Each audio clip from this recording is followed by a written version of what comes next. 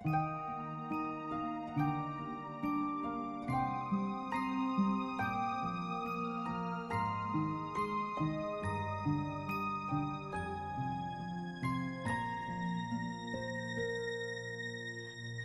been searching for the miracle all around the world. I used to look upon the moonlight and the shining stars as a wonder of miracle. One day I gave up on searching, so I closed my eyes and still my mind. I finally found the greatest miracle inside of me and everyone.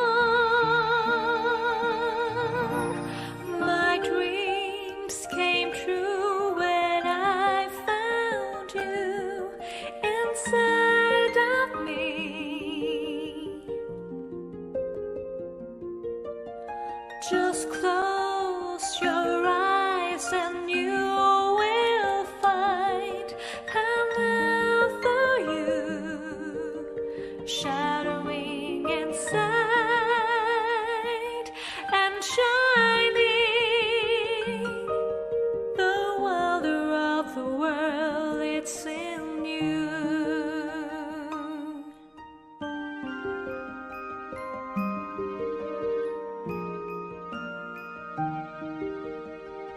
It's in you, it's in you, it's in you.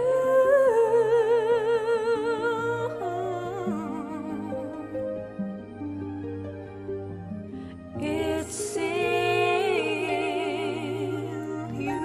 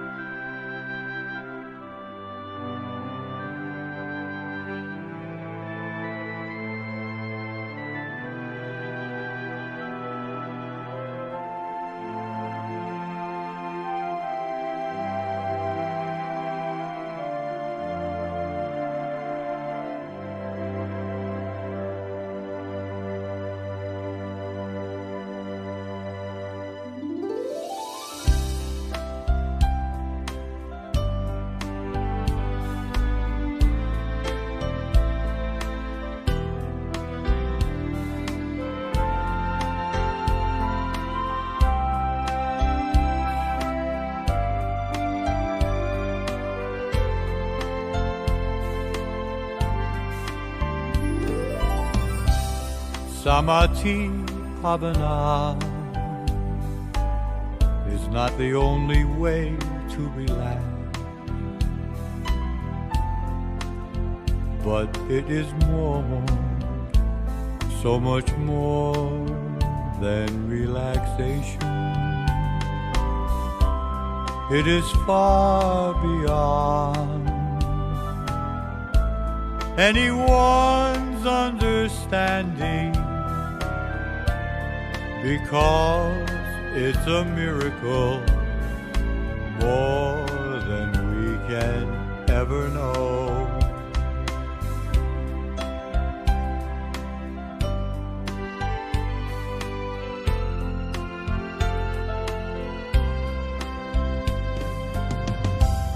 Do you know there is someone who is waiting for you? He is with you always, always with you.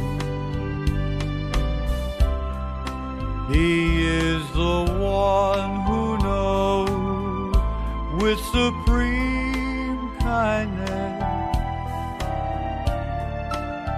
the most beautiful one in the universe.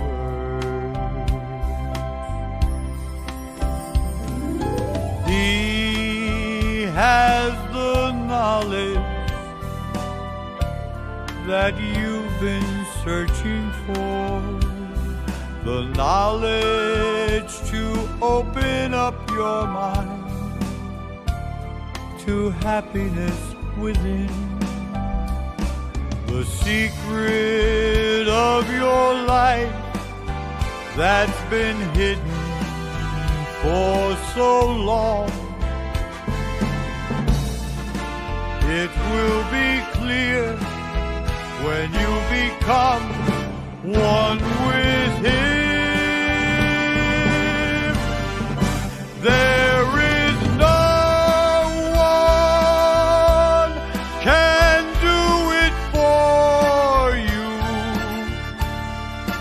Only you can do it for yourself.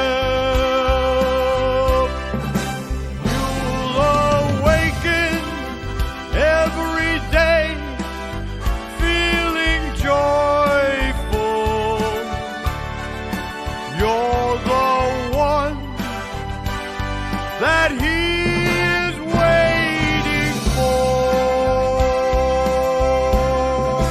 You're the one that He is waiting for.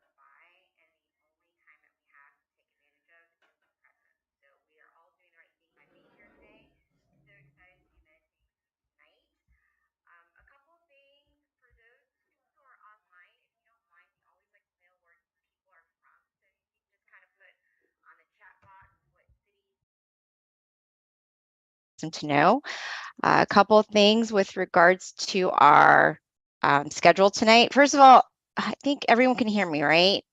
Thumbs up if you can. Okay, cool. Awesome. Yeah, because last time I was talking to myself, and when you're on these Zoom calls, you don't know. So thank you for confirming. So with regards to our schedule tonight, intro, which is what I'm doing, and then shortly after, we'll have our wisdom talk, which is by Monk Daniel, followed by guided meditation. Candlelight will be the next thing that we're doing later on today. So be sure to have your candlelight next to you. If you don't, you can always use a phone, or you can definitely use your candle that's within you. And then that will be followed by loving kindness. And then Q&A will be the end of our session today. We do ask that for the Q&A, it's such a great time to learn about different questions that people have and answers that are given. So this is definitely a good thing. So I encourage people to stay if you can for that, but it is optional. So a couple of things about our guiding monk today is he ordained in 2012 as a Buddhist monk.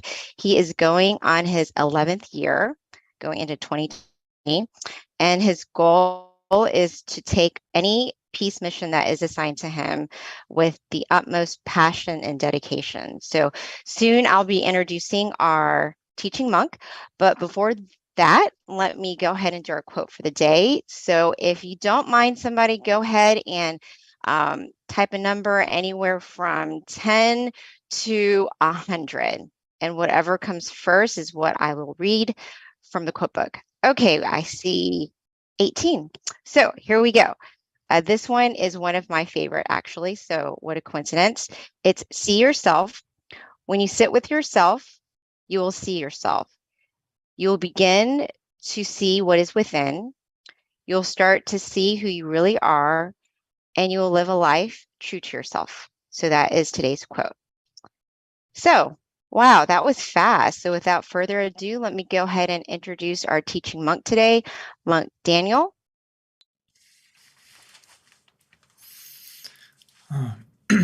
Good evening, everyone in America. It's wonderful to be back. As our lovely moderator, Miss B, mentioned, it's already the end of the year.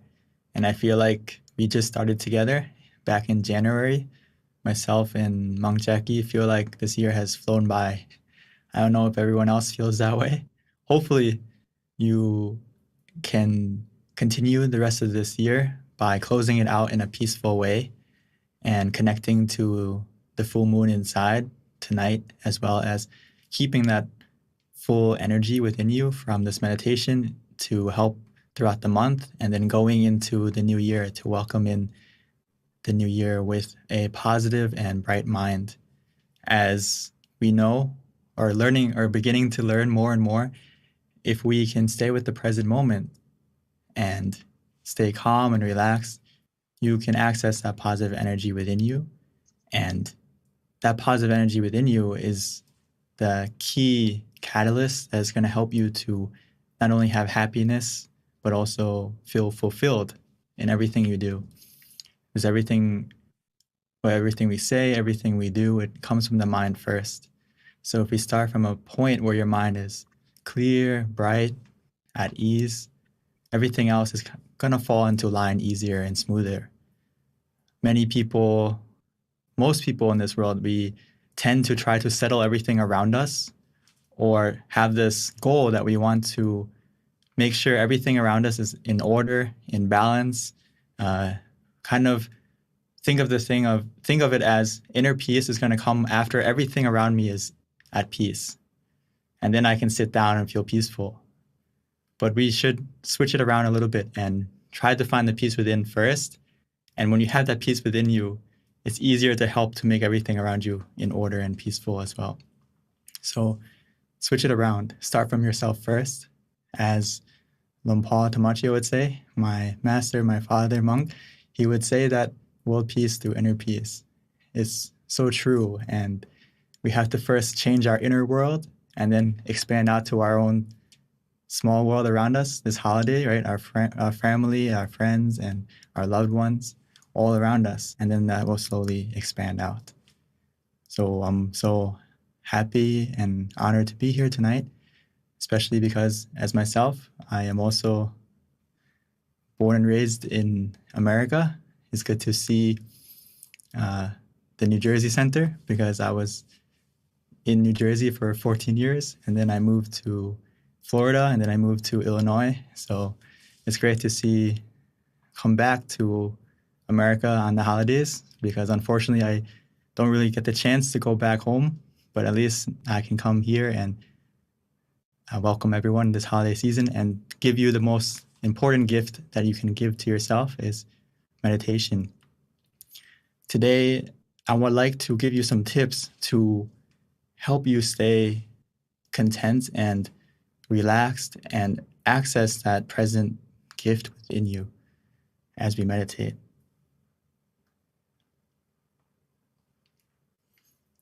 So the true gift that we can give ourselves is by being content, right? If we can stay content, it's going to help our meditation progress naturally and quickly. And it's going to be almost like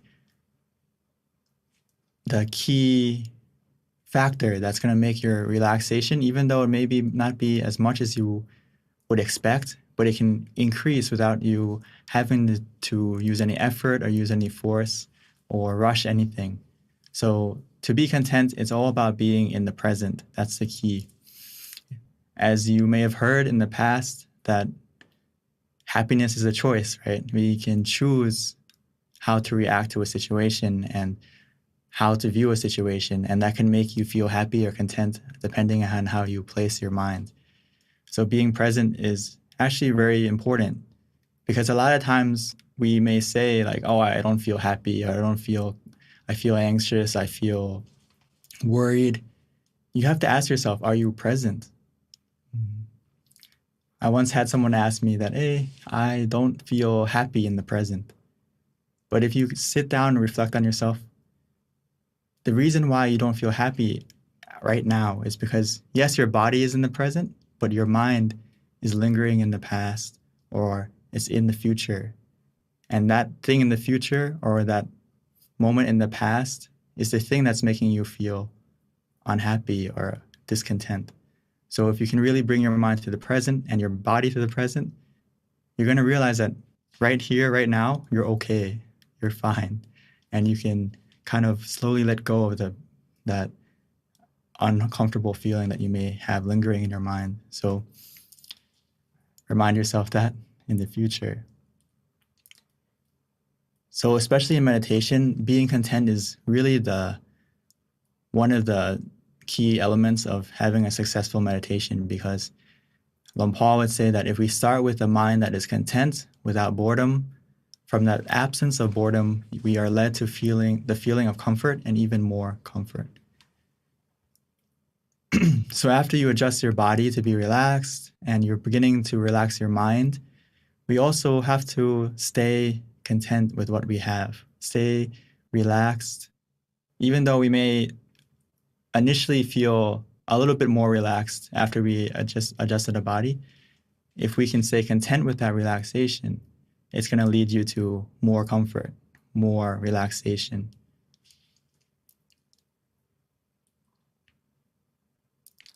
So I usually like to give this example because it's about placing your mind correctly or viewing a situation correctly. It's all about the perspective you put yourself in. So imagine this scenario with me, especially this season it's the holidays. You may get a gift, right? You may get it from your family, your friends, or someone close to you. So the same thing with meditation. When we sit down, we may get a gift. We'll get a gift automatically. It's inside of you. Every time you meditate, you are accessing a special gift, but it depends on how you view it, if you're going to open it or not. So you receive a gift. What happens if we aren't content with it?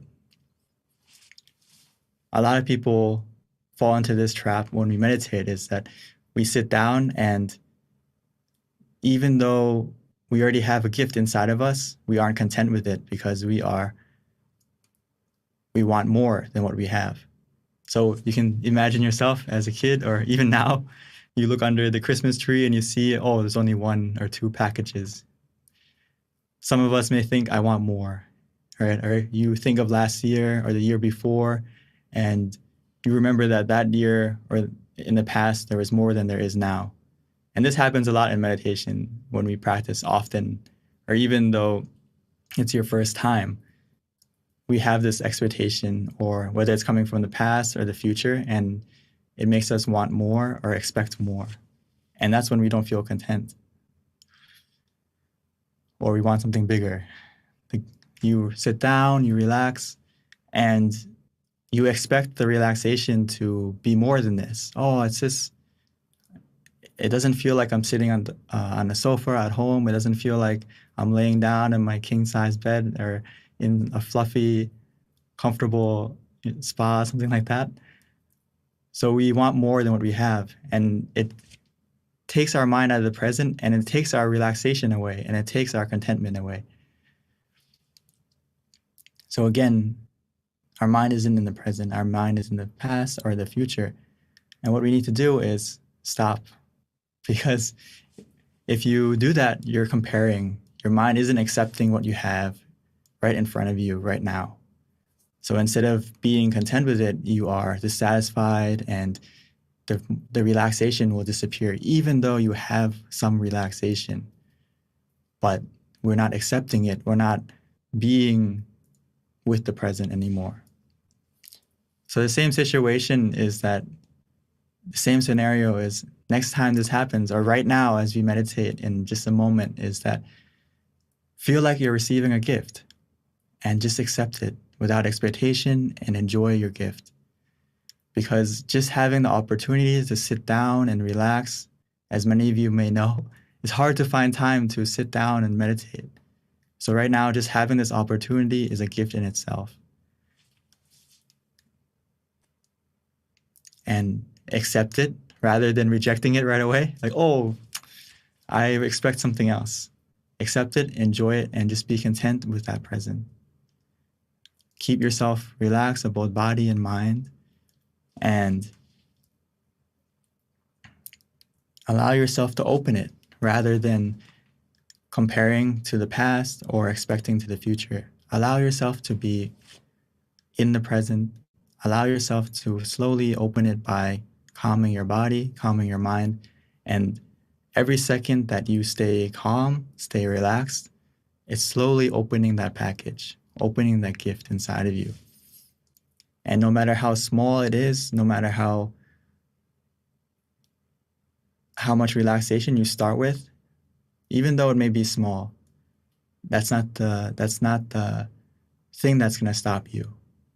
If you can stay content with that small package, with that small amount of relaxation, inside that present can be something precious, more precious than any diamond, and more precious than any gem, more precious than any treasure in the world, is that moment of fulfillment, that moment of happiness that can come from a still and tranquil mind.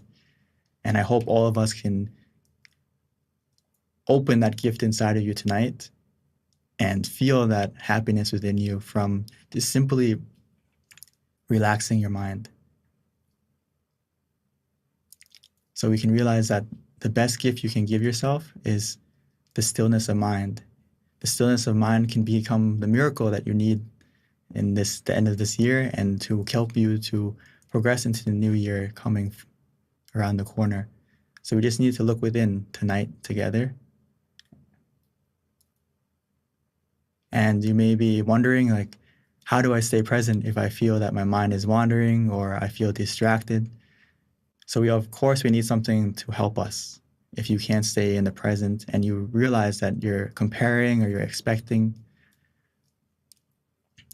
the key thing is, I'm sure we've all heard of many methods of meditation, but for now, we can just focus on, no matter the method we use to meditate, whichever way we practice, the principle is being conscious with comfort. These things must go together. So in our meditation practice, we usually give 3 methods, which kind of summarize all the methods in meditation, which there's the Buddha gave about 40 examples, but in our temple, we simplified it down to 3 methods because it's basically these 3 methods cover all the other methods. So as long as you practice these 3, where you feel conscious with comfort, it will take you to that present moment. That present moment, you can think of it like an island within you, an island of peace, an island where you feel safe, and almost like you go on vacation where you can rest your body and rest your mind. But in order to get there, we need to use a boat. So the image, the mantra, or being still is that boat to take you there. Whether you visualize something, whether you use the mantra, or if you feel ready to, you can just be still.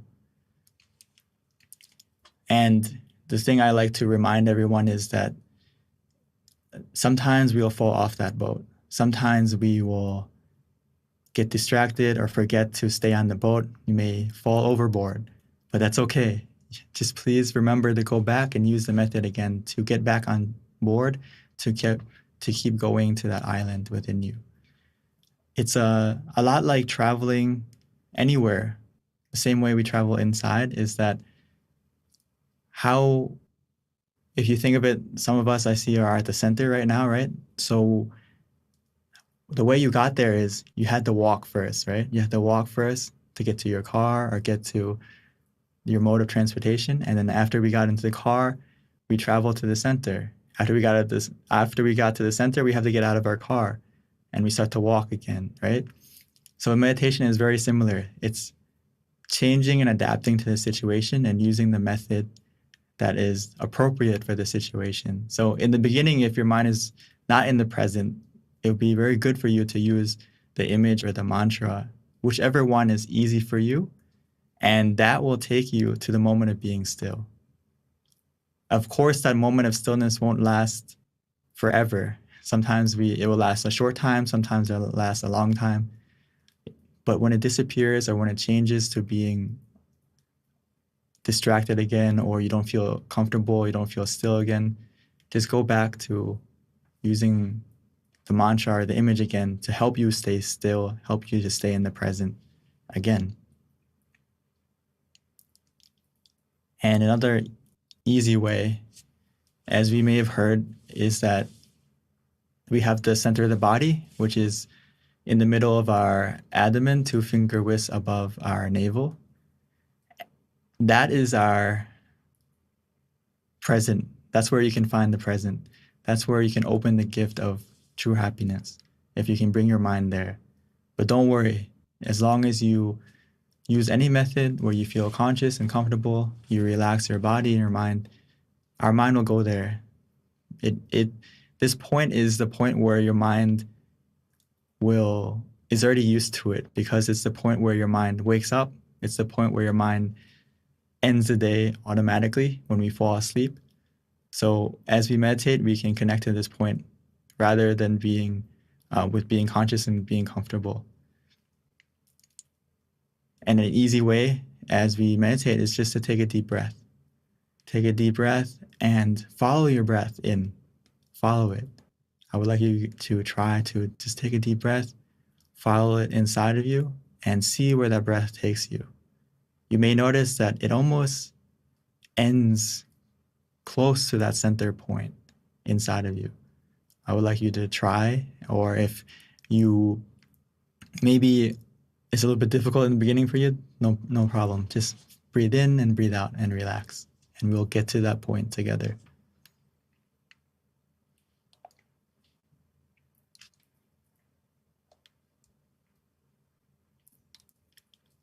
So before we meditate together, I would like us to adjust our body so we can prepare ourselves to open that present within you and stay conscious and calm together.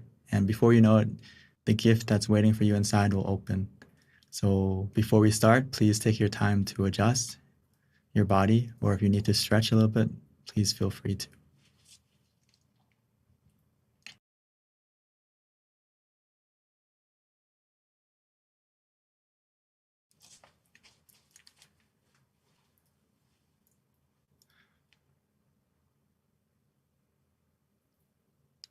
So now it's time for us to slow down, to relax, to take it easy. Don't rush into the meditation. Take your time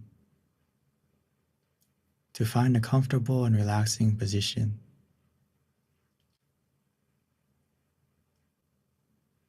Whether you're sitting on the floor, on a chair, or wherever you may be.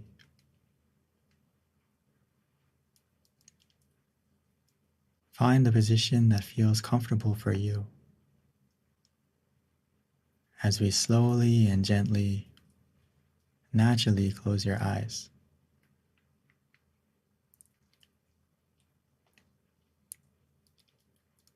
And we can begin to relax and release all the muscles in your body.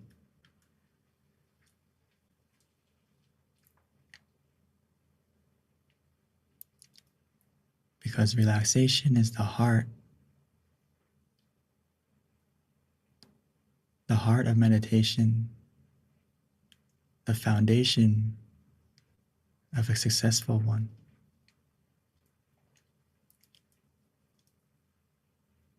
So from the moment we close our eyes and begin to relax our body, our meditation has already begun. The process of going inside to access that true happiness that can only come from the stillness of the mind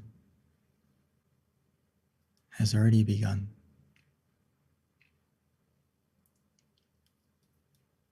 All we need to do is to help your body and your mind relax, starting from your body first. Relaxing and releasing every muscle by simply breathing in deeply and exhaling slowly.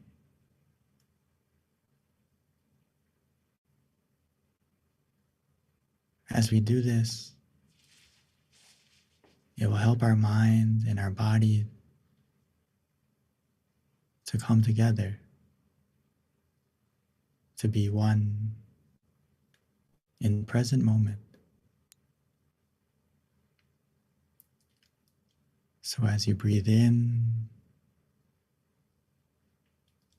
try to feel your breath softly and gently.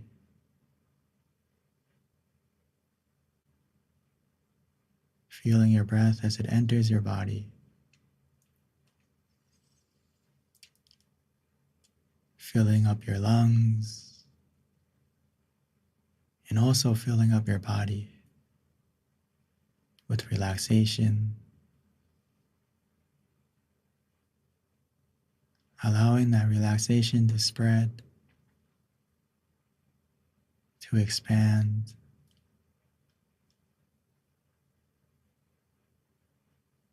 to every corner of your body.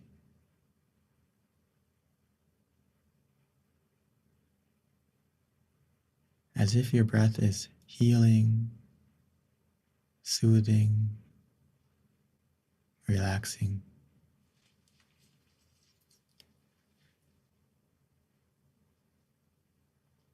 Even when you exhale, allow that relaxation, that soothing and healing energy to come out.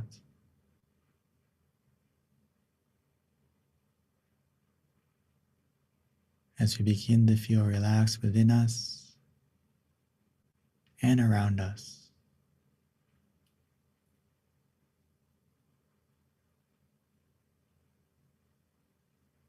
The more we relax our body, the more that relaxation will help you to let go of your physical self first.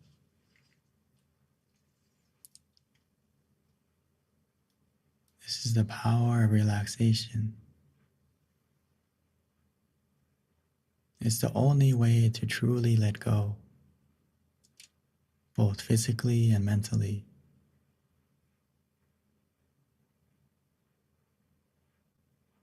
If we do it correctly, our body will begin to fade, begin to disappear, become lighter, as if it's not there anymore. As we begin to let go physically, we can continue to let go mentally.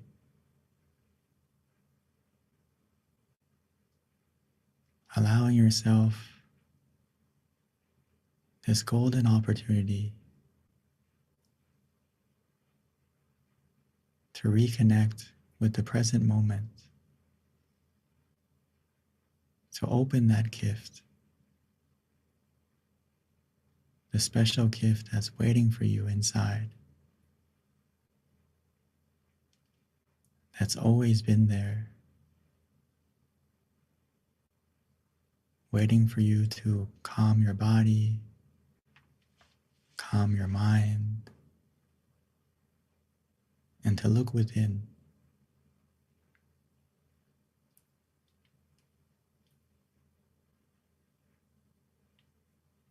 As we bring our body and our mind to the present,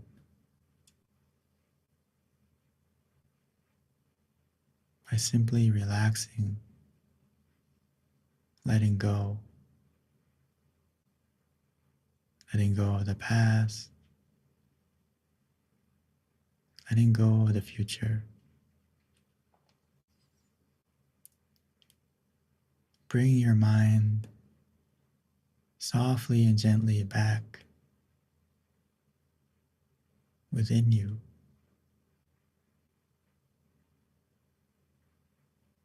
By using the method that is easy, relaxing, comforting. Whether that's to repeat the mantra in your mind, as if that sound is coming from within you. Repeating in your mind softly and gently. Samma araham. Samma araham.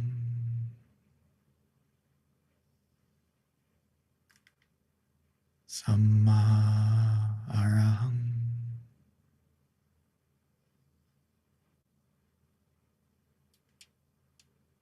Every time you repeat that mantra, it will help your mind to come back, to be in the present.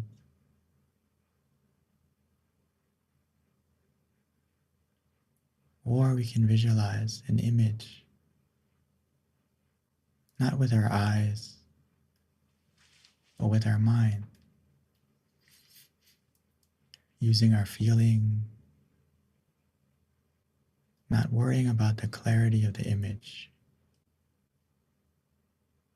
Because when we all imagine an image, in the beginning it's not clear, and that's okay. We can imagine the moon,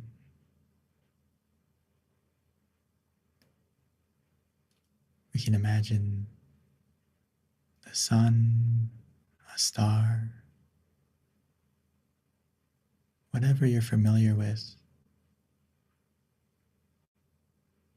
But try to feel the image as if it's in front of you, within you, covering you. Whatever feels natural for you. Simple and easy.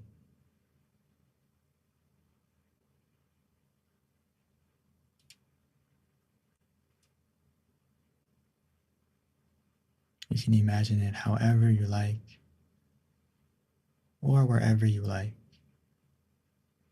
The key is it helps you to stay conscious and comfortable.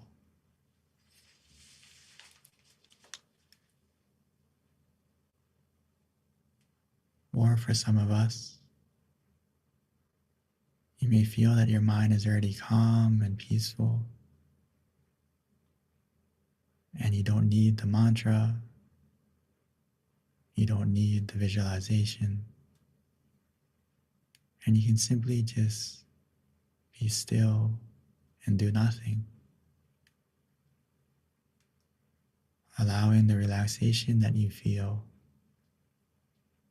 to carry your mind, to bring your mind deeper and deeper into the meditation.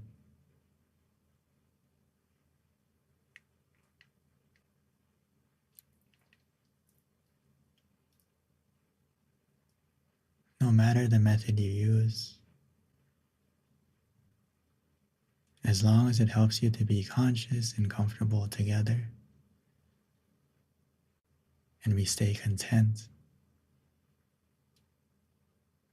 patiently, relaxingly,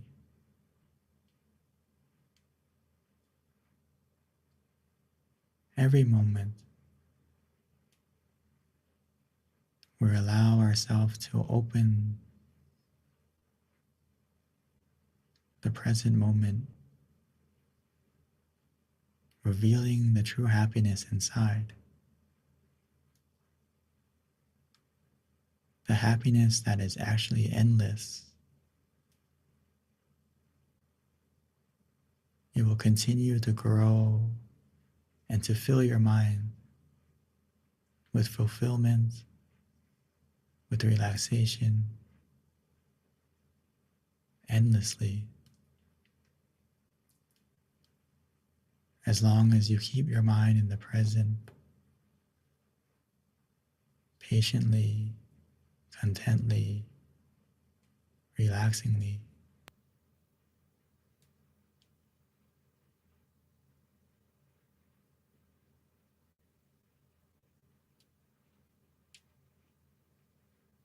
That feeling will continue to grow, to expand.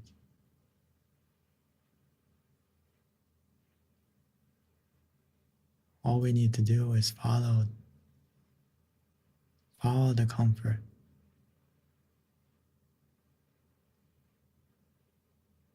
And we will naturally maintain it.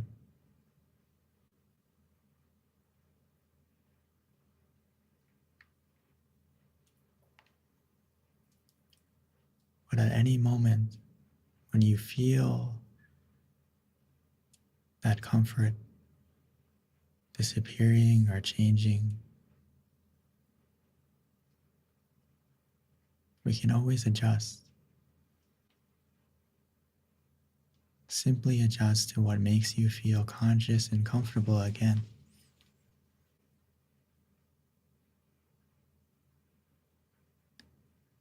And that will help you to get back to the point of stillness, back to the center of the body within you,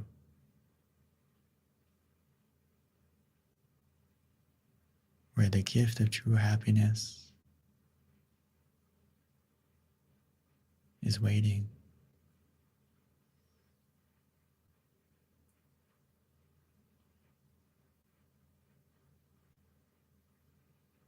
Just continue to relax, to release.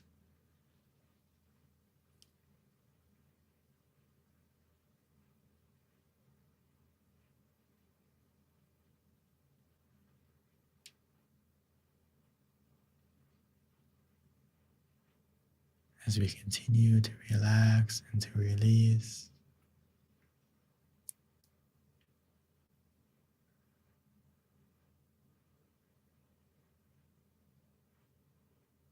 our mind will begin to settle.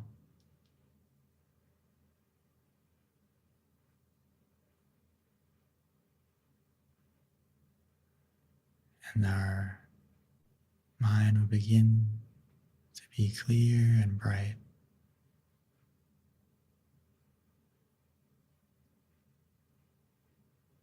Where our mind is free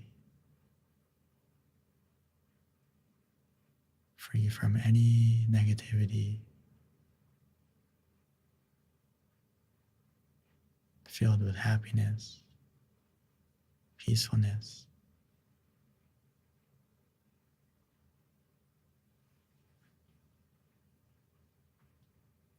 So let's continue to meditate together, allowing this feeling to grow and to enjoy this present moment together in silence.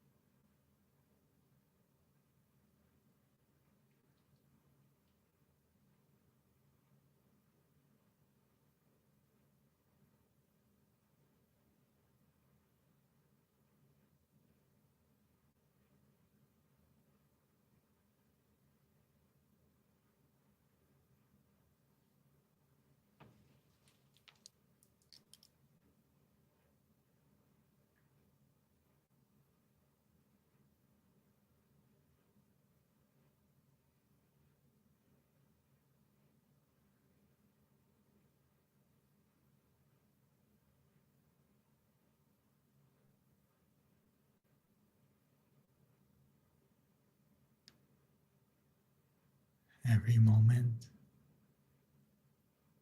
that our mind is conscious and comfortable together, it helps to clear away the negativity, making our mind lit from the inside, a feeling of brightness where we feel clean and refreshed, recharged, rejuvenated, because our mind is free from any negativity, and instead, every moment that we remain calm and relaxed, we fill our mind up with positive energy that you create from within yourself by simply relaxing your body and your mind.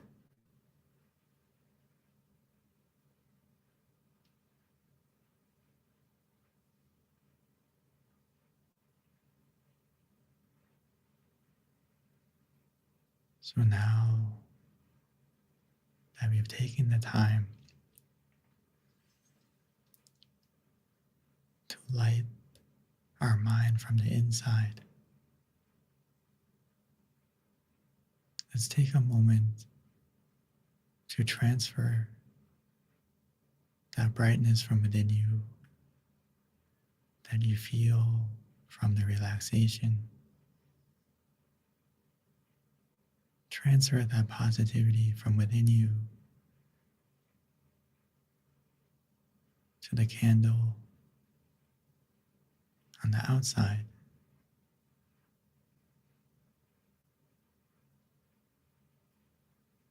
And once we've done that, we can continue to meditate together. But now I'd like to invite everyone to softly and gently open your eyes, maintaining that feeling of relaxation, and transfer it to the light, to the candle that you have.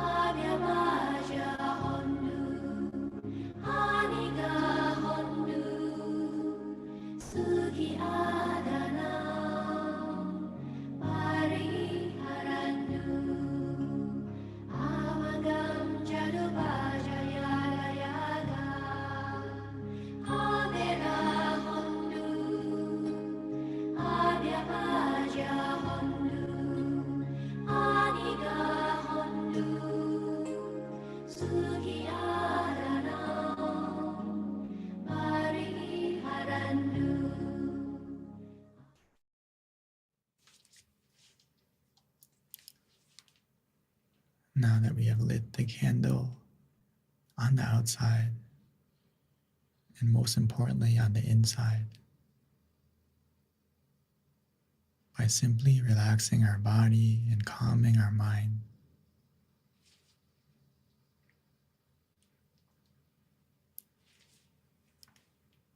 as we continue to relax, we can feel that positivity from within, where we feel refreshed, recharged, rejuvenated. It's because our mind is free and truly in the present, free from any greed, anger, delusion, or any negativity. Every second, every moment that we collect this relaxation, your mind becomes more clean, more pure, and positive.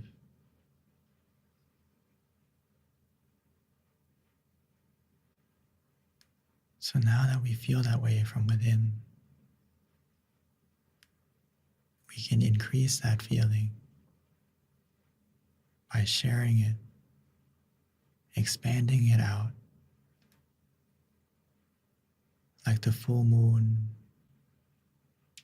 that lights up the night sky, helping to illuminate the darkness for everyone and everything. We can be the same way.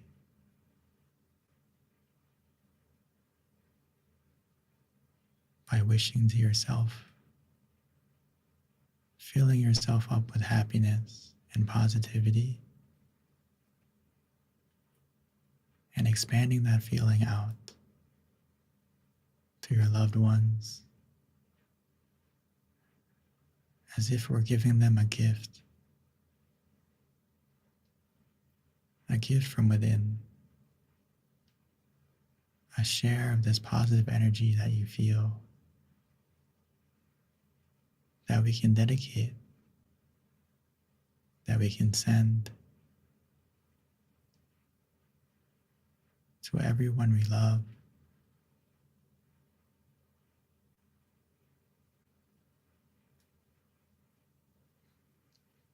no matter where they may be, or even if they've passed on.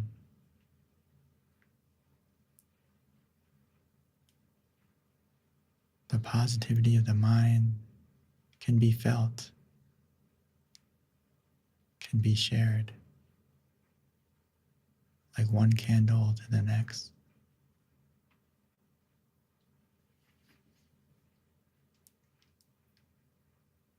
By simply visualizing them, their face, or their name, we can connect to them.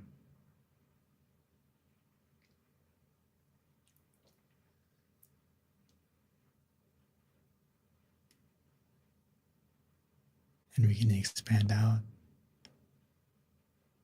opening our mind, expanding our heart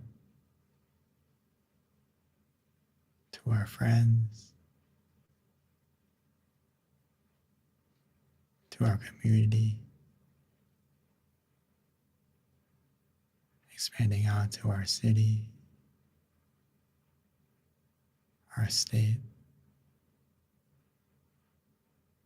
and even our country.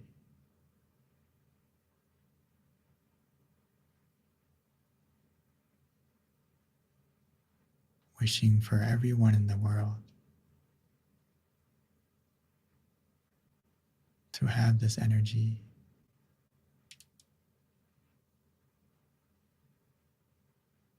wishing well for everyone and everything, whether we know them or not. Allow the positivity you feel to shine out, helping the darkness of this world to become brighter.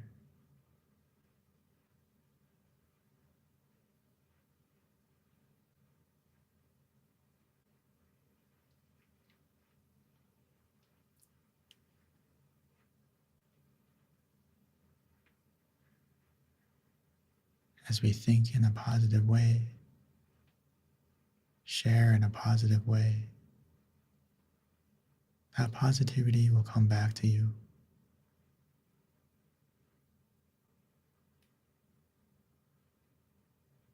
So once we've shared, we can come back to ourselves,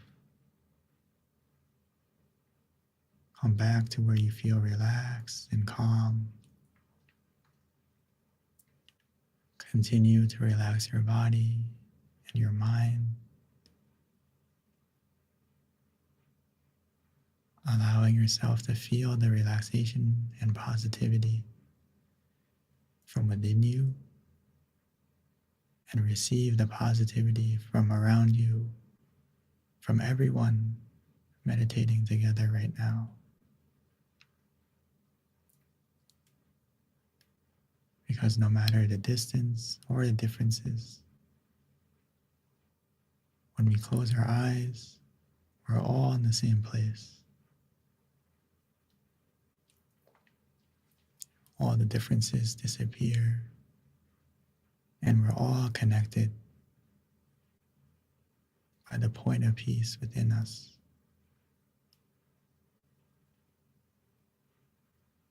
And the more we relax, the more we stay still, you'll be able to feel it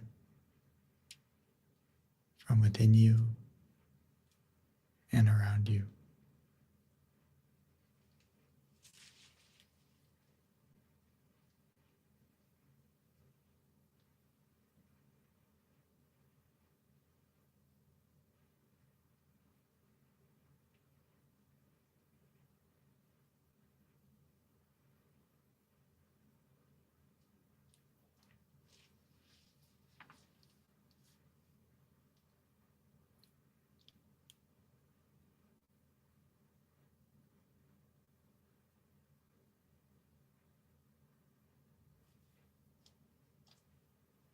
Sape Buddha Palapata Pache Kanang Chayang Palang Arahanta Nate Shirakam Pantami Sabaso Sabaputta Nupavena Sapathamma Nupavena Sapasangha Nupavena Satasoti Pawantu Te.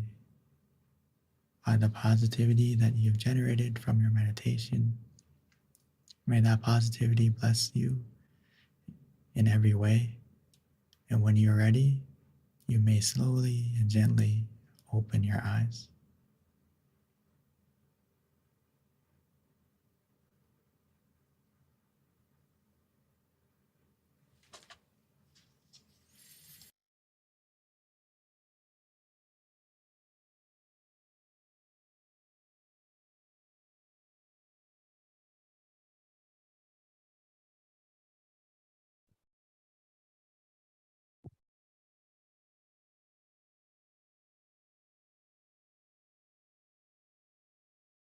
Welcome back, everyone. I hope you had a peaceful and relaxing meditation.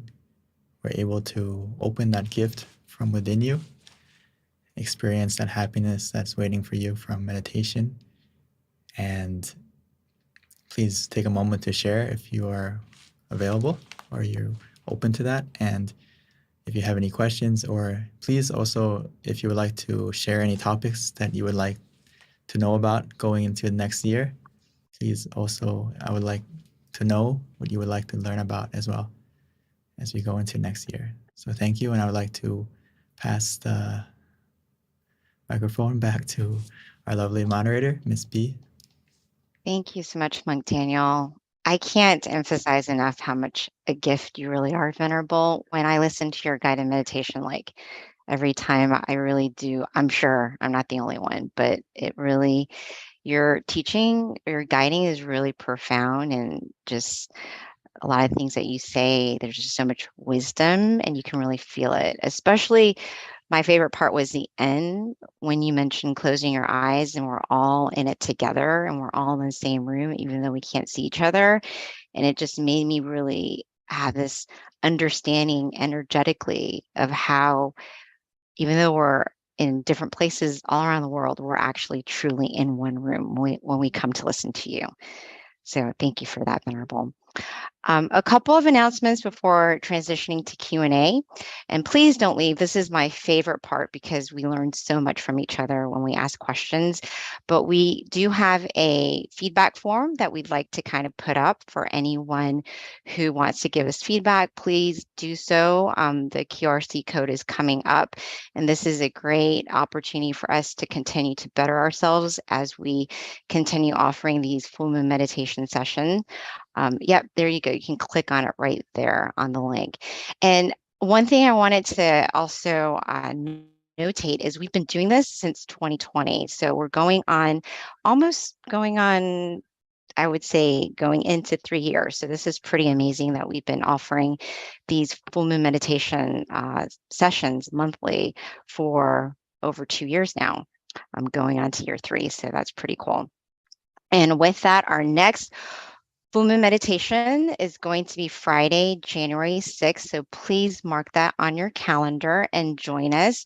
And also, this is, there's no time easier to share what we do and just trying to help people find peace of mind than now. I mean, Venerable Monk Daniel is in Thailand, and he's able to guide us at the convenience of our home or at your meditation center. But this is such a great opportunity for people to share this to those that they love, who they know need meditation. All you have to do is pass on the link, pass on the flyer, invite them to join us. We do this monthly, and our next one's going to be Friday, January 6th. So please join us. Another thing, a couple more announcements before we transition to Q&A. If you haven't already, definitely check out our meditation, our website, tamagayameditation.org. This is a great website to go to learn about our different locations, to also learn about our upcoming virtual meditation, online meditation classes as well. But looks like what we have pulled up is MindGym, which is also another great website that we have, another great offering that we have as well. You can also find out about your center nearest you on the website at MindGym. In addition to that, if you haven't already done so, please download our app, MindGym, because this is a great app that you can utilize at the convenience of your home, meditating with our various meditation teachers. We have over 100 tracks now on the meditation app. In addition to that, we also send out notifications to remind you of our upcoming full moon meditations as well, which is a good reminder, since those are notifications definitely will help. All right, at this time, let's transition over to Q&A. One other thing too, if you've got a location near you, simply go on one of our websites, mindgym.org, look at the location, click on the center nearest you and find out if there are live sessions there. But right now, most of our centers do have live sessions, so please do join us in person or online. So at this time, Venerable Daniel, we are ready for you. Thank you. All right, everyone. So this is my favorite part, which is Q&A, especially for those who are at a center. This is a great time to field questions for us so that we can learn from our teacher, Monk Daniel, and get some answers to some questions with regards to meditation, how to improve your meditation, the challenges you might have, how the Venerable's experience can help you. All right. So let me see. So Monk Daniel, I do have a question prepared for you. And I think it's definitely relevant for everyone who's listening to the call, which is when we have a guided meditation with you, it's very easy to meditate But in our daily lives, what can we do to help kind of like extend that energy, that pure joy that you have when you're meditating into your next practice?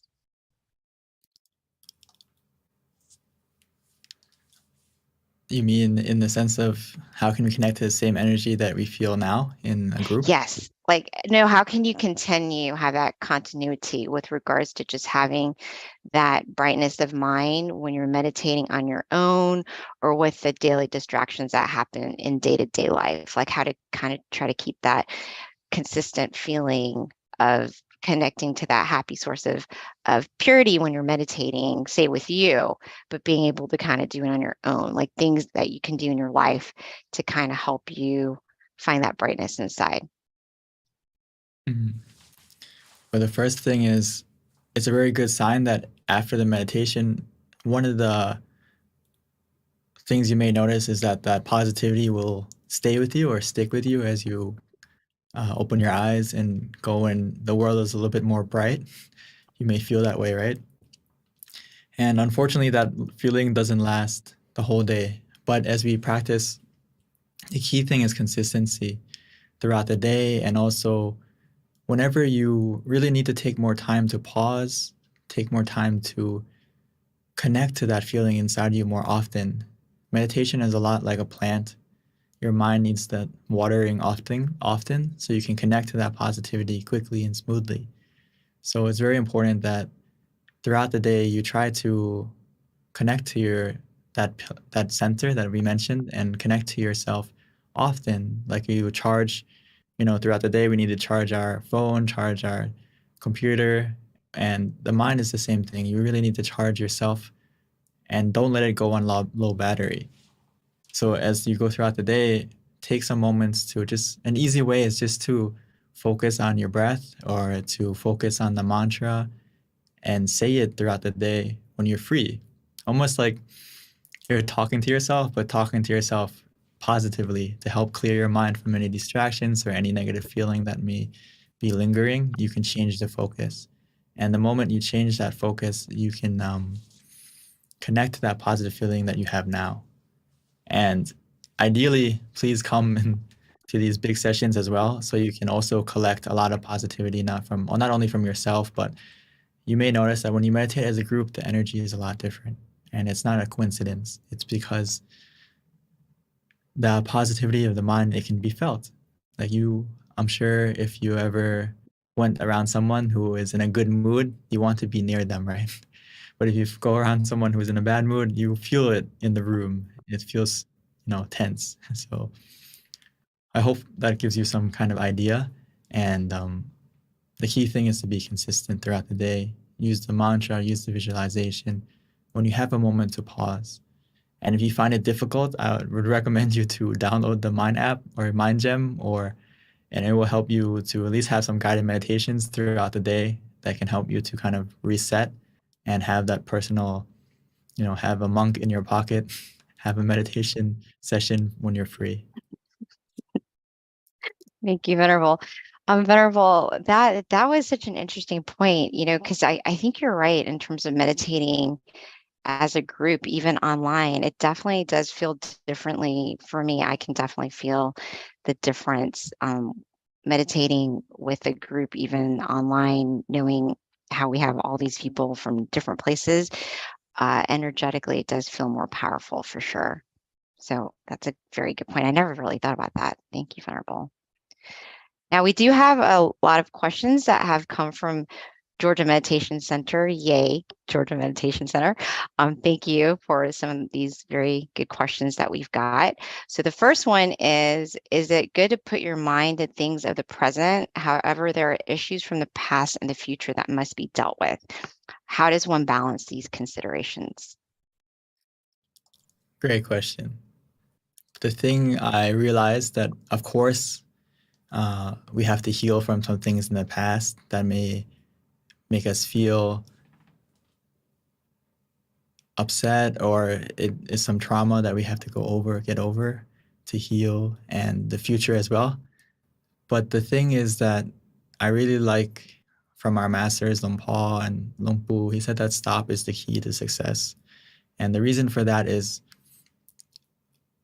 when we deal with the things from the past or the future, if we don't take the time first to go into the present, to still your mind, to make it clear, to make it at ease, so you can get that clarity of mind to deal with those things as you mentioned. Most of the time, we don't deal with those things with a clear mind. It's usually influenced by that trauma in the past, or it's influenced by some kind of negative emotion, whether it's greed, anger, misunderstanding, whatever it may be. So your mind is already like tainted. So when it's tainted by something like that, our reaction will be not as positive as it can be. So sometimes we overcomplicate it and we overthink things. But that happens because, again, your mind is influenced by something else. So if we can follow those words, stop is the key to success, meaning stop your mind, still your mind first, be in the present, and from that stillness, you will have an answer. You may notice that after you meditate, it's almost like the answer, or even during the meditation, the answer may pop up, oh, that's what I need to do. Or you have a different feeling, a different calling to go have that answer after the meditation. So I can't recommend it enough that normally most people, we like to think out the situation or try to brainstorm the way to get over that incident. But we can change it now when we learn about meditation. And it's okay to brainstorm, it's okay to think. But sometimes if you can't think it out, you have to get out of thinking. Get out of that process for a moment and calm your mind first. Clear it, reset it, make sure there's nothing influencing your mind, and you have that clarity and purity of mind, and that will help you to decide and balance what you need to do next. It's kind of like you have 10,000 things that you want to clear, but if you take a moment to still your mind, relax your mind, you'll notice that out of those 10,000 things, there's only 1, 2, 3 things you need to do, and the rest will clear itself. And I really hope you put that into effort. The key to success is clear and bright mind and keep your mind at ease. Everything else will be more simple. You know, Venerable, it just made me realize that the key is kind of counterintuitive, but the key to your answers is actually not thinking. It's kind of interesting, but that's true, huh, when it comes down to it. I mean, we're so used to thinking through it, and that's not a bad thing, but it's a bad thing when your mind is influenced by negativity, where you feel stress, you feel anxiety, you feel all these different pressures on yourself. So you need to get those out first by bringing your mind to the present, and then after the meditation, you will have the clarity to deal with everything else. So Venerable, this is another question that was asked by someone at GNC, which is, how do you master an attachment? I think the key thing is to reflect on that there's nothing that you can really hold on to forever, whether it's yourself, right? Your own body. You want it to not age, you want it to not get sick, but unfortunately, everything has to change. I think you have to understand that change is a universal principle. So it helps us to not be over-attached to something, whether it's people. Especially, I think for most of us, it's easier to let go of things, but when you think about people or relationships, that may be a little bit more difficult. So I realized from myself that the more I meditate and the more I find that true happiness from inside of you, rather than most people, we rely on happiness and fulfillment from the people around us, the things around us, the status we have, so and so. And when we put that happiness and focus on things that we can't control, that we can't maintain forever, right? We can't keep all those people with us forever. We can't keep all the things around us forever. We can't keep the status that we have forever. And when we put our happiness on those things, we are destined to feel unhappy because they don't last. But if you put your happiness or your focus on Recording in meditation progress. and getting it from within yourself, getting that happiness and creating that happiness from stilling your mind, it makes you less attached in a positive way, meaning that you're able to let go and hold on to things, because everything in life, there's a moment where you have to hold on to it and there's a moment you have to let it go.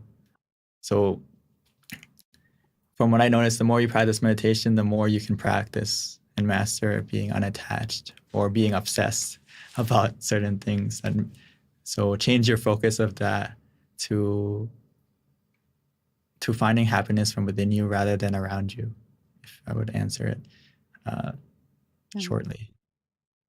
Thank you, Venerable. So GMC's on a roll. We've got more questions.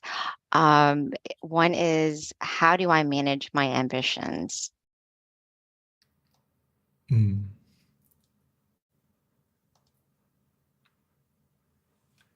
I like it. I like this question a lot because it connects to meditation a lot, because we all have ambitions, or we have desire or expectation in our meditation for it to get better, or we've heard about all these maybe supernatural things that can happen from meditation, or these, enlightenment, whatever it may be. So we have these ambitions that, oh, when I meditate, I can get to that level, or will I be able to get to that level? And this also applies into life, where we have ambitions and goals, right? I like to take it's the same thing to monk life. Sometimes we have this goal that I'm going to ordain for the rest of my life. That's a high ambition. Right. So Luang Por would say, don't worry that far. Worry day by day and make every day the best. And say, I'm going to ordain day by day rather than ordain for life. And what that does is you change your focus to the method rather than the result. Change the focus on how you're going to get there rather than, am I there yet? Am I there yet? So I notice if you do it that way, you won't put too much pressure or anxiety or stress on yourself, and you will live a lot happier. So it's kind of similar to being in the present. It's actually the same thing.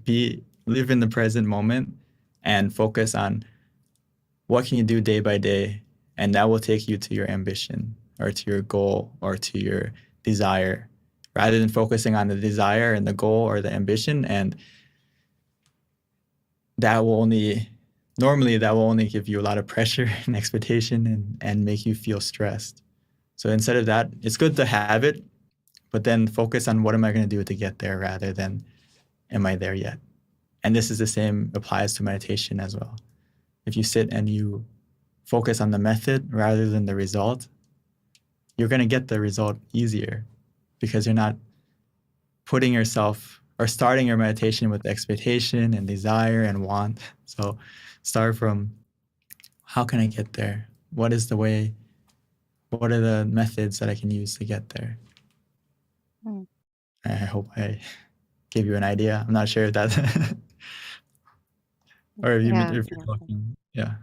Yeah, Venerable. I think that actually, to me, just, if I were asking that question, it does make a lot of sense. And there is a lot of correlation too with regards to just being a meditation practitioner and having ambitions as well, be it in meditation or your work life or your ambitions that you have in general, to whatever your desired outcome is. But because you're meditating, I would think you're aware of this ambition that you have, so that automatically helps you manage it.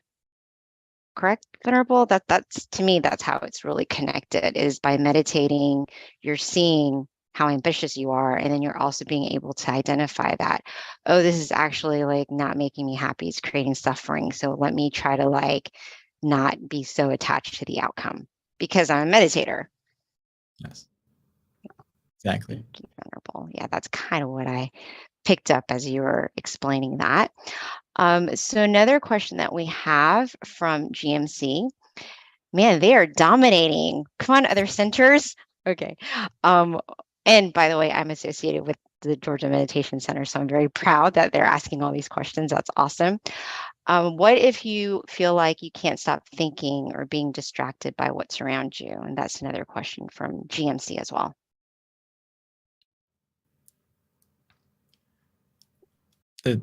in the meditation, right? Or just in general, it's completely normal in the beginning. So don't get too frustrated with yourself. Don't be too hard on yourself as we meditate in the beginning that you're going to be distracted.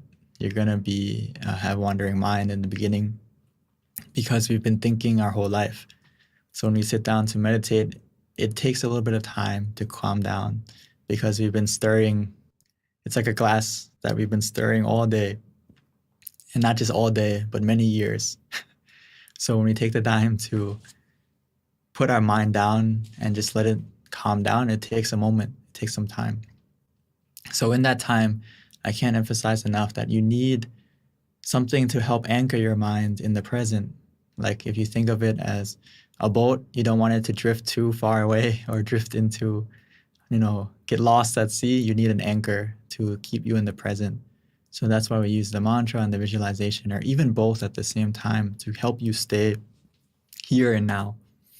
And if you find that even using those methods, if you find that even using those methods, your mind is still really going all over the place during the meditation, just open your eyes. It's like you're a director and you're saying cut, or you're having a bad dream and you open your eyes and it'll fade away, right? So it's the same thing in the meditation. If the wandering is out of control, the visualization, the mantra is not helping, the easiest way is just to open your eyes. And that will help to cut the process of overthinking for a moment. And once that thinking is gone, we can continue to close our eyes. And as you close your eyes this time, please use the mantra and visualization again from the beginning. And this will kind of be that shield, be that anchor to protect your mind from overthinking or being distracted again. Thank you, Venerable. All right, so we've got a couple more questions before we wrap up. So let me quickly get to it. The next one is, do you think the answer to a problem comes by itself, or do you need to chase the answer? And I would suspect this is when you're meditating, Venerable. From what I've noticed is you don't need to chase after the answer or the happiness or anything that happens in meditation. You just need to be still, and the answer will come to you. The answer will come from within you. Because you may not realize it, but you have a lot of wisdom, and it can come from within you. It will come from within you. Just like the happiness or relaxation that you feel. Isn't it amazing that just by staying still and relaxed, that all of a sudden you feel happy, or all of a sudden you feel this contentment from within you? Where did that come from, right? It came from you being still. It came from you just relaxing. You didn't need to run after it. You didn't need to look for it. You didn't need to do anything but be still and relaxed. And that happiness came. So it's a lot like I've mentioned, the door of happiness opens from within. And also those answers are sometimes the answer to a solution miraculously can actually come from you just being still. And it's almost like an intuition, but the more you practice the meditation, the more clear and bright your mind will become, and it'll be easier to find those answers that you're looking for. And the deeper you go, the more profound answers you'll be able to answer, because you'll find it from within you. But it's not you're not running after it, you're not chasing after it. You're just being still, and it will come to you. Yeah, what a great benefit to meditating. All right, so the next question, Venerable, we've got two more. The next one is from Chris Amon, and the question is, what is a theoretical way to solve problems when you focus?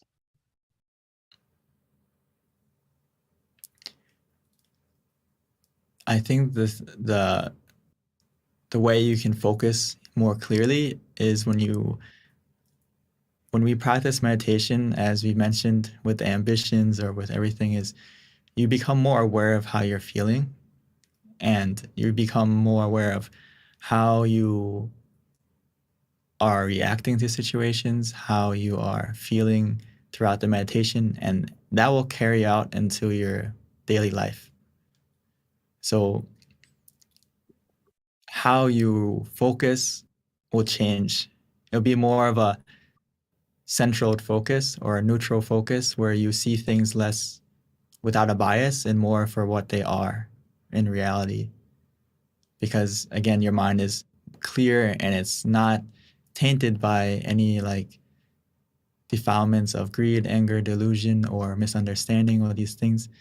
When your mind is still, your mind is kind of in a pure, not in kind of, it's in a pure state where next time you focus on something, it's going to be a calm and almost like a central focus where it's in the middle. And when it's like that, you'll be able to focus on things more deeply, and not like in the sense where you're over, like when you focus on something with your eyes, you strain them, right? Because you're using the effort to stay focused. Or even mentally, if you, in the past, you may study very hard or you may pay a lot of attention to something and you feel like a headache. This is a different kind of focus.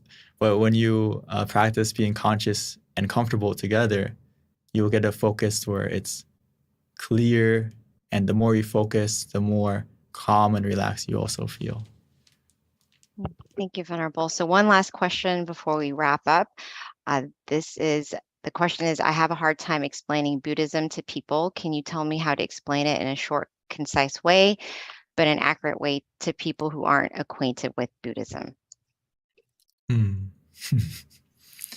I think the Buddha put it the best. He said that Buddhism is about stopping negative actions by thought, speech, and in physical action. So, and to stop doing good and cultivate purity, basically, to put it in like a short sentence, from your thought, speech, and action. So whatever harms others or harms yourself, we have to stop, and we have to start helping yourself and helping others. Be a positive influence on yourself and others. So to put it simply, to stop doing negative things and to start doing positive through your body, speech, and action. And that is the core of Buddhism.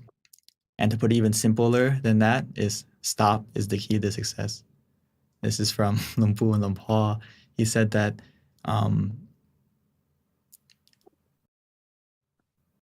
if you summarize all the teachings of the Buddha, it comes down to not being careless. Not being careless in doing evil actions or negative actions. And then to simplify that even more is to stop. Because when you still your mind is free from negativity, that negative influence. And that when your mind is free from that negative influence, when your mind is pure, your speech, your action is pure. So actually the heart of a true Buddhist or anyone practicing Buddhism starts from meditation. Because clear mind means clear, pure body, speech, and action. Thank you, Venerable. That was actually the perfect way to end our meditation session tonight, was that question. So thank you for asking, Georgia Meditation Center. And thank you everyone for being on the call and finishing up listening to the Q&A, which is actually my favorite part. You learned so much. And definitely thank you all for asking the awesome questions so that we can all learn. And of course, see you next year on Friday, January the 6th. Can you believe it? Oh my goodness, time goes by so quickly. So let us take advantage of the time that we have and definitely commit ourselves to thinking good, doing good, and speaking good, which is done through meditation. So hope to see you all again. Thank you. Have a good one, and meditate often and meditate well. Bye.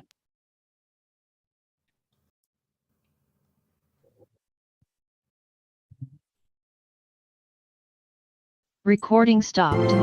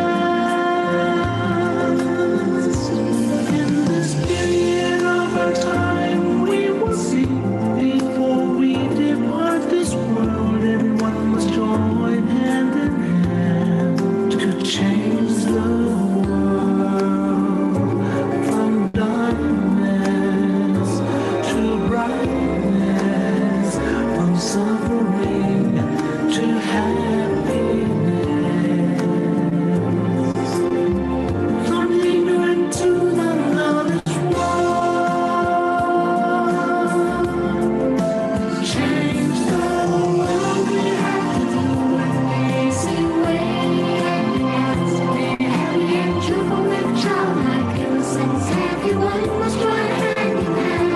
Gently close your eyes, relax, relax. Still your mind at the center of the body and run with it. At the same position of the one who moved from the past. Change the world from the era of darkness to the era of light. From the old era to this new era, the world will be like heaven and no classes in society. Everyone will be really happy. Let's leave the same daily language. Become as one with smiles of love. We'll be kind, the world will change. The world will change. Let's come together to change the world. Let's come together to change the world. Let's come together to change the world. Let's change the world. We have to do it the easy way and relax each other with childlike innocence. Everyone must join hand in hand. Gently close your eyes and relax. Still your mind at the center of the body and move with it. As the white road leads from the heavens of social kissamon. Let's come together to change the world. Cambiemos el mundo juntos. Let's come together to change the world. Dramatic misties, many Let's come together to change the world. هيا معا نغير العالم. Let's come together to change the world. لقد الشنائر هؤلاء Together to change the world. 让我们来一起改变世界，连他们都咱们去的 Let's come together to change the world. Vamos a ver podamos mundo Together to change the world. 一緒に世界を変えよう Change the world. เรามารวมใจกันเปลี่ยนโลกใบนี้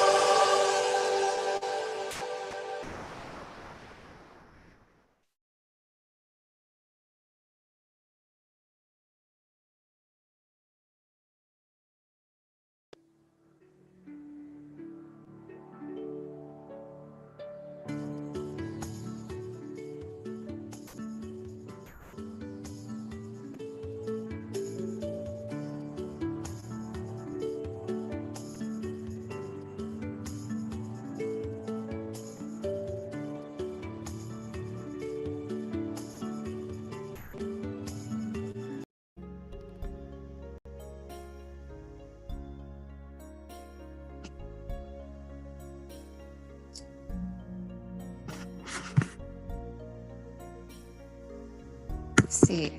I might wanna.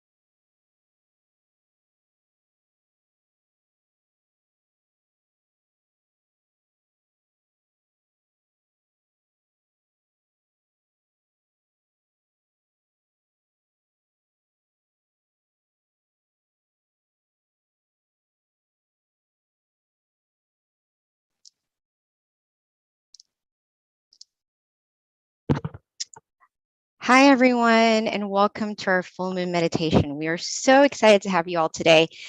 This is going to be a very good meditation experience. Our theme is going to be Ignite Your Inner Light, so be ready. And it is also Equality by Tranquility, which is actually a perfect theme considering today is MLK Day. So with that, I like to go ahead and start off with a quote. And this quote is actually pretty in line with the theme, I feel. So it does have to do with light and brightness. And it's from one of my favorite quote books. It's called Pipo. And this is the quote: "The happy sun. The internal sun will arise when our mind is at a standstill. It will be like a bright object shining day and night. The ordinary sun shines half a day, then fades away.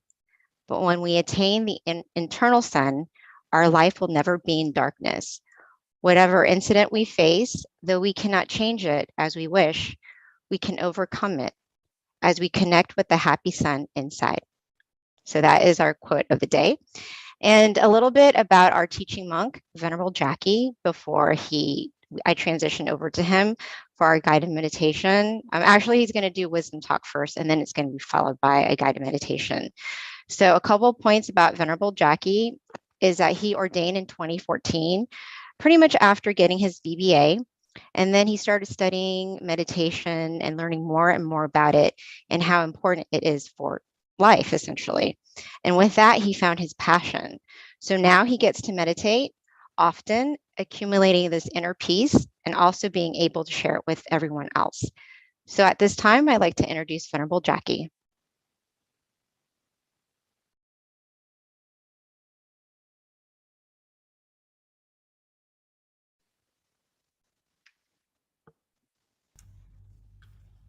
Namaste, Pete. Hello. Well, good morning, good afternoon, and good evening to everyone. I see that you are here not only from America, but from all over the world. Well, from Thailand here it's morning time, so welcome everybody. Welcome everybody to this full moon meditation session together. Hopefully everyone is healthy in your body and your mind and is happy to be here, as I am here also, as I am happy to be here also, I mean. Okay.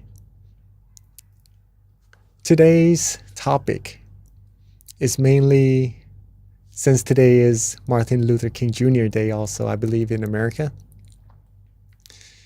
I guess it's appropriate to be talking about equality, just a little bit on it, but in relation to meditation or the peace of mind, if that is interesting to everyone, before we start our meditation, just to see how important it is, meditation is, right?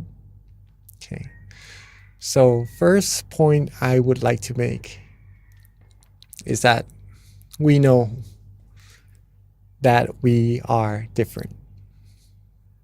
From Canada also, welcome. Shanti. We know that we are different, right? We look different. We sometimes speak different languages, right? I speak Thai also as actually my first language. We like different things sometimes. We have different backgrounds. So differences are there. Like, definitely, we can see them. But we do also have similarities, right? We breathe the same air, you know, we are in the same world. We breathe the same air. We have the same sun for light, for brightness. We are under the same moon right now, tonight, right? We all have our own problems as well to deal with in life. Also, as humans, as all beings, we all seek happiness, right? You may see sometimes people might want to suffer or hurt themselves, but it is because they seek happiness for that. In a way. So all in all beings seek happiness. And it is this feeling of happiness, right? That is very important. Very, very important. It is because even though we are different on the outside, right? The feelings we have inside, love, happiness, all the other feelings are the same. Okay? More or less, they are the same feelings. Different interpretations, yes, for sure, in different languages also, right? But the same thing that we are talking about, universal, is universal. When it comes to happiness, we all know what it is. We all know this feeling. There are two types though, just to mainly distinguish them. First is the happiness that comes and goes. Okay. This happiness that comes and goes, for example, if someone gets something new, right, from a store, from somewhere, and accidentally it gets broken, we get happiness, yes, from getting the stuff for a while. It stays with us for a while, and then maybe it departs from us, right? If it doesn't get broken anyhow, right? Either us or that source of happiness on the outside, it could be anything, right, will depart from each other sooner or later. And that departing shows that those happiness doesn't really last. Or if you were to rely on these outer objects, outer things for happiness, sometimes instead of happiness, once we depart, we'll end up feeling sad. Okay. So this is a form of happiness. Okay. This is a form of happiness. You could say that it's a come and go happiness. Let's put it that way. All right. The second type of happiness is the opposite. How could happiness becomes opposites, right? Well, it's the type of happiness that we could always access at any time at all. It is always there waiting for us. Always waiting, always there waiting for us to grab, right? It doesn't go away. It lasts, right? All we need to do is get to it. And that happiness is inside all of us already. This could be considered as true happiness. True happiness. It is easy also to get this true happiness. I will later on meditate with everyone here and actually do the practical part of how do we get there. But I'm assuming that everyone comes and meditate quite a lot already. You already know how to get there, right? But just to do it all with each other again also. Okay. So this true happiness. Every being seeks happiness. But the happiness that they seek sometimes is outside, and that doesn't last.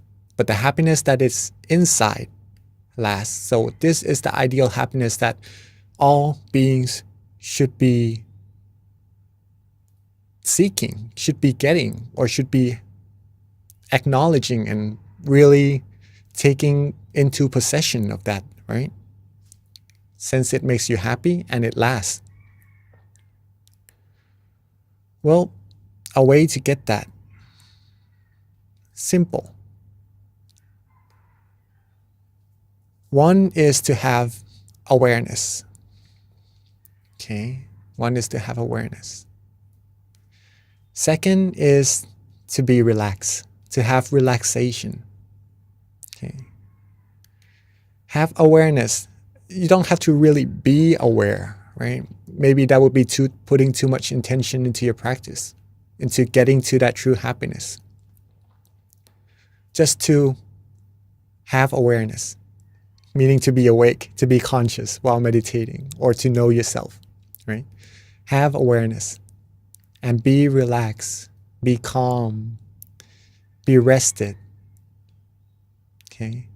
Once these two components come together, your mind will become still. Your mind will become still automatically. There's no need to try to hold the mind still or to try to make it still at all. If you are aware and you are relaxed, your mind will automatically become still. And that stillness of the mind is where true happiness will arise. Okay. Right at that moment. Right? Instantly. So if you are relaxed right now, sitting in your chairs, you have awareness, of course, right? And just enjoying this feeling of relaxation. When you are enjoying it, your mind will become still. Okay. And it keeps getting bigger and bigger. If you are more and more still and neutral with the feeling, we could do this in our practice of meditation together. But just to say that the stillness of the mind will become stronger and stronger. The true happiness inside will become stronger and stronger also. The taste of happiness will become more and more profound.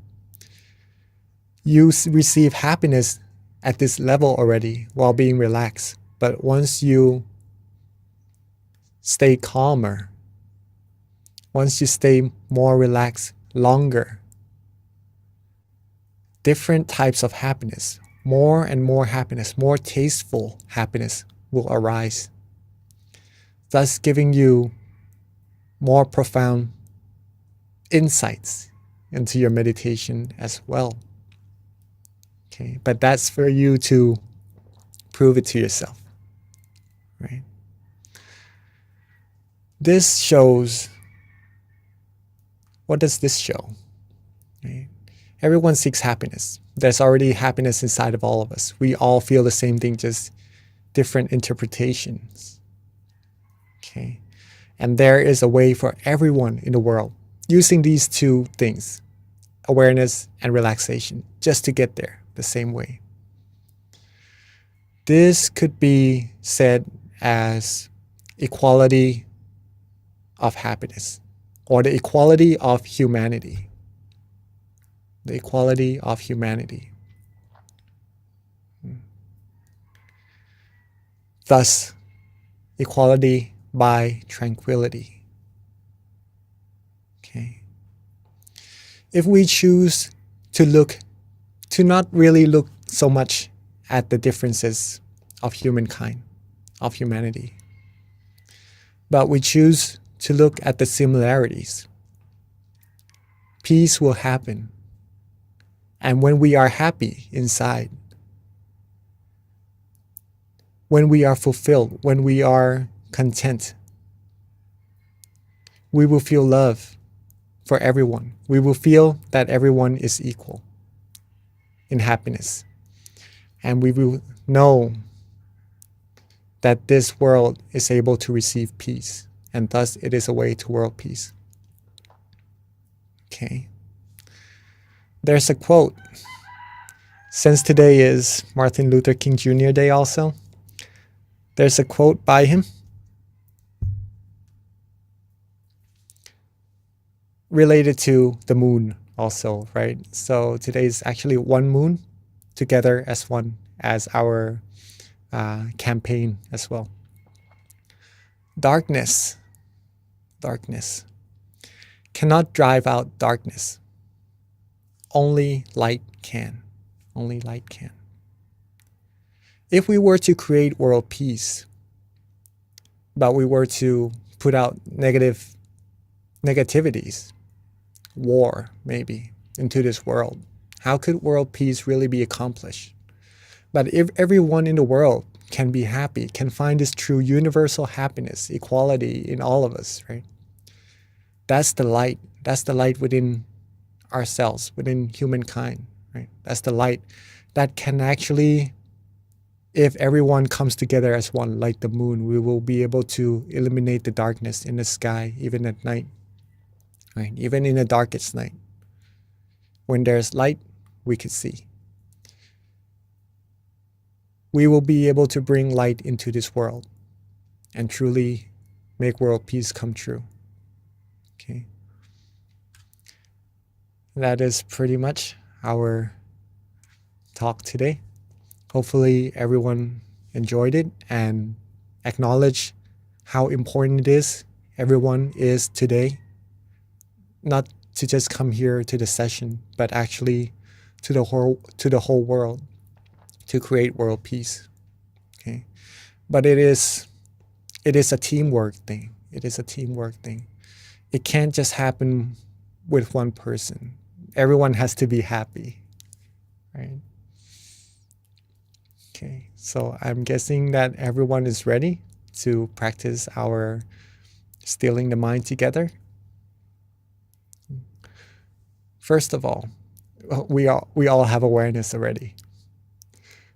Now the second one is relaxation, right? Make sure you are comfortable in your seats. Make sure you are sitting relaxingly, the way you like it, right? This is all you. It's up to you to make yourself happy. Okay. So once the body is relaxed, then we'll go to the mind. And then when the mind is relaxed, the mind will become still. And then we'll go from there further and further. Okay. So let's take a few minutes to get our body freshened. If you need to drink some water or do some movings, please do. And then once you're done, let's get into our meditation.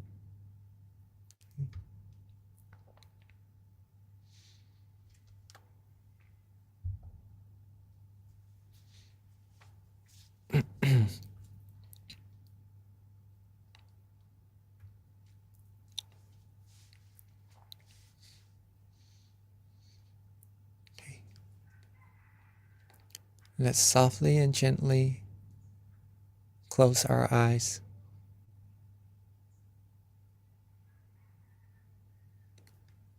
Softly and gently close our eyes. Just enough so that we feel relaxed. Just enough so that our eyelashes touch. It is to relax our eyes and not to worry too much about it. Relax our foreface. Relax our head. Relax our cheeks, our chin, our neck. Relax our shoulders, torso, waist, thighs, all the way down to the tips of our toes.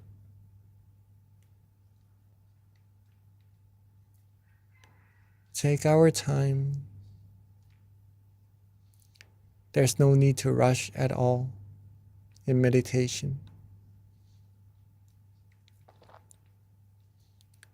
Relax, rest, be calm, be restful.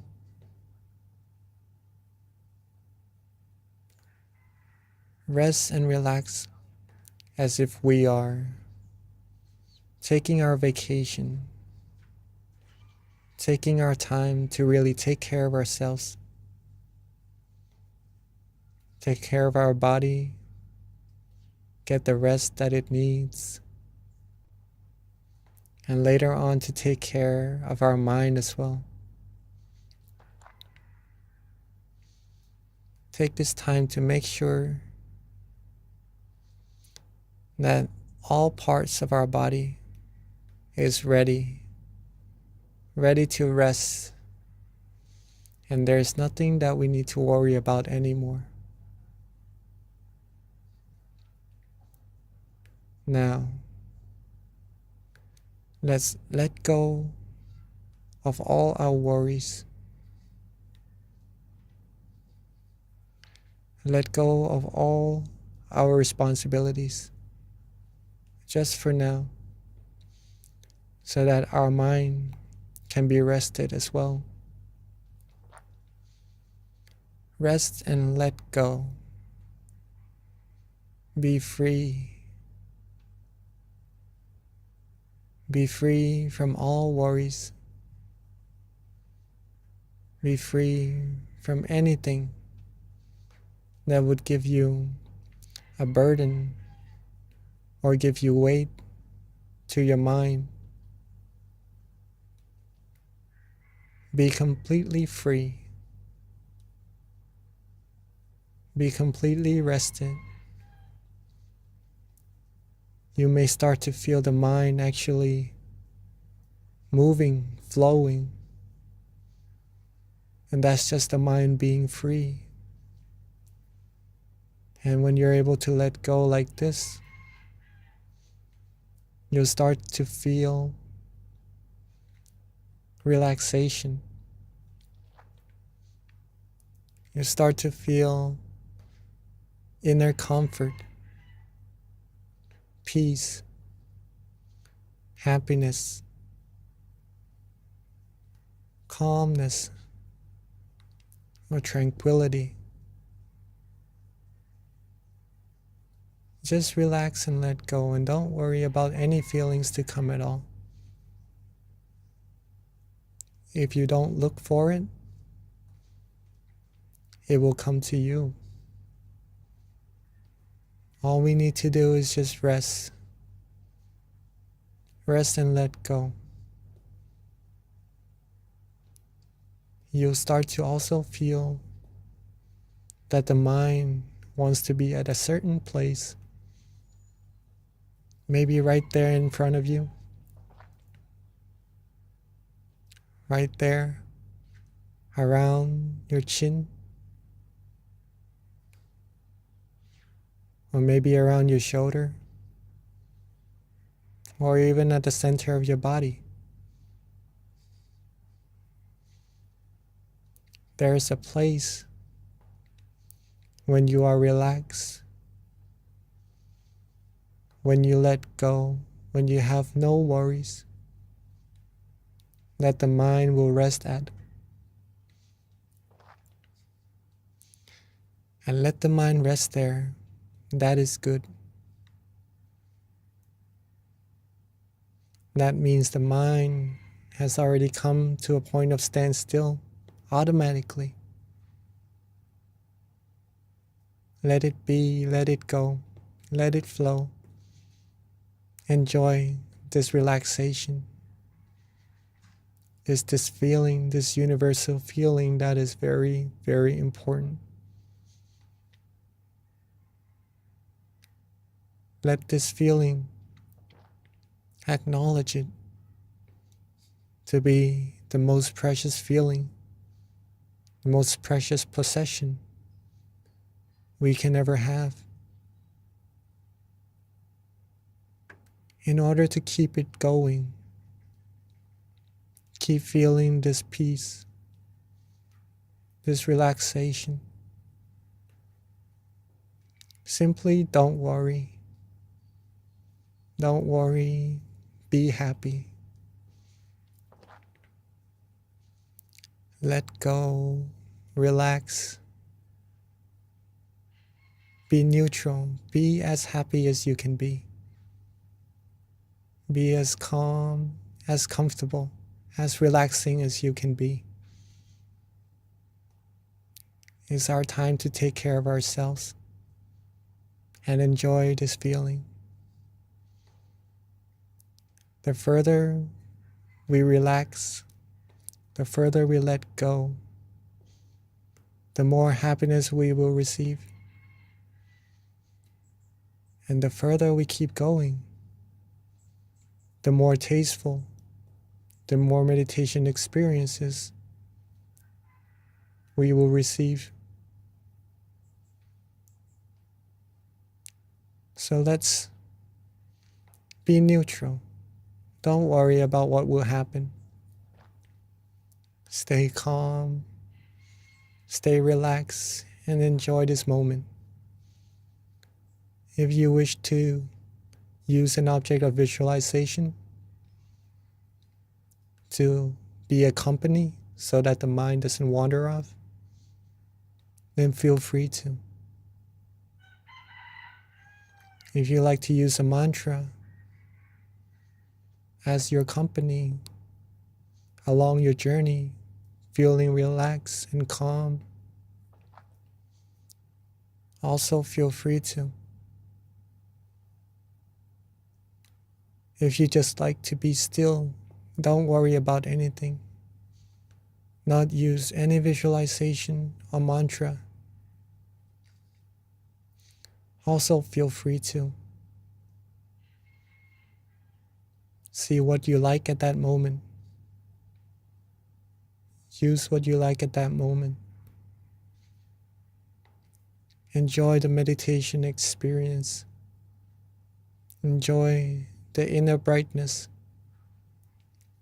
Enjoy the flow of true happiness that is being generated from within all of us. Let go. Don't worry. Let the feelings flow. And let's stay still, stay calm. Enjoy this meditation together in silence for this time being.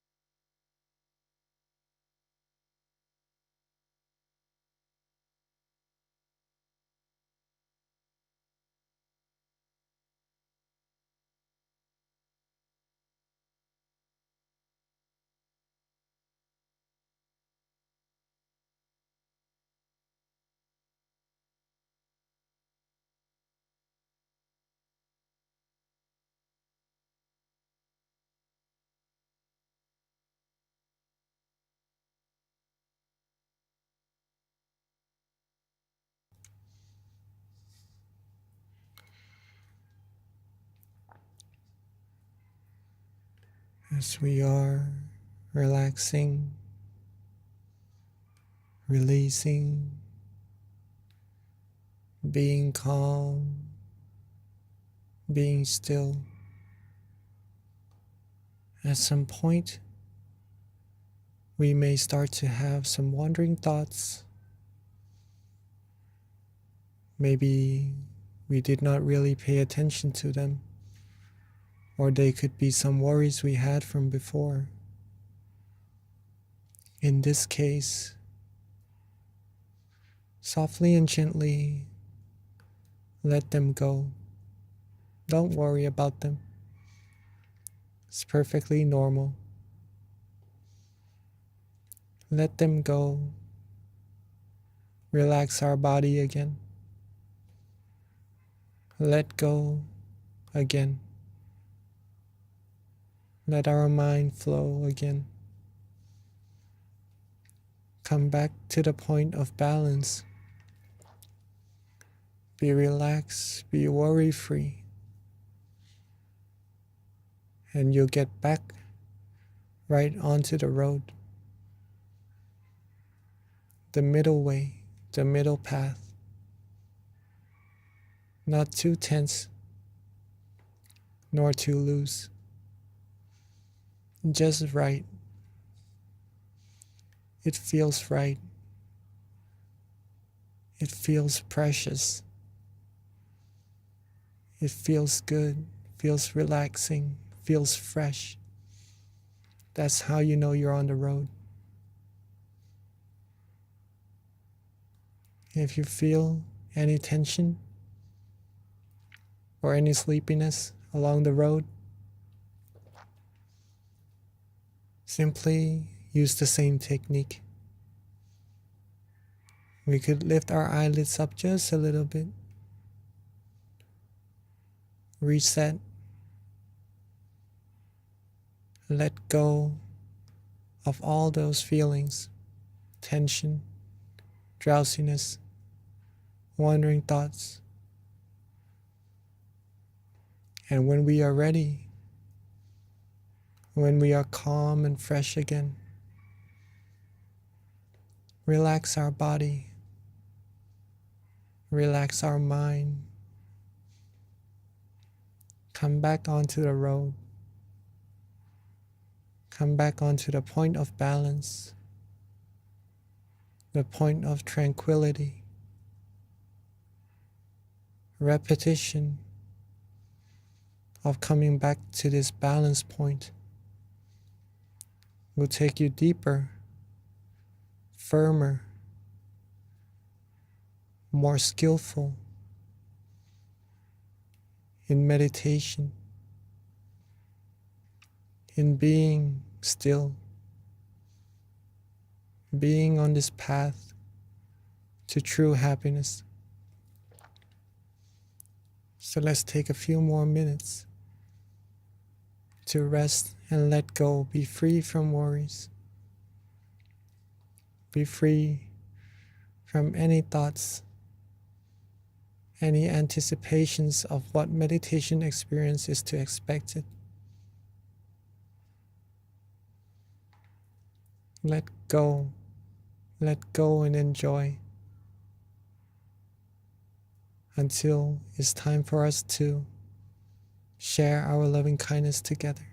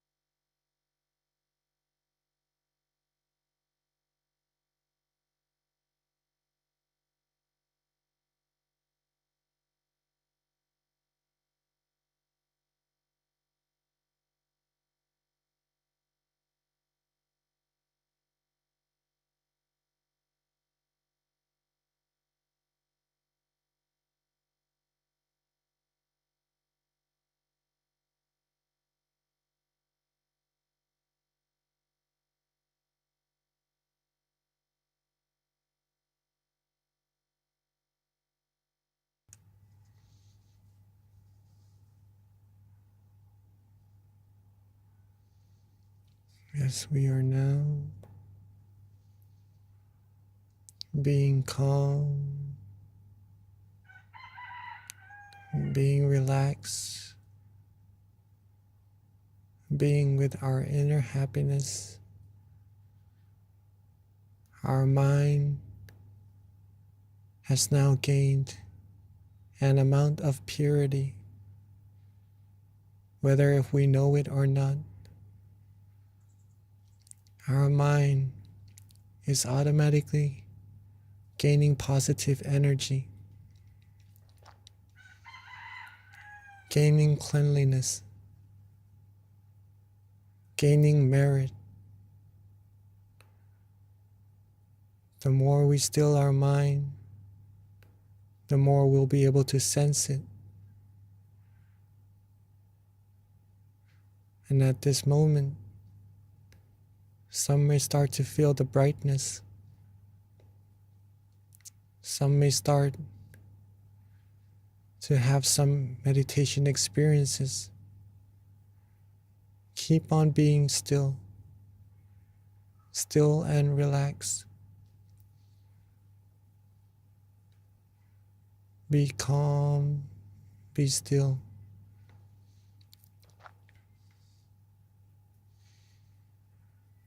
As we are about to share our loving kindness to all our human friends and to all beings all over the world,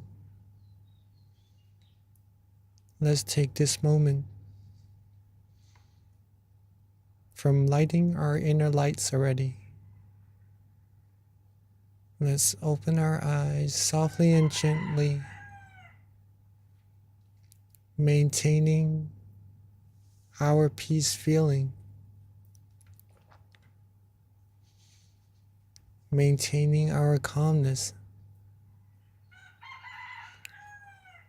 And if there is a candle in front of you, may you light the candle along with the feelings that you have from the inside, so that the candle may be the representation of the brightness, the feeling of positive energy that you have within. Let's take this moment to light our candles and lighten up the room, lighten up the mind, lighten up this world.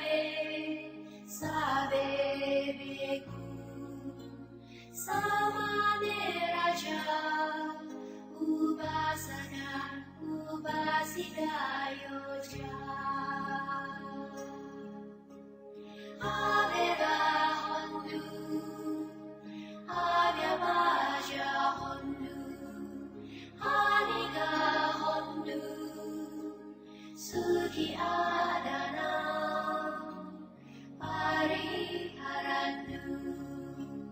Amagam Chalubaja Yada Yada, Avera Hondu, Avyavaja Hondu, Aniga Hondu, Suhi Adana, Pariharandu, Amagan Araga Devada, Imasate Vihare, Imasate Avase, Imasate Arame, Araga Devada, Avera Hondu, Avyavaja Hondu, Aniga Hondu, Suki Adana, Pariharandu, Save Sara, Save Mana, Save Buddha, Save Buddha, Save Adavana, Ariyavanaya, Savadiyo,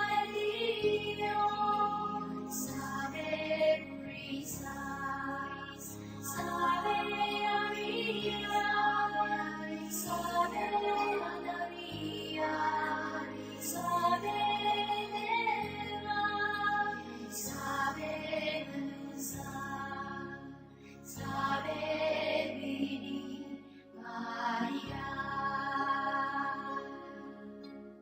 Avera Hondu. Okay, and for those at home, we ask that you light your candle. If you don't have a candle, you can also use an app to light the candle, or if anything, just imagine that inner candle that is within you. So at this time, we ask everyone to please turn on their camera, and we're going to take a group photo shortly. Here's my candle right here. Again, if you don't have a candle, you can definitely just imagine one that is within the center of your body, and turn on your camera so that we can all see your beautiful faces.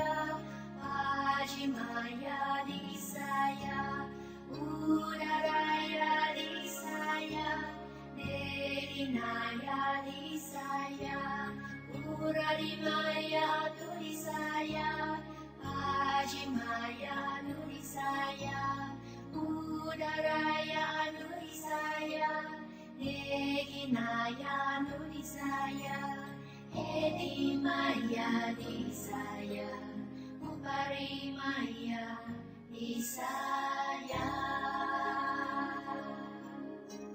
Sabe Sada, Sabe Bana, Sabe Buddha, Sabe Budala, Sabe Ayala, Ariya Banaria, Sabadiyo, Sabe Grisaris, Sabe Ariya, Sabe Ariya. Now, I've lit the candles on the outside as a representative for the brightness within our mind. Let's get back to relaxing for a few minutes longer, just to share this brightness from the inside with all beings, all humans, all over the world. Let us relax ourselves back where we were. Imagine our candles right at where we feel most comfortable, most relaxing, seeing it bright, clear, and radiant. along with our mind being bright, clear, and radiant as well. Let's think of all our good deeds, our past practice of generosity, helping other people, giving smiles, giving endearing speeches, or coming together here, cleansing ourselves, cleansing our mind, coming together as a clean, clear crystal sphere, as bright as the sun could be, or even brighter, and share this positive energy, share this brightness with everyone around us sitting in this room, joining this Zoom session together. Have all of us have part in this positive energy. Have all of us be happy, healthy, strong, happy. Be fulfilled in all our good wishes, free from negativities, harms, diseases, free from anything that could take us onto the path to ruin. And let's share our love, our brightness, our purity, our positive energy outwards even further to our community, our society, our city, our country, our whole world, seeing the world bright, clear, clean, like a clear crystal sphere, and everyone on it clean, clear, and pure as well. Let's make a wish for everyone with our positive energy, with this feeling, this peace that we all have from relaxing, from resting, from accumulating our good deeds. And wish for everyone to be happy, to be healthy, to be wealthy, to be successful, to be fulfilled in all their wonderful wishes. For there to be no war, for there to be no diseases, no hunger, no hatred, no anger, no negativities of any kinds at all. Have the world be clean, clear, pure, be filled with happiness, true happiness from within. And wish for everyone to be able to still their mind easily and attain the utmost, the foremost of happiness as easily and as quickly as possible. Let's take a few minutes to share our loving kindness brighter and further out into space, into the universe, outwards infinitely, borderlessly, reaching all beings no matter where they are, having all beings, not missing a single one, have part in our kindness, our love, our positive energy as well. Let's take a few minutes to rest and share our loving kindness together.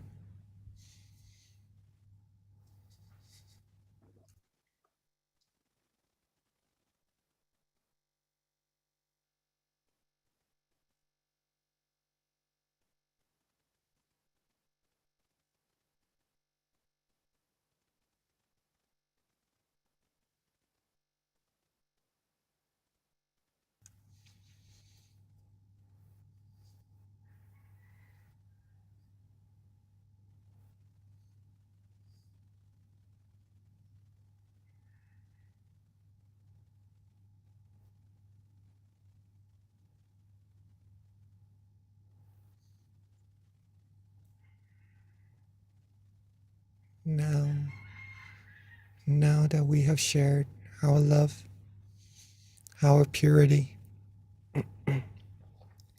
our positive energy to every other beings,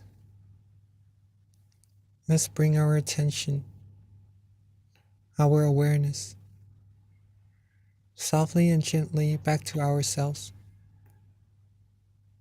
Softly and gently back to our presence. Wherever we feel most comfortable. Whether if it's our forehead, our chin, our cheek, our torso, or at the center of our body. Let the mind calmly, softly rest where it likes. Let the brightness be there. And with the accumulation of all our merit, let's now wish for ourselves. Wish for the good things we need. Wish for ourselves to always be happy, healthy, wealthy, successful. Be wise in all our conducts. Be fulfilled in all our good wishes. Be free from diseases, harms, dangers. Be free from all impurities, all negativities. Be surrounded by virtuous, wise people who may take us onto the path to righteousness and happiness. Be free from those who may take us onto the path to ruin. And whenever we meditate, may us all be able to still our mind quickly, easily, and to reach the utmost of happiness as quickly, as easily as possible. Spend a few moments to wish for all that we need with the positive energy we've put our hard work into accumulating.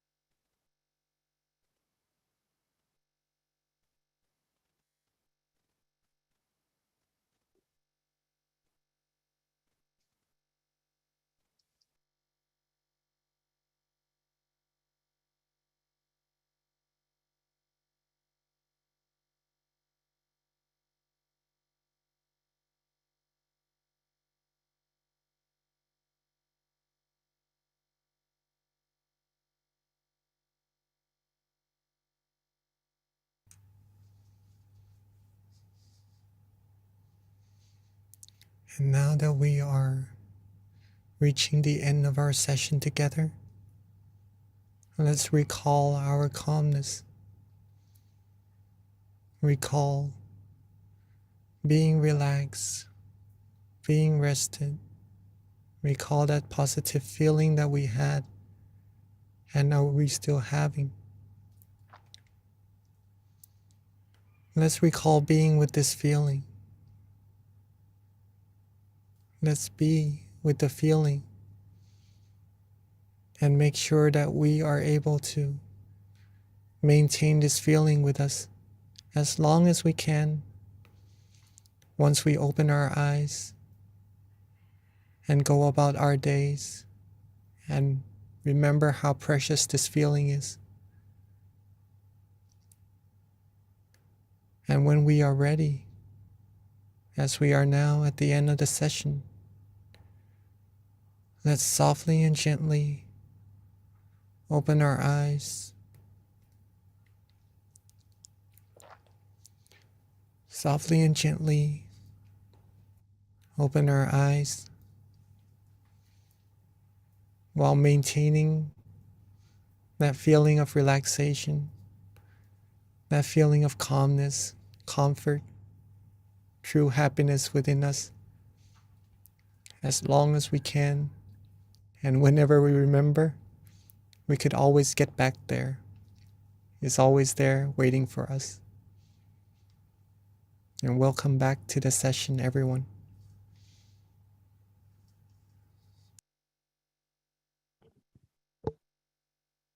Thank you, Venerable Jackie. That was so lovely, and the blessing was so powerful. So before we transition to the Q&A and back to Venerable Jackie, just a couple of announcements that we need to make. First of all, our next full moon meditation is going to be Wednesday, February 16th. So please mark that on your calendar, invite your friends and family. Let us all be the light together by sharing this light with other people, having people join our call. So please be sure to extend it out to your friends and your family. Join us on the 16th of next month, which is on a Wednesday. Again, that's February 16th. In addition to that, just another thing, the tamagayameditation.org. This is a great website to learn more about our various centers around the US. That way you can find your local center. It's our centralized website, so please check it out, tamagayameditation.org. Another website that's very important is MindGem. So if you haven't already, download our app. It's called MindGem. It's a great app. It's got many of our various meditation teachers. Also, another great way to stay on top of our full moon meditations. If you have the app, we do send out notifications through the app so that you can be a part of our full moon meditations and be reminded of the events when they're about to take place.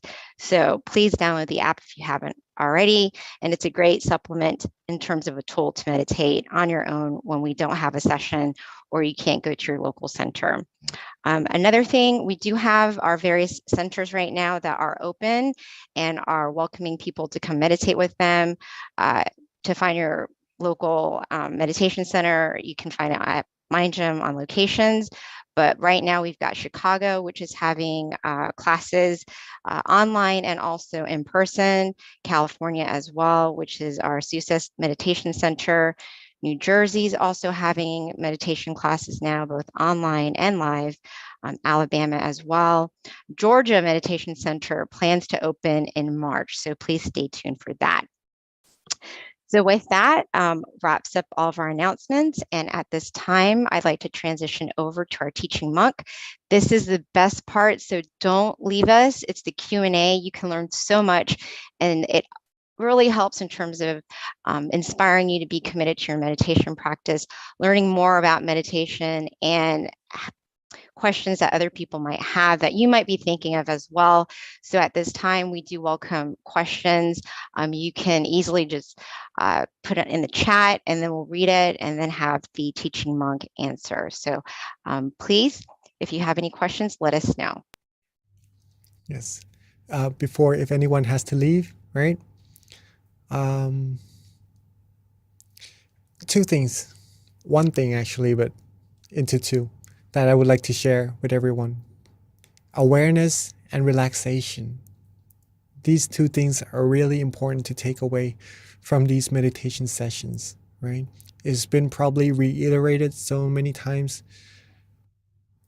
Please, yes, if you could take anything away, these two things would be very precious to have, since it helps you still your mind and it will take you to that refuge, that happiness inside all of us, inside all of yourselves that you already have, right? Awareness and relaxation. Practice that repeatedly, and then you'll be able to come across deeper and deeper happiness also. So rejoice in all your merit for that. If anybody would like to share their meditation experiences or have any questions like Miss B just said right now, please feel free to ask or share your experiences. It will be very beneficial to everyone here as well. So Venerable Jackie, we did have a question kind of at the top, but keep in mind for anybody who needs to log off, feel free to do so. But if you're interested in learning about the questions that other people have, and again, this should help inspire you, please stay on. One of the questions is, it came through the chat, Venerable, and it just has to do with if you read about the Dharma or the wisdoms of the Buddha, does this generate good karma? Oh, of course it does. Of course it does. Am I okay? I'm on. All right. So pretty much the teaching of the Buddha is mainly to help us reach that inner happiness, right?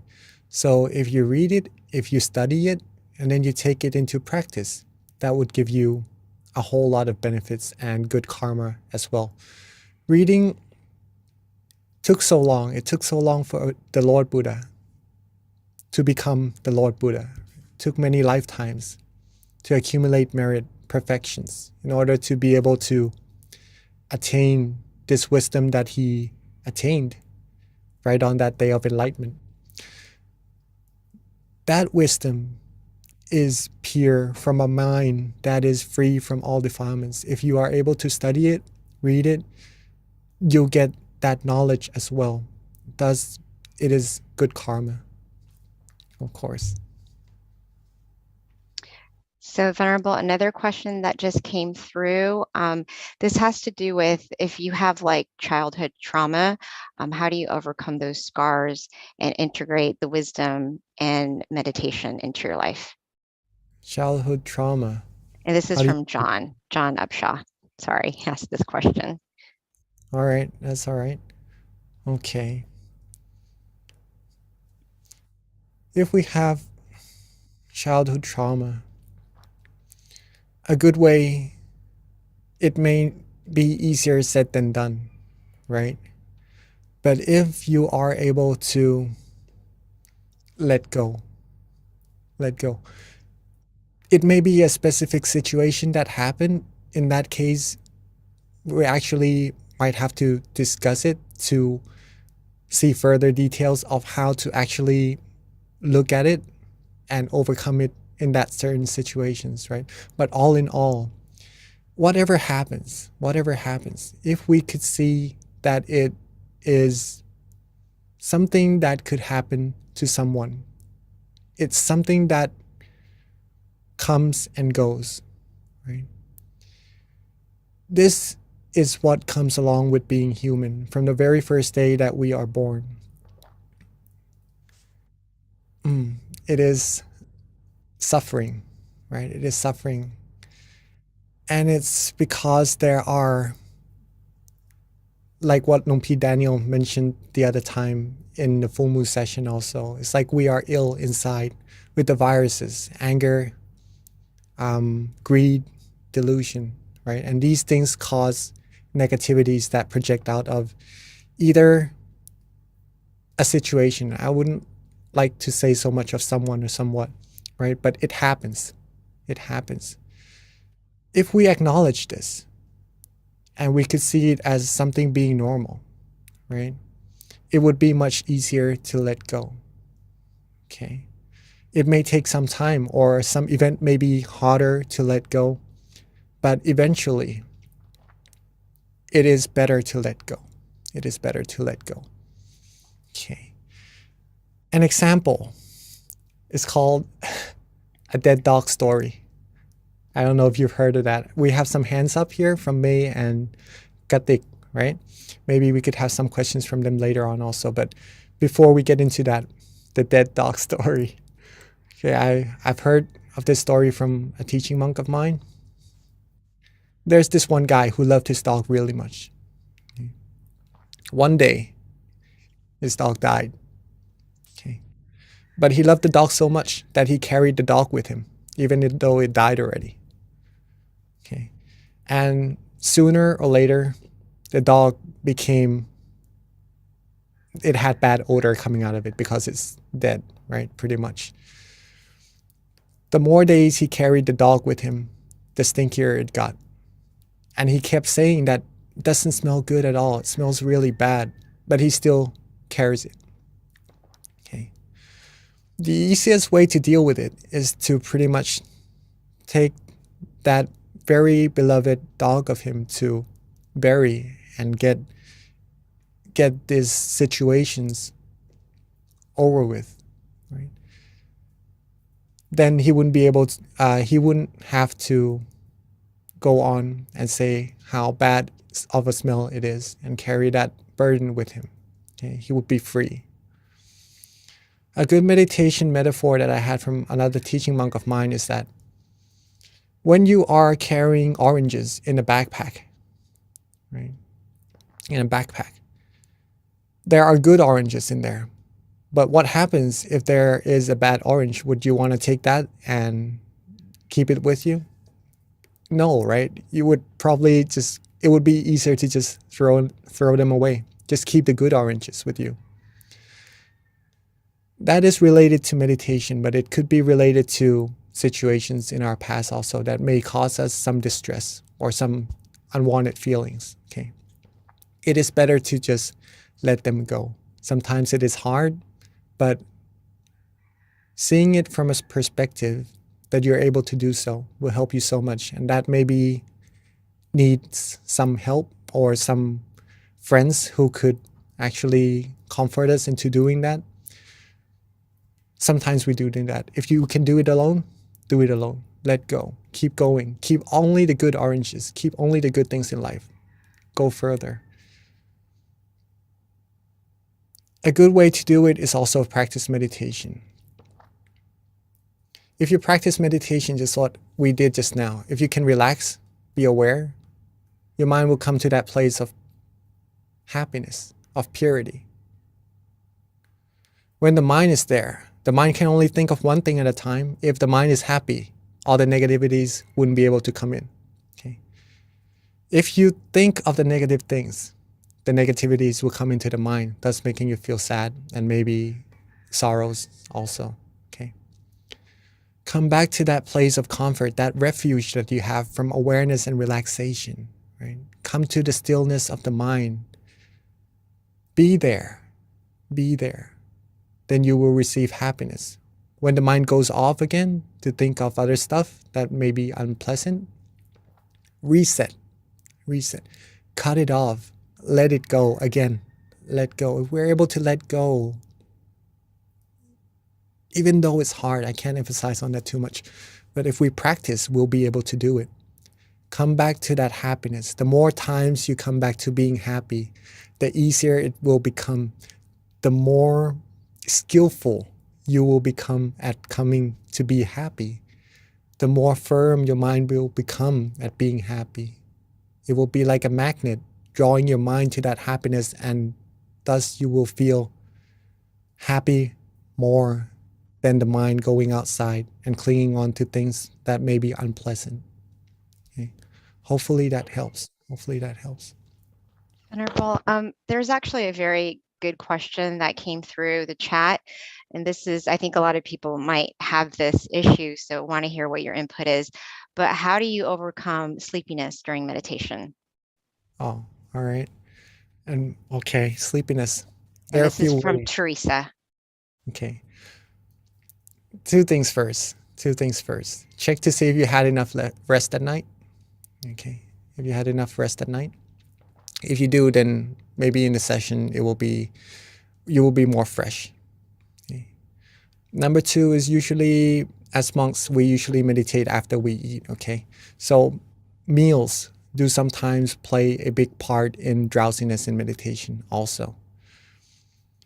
Resting at night, if you had enough, did you have enough to eat or more than a person should, right? If you eat more than what a person should, then a person usually likely becomes sleepy during meditation. So moderation of food and good enough sleep would help with drowsiness. Surely. Some of the few things that also helps inside the session is to reset. If we close our eyes and we start to fall asleep, we wouldn't go to sleep straight away, okay? We wouldn't fall asleep straight away, but we would notice our mind maybe wandering off a little bit, feeling a little bit drowsy first, and then later on going to sleep. At that moment, before going to sleep, if you notice yourself first, then freshen up. Maybe opening up the eyes, drink some water, do some stretches, When you're fresh again, close your eyes and start from that. Start from being fresh, being calm, being relaxed. Okay. That would help with sleepiness during meditation. There are a few more things that could help also, right? Before the other things that could help, maybe we have a limited time over here. So one thing that my teaching monk gave me that really helped me, I tried a lot of methods to help me with sleeping during meditation, but one thing that really helped, one word, be fresh. Be fresh. Okay. That's it. Anyhow that you would like to do it, be fresh before your meditation. Thank you, Venerable. And then here's a question from Chris Stevens. He would like to know, how is the full moon related to our meditation tonight? All right. Full moon is usually, it is very deep and very profound, but let's keep it at a point where we could relate to pretty much, right? In Buddhism, or in other religions as well, full moon tends to be an occasion of the happenings of some sort of somethings, right? In Buddhism, it usually relates to something very special also. So you could take it as a good occasion, right? That the moon is full and that we could come together and be whole, be one, like the moon, okay? Like the brightness in the sky that shines away all the darkness. When we meditate, we are actually shining away all the darkness, all the negativities that is there inside the mind also, and cleansing our mind, giving ourselves positive energy, right? That could be pretty much related to our meditation.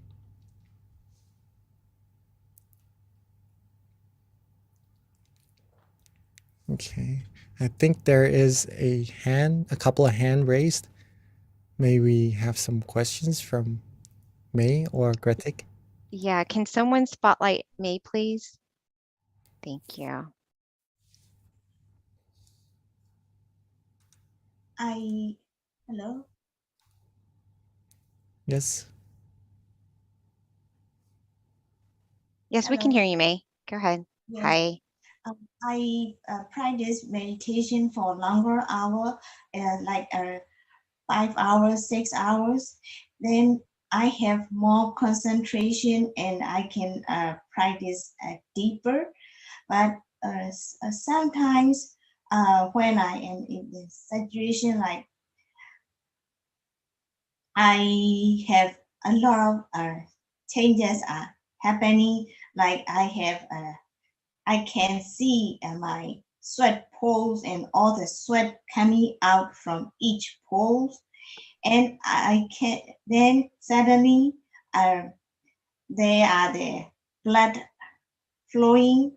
I can see that movement, and so there is something like the pendulum here and moving backwards and front and backwards, and I feel all these happenings, and at the time I try to focus back on my tip of my nose, but I still see all these instant and continuous changes, and how can I focus, and where should I focus back to continue my meditation? Beautiful. Very nice question. In case someone else also has meditation experiences that they wonder what is there and what's happening and how to go further, right? As we mentioned in our meditation always, is that this feeling of relaxation, I'm not sure if you are able to sense it when you meditate, May? Yes, I do, but only sometimes I have this, I see all these instant and continuous changes, and then at the time I don't know or how to continue. But or put back on my focus point on my nose, but all these the pendulum things here and the moving front and back, and this is where should I focus at the time. Okay, yes. If you can remember the feeling of relaxation in your meditation, right? If Yes. it's at the tip of your nose, if you focus there and you feel relaxed, Yes. that should be where you should be focusing. Okay. Let's put it this way. If I close my eyes and I feel that around this area, okay, is where I feel relaxed and comfortable. It could be my nose, it could be my ear, or it could be in front of me, anywhere. But I feel like right now, over here is relaxing. I would place my mind over here, but sometimes meditation experiences would happen around here. Maybe like what you said, the pendulum is going back and forth over here, or maybe some other things would happen, maybe in front of me, anywhere. Do not pay attention to them. Don't pay attention to them. That's what being neutral means, right? Like if the door opens behind you right now, maybe you would look at it, right? But in meditation, if the door opens right now, what you need to do is just don't bother with it, right? Don't really pay too much attention to it. Be where you feel comfortable. That is the switch. That is what makes the meditation experience happens. If you let go of it, the feelings will go away and the experience will go away also. But if you keep being still, being neutral, you'll be able to go further. Don't mind any meditation experiences. If you go further, you'll reach deeper and deeper experiences. Okay. So in this case, if you like the nose, if you like the area around here, if you feel good, then keep the mind there. Whatever happens, whatever is swinging, don't worry about it. Very nice. Yes. Thank you. Thank you for that question, May. Venerable, there's another question that came through the chat. And this one pertains to a full moon. And this question is just someone wanting to know if there are any special precepts to be taken for a full moon. So maybe you can kind of just go into a little information with it, with regards to what precepts are, because not everyone on the call probably knows. So just a very high level summary of that. I know it's going to be probably more, you're probably gonna need more than 3 minutes, but All right. Okay. So precepts. I'm very surprised that you are keen to know about some more about Buddhism as well.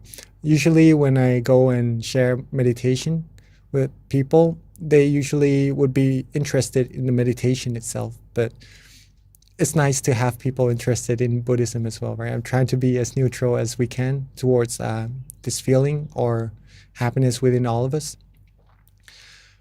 Precepts are pretty much disciplines, right? Disciplines. They are disciplines basically to not harm ourselves or to harm other people, right? For example, not killing, not stealing, not saying false things, or not taking in intoxications. Okay. These are, and one more is to not have sexual misconducts, right? These are the basic 5 precepts that every human should have, right? It is said that if we lack some of them, we will be less like a human, if that makes any sense, right? It will, like a sane human being, right? I mean, if you take intoxications, if you drink and you become drunk, right? It would be harder to control your senses or to be sensible in some cases. That's pretty much what it means. So if you are able to hold 5 precepts, 5 things, that's pretty much being a good human being, right? Good, normal human being. Precepts, not to hurt ourselves or to hurt other people. Now, during the full moon, 3 precepts are usually held further, right? As a tradition, right? Actually, the third one, to not have sexual misconduct, is changed to not having anything to do with sexualities at all. Okay. And then the 3 more is to not be in good thick bed, to not listen to music, to not engage in entertainments.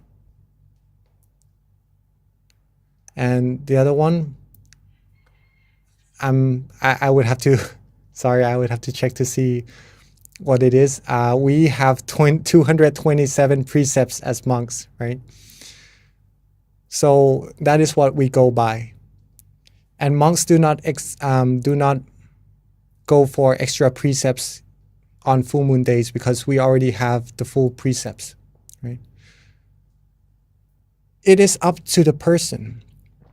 It is up to the person to whether or not take on the extra 3 precepts, right? I'll see if I could remember it as we go along, right?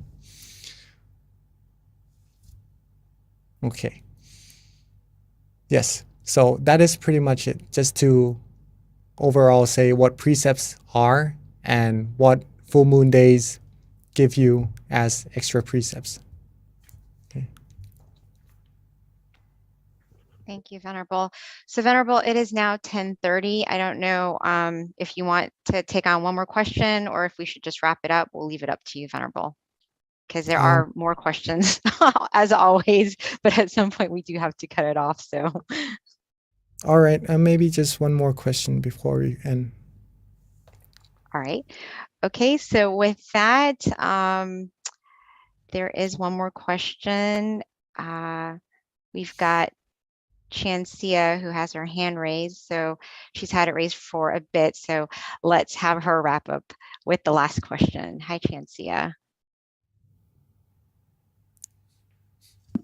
Thank you so much ค่ะนมัสการค่ะ น้อง Jackie and คุณ V นะคะ My question is how can I overcome my highly imaginative mind because my mind is often get carried away with fun thoughts inside of me and also like the fun exciting maybe people or things in the outside world. So how can I overcome that? Do I have to look at like dead bodies or things like that too? Sorry. It's just my question. There's no need to actually look at dead bodies. To overcome, well, if you would like to, if it helps, then I guess it's okay to do so also. If you would like to overcome wandering thoughts or thoughts running around, right? Being maybe thinking of other people, other things. A good way is to practice resetting, just like what you did in your meditation. Okay. Resetting helps not only inside the sessions but outside also. Whenever your mind goes wandering off, know yourself and reset. Come back to being in balance. If it helps, a good way to help with that is also visualization. You can visualize the Buddha image, the sun, the moon, a crystal sphere, anything that lifts your mind up. That would help with wandering thoughts for sure.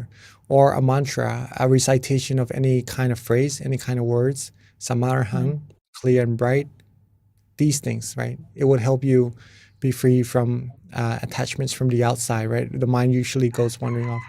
But it happens because the mind is familiar to doing that, right? If you could train the mind to be familiar with being still, then the mind would be more without going around, right? The mind would be more still automatically. Resetting is the key. If you reset, you train your mind to a new habit. The mind will become more used to being still and less likely to go outside. But dead bodies are one way to do it, right? It's just to let go. It's one of the techniques that sometimes people use. Okay. Yeah, I think that's definitely a great question because I think desires is definitely one of those defilements that is very rooted in our mind that I think with other things it's easier to combat, but in terms of greed, you can do generosity. In terms of just delusion, you can meditate more. So, but desire, it's a little harder to figure out how to combat that. So that is a good question. Thank you for asking. Thank you. All right. Before I guess this is the last one, right? Okay. Yeah, you want to ask one more question? You want to answer one more question, Pete? All We right. do have a hand raised. We actually had 3. I saw a couple coming, but I think people were probably not sure if they should hold it up considering, or, it's 10:30. All right. If anyone would like to leave, if they have something to do, then please. We're not holding anyone back, but I do have some time to answer more questions if you would like Okay. for me to answer them.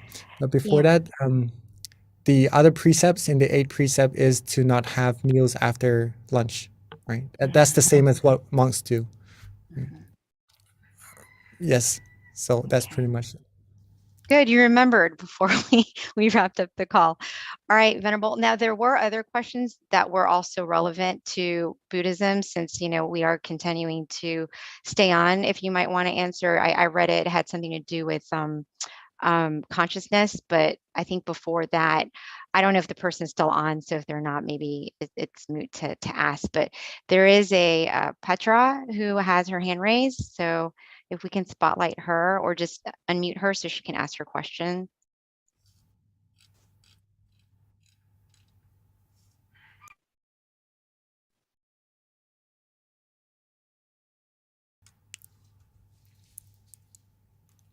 Right. Okay.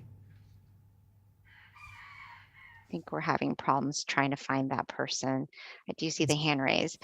Mm. So Venerable, let me go ahead, since this is, that question, if you'd like to answer it. Just has to do with consciousness, and if you can kind of go into a little bit more detail with regards to what happens to consciousness when we're no longer physically here. มือไปเลยใครไปเลสแฮนในของฉันดิฉันเองนะคะ จ้ะมีคำถามไหมเอ่ย Oh, have any- okay. Your hand was raised, so we unmuted you. What's the question with the consciousness? Okay. So this is the question. It says, does consciousness go away after we die? If it does, what happens after rebirth? Well, This is definitely a Buddhist type question. So yeah, if a way to really find out for yourself is to meditate, still your mind further and deeper to see this, right? But according to Buddhism, what was learned is that no, the consciousness doesn't go away, right? Consciousness is part of the mind, the awareness. So if the body rests, the body dies off. It's just the outside that goes away, becomes a corpse. But the mind is still there. Or if the mind separates from the body, the mind may be known as spirits, or sometimes we see it as, in some cases, like ghosts and stuff like that. Yes, so the consciousness is still there with the mind. So it goes into another form according to how much merit or demerit it has made, right? If it made a lot of merit, then it's more likely to go into a good place or a better place. Okay. excellent. Thank you, Venerable. So that wraps up our questions. At this time, if you're still on the call, let us accept our blessing from our teaching monk before we wrap up this call. Okay. So I'd like us all to bring our mind back to where we feel relaxed and comfortable. And with the merit that we've all accumulated, may us all be pure, be clean, be cleansed in all our bodies, speech, and minds.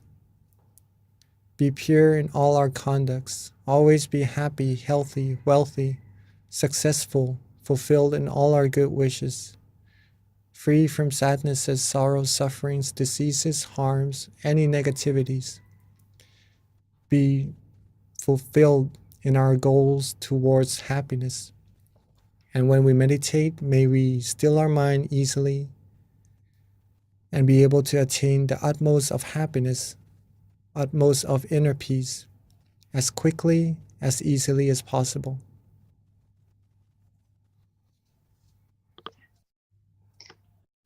Thank you, Venerable, for that very lovely blessing. Bye, everyone. Don't forget, February 16th. our next full moon meditation.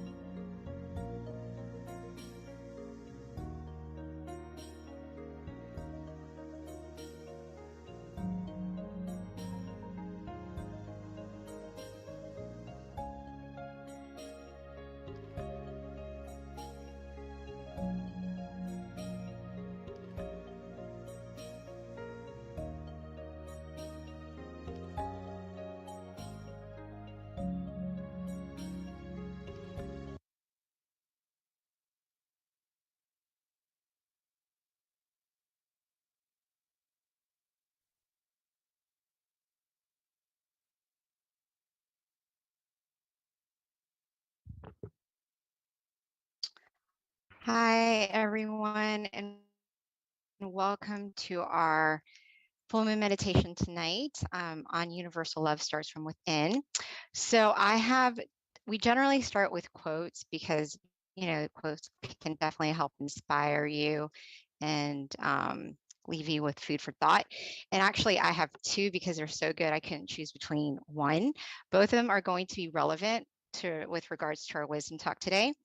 The first one I would like to share, this is actually a new book. I haven't used this yet on these sessions, but this is one of my favorites. It's called Pearls of Inner Wisdom. And this one is so good. It's so good that I actually keep it close to heart. I actually have it written in a journal because I like to reflect on it. And it's called, the quote is, "Change your mind to change the world. The only definitive way to overcome aggression, selfishness, conflict, wrong view, and stubbornness is to uproot the very thoughts of all of these things from the mind by meditating until we can attain inner wisdom from within." So this is very good because if we're talking about trying to change the world, we have to start from ourselves, especially when it comes to universal love. The other one is love yourself, and this is also quite relevant to our topic today. To love yourself is different from being selfish. To love oneself means to purify oneself and to be happy at all times. All things that come to our mind and our five senses, sight, sound, smell, taste, or touch, both good and bad, we must choose to opt for the good and let all be at the seventh base, the center of the body. So both are pretty relevant to our topic today, which is going to be on universal love. And next, I just want to go over a little bit about our teaching monk. If you haven't meditated with Monk Daniel before, you're in for a treat. So Monk Daniel has ordained and he's dedicated to his life to meditation and practicing as a Buddhist monk since 2012. So he's been a monk for over 10 years now. He believes that positive life change begins from within and that everyone can change their outer world by first changing their inner world with regular meditation practice. Another thing about Monk Daniel is that he's been teaching meditation domestically and internationally to monks and novices and people all around the world. So he's very well trained with regards to teaching and definitely inspiring people to find themselves from within. So without further ado, let me introduce Monk Daniel.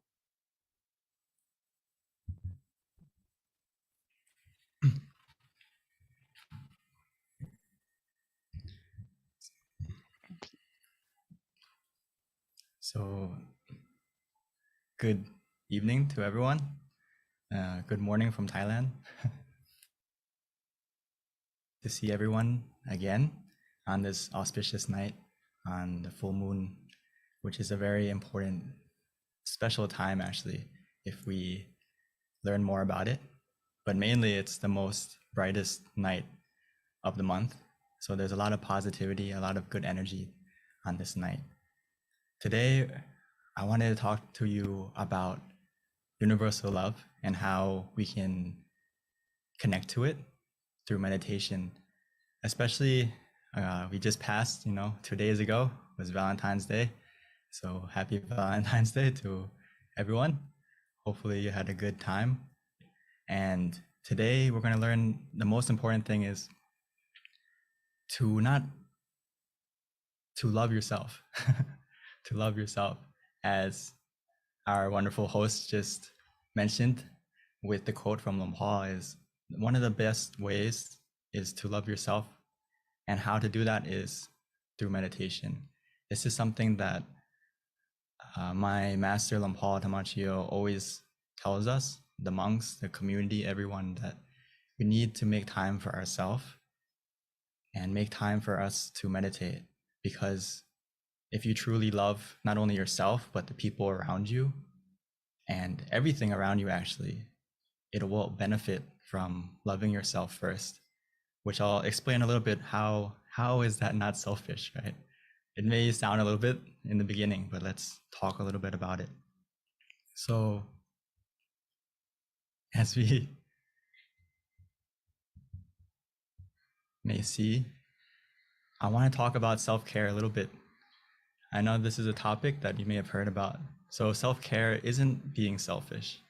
This is a point that we have to get across, that taking care of yourself doesn't mean me first, but it means me too.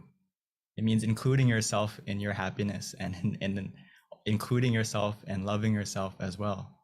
Sometimes in life, our focus gets distracted, and out of our good intentions, we tend to put our passion and our love and dedication into everything around us. It's like whether it's our job, our relationships, whatever it may be, we put our passion and love into everything around us. But sometimes we forget to give some of that. We forget to give some of that love to ourselves. And today I want us to remind ourselves that we need to make time for ourselves too, because a better you means a better world. And right now it may seem kind of, how can me being a better person change the world? It may seem kind of big, like a big picture, but if you think of it, if you're a better version of yourself, the first people who are going to impact are the people around you, right? Your family, the people you love, your friends, your community. So it directly impacts the world and the environment around you about if you look after yourself more. So when we talk about self-care ideas, I'm sure there's many ways that we've heard before, whether it's going to the spa, taking care of yourself, taking care of your body. But the most important self-care idea is to look after your mind, which in this day and age, many people are starting to realize that mental health is very important, as we are living in a day and age where we are connected to everything in the world easily, right? Through technology, through our phones, through everything.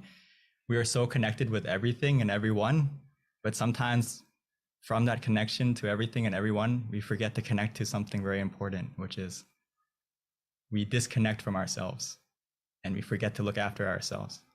So we're so connected to everything, but we're disconnected from our own happiness and how we are feeling, because we're distracted on the outside. We're so busy looking outside all the time that we forget to spend some time to look inside and look at ourselves. So the most important self-care idea, number one, is to look after your health, your mental health, your mind. How is your mind today?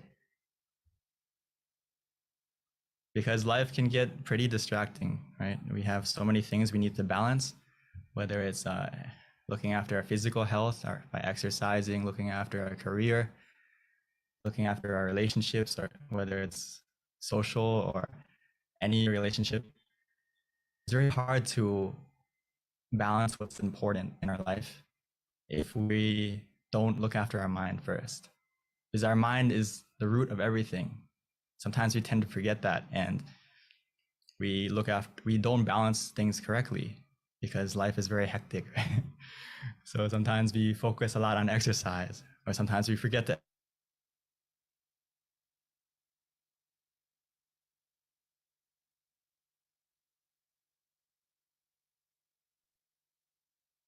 simple way is look after your mind first.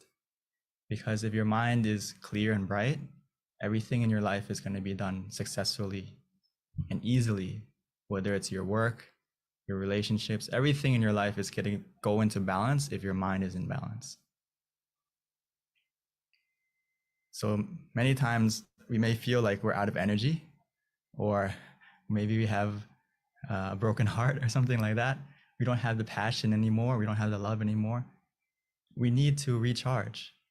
We need to have mindfulness of how we're feeling and be willing to look after yourself. Just like our phones, right? Sometimes we see our battery low, we automatically need to go charge it, right? We see the 10% warning, the 5% warning, and then we're looking for a charger to make sure our phone doesn't run out or whatever it may be. We should feel the same way about our mind, about how we're feeling. If we feel low energy, we feel unhappy, we feel discouraged, we feel like weak mentally, we need to go recharge ourselves. We need to go refresh ourselves, which the best way to do that is by meditation. So I'm so happy that everyone here is coming to recharge yourself and to make sure that we are full of happiness and love from within. Because if you don't love yourself, it's very hard to love the things around you. It's like we are an empty glass. If you're low energy and you're not positive, it's very hard to be positive to other things and other people around you. So by meditation, it's like we are every time we meditate, the more we meditate and the better we meditate, it's like we're filling ourselves up. It's like a glass that's full. And actually sometimes it may even feel like overflowing with happiness and contentment and not only love for yourself, but love for everything around you. So through meditation, it's like we're a full glass that we can pour and share to everyone around us after we look after ourselves first. So we need to normalize meditation into our life and prioritize, make it one of the things that we make it a daily habit, just like we look after our physical self, whether it's taking a shower, brushing our teeth. We do these things daily, no matter what. And we need to clean our mind the same way as normally as we would look after our health and our body.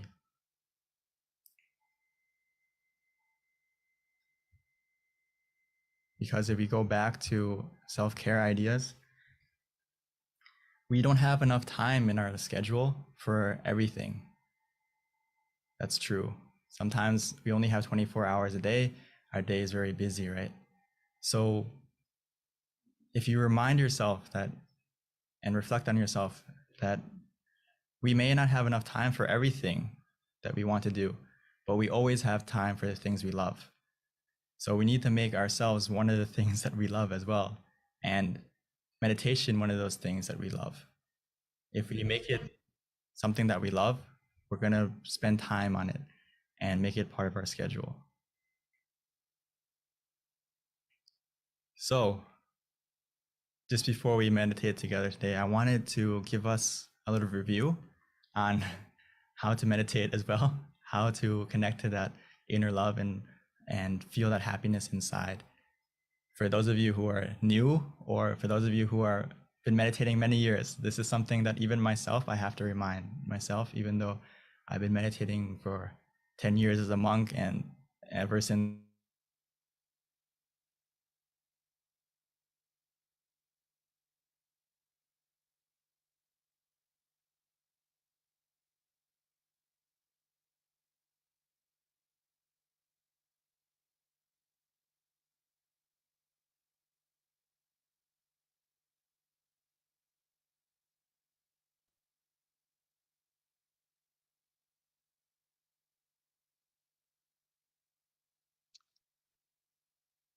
Well, you guys, it looks like we just lost connection, but Venerable Monk Daniel will probably be jumping on shortly. Give him about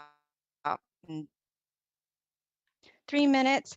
But until then, I'll go ahead and just kind of give you a recap with regards to our meditation technique. Definitely, you want to keep your mind bright and happy and joyful as much as possible. Try to recall good things that you've done in your life to kind of help make your mind just refreshed. And then from there, just relax your mind, your body, just some high level recap with regards to our meditation technique. One of the things that we try to focus on, if you can, is the center of the body. And Monk Daniel will definitely give us some guidance with regards to that when he returns. But there are 3 things that we can do when we're trying to meditate. Is first, we've got to clear our mind. Second, from that, relax the body and the mind. And then we want to pretty much trick the mind, because the mind has a tendency to dart from different thoughts or different images. So high level, one of the things that we recommend people utilize to help calm the images essentially is you can anchor your mind with a shining sun, a full moon, which is very appropriate with it being full moon meditation, or just simply relax and keep your mind at the center of the body. In addition to that, you can also use a mantra, and our mantra is Sama Alahang for those who are familiar with our meditation technique. Or you don't have to use that mantra. You can just use anything that makes you feel calm, whatever it is, it should be neutral. So another recommendation would be you can simply just recite clear and bright, clear and bright, clear and bright. Just something repetitive to kind of help tune out the noises in the mind. Or simply we can just relax and just clear our mind from any thoughts and just simply keep your mind at the center of the body. Meditation is very simple. It's just a matter of letting go of your thoughts, which is definitely easier said than done. One of my teachers, Venerable Nalong, always would used to tell us how simple meditation really is. But when we try, it's not so simple, because even though we might look very peaceful on the outside, in the inside, there's just so many thoughts just constantly running through your mind. But with practice, with guidance from our teaching venerables, you will be able to get to that point where you can calm the mind.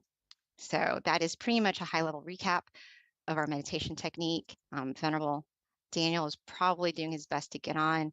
We'll just have to wait for him. And at this time, I would like to invite any venerable that's on this call who might like to also give some advice with regards to our meditation technique. I know we've got many amazing teachers on this call with us tonight. If you can add any additional guidance or any advice with regards to adding on to what I just said, that would be awesome.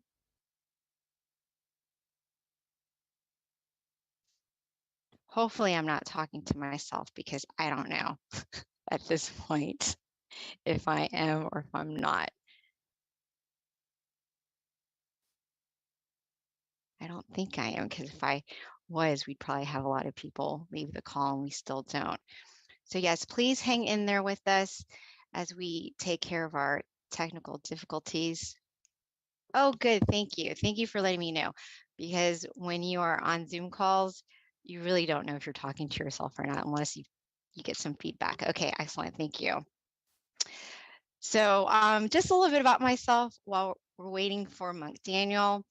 I've actually been a volunteer since 2008.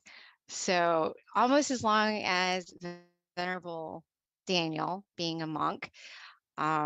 It's been one of the most passionate things in my life with regards to just helping to spread meditation, being an example, being able to pioneer many different projects. So it's definitely an honor to be able to be on these calls with you.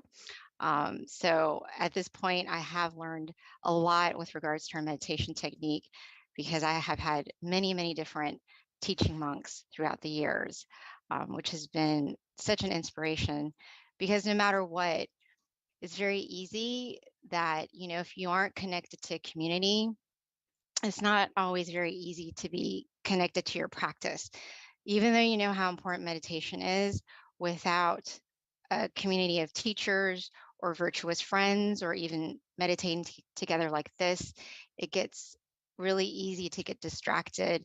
And before you know it, time goes by, life goes by, and you just don't have that same commitment to your meditation practice.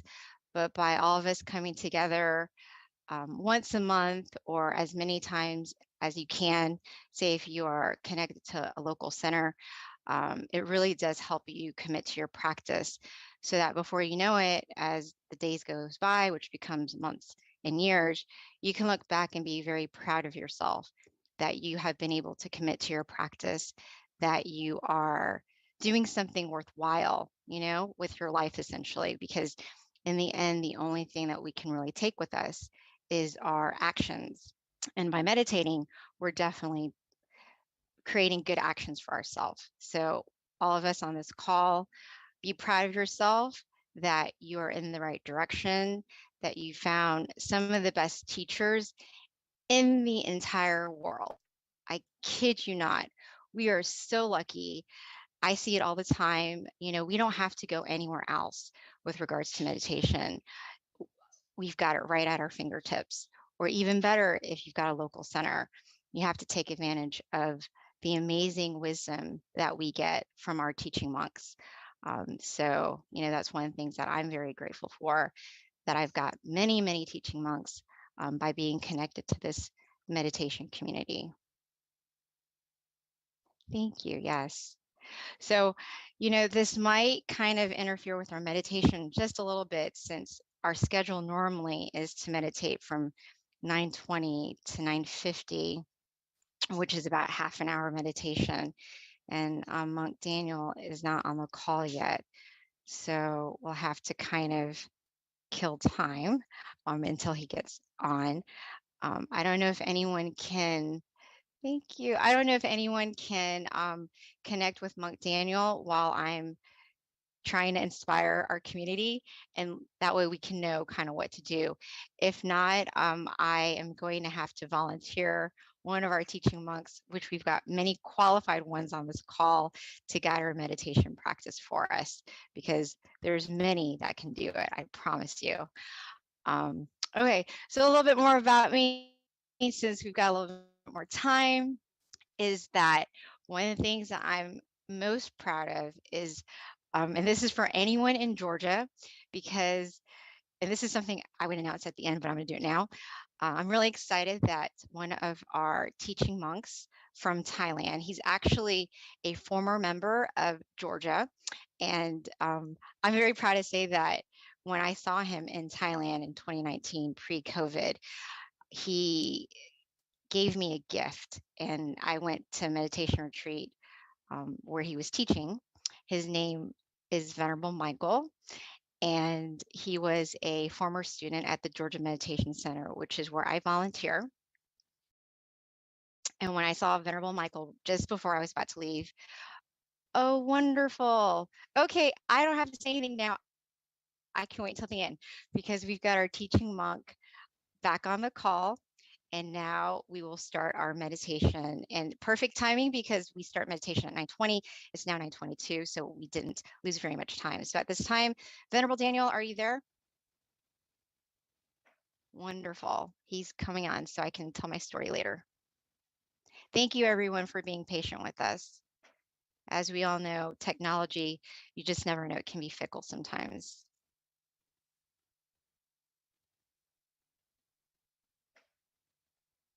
Okay, I think Venerable Daniel is on the call. He's just having a little bit of problems unmuting his microphone. Thank you, Quincy.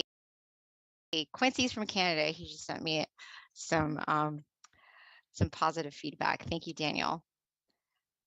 I guess 2 thumbs up for being on the spot, right? These are the things you have to do sometimes. Thank you. Okay, well, Venerable Daniel is joining us. Just give him a couple more minutes. Oh, Deb, I've got all these friends on the call. Thank you, you guys. Thank you. Okay, well, you know what? When Venerable Daniel gets on the call, I will just zip up. But for right now, let me continue, since I was right in the middle of my inspiring talk here.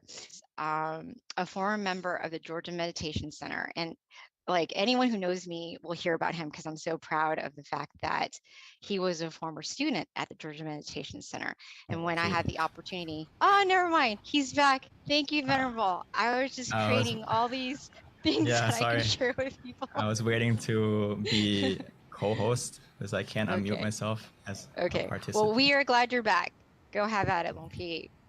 And you guys will hear from me later. Thank you. We left off on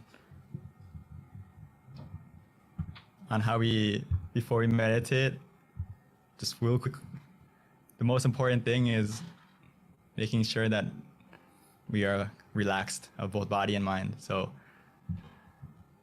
I'll continue later. For now, let's get into the meditation, because we are running out of time a little bit. Sorry for the technical difficulties. the main temple.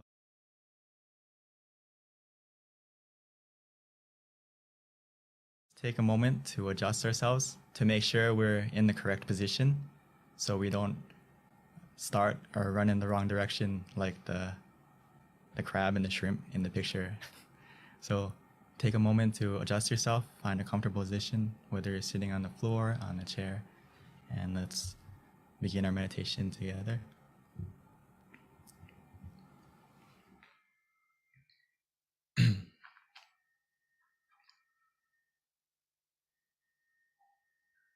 So we should treat every session like it's our first, taking the time to make sure that we are relaxed, that we are comfortable.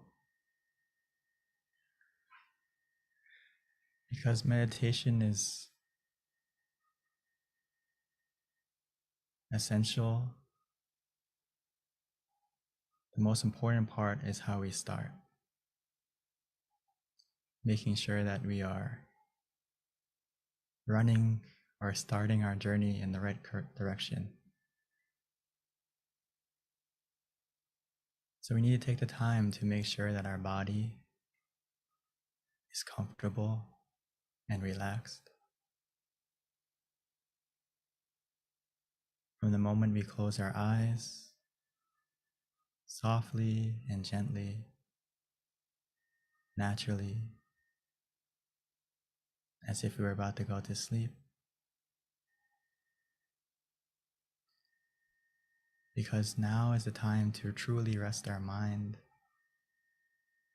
and recharge ourselves, both physically and mentally.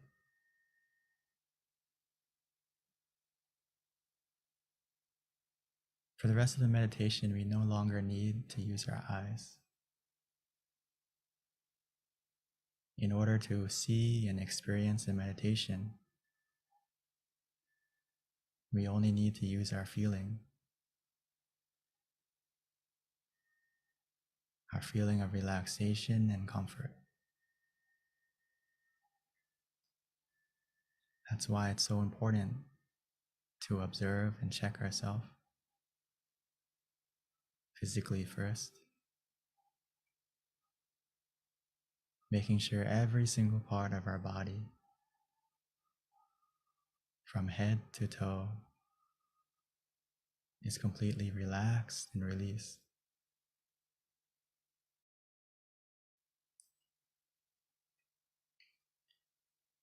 Sometimes the easiest way to do that is just to take a deep breath a few times, breathing in slowly and gently and deeply, feeling the cool and relaxing air, the calmness as it fills our body up with relaxation.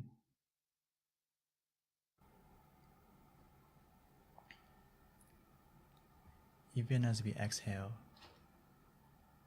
allowing that calm and comfort, that same relaxation to come out as all the tension and tightness in our body melts away. Within us, we feel relaxed, and all around us, we feel comfort, feel safe.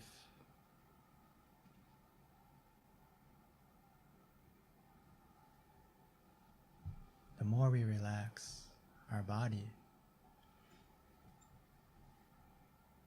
we may begin to feel that our body is becoming more light, more weightless.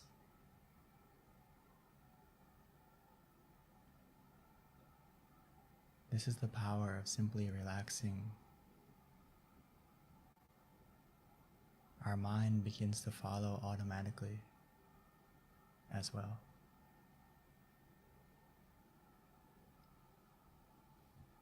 Our journey to find our inner happiness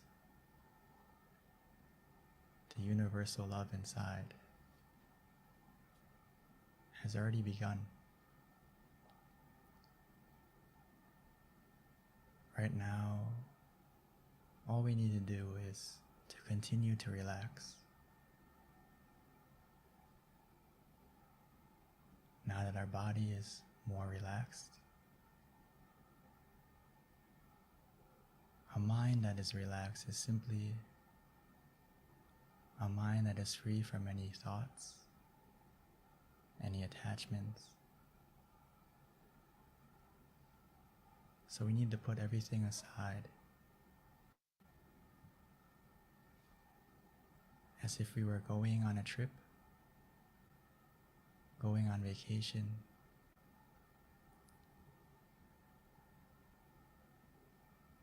We can put our mind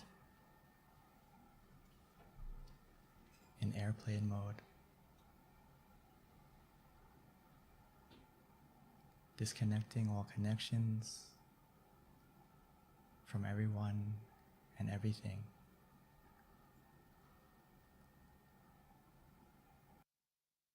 This journey inside, we don't need any baggage. All we need is ourselves. Right now, it's a time to love ourselves, to make sure that our mind is in the right place, to make sure that our mind is positive, clear, and bright.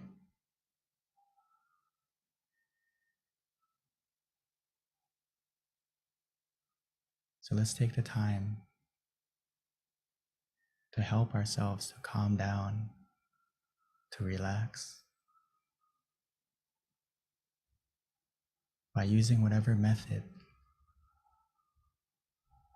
that is easiest for us to use, whether it's to repeat the mantra in our mind softly and gently. Samma arahang,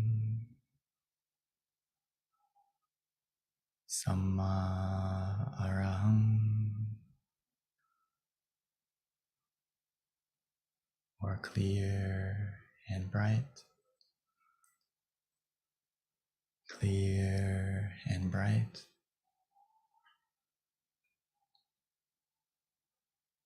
Using the mantra like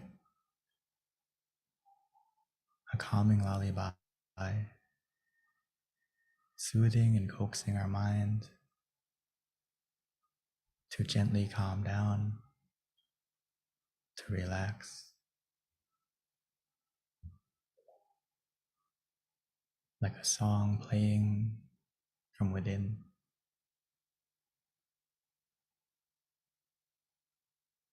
Or some of us may find it easier to just visualize an image, the full moon, like tonight.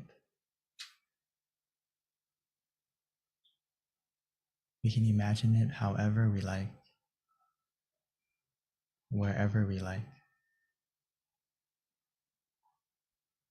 shining inside us, in front of us, however big, however small, as long as we feel relaxed and comfortable. Don't worry about the clarity. The more we relax, the more we follow that feeling. Everything we see and experience will change automatically.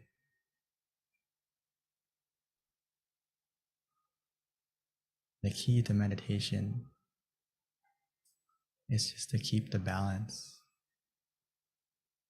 to be calm, to be conscious, to be mindful and relaxed together.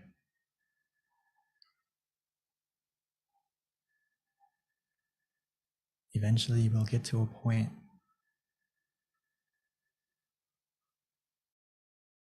where we don't want to visualize, we don't want to use the mantra. We just want to do nothing. Let it be. Follow that feeling. Trust in yourself. You know what makes you feel relaxed. When we get to that point, just let go. Do nothing. And just be content. Through that contentment, the relaxation will continue to grow.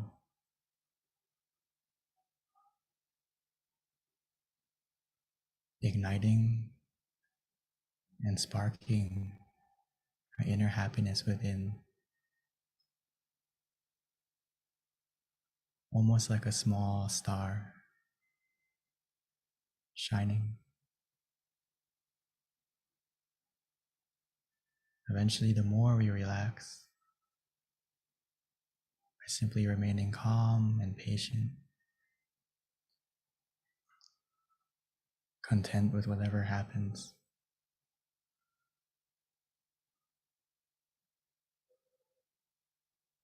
that inner happiness will begin to grow and expand, shining from within.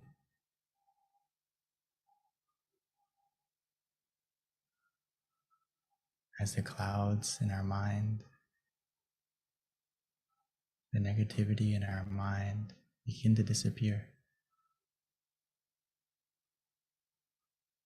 revealing a happiness, a brightness, a love that has always been within us, waiting for us to look within.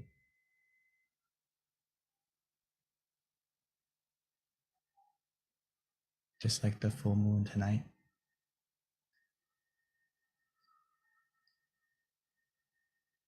Sometimes we just need to wait and let the clouds pass by. Eventually, no matter where you are, who you are, everyone will be able to see the full moon in the sky.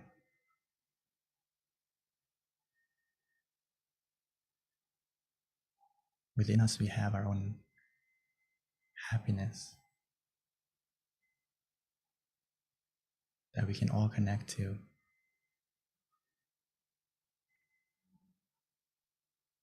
We all have a point of peace, a place that is filled with happiness, and most importantly, a universal love that is pure, that is positive.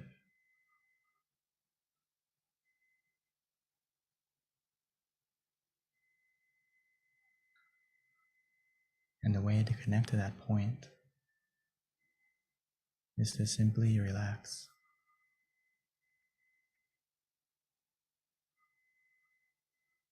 Allowing our mind gently and naturally to go to that place, which it will. All we need to do is guide it by staying relaxed, staying content.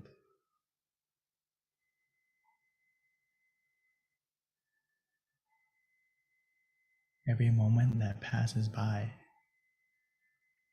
every second where we feel relaxed,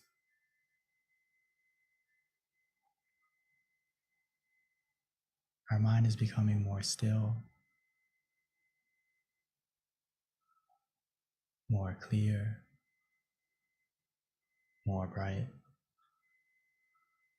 more positive.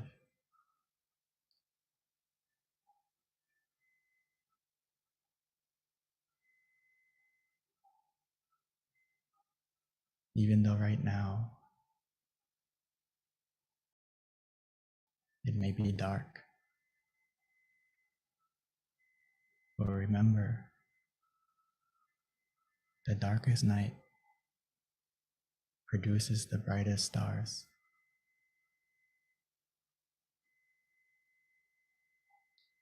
All we need to do is wait, patiently, contently.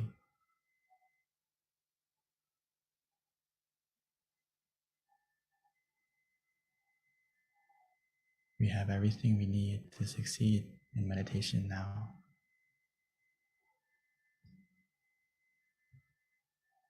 The key is already in your hands,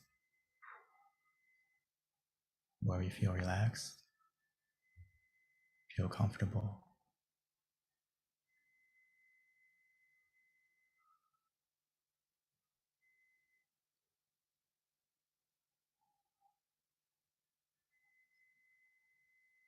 So let's continue to enjoy the meditation together, allowing this relaxation to take us to connect to our inner happiness, where we can truly love ourselves, filling our mind with positivity and allowing it to shine from within us.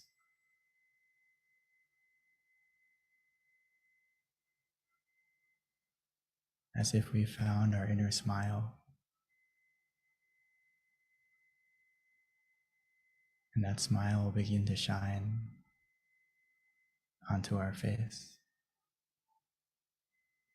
and spread out from within us automatically.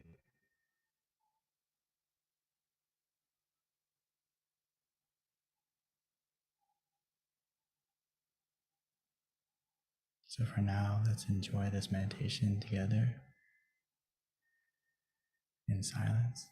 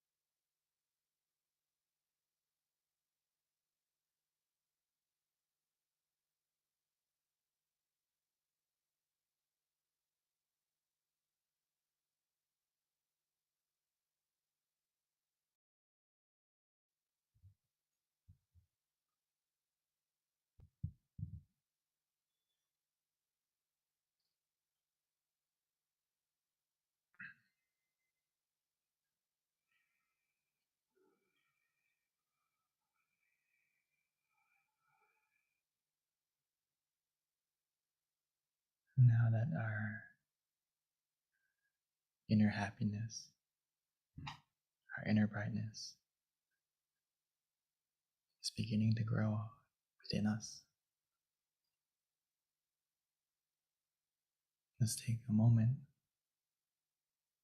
to light our inner happiness on the outside, light our inner brightness from within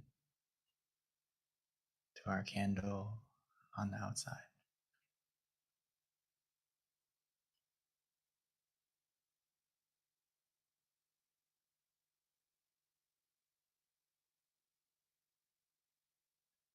Once you've lit the candle on the outside,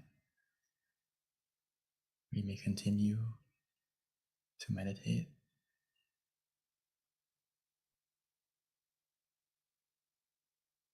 trying to feel and see that inner brightness of the candle, or just simply relaxing, whatever is easiest for us.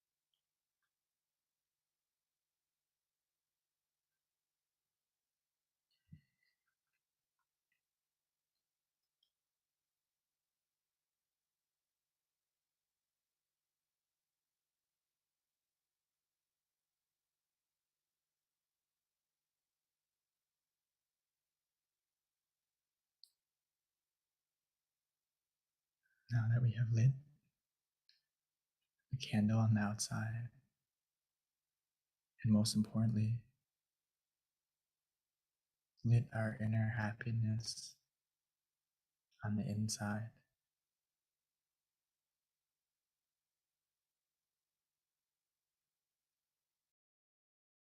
now that our mind is full with more positivity,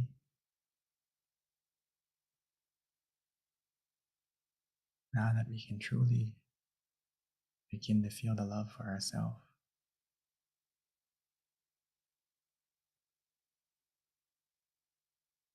it's a good opportunity for us to now share that love, share our positivity,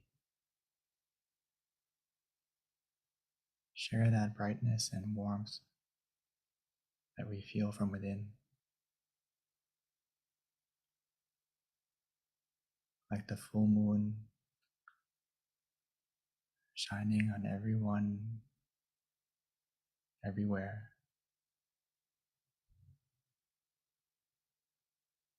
No matter the distance, no matter where they may be,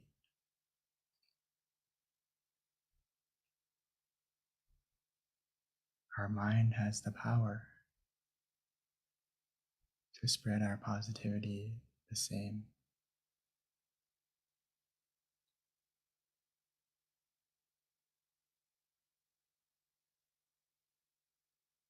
By simply wishing. Because what we think, we can become. Not only for ourselves, but for the people we love. So right now, let's take a moment to spread our love by simply imagining the person or imagining their name, whatever is easiest for us. And wishing for yourself and for them to be healthy, to be happy, to be free from any danger, any sickness.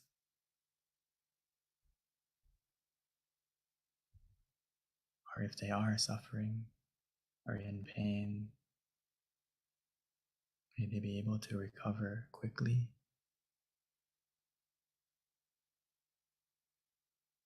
And may our life and the lives of our loved ones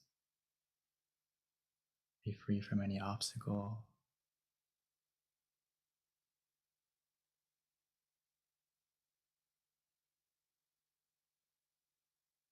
most importantly, may they have the opportunity to also meditate, to find their own inner happiness, their own inner peace, that universal love that's within us, within everyone.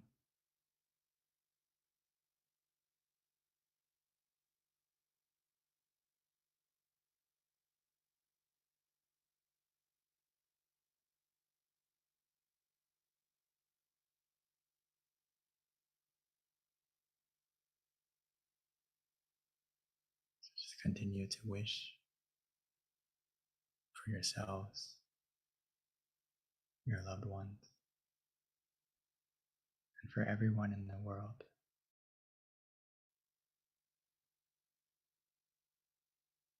Allowing our positivity and our brightness to shine from within.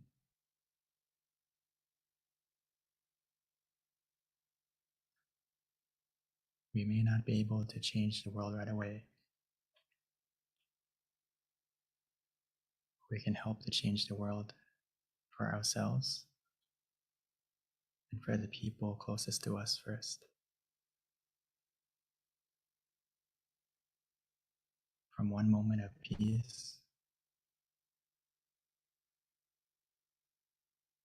That one moment has the power.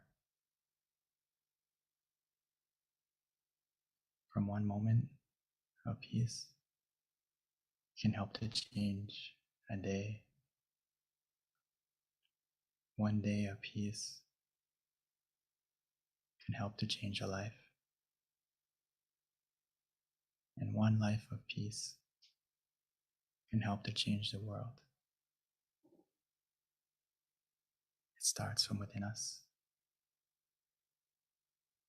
and spreads out like a universal, pure love.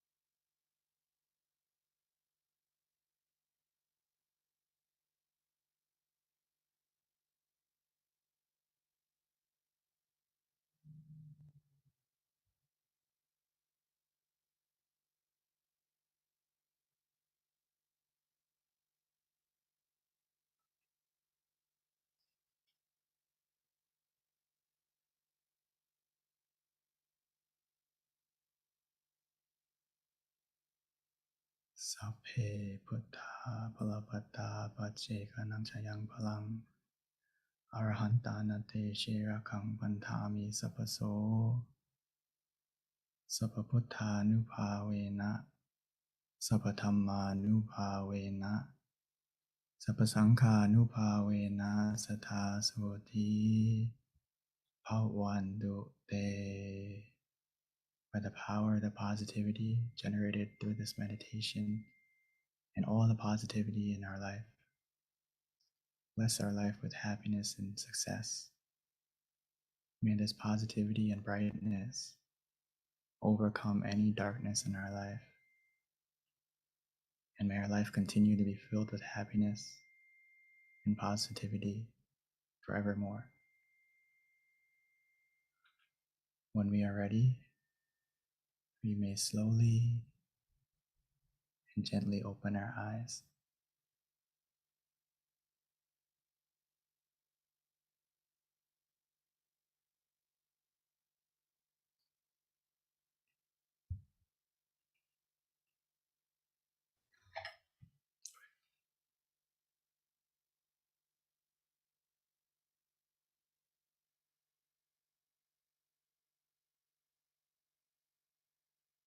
Thank you, Venerable Daniel. So that wraps up our meditation session. Before we transition over to the Q&A, if we can quickly ask for everyone to turn on their camera briefly so that we can all see your bright, happy faces for just a few moments. And then we will visually connect and then take just a couple of pictures before the announcement and then Q&A with Monk Daniel.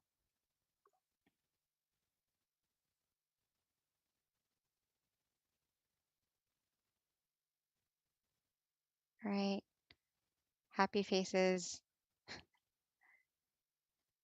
Again, if you can turn on your camera, bright, happy faces for just a few moments.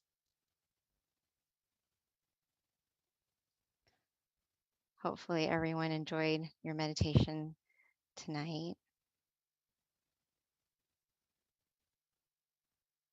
Wonderful.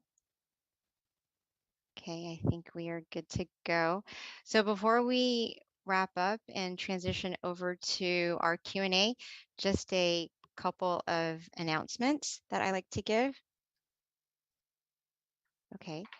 So our next full moon meditation is going to be on March 18th. So everyone, please mark this on your calendar. Again, our next meditation full moon session is going to be on March 18th. Again, depending on where you're at, if you're in the US, it's going to be 6 o'clock PST, 7 o'clock MST, 8 CST, and then 9 p.m. Eastern Standard Time.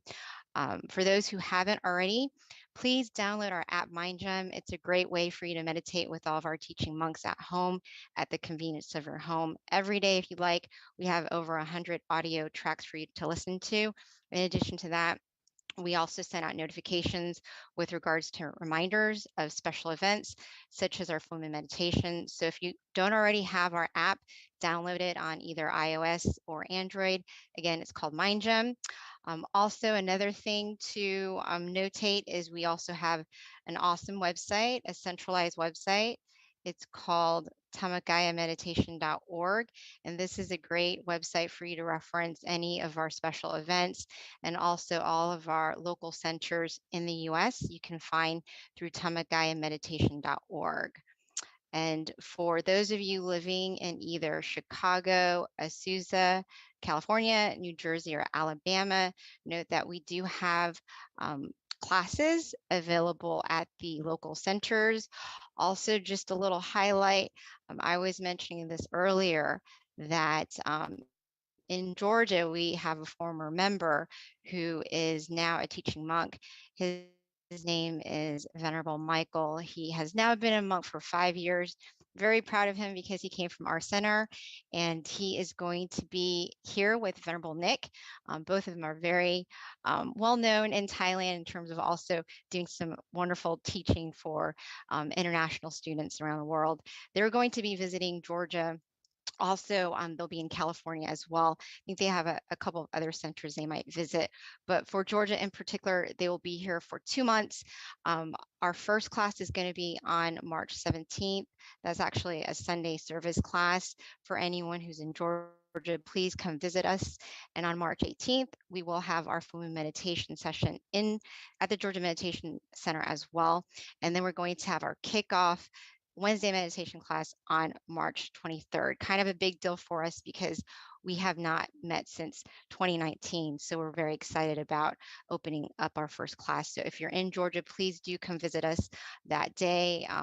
Check out our website, meditationscircle.org, for information as well. So at this time, that pretty much sums up our announcements. We are going to turn it back over to our teaching monk, Daniel, for Q&A. So let's transition back to our teaching monk. Okay. I'm just reading everyone's comments. Oh, great. Thank you so much. Hopefully you had a good meditation. If anyone could please share in chat, that would be wonderful as well. And if you have any questions, or please send in the chat and I will help to answer any questions you may have about meditation or about your experience or whatever it may be. Yeah, so Venerable, as looks we're like we waiting. do have a question. Okay. Yeah, Venerable, looks like we do have a question. Yeah, we've got a question. A hand is raised. So if you can introduce Okay. yourself when we spotlight you. I don't know where he went. But yes, so you guys, this is a great time to ask any questions you might have to our teaching monk, Daniel. You can either ask via chat or you can raise your hand and we can bring you onto the spotlight so that you can ask your questions to our teaching monk tonight. So Venerable, while we are waiting for questions, can you not summarize, but can you repeat? This is like such a great, I like to collect quotes, obviously, but I really like the end of your guided meditation when you were talking about how a moment of peace and you kind of like progressed it to changing the world. I thought that was so beautiful. Could you repeat that? I'd like to write it down. Okay. So basically, sometimes before I talked about the quote, but I just want to emphasize that some people overlook that one moment of where our mind stops. And some people, especially people who meditated often, we tend to think that one moment where our mind stops or that one moment of peace is maybe not as amazing as it is. But actually, if we think about it, our whole life, we never stopped our mind. So just one moment of where your mind stops is amazing in itself. And that moment when your mind stops, that moment of peace, is a moment when your mind is free from any negativity, whether it's greed, anger, delusion, ignorance, whatever it may be. It stops and it's replaced by positivity and peace. So that's why I said that one moment of peace can help to change a day. One day of peace can help to change a life. One life of peace can help to change the world. And this idea basically comes from Luang Por. Actually, not basically, it comes from Luang Por. Because Luang Por said world peace through inner peace. And it's not just a pretty phrase, it's actually true. It can come true starting from within us. And just like, I remember he once gave us a wonderful mission. Actually, he gave us the mission to spread meditation to the world, right? And some monks asked him, how can we do that? It's such a big project. And he said, you start from one person and create an inner peace family. And the inner peace family will spread to the next family, next family, next family. So it starts from one and slowly expands. So hopefully we can get the idea. But that one moment of where your mind stops is enough for you to unlock many profound things in meditation. So please don't overlook that one moment. And be proud of yourself if you got that one moment. So I think, Pete, I did you get that's it? so powerful. Yeah. No, I just feel like it's just so powerful. Like when you really break down that, that advice, essentially, how, that one moment and you are that one seed, and how we can all really help the world. When we're talking about universal love, it's definitely very relevant. Exactly. And And Lisa that said, one world moment, peace through inner peace. yeah, Lisa. that's Luang Por's famous quote, and it's actually very possible. There's so many people who talk about peace, and I think that if more people focus on changing themselves first, that world peace that seems so impossible can happen. But it starts from everyone putting in the effort to change the things that they can change, which is change themselves first, right? We can't change the environment right away. We can't change policies right away, but we can change ourselves first and change the people. Mm-hmm. We can't change people, but we can change ourselves first. We can change people eventually, but it's harder than changing ourselves. Right. So it's a collective effort. Right. So I think someone said, I saw your slide about shrimp and crab. Could you share it with us briefly, please?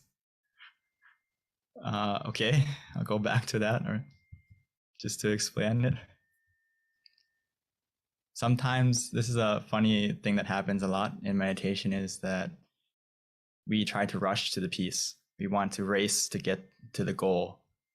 And if we rush, sometimes we run in the wrong direction, just like the crab and the shrimp.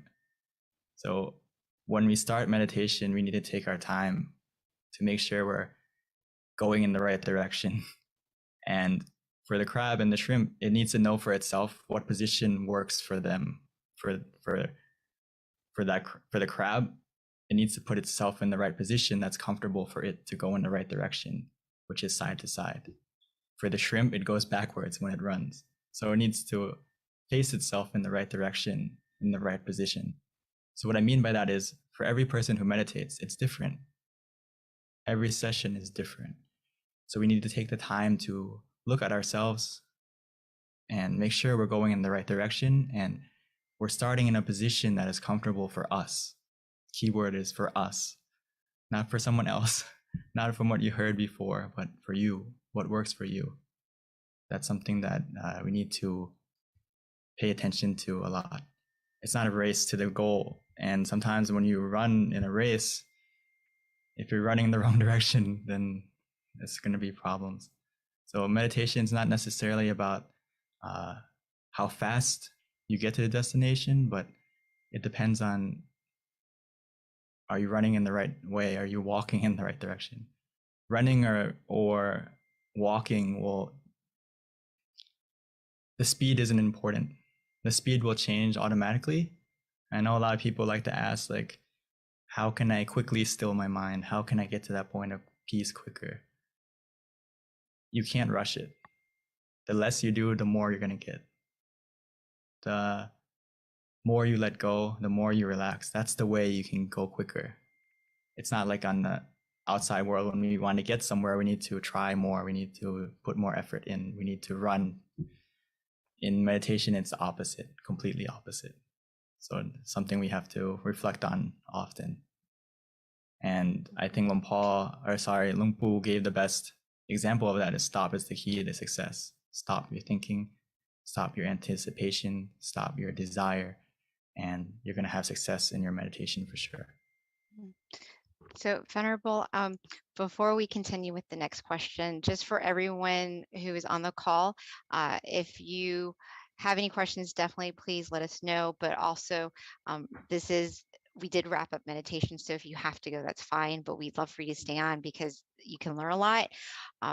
So there is a question that came through, Venerable. It's from Deb, and her question is, what would be a good way to help someone who does not meditate but wants to have less anxiety and more peace? Sorry, one more time. There was a little bit of lag on our So this side. question is from Deb. Oh, that's fine. Her question is, what would be a good way to help someone who does not meditate but wants to have less anxiety and wants to also have peace, but they don't meditate? I think that's a very good question. Thank you, Deb. Great question. Ideally, trying to invite them to come and meditate. Because anxiety and a lot of these problems that we have in society now, it comes from we don't know how to take care of our minds. We don't know how to calm our minds down. So as a friend or as someone that you care for them, we need to try to invite them to come and meditate for themselves. That's the best way, because Luang Por would say, like, we can't, the only way for someone to be full, right, is for them to eat for themselves. You can't eat the burger for them or whatever it may be, right? You need them to sit down and meditate for themselves to cure their anxiety, which is extremely possible if they come and meditate. And I know some people maybe it may be hard to invite in the beginning. So that's why we need to be example for them. If they see you meditating often and they see the change in you, they're going to want to be influenced to want to come and meditate more. So myself included, before, my mom was one of those people who helped me to be interested in meditation, because she was an example for me. I always saw her meditating. I always saw her inviting me. And in the beginning, sometimes I resisted. I was like, I don't want to go. It doesn't seem fun or something like that. But when I saw how calm my mom was, how peaceful she was, how positive she was, it kind of made me question and want to try meditation for myself. So hopefully that gives you an idea. So please try to invite them to come next time, maybe next session, next full moon. Sure. Thank you, Venerable. So Venerable, here's another comment question, but it's from Ravint. And he says, sometimes when I meditate, I try to think about nothing, but it's really hard. He tries to clear his mind. So maybe, how can we help with, or any advice or guidance in terms of how to help clear his mind? I know we've got the tools, but it's not always, even with the tools, sometimes our minds are distracted. I think that's a wonderful question, and I'm sure everyone here deals with this, even myself. I'm sure everyone here in the call, in Zoom right now, has had a moment of where you meditate and it's hard to clear your mind. The first thing is, please don't be frustrated with yourself, because it's completely normal for it to be difficult in the beginning to clear your mind, especially if we don't meditate often, or even though we meditate often, but sometimes throughout the day, if we don't look after our mind, and many things come into our mind consciously and subconsciously. Everything we see, everything we feel, everything we experience, it all gets absorbed by our mind. So it may be hard to think nothing in the beginning. So a key concept I want everyone to start to understand more is meditation is a balance between doing nothing and doing something. So again, it's a balance between doing nothing and doing something. What I mean by that is to get to the nothing and doing nothing, to stop thinking. In the beginning, we need to do something. And what I mean by that is we need to use the tools that we have in our toolbox, whether it's visualization or using the mantra. Don't skip to doing nothing right away, or don't, even though we feel like sometimes I enjoy just to do nothing and relax. But if I know that my day was very busy, my life is very filled with many things in the past, I need something to anchor my mind. I need something to be a companion. I need something to be a shield to help protect my mind from wandering, from not thinking, or for to help to clear.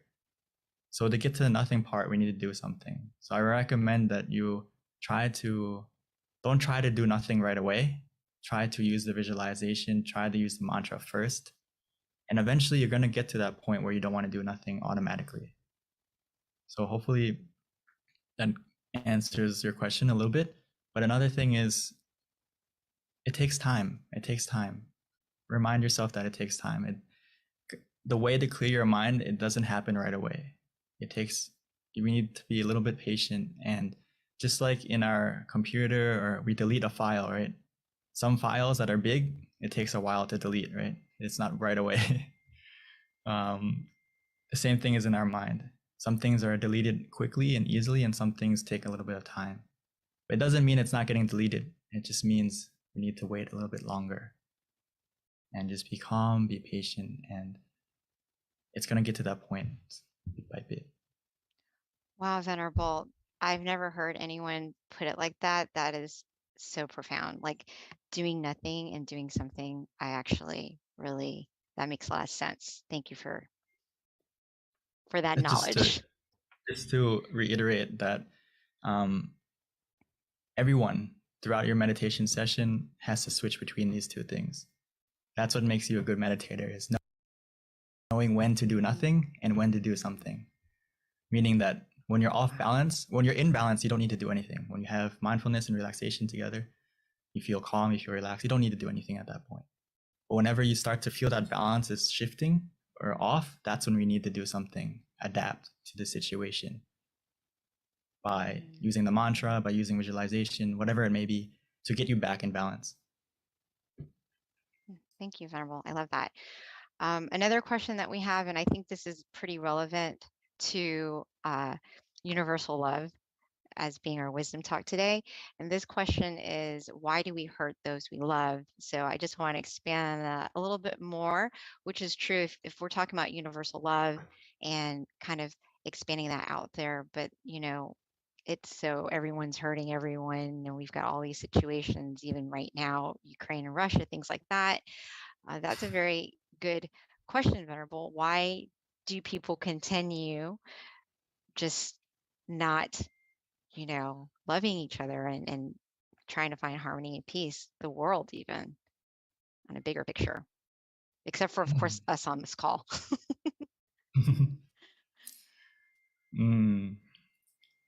That's why Lumpu said stop is the key to success in your life and in meditation. And the problem is we hurt the people we love because our mind gets influenced by the negativity that inherently everyone has what we call defilements, where we have anger, we have greed, we have delusion, we have ignorance, we have all these negative emotions, or we have that switch to be negative inside of us. And the thing with it is, if you think about it, it's like almost everyone in the world is I would say sick with those things, and we need to keep them in check and keep that negativity in our mind that is always there, possibly able to switch. We need to make sure that we keep those negative emotions at bay. which is why we need to stop our mind often. We need to recharge our mind often to connect to those moments of peace more often.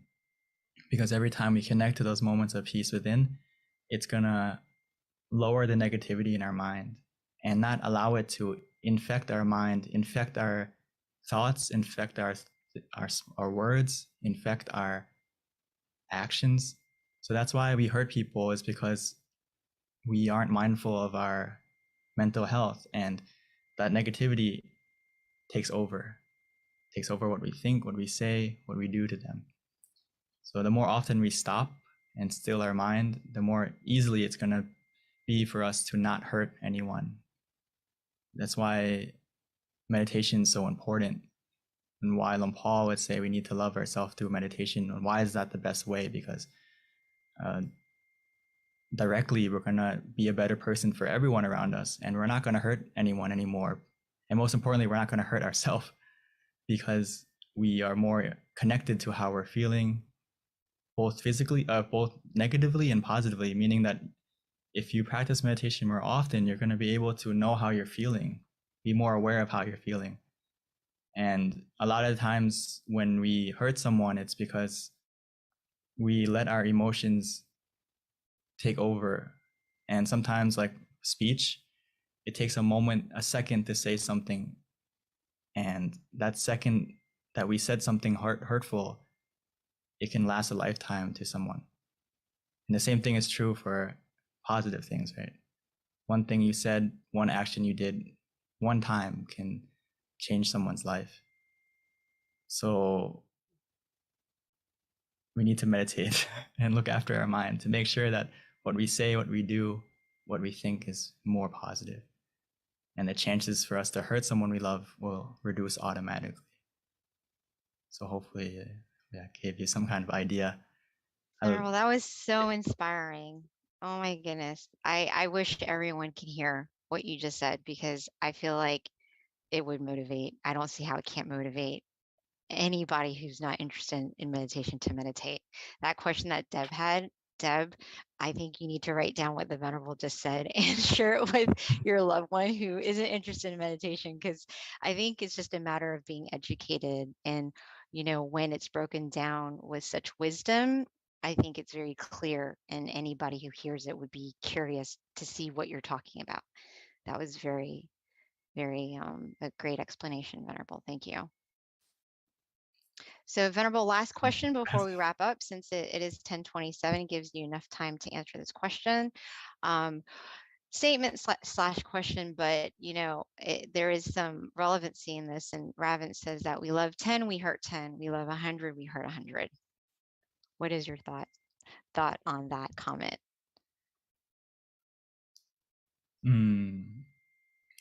I think it connects to the second part where you say, when we love someone, we expect too much from someone.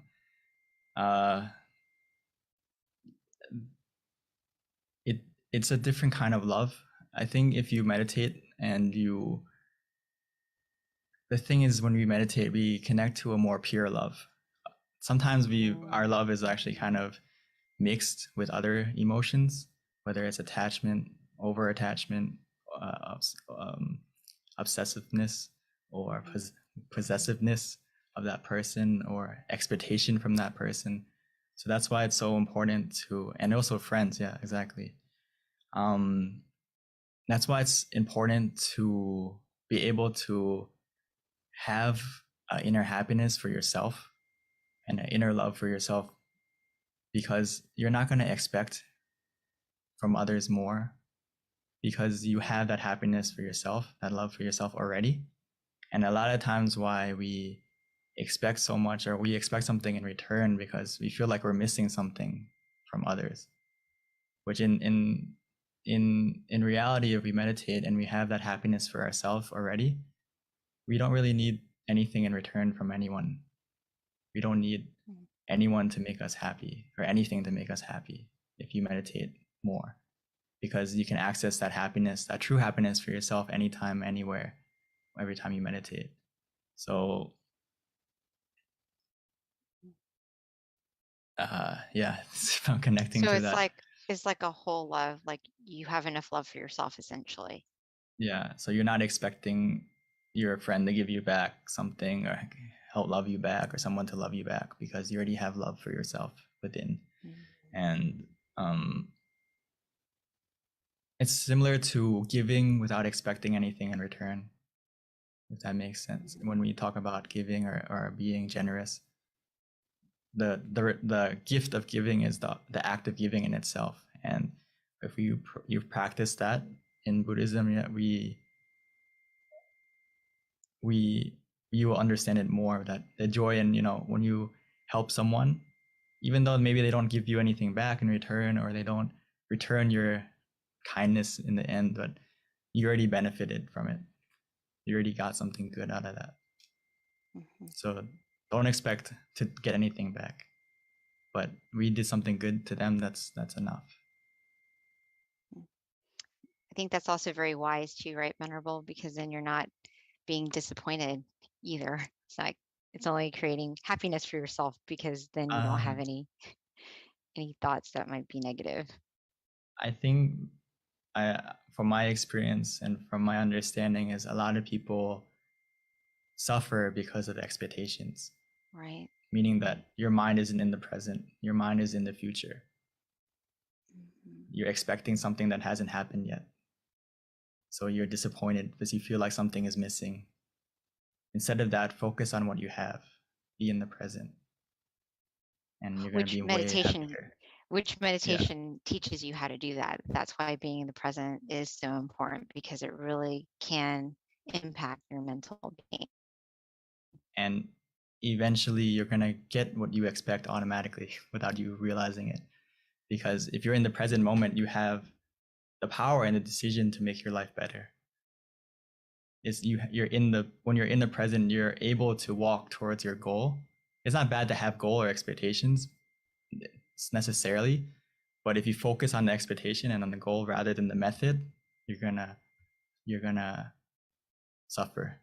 But if you focus on the method and how to get to that goal, you're not gonna suffer. Wow, that is so well put, Venerable. Thank you. I love hearing your wisdom, because it really is so inspiring, Venerable. And you've got so many great comments that I didn't get a chance to read out loud, but they're there in terms of the wisdom that you've taught us today and how many people have enjoyed it. And thank you for sharing it with us tonight. So at this time, everyone, it is 10:30, and this wraps up our meditation session tonight. The Venerable is going to give us a blessing, and we can accept it by putting our palms together. So by the positivity of everyone coming together to meditate tonight, and by your own positivity that you generated by meditating, as well as all the positive deeds you have done in your life that you can remember or that you can remember, may all that positivity, all that pure energy come together within us to cover us, to protect us, to guide us, to be surrounded by positive people, positive situations. May that inner brightness, that inner positivity make our life more clear, more bright, more successful in every way. May all the darkness, all the obstacles in our life disappear and be replaced with opportunities to succeed, to become more happy, both physically and mentally. Most importantly, must we be able to meditate, connect to that inner peace, inner happiness easily and quickly, be healthy and strong of both body and mind forevermore. Sadhu. Thank you for that beautiful blessing, Venerable. Namaste, Venerable. Until we meet again next time. Bye, everyone. Please mark your calendar, March 18th, for our next full moon meditation. Sorry for the technical difficulty problems. Okay, Venerable. It happens. That's why technology is unpredictable. We're just glad that you're able to come back and we didn't lose you again. So thank you, Venerable. Okay. That was an awesome session. See you next time. Namaste.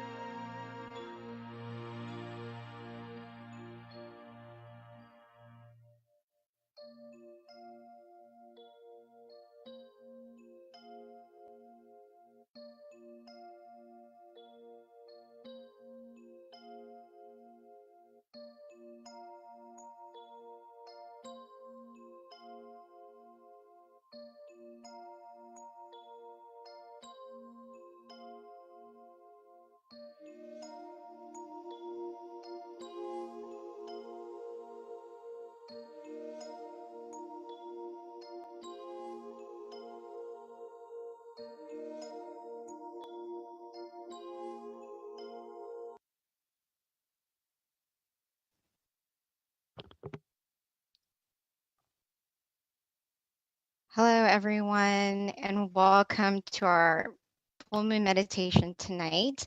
We have a great lineup for you. Our theme is brighten the mind, brighten the world. And with that, I wanted to share a quote because that's normally how we start our full moon meditations. So for those of you who don't know, I normally read out of Paipo, and Paipo stands for peace and peace out. And these are quotes from our abbot, Longpa Tamai Chayo. They're very profound, every single meditation practice. So I picked a quote that I felt that would be appropriate for our theme, which is brighten the mind, brighten the world. And it's called Happy Sun. So the internal sun will arise when our mind is at a standstill. It will be like a bright object shining day and night. The ordinary sun shines half a day, then fades away. But when we attain the internal sun, our life will never be in darkness. Whatever incident we face, though we cannot change it as we wish, we can overcome it as we connect with the happy sun inside. So that is a little inspiration with regards to starting our meditation tonight. So with that, just wanted to introduce our teaching monk. This is going to be Monk Jackie's turn.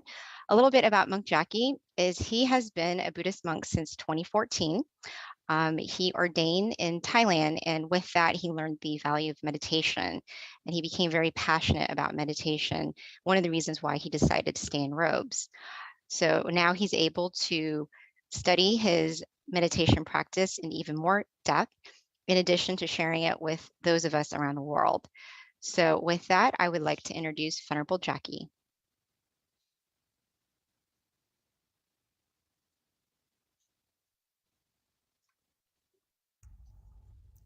Hello. Hi, Venerable. Good evening, everyone. And good morning to all of us as well.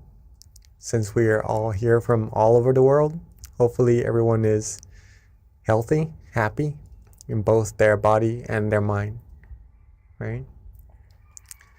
Staying well amidst what's been going on around the world. Okay? It's very nice for us all to take this chance, take this good opportunity to come together, to meditate, to pure our mind, to find true happiness, right? To find that inner sun that PB just talked about from our Longpa's quote, our Longpa's teaching, or in other words, our master's teaching. Right? This inner sun, this inner brightness that shines all the time, I would really much like for everyone to experience this. It is something phenomenal. Even though they're covered. As I'm sure it's all covering a smile. As now Venerable Jackie is already here. We'll get more time to talk after. So let's see what is going on. All right. Yes. So, in order to see the sun, what we have to do is simply be happy, be relaxed. Right? As we continue our meditation, our journey, we'll soon find that there are more things inside of ourselves, inside of our mind, than just true happiness. What Longpa Tamashiyo has just talked about just now in his teaching about the inner sun, and more also to come. That's for us to witness for ourselves, right? If I say that there's that sun inside of all of us, some may have already experienced it and know what it is like, and some may have some feelings of that sun inside, feeling good about it, but still has some thoughts of what that sun actually is, right? We'll be able to find out by coming here together, okay? All right, just a little bit of sharing before we start our meditation, if that's all right with everyone, okay?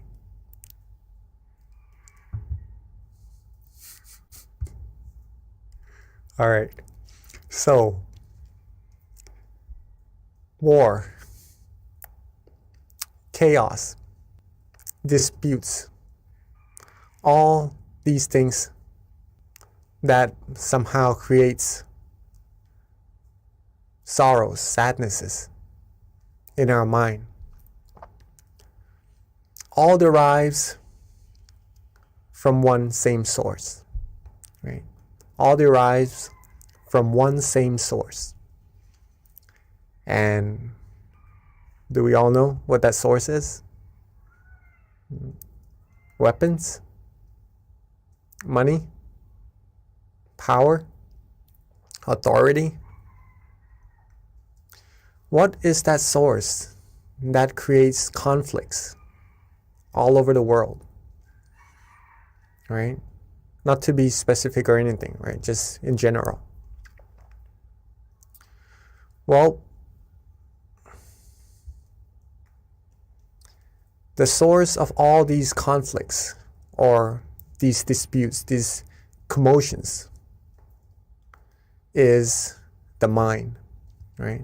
The mind. The mind of human beings that are involved with pretty much the viruses, not on the outside, but on the inside. The viruses that can't really be seen unless we still our mind correctly and go deeper, having that sun and further on. But that's another topic, all right? But just to show you first that these things, these disputes comes from the mind that is involved with some viruses that's already there inside of our mind, right? To name them: anger, right? Delusion, greed. Greed, anger, delusion. The three musketeers that usually creates problems and is already there inside of our mind. But there is a way to deal with them. We'll go into that later on, all right? So these are the causes. These are the causes. And these things usually bring about the feeling of sadness, right? As a result, sorrows as a result, negative feelings to be in general, right? Not what we actually want as humans, or I believe any beings, because all humans seek, what all humans seek, what all beings seek is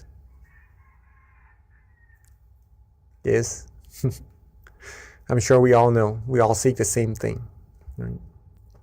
We all seek happiness. We all seek happiness one way or another. We try to find things that makes us happy, right? Things that we know we like, we try to get it. We try to have it for ourselves so that we could feel better. Surround us by people who we like, who we love. Do things that we like, that we enjoy, just to get that feeling of happiness inside of us. Find good food. Find food just to replenish our body, our mind, just to be healthy, just to be able to have the energy to go about doing our things, to feel good, to be happy again. Everything revolves around seeking this happiness, okay? One form or another. Where can happiness actually be sought? Some may find it on the outside, but actually it derives from the exact same place that causes all the conflicts and commotions earlier as well. Happiness comes from our mind, right? Comes from our mind. And that's what we need to take into acknowledgement, into account, that either happiness or sadnesses doesn't really depend on the outside factors. It does play some part, yes, but mainly, it comes from our mind. And whether or not we choose to be happy or we choose to be otherwise, it is completely up to us to choose. Okay, it's completely up to us to choose. A cup half full or half empty. Choose where to look from it. Choose where to be. Okay.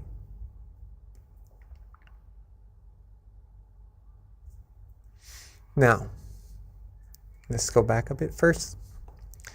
Now that we know that happiness or sadnesses, sorrows, originates from the same place, which is our mind, what can we do to always be happy, right? Because we like that feeling. I'm not sure if anyone likes to be sad, likes to have negativities, but I'm sure no one would, right? I'm sure no one would. What we all seek is positivities in our lives, happiness, good things, right? They all arrive from the mind. Can we control it? Can we control these feelings? Yes, we can. Yes, we can. If we train our mind well, it needs training, right? A mind that is untrained would be more likely to be affected by the outside factors. Thus, these outside factors may sometimes bring positivities into our mind, but sometimes it would take out the happiness from our mind as well. Okay, so training the mind, training this source of happiness within us to always have that feeling of happiness is very, very important. Okay, we can all do it. We can all do it. Right? If we always wanted to be happy, there's a way to do so. That's what I'm implying on this, right? Hopefully this all makes sense and everyone is catching up. How then? How then do we always have happiness? The answer is to practice these two. Okay. Whatever we do in life, wherever we are,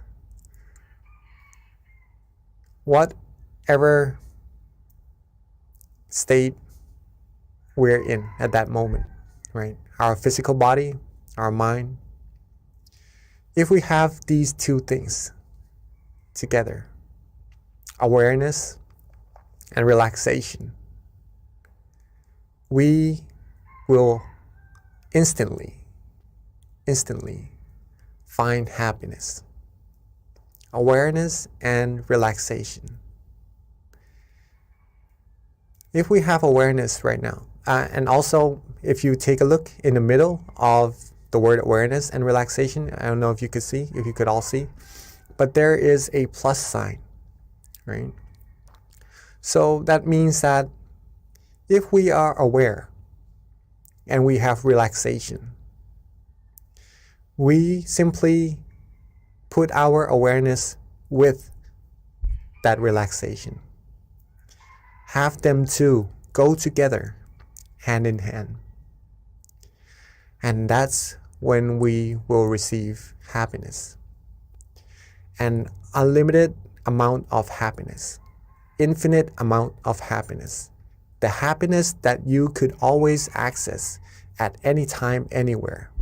Whether you're here on Earth or maybe you have the chance to go out in space, if you have these two things together, awareness and relaxation in your mind, in your body and your mind, right? You see? Relaxation in your body and your mind. You will find happiness. Always. Always. No matter if we are healthy or if we maybe in times of sicknesses, right?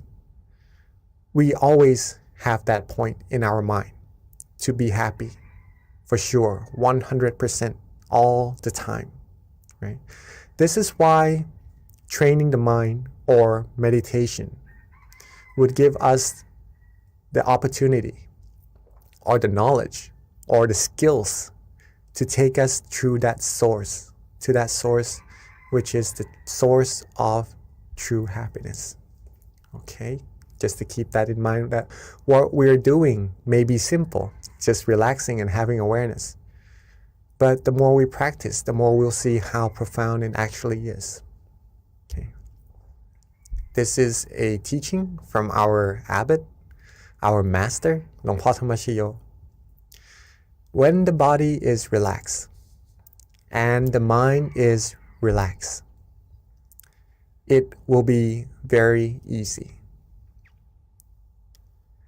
This it means meditation, or finding true happiness, or stilling our mind. It will be very, very easy if you are able to relax your body and relax your mind. That's it. Okay? As simple as that.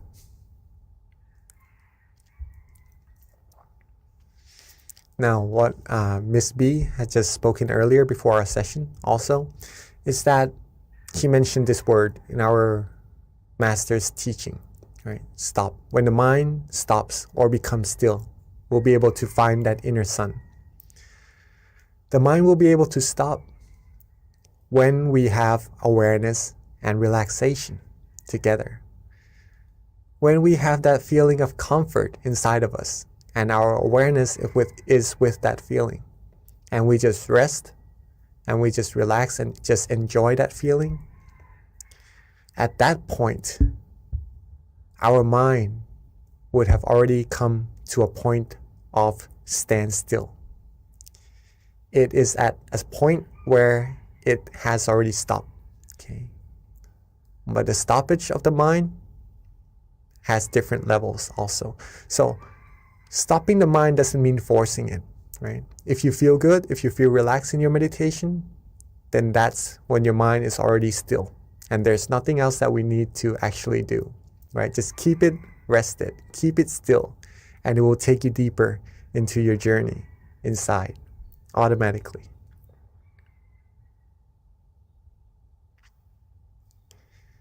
This is a very important sentence from our great master, the one who rediscovered this meditation technique, or rediscovered the middle way, the way to true happiness. He said, stop is the key to success, right? Success in our meditation and success in everything, right? If you want to know what that means, if we have more time, I would be more than happy to explain what it is, right? This is a sentence, a teaching from our great master. Stop is the key to success. If we want world peace, if we want true happiness, if we want to be successful in life about anything, stopping the mind, stilling the mind is the key to success. Okay. Awareness and relaxation in body and mind leads the mind to be still, to stop. And then that stop will bring true happiness and is the key to success. Right?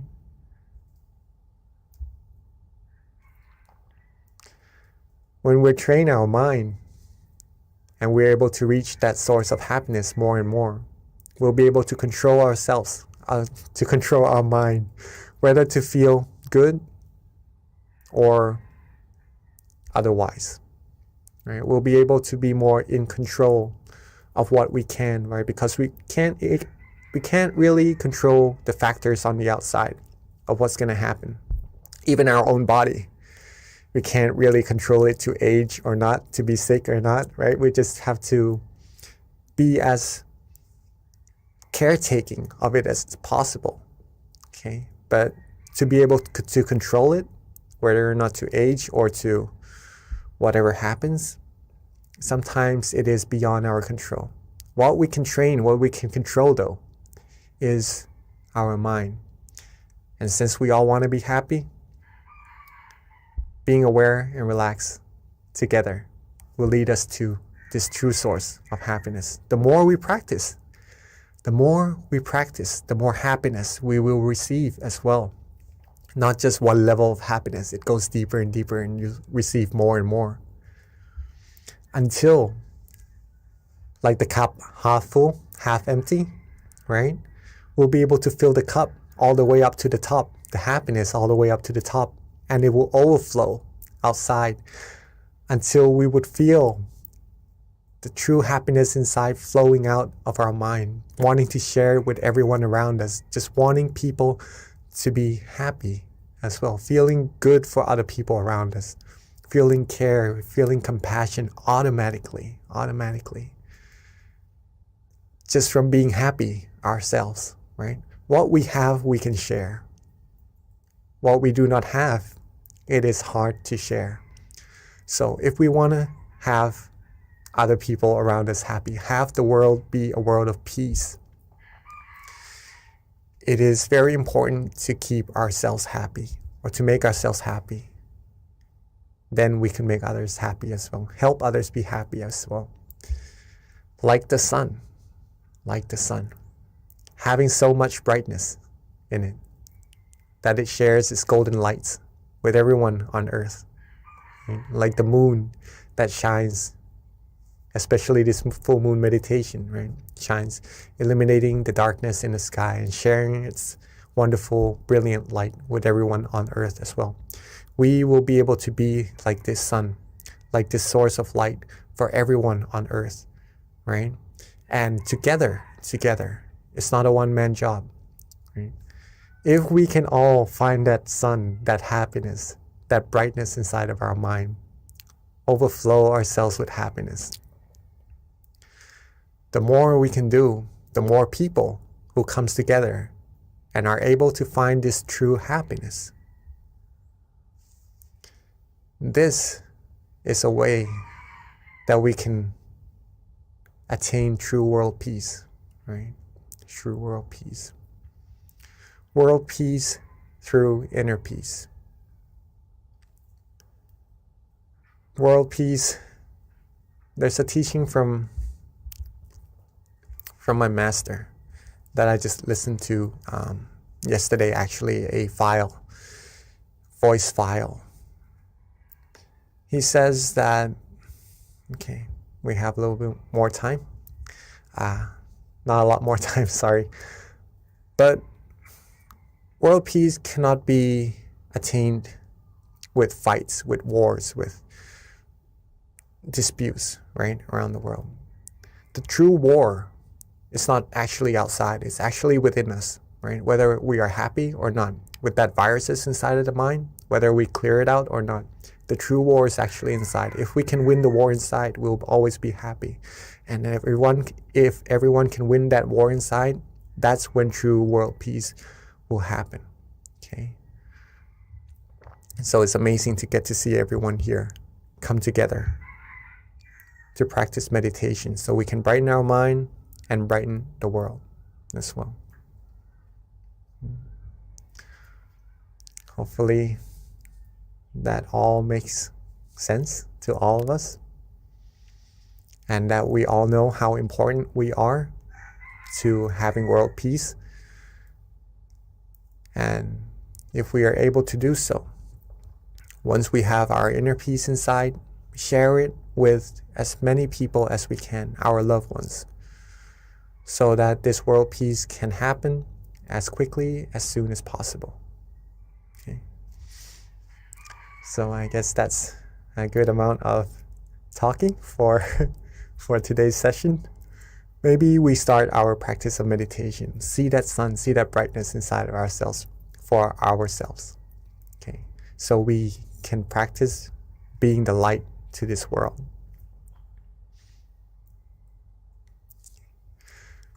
So again, awareness and relaxation, right? Very important. So get yourselves comfortable first in your chair, on the floor, on a cushion, anywhere you're sitting. Be as comfortable as you like. That's very important in meditation. Maybe drink some water, adjust your body. Freshen up a little bit first. Take our time.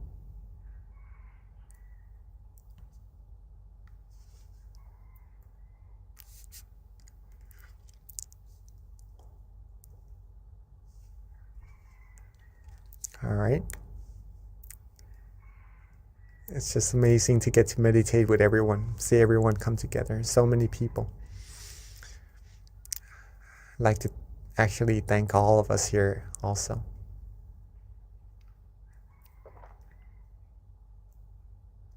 All right, so when we are ready, let's softly and gently close our eyes.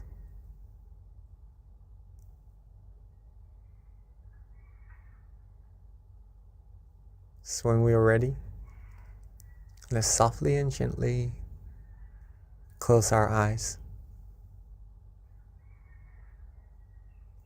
Rest our face, rest our forehead, our ears, our cheeks.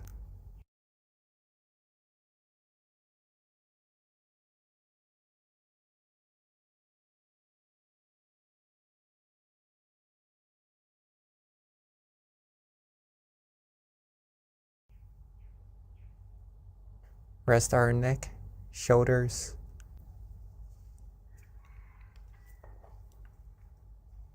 Take our time. There's no need to rush at all. It is simply the time for us to rest and relax. And that's all that it is. Just resting and relaxing, along with being aware.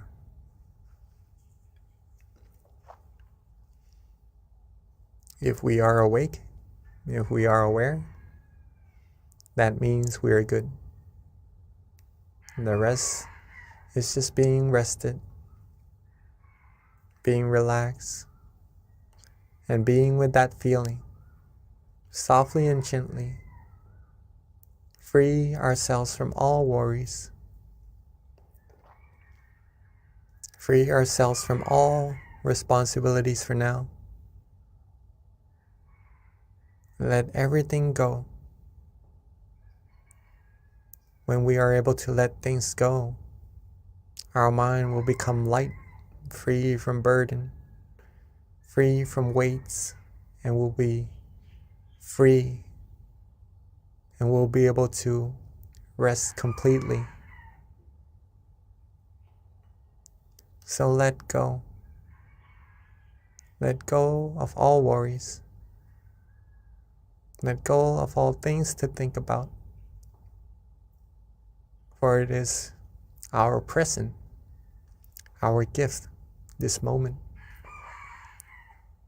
to give ourselves true happiness, to give ourselves the positive energy that we need to go about our lives with, to be successful in life. So let's rest, relax, and just let go. Be calm, be comfortable. Be with that feeling and just enjoy. Enjoy this moment. Enjoy this calm and comfortable feeling inside of all of us.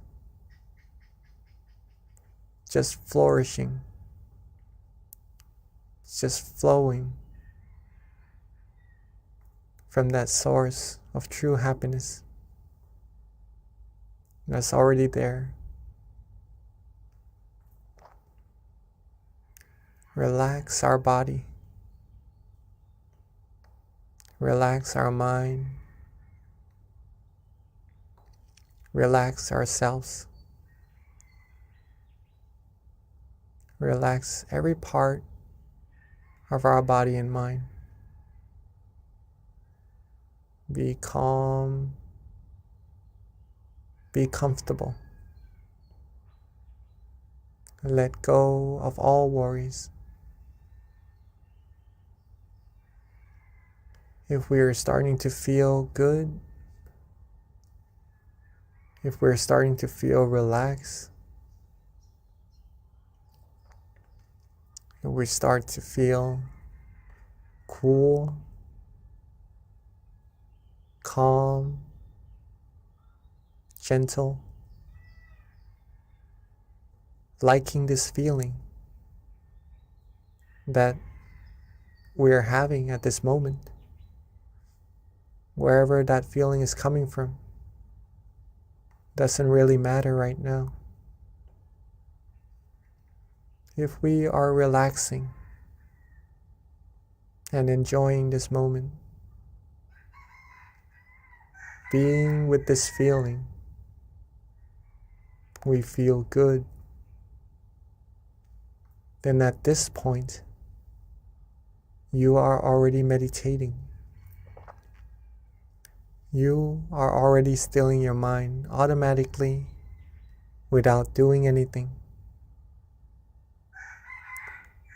The mind has already come to a point of standstill. And at this point of happiness, this point of tranquility, where our mind feels happiness and relaxation, is where the purification of our mind will take place. Gradually, our mind will be cleansed, will become purer and purer. From our mind, reaching out to our speech, reaching out to our actions, we'll be able to have clearer vision, clearer mindset, be able to speak endearing speeches, do positive actions, create good environment around us, have others around us be happy as well, and just attract positivities to our lives automatically by just being relaxed, being calm, being rested, being with that feeling of relaxation within. Some might even start to feel bright,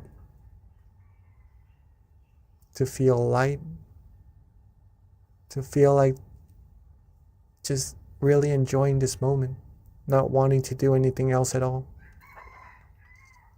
And that is really, really good. All that we need to do is the exact same thing, which is to be relaxed, to rest, to let go. Just let our mind sink to that point, that place of clarity, of true happiness automatically, and to rejuvenate us with that positive energy. If we would like to use an object of visualization,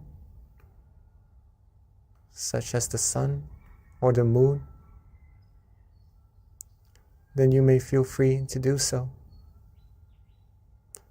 Whatever image that uplifts the mind, that is pure, and you are visualizing it comfortably, then that is also meditating correctly. That will also lead us to the point of true happiness. Or if you would like to use a mantra to coax the mind, to relax the mind, to free the mind from wandering thoughts, then you may feel free to do as well. Recite the mantra relaxingly, calmly, at our own pace. Samma Arahang,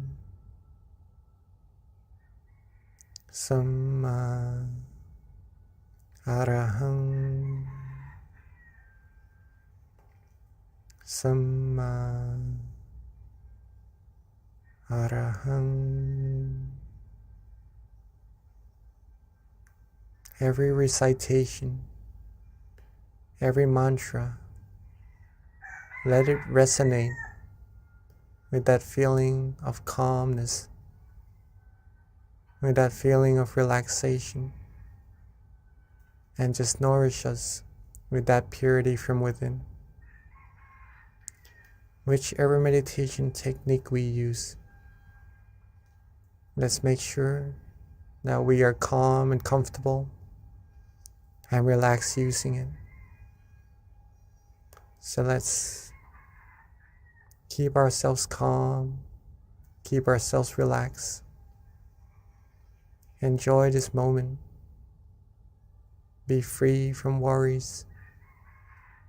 Let's meditate together in silence for this time being.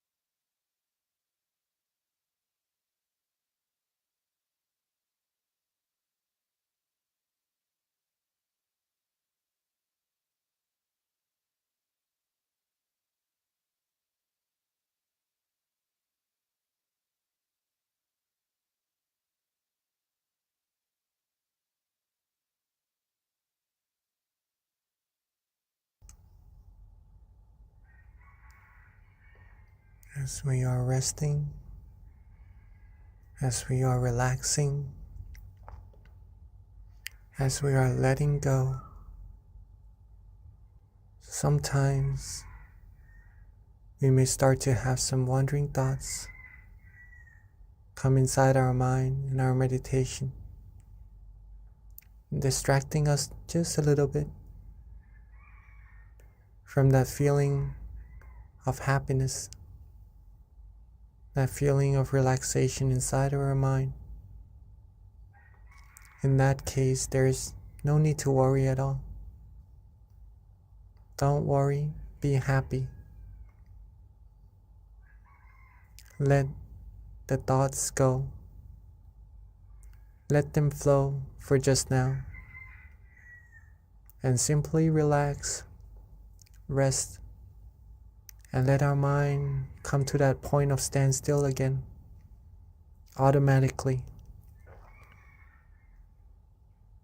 Reset, readjust, and then restart. Relax again, and get back to that point of comfort again.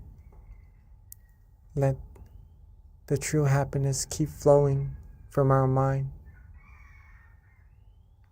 Keep the positivity coming. Keep our mind purifying,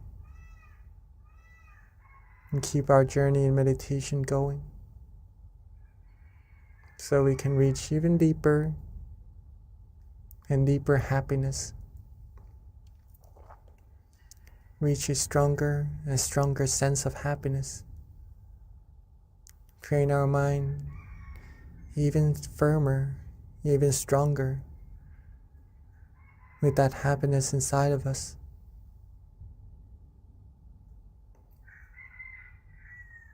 At some point, we may have some tension as well, or some sleepiness. There's no need to worry about that either. Simply let go. Let go of the tension. Let go of that drowsiness. Relax our body and our mind. Come back to being with that feeling of relaxation in ourselves. And we'll be right back on the road, the journey inside, to deeper, stronger happiness as well. So let's keep our mind relaxed, keep ourselves calm, keep ourselves flourish, energized with this positive feeling inside of all of us for a little bit longer.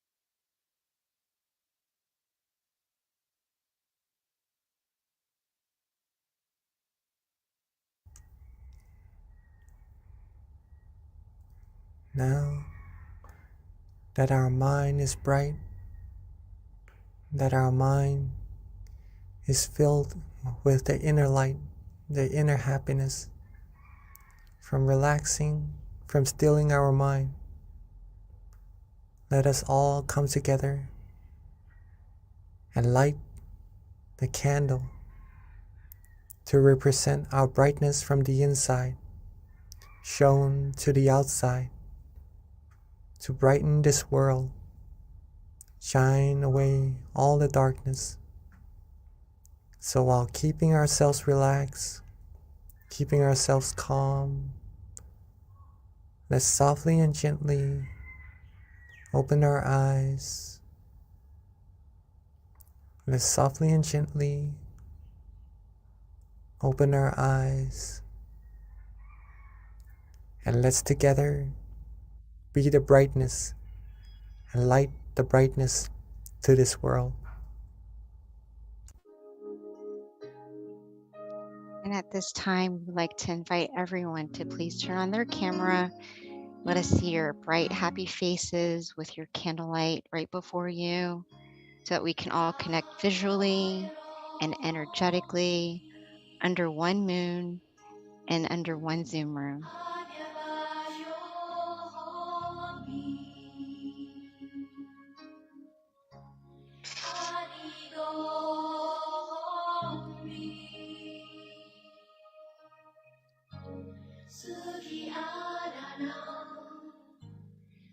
There's my candle. Again, we'd like to invite everyone to please turn on their camera so that we can see your bright, happy faces, connecting visually and energetically, keeping your mind at the center of the body, allowing your mind to radiate with happiness and joy.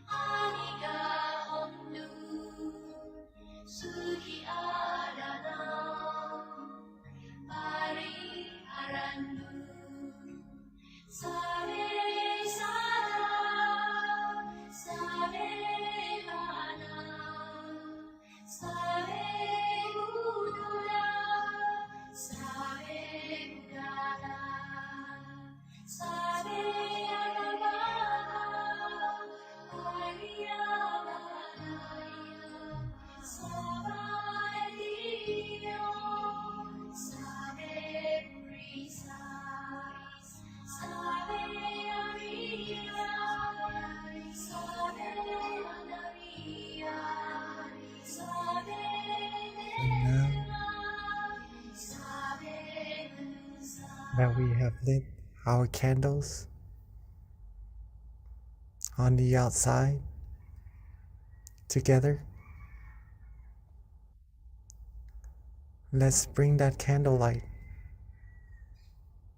closing our eyes softly and gently, back to being relaxed and comfortable in our meditation again. Let's softly and gently close our eyes, rest ourselves, come back to being relaxed and comfortable in our meditation once again. Feel that brightness, and let's bring our candle inside of our mind, at the center of that feeling, shining bright together with the happiness of our mind. And let that brightness be the representative of our true happiness, of our positive energy. Let all of our merit,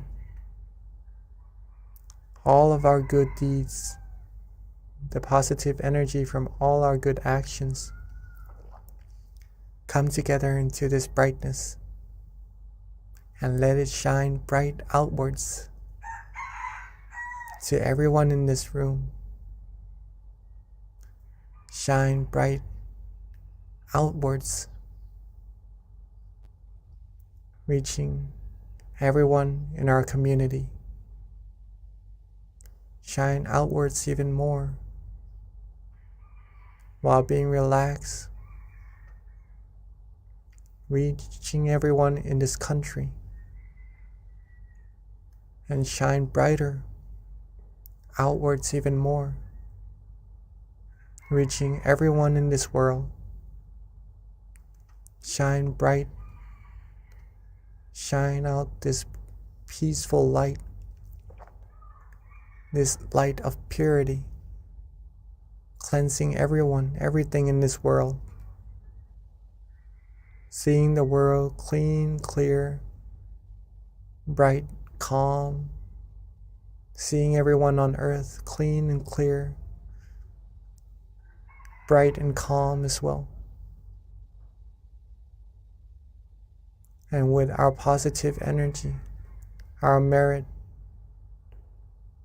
our accumulation of the purity, with this brightness, let this energy be shared to everyone, be shared to everything, wishing for everyone to always be happy, to be able to find true peace, true happiness quickly, be able to be free from all the viruses of the mind, all commotions, all disputes, be free from any kinds of sorrows, sadnesses, be free from any form of negativities. May everyone on earth live a happy life. May everyone on earth be free from dangers, free from harms, free from diseases, free from anything that could try to harm them. May everyone on earth be happy, be healthy, be fulfilled in their good, wholesome wishes, be able to find true peace, true happiness easily, still their mind easily, be able to find that inner peace, inner light easily,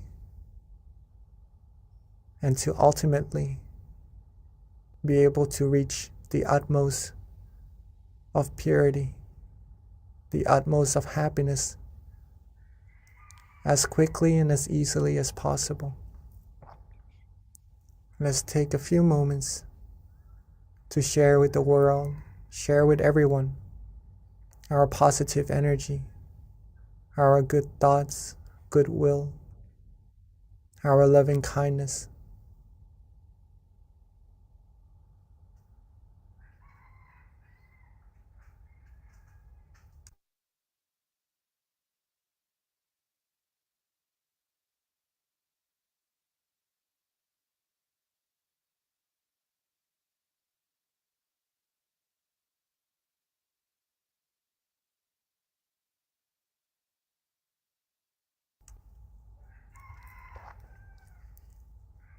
Now that we have shared our loving kindness with all beings together, let's softly and gently relax ourselves, bring our awareness, bring our attention softly and gently back to ourselves.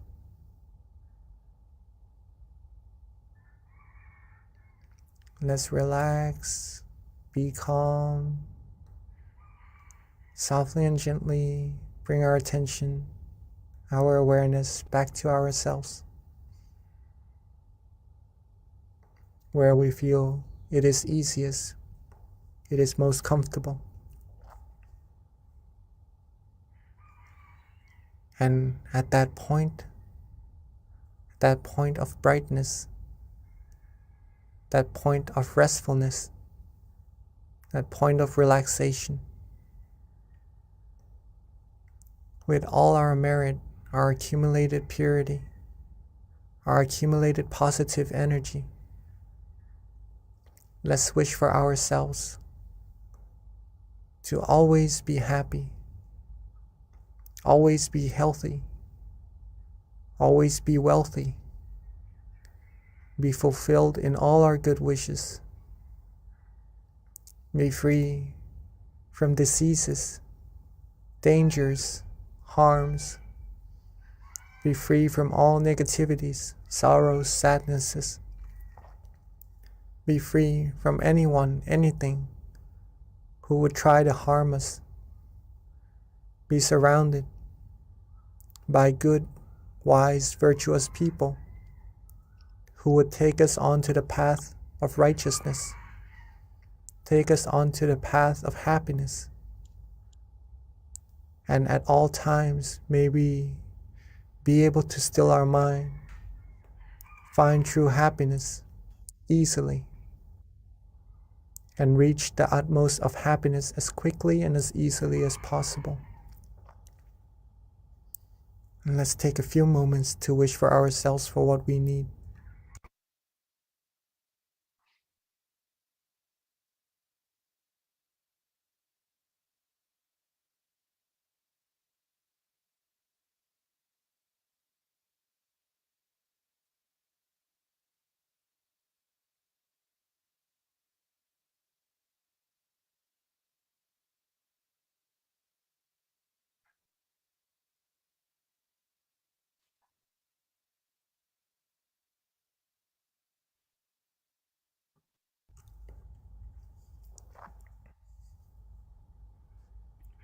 Sapphe Buddha Phalapata Pacheka Nanjayang Phalang Arahanta Nanjate Shena Rakhang Pantami Sapaso Sapaputta Nupavena Sapathamma Nupavena Sapasangha Nupavena Satha Soti Bhavantu Te. Yeah. And then when we are ready, let's maintain our relaxation, our calmness, our feeling of comfort, and to keep this feeling with us as much and as often as possible. When we are ready, let's softly and gently open our eyes. And when we are ready, let's softly and gently open our eyes, for we are now at the end of our session together. Thank you, Venerable Jackie. That was a lovely meditation tonight. So everyone, please note that this does wrap up our meditation session. We do have a Q&A, but before Q&A, which of course we recommend everyone please stay on. You'll learn so much information with the Q&A. We do have a couple of announcements before transitioning over to Q&A. A couple of things to note is please mark your calendar for Saturday, April 16th. It's going to be our next full moon meditation, and the theme is going to be a better you means a better world, and our teaching monk will be Venerable Daniel.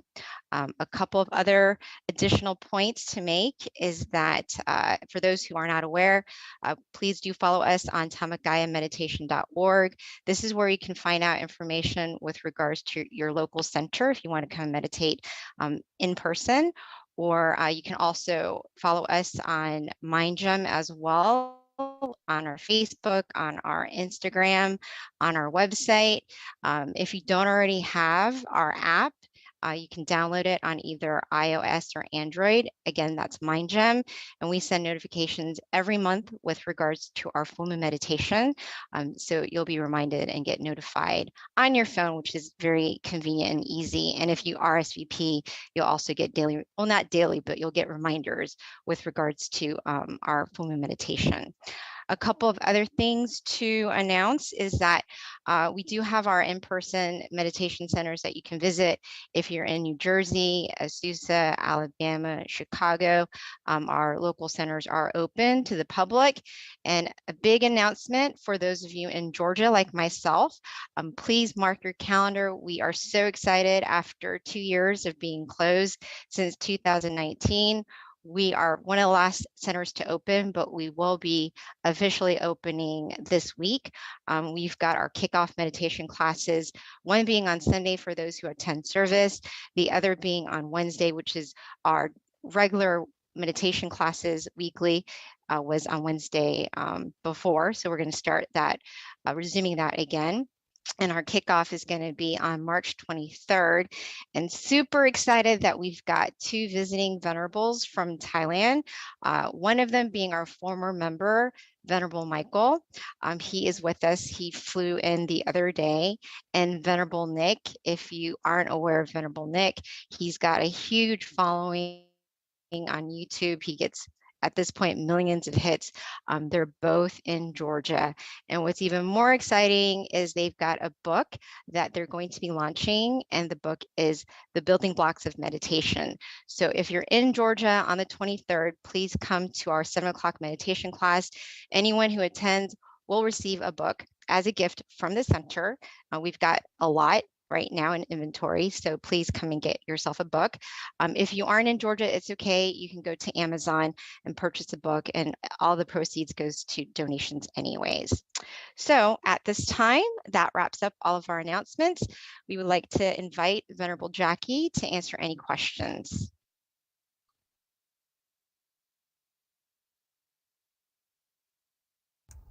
Hello. So Hi, Venerable rejoice. Jackie. Hi. Thank you so much for our MC, Ms. B. Very nice. Beautiful.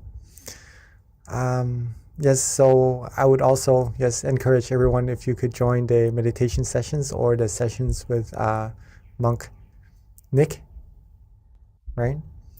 Coming from Thailand, right? Monk Nick and Michael Venerable, both of them are here. Both of them. Yes. Yes. We got a double whammy. Really excited. And they've got their second book, The Building Blocks of Meditation, that we get to piggyback off of a book launch too, and opening our first class in after 2 years. So very excited about that. Yes, I also heard some of his teachings on YouTube, Monk Nick. Yeah, very, very good. Very, very good. So if you would like to go and see for yourself also, that would be very nice. Okay. So I guess it's time for Q&A. Still see some of us are still here. All right. So I do have a question from, not me, but someone gave me a question. All right, so as we know that meditation can improve mental health, are the people who have some mental disorders able to meditate, or is it recommended for them to meditate? Okay, this is a question from Pini, right, or a participant in a center. Okay. So yeah, actually meditation is really good for mental health. It's really good for everyone actually. It's just pretty much relaxing, right? So relaxing, being happy is good for everyone. So anyone with any difficulties in health is able to do so. Okay. Completely try meditation. It's free, it's natural, and it's very easy. But there is an exception. There's an exception. Okay. Because we need awareness and relaxation to go together in meditation. In some cases of mental disorders, it is hard for the person to have awareness, to have attention with something for a very long time. Okay, and in meditation, sometimes we do need that attention, that awareness to be prolonged, to be continuous with the feeling of relaxation, right? To get good meditation experiences or to be able to go deeper and deeper. But some mental disorders doesn't really allow that person to have such ability. In this case, it would be difficult for that person to meditate, unfortunately. But little by little, right? Anyone can visualize, I believe, maybe a sun, a moon, right? Because they can still see. If you could help that person, if you would like to help someone with difficulties in their health, be able to do some meditation, maybe just for a fraction of a second, think of the sun, the moon, think of a Buddha image or something that purifies the mind, right? Have them do this frequently, a little bit at a time, not forcing them too much, right? It may be quite hard to do so, but I'm sure they'll be able to do so. Okay, just a little bit at a time. That gives them the sense of familiarity with meditation, which will benefit them later on in the very long run. All right, even though now it is difficult, but if we give them the ability to do good, right? Show them how to practice generosity, show them how to practice moral disciplines, give them a little bit of meditation, just a little bit at a time. This accumulates, right? Then in their future, in the long run, they'll be able to be better in terms of meditation, in terms of mental health, and be better at having awareness and having relaxation together, stilling their mind, reaching deeper meditations. All right. So that's the exception, but all other cases, it's actually very good for everyone. Okay. So that's Thank you, meditation. Venerable. Thank you, Venerable. So you guys, at this time, please feel free to ask any questions you might have with regards to meditation or how to deepen your practice. You can raise your hand or put it in the chat. This is a great time to take advantage of our teaching monk being here with us and for him sharing his wisdom. So Venerable, as we're waiting for questions to trickle in, when you were explaining with regards to people who have mental disorders and if they can meditate, you mentioned moral disciplines. And I've always had this question that I haven't been satisfied yet with the answer. That's why I'm going to ask you to see what you say. But how does moral discipline help with your meditation practice? So I understand, especially like the basic ones, but when you start kind of like adding on to the basic moralities, how does that actually help purify your mind even more? Like, to me, just the basic ones that we know of should be enough, right? Does it really do anything when you start tacking on more? In other words, maybe too, you might have to share what they are for people who don't know what they are. All right, so maybe the basic ones are the 5, right? Mm-hmm. And then the more ones that you mean is the 8? Correct. Yep. Is that correct? Yeah. All right. So the basic 5 precepts, or moral disciplines, pretty much you could put it that way, is that they refrain ourselves. They help us control ourselves, right? To not hurt ourselves and to not hurt other people, right? No killing, no stealing, no sexual misconduct, no lying, and no intoxication, right? That's pretty much helping ourselves be harmless to ourselves and to be harmless to other people. In this sense, we are able to control our actions more to be towards goodness, control our speech more to be towards goodness, and with a good mind, with a clear mind, that gives a sense of no harm to ourselves, right? No danger to come to ourselves, no worries, in other words, no anxiety. Our mind will be able to be more still easily. We'll be able to meditate better easily, right? And the 3, to add even more, is to uplift the mind even further, to be pure, right? The extra 3, no having dinner, no having meals after lunch, pretty much that. No engaging in entertainments, no lying on big beds or very comfortable ones, right? It's just an incentive. It's just disciplines to help us free ourselves from desires. Let's just put it that way, from desires. When the mind is free from desires, it'll be more calm, it'll be more tranquil, thus easier to meditate. Okay.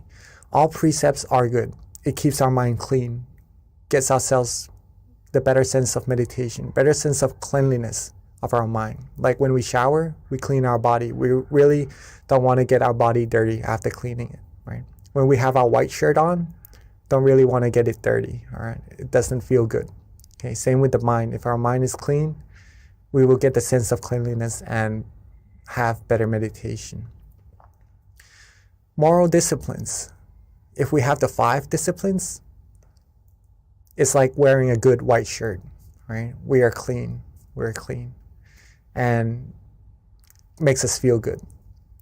The 8 disciplines, maybe a white shirt also, but an even brighter one, right? It uplifts the mind, makes that brightness, makes that cleanliness of our mind even higher. And maybe even more disciplines, if you would like to take on, then that's like wearing an even brighter, whiter clothes, shirt, right? That's pure in a sense of the mind, feeling better, feeling more proud of oneself in the sense of wholesomeness in the mind. And that gives better meditation as well. Thank you, Lupi. I like the comparison of the white t-shirt. I never thought of it that way, but that actually is a really good analogy in terms of that question. Yes. Yes, so about just a little bit about, is there any other questions to come? I haven't seen any other questions yet at this time, Venerable. Looks like we kind of have a quiet bunch today. It's kind All right. of the change in time, I think, makes me feel a little slower. Oh, we have a question from someone in DC who just raised their hand. Can someone spotlight Mr. Rabbit, please? Okay, let me see. All right. If you have any questions or you would like to share your meditation experiences, you may feel free to do so, all right? Or what to do in your meditation when you come to this experience or anything. If you have any questions related to that, please feel free to ask, okay? Yeah, so we do have a question, Venerable, just waiting for our technical lead to unmute the person and spotlight him. But in the meantime, Mr. Raven, if you want, you can also put it in the chat too. They might have individuals within the chat room.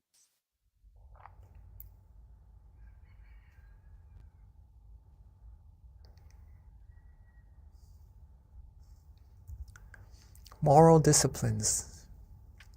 It also gives us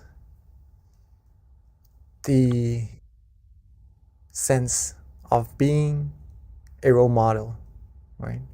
A role model of goodness to other people around us as well. So if you would like to try to take on these moral disciplines, it will be very beneficial for yourselves as well. Okay.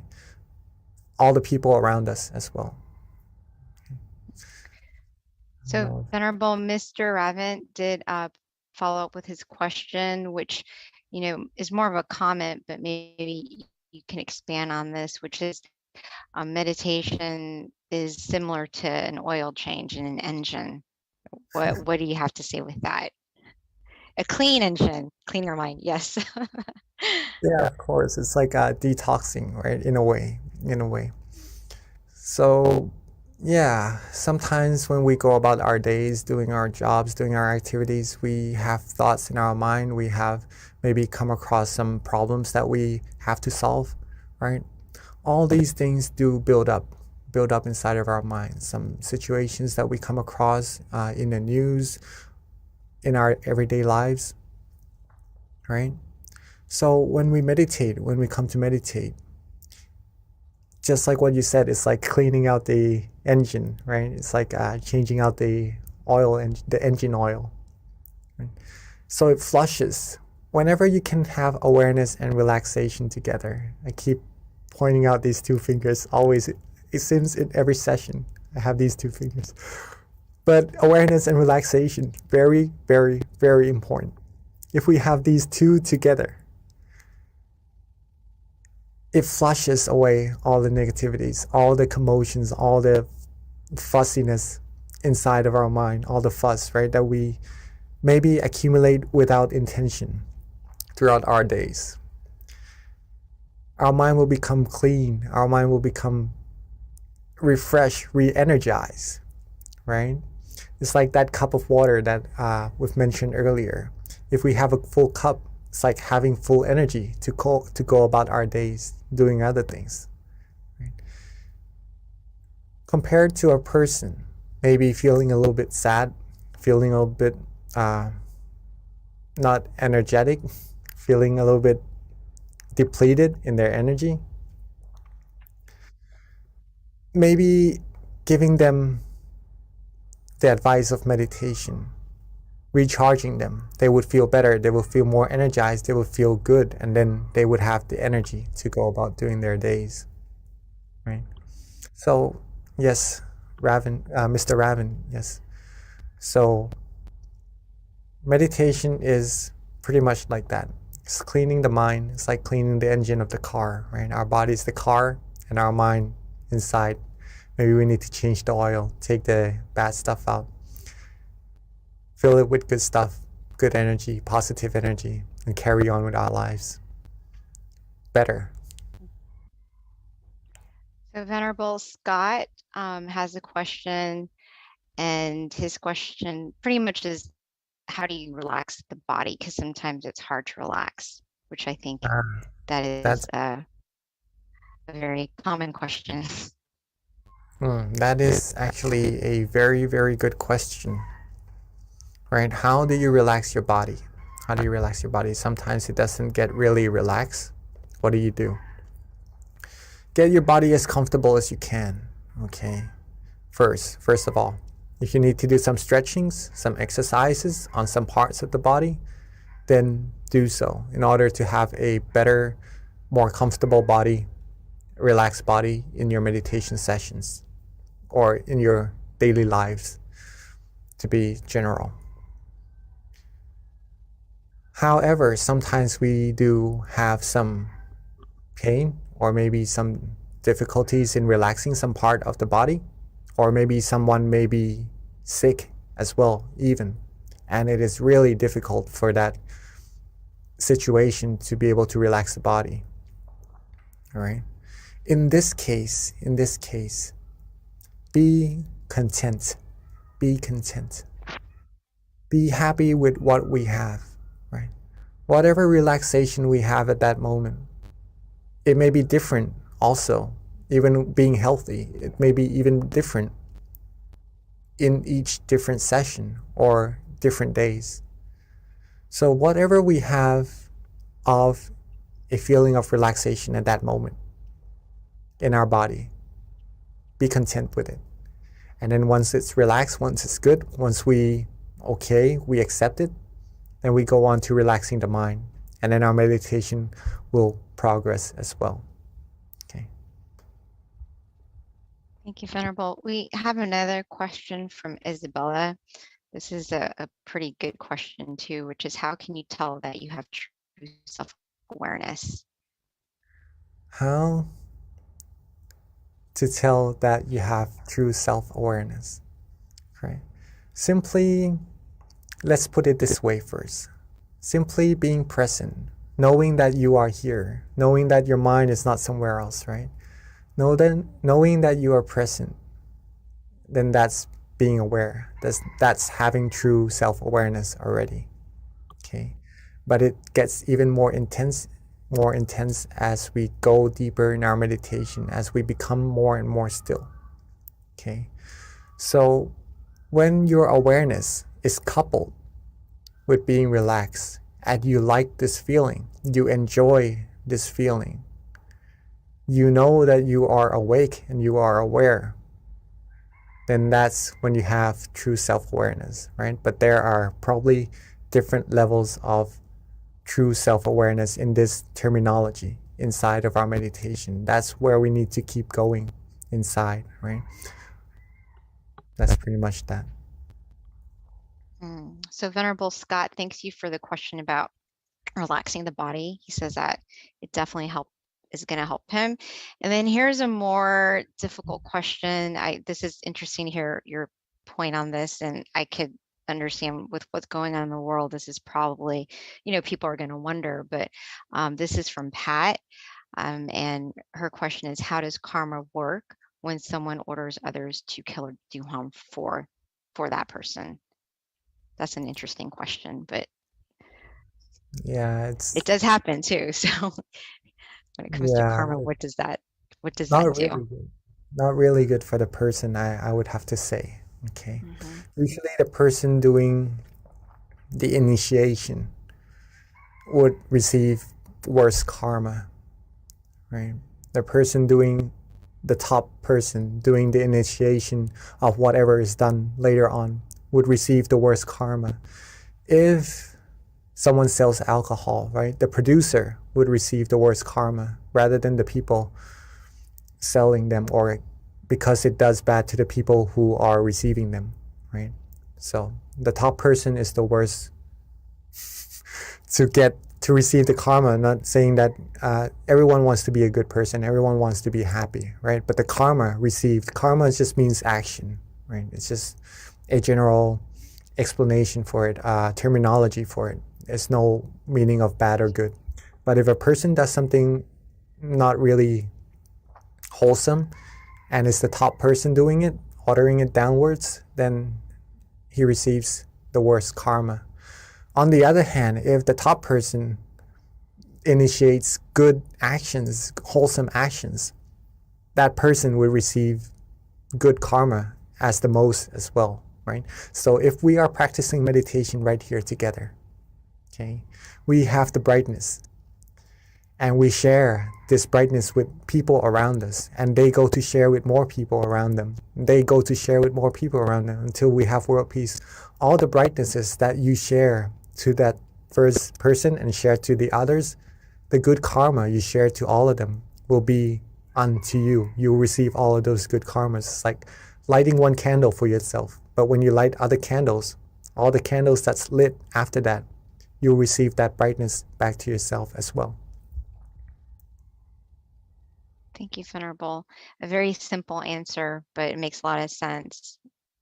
So Venerable, there aren't any other questions, and this is a good one that I kind of thought of as you were answering one of the questions, which is on self-awareness. And I feel like it can probably help everyone on the call in terms of seeing what your viewpoint is on this, which is when it comes to self-awareness, and you're aware of your thoughts and your behaviors, how do you take it one step further and try to change that behavior, especially if you know it's not working for you, more against you, right? Like, let's just say you really want that, I don't know, big house, right? Mm. This is just hypothetical. You want that big house and it's creating suffering because you're desiring that house and you're aware that, you know, you're just craving this thing and therefore that's why you're creating suffering on yourself.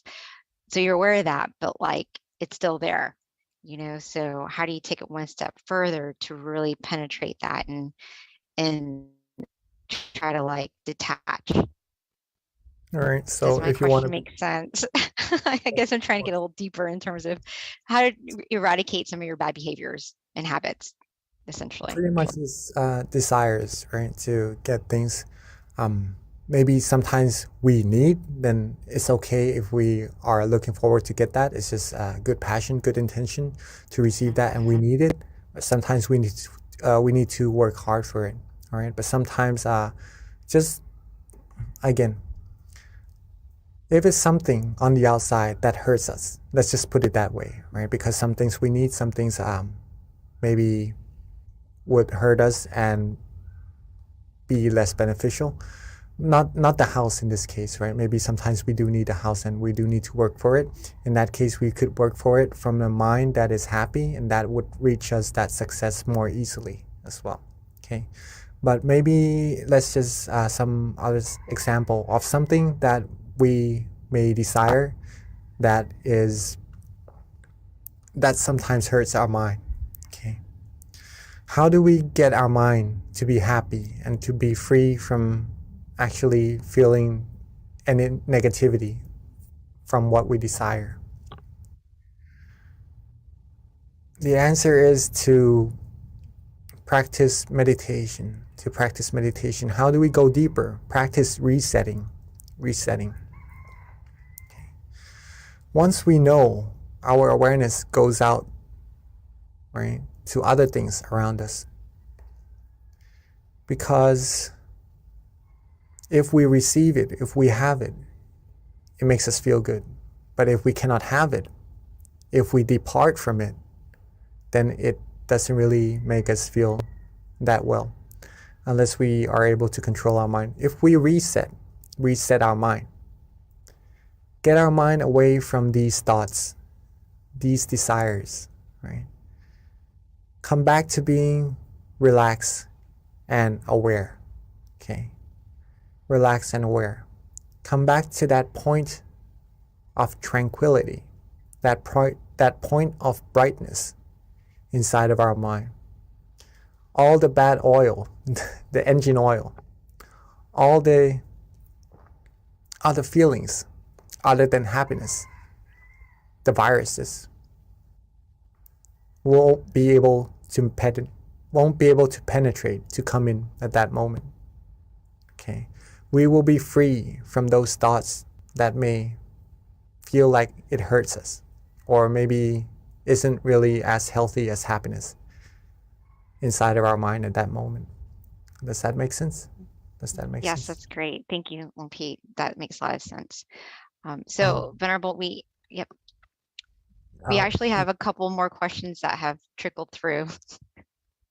All right. Okay, let's go on first. All right. So it's, what do you envision when you say world peace, Venerable? A world where everyone has inner peace. Yes. And everyone loves and cares and have good feelings, good thoughts, do good actions to each other. Pretty much that. Right. Thank you, That, Venerable. And that then the comes last, that comes automatically when we have true inner peace as well. That's why meditation is very, very important. so essentially it is when everyone finds inner peace, then you have world peace because no one's hurting or harming each other and we're all trying to elevate our minds. Right, Venerable? Yes. All right, thank you. All right, so here is I guess it's a comment from Josh and also a question in addition. So he says, during mindfulness meditation, we are told to be aware as if from the third person point of view. During my normal day to day, I find myself being aware from the third person as well, but more as if through the judge's eye of another, which brings me anxiety. What can be done to help this? Is this normal or is this my ego and the solution that comes from within? That's a good question. All right, so mindfulness meditation pretty much helps us observe ourselves on what we're doing actually, and just to try to let go of all things that doesn't really still our mind and go deeper into our meditation. Hopefully that is correct and the same terminology. All right, again, what can be done to help with this? Let go, reset. In mindfulness practice, in any meditation practices, two things must go together. Again, awareness and relaxation, right? If you are having thoughts, if you are having anxiety, maybe the mind is not feeling as relaxed as it should. Okay. In this case, maybe focusing on relaxing the mind would help the mind come into balance. And relaxing the mind in this case is just resetting. Resetting means letting all the commotions, letting all the other feelings besides happiness go. Okay. In this case, it may be anxiety, worries. Let them go. Let go. Let it be. Let it go. Let the mind rest. When we reset like that, the mind gets to rest, we'll be in balance. And at that point, you'll find true happiness again. Oops. All right, Josh, with that. Okay, I think Miss B just got disconnected. All right, so maybe through the judge's eye, we may see ourselves being a little bit anxious, right? If the mind is on the outside, being with other people, being with judgments, being with anxiety, right? Then usually this would happen, right? Feeling a little bit worried. But if the mind is inside of our body, being with that source of happiness, then all the worries would go away. We would have no anxiety. We would have only happiness, and we would be confident of ourselves. We would be calm and go about our days with being confident with this feeling, being able to share this feeling with everyone around us as well. So hopefully that answers your question, Mr. Josh. I'm from Kitty. I think we are in the habit of trying to do so many things when in fact we only need to do nothing. Allow ourselves to just be. Very nice, Miss Kitty. Yes. So in meditation, pretty much, yeah, sometimes we are a little bit worried about what's going to happen, what's going on, and our mind usually goes about on the outside. But in fact, we should just sometimes let the mind rest, let it go, let these things go. Let the mind be calm, be still. When the mind is bright and free from thoughts, free from anxiety, free from worries, it will be able to do things even better, right? Being happy, going about days.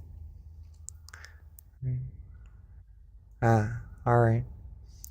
I guess it's already 9:30. Yes, thank you, Venerable. Sorry, I lost my connection, but I'm on my phone. So right towards the end, I'm glad I was able to join in. But yeah, it is 10:35. So at this time, let us pay respect to our teaching monk as he gives us a blessing, and we sign off until next month, April 16th. See you then. And at this time, let us bring our palm together and accept the blessing from our teaching Venerable. Right? With all our accumulated merit, our accumulated purity, for all our good deeds, let them all come together and bless us with the utmost of health, wealth, success, happiness. May us all be able to be fulfilled in all our good and wholesome wishes. And when we meditate, may we attain true happiness quickly and easily, and reach the utmost of purity the utmost of happiness as quickly and as easily as possible.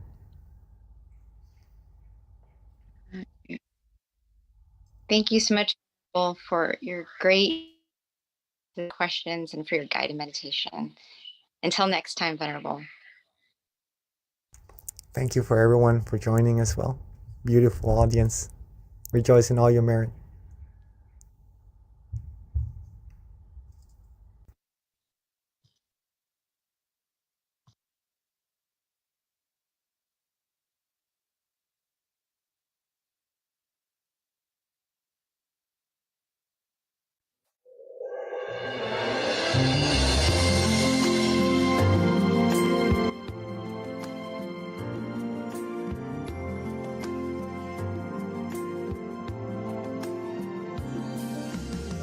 Let's come together to open the new whatever to eliminate all conflicts and differences. It's time for everyone to join hand in hand. At last, now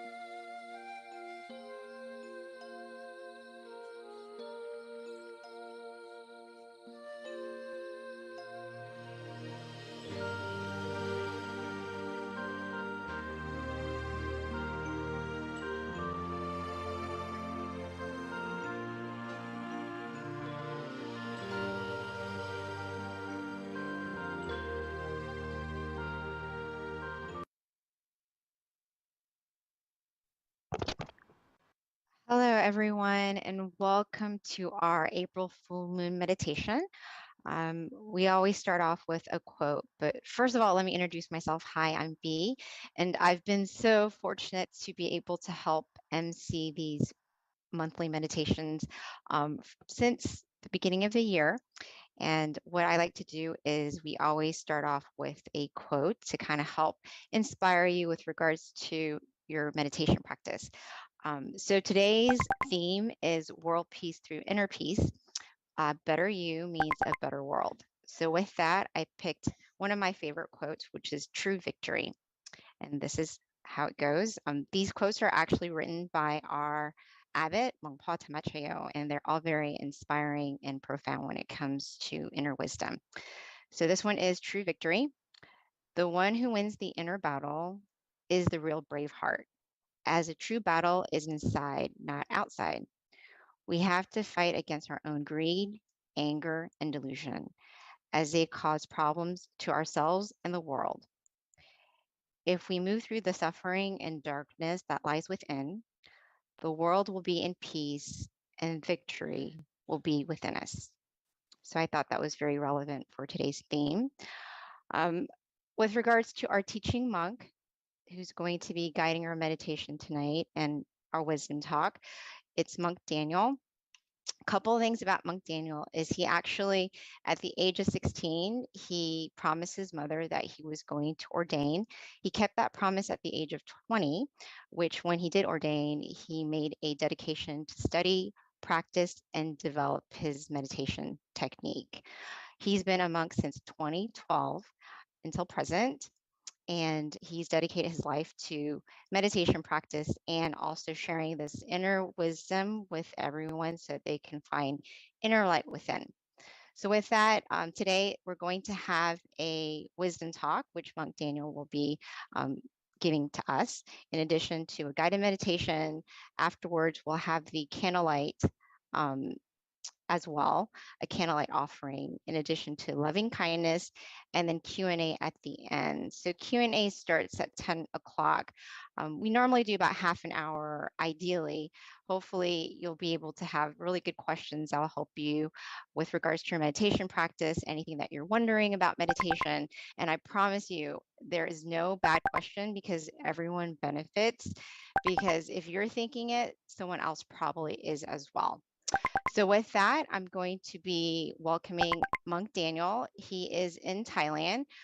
So let's just fingers crossed everything goes well. We don't have any connection issues. We generally do not, but every now and again we do. So if we do, please be patient with us.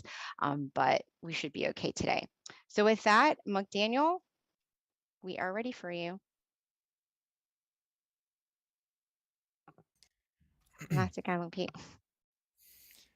Good morning, good evening to everyone in America, but good morning from Thailand. It's wonderful to have the opportunity to see everyone. Hopefully everyone's day and tonight will be very peaceful, just like the full moon will be full of happiness and brightness. So yes, I love the quote that our wonderful moderator, Miss B, just gave to us about conquering our mind, which is the true victory, where we can find our inner happiness, our inner brightness. This is the most important thing that we need to put into our life, which will connect to today. A lot of people don't realize that when we take care of our mind and take care of ourselves from within, it's actually going to help the world. And sometimes we may see or feel like, how can I have an impact on the world? Or how can just one person make the world a better place? So I wanted to expand on that a little bit so you can be inspired not only to change yourself from within, but also to help make this world a better place, one person at a time. So let's get into today's topic.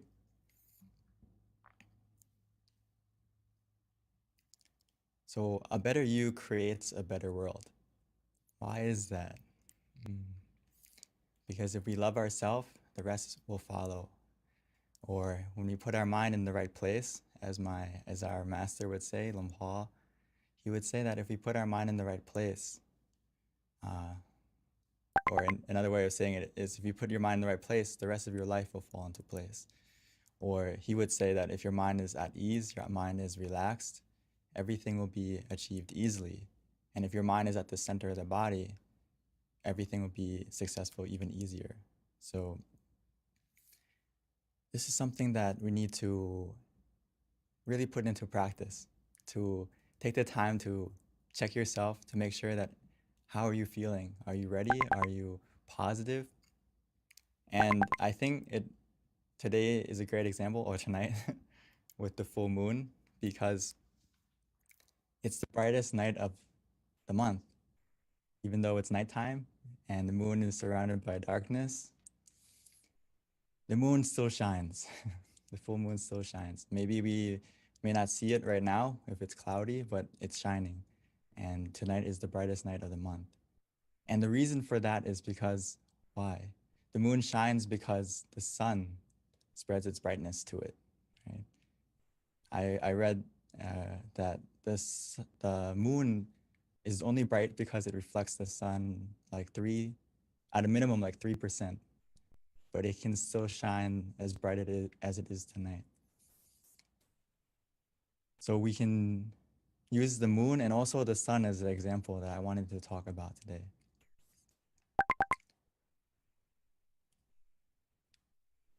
So the sun and the moon have a good relationship. And we can apply that to our life and as an example. Because just like the moon receives the brightness from the sun, it also spreads that brightness to the world, making the sun helps to make the day bright and the moon helps to make the night bright. So I want to start from the sun first before we come back to the moon. The sun is great because it creates its brightness from within, right? It gets its source of brightness from within. And once it has that source of brightness, it has the power to warm our planet, give it growth, make things grow. Like as we go into spring now, right, with the new season, creating growth, creating warmth for everyone and everything in the world. Not just our world, the whole universe and all the galaxies, the brightness of the sun spreads out.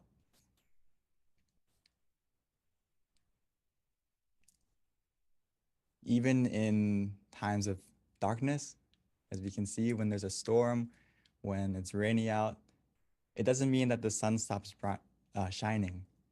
The clouds may be covering it, making us not be able to see its brightness, but it's still shining, no matter the situation, no matter the storm.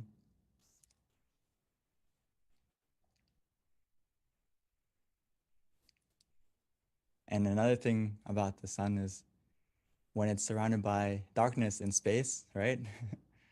It's surrounded completely by a vast darkness, but that darkness can't overcome its brightness.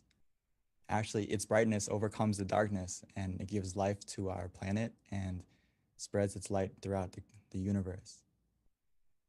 So you may see a pattern here that when you find your own source of brightness or happiness from within, like the sun does, whenever we have obstacles in our life, whenever we have dark moments, which we will all have, when your mind is clear and bright, it can overcome all that darkness.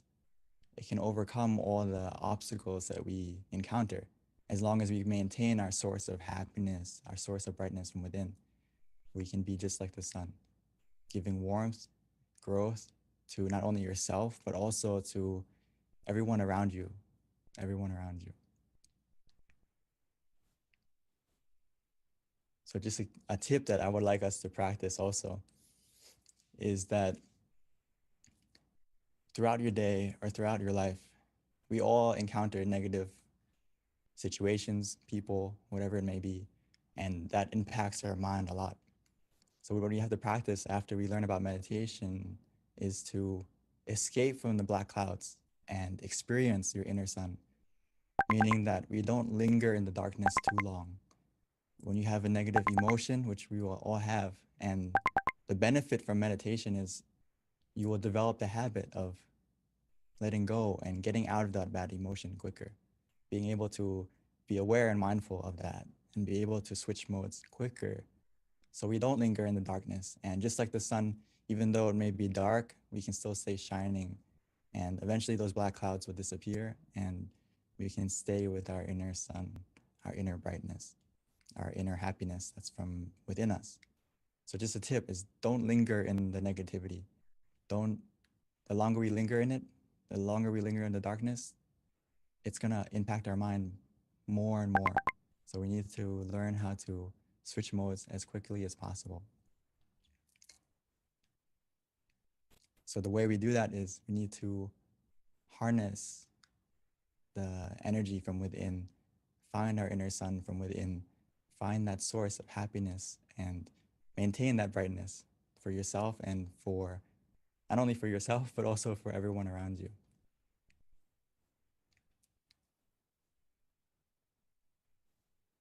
So we need to be able to find your inner smile, as I put it as well, and relight that inner sun before you do anything in your life and make it a habit.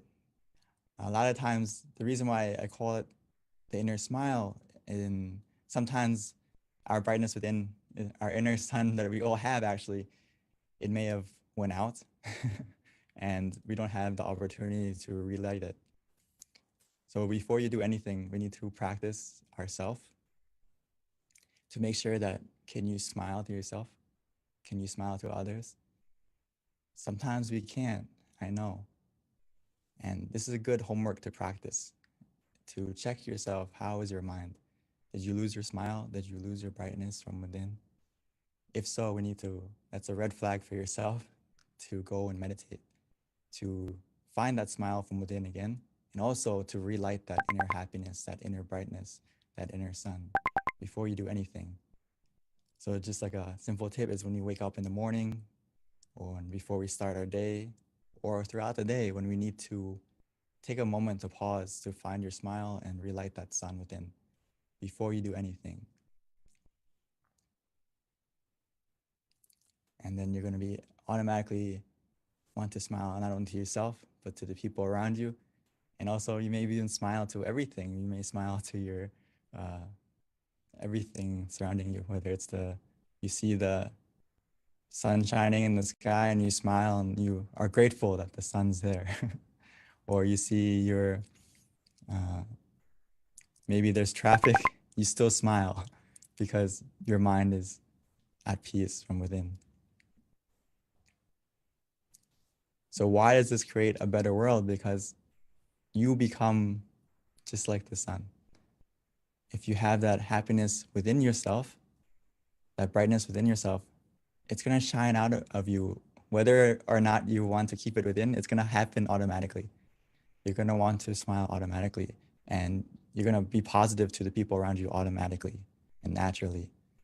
And actually in Buddhism, we talk about there's like 6 directions that we have a sphere of influence around us, whether it's our parents, our friends, our associates. Everyone impacts at least 6 people or more in your life. So it's not just you that's changing, but the people around you that you influence. So when your mind is clear and bright, you become that sun in many people's lives, spreading your warmth, spreading your growth, and helping other people develop around you as well, not just you. So when your brightness disappears, it doesn't only disappear for yourself, but also for the people around you. So I would like to have us keep that in mind, that you actually make a big difference, not just only to you, but also to the world. And the thing that we need to realize is that when we still the mind, every time we still the mind, every session that we practice, when we still the mind, it begins to change. It begins to change within us and also to the world. But for us, once we still the mind, what happens is we create a positive mind. We also have positive speech, positive action, positive habit.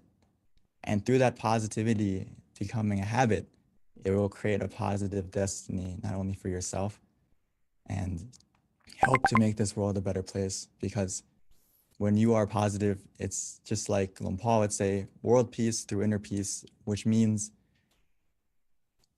all people in this world have a part to play. It's not just one country, it's not just one person in power. We all have a part to play. And if we all still the mind, it will begin that change. It's something that we all have the power to help to make happen. As we can say that if you have if you still the mind from within, it's going to help to change yourself first. And that brightness will go to others. And bit by bit, that brightness will spread from one person, one family, and then to the community. And it'll keep growing as long as we all take responsibility for ourselves to maintain our mind to get rid of the greed, delusion, and anger and other negativities in our minds. Only then can we actually make true change to not only ourselves, the people around us, and the environment.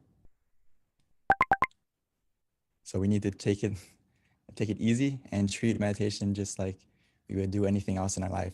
Take a shower, clean our body, look after ourselves physically. Now we also have to look after ourselves mentally. And take it easy and do it as simply and as a habit, just like we would take a shower, or just like we would exercise and look after our physical self. Now we need to take a step forward and also look after your mental health.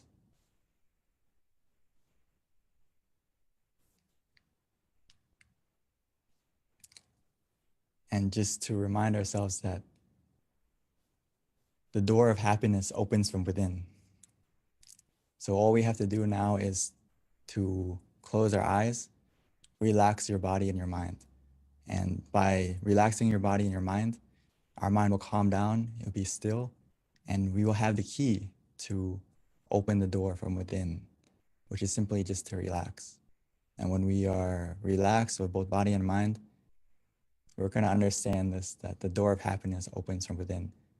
A lot of us have been searching for it from around us, but hopefully tonight we can get a glimpse of that happiness from within by closing your eyes and just relaxing your body and calming your mind.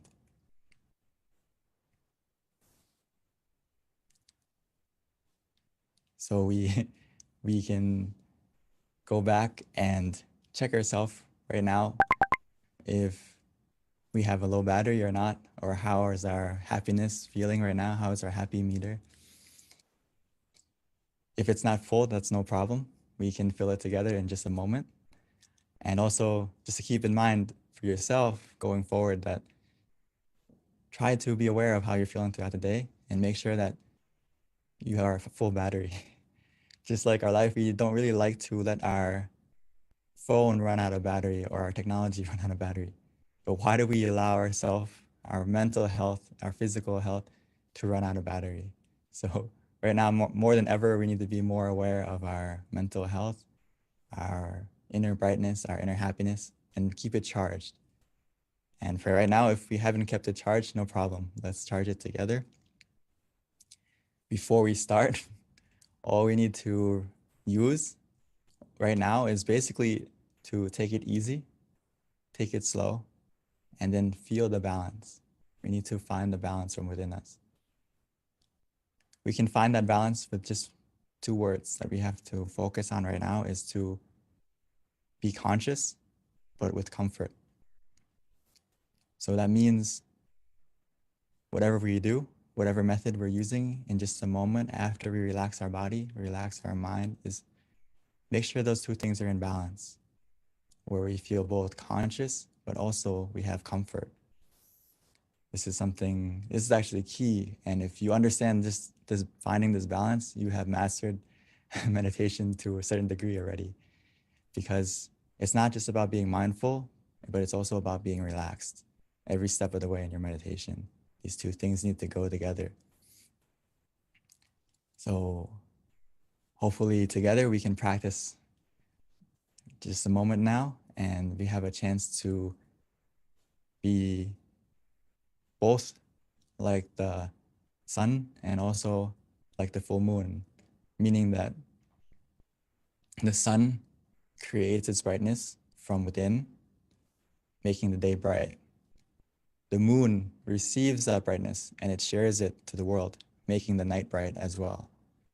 So we should be both like the moon and the sun, finding our brightness from within. And once we find that brightness, that happiness from within, we need to spread it not only to ourselves, but also to the people around us. So I'd like to invite all of us to meditate together so we can be both like the moon and the sun and find our source of happiness, our inner brightness from within together. So before we start, I would like to invite everyone to take it easy, take it slow, and no need to rush. take a moment right now to adjust your body, make sure that you are comfortable before we switch modes into meditation together.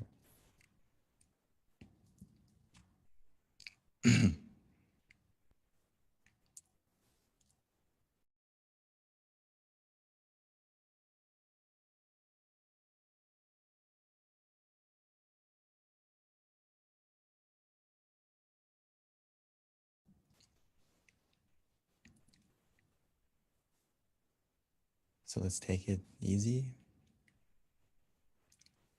There's no need to rush.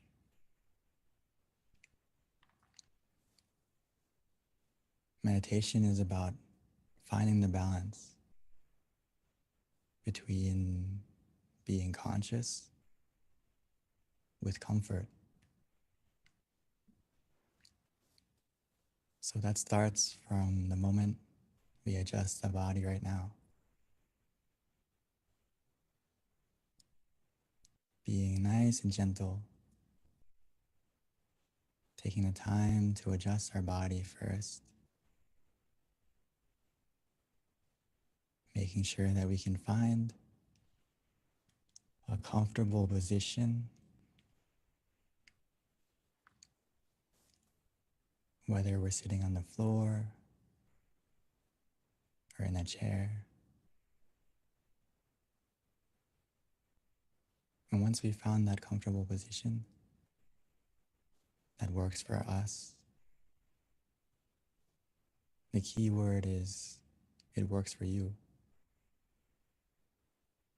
Every person, every session, it's different.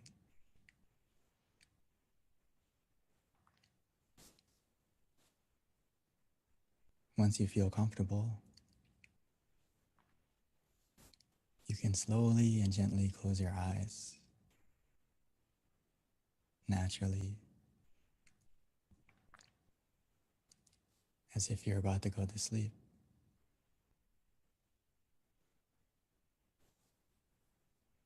Because right now is our opportunity to not only rest our body, but to truly rest our mind.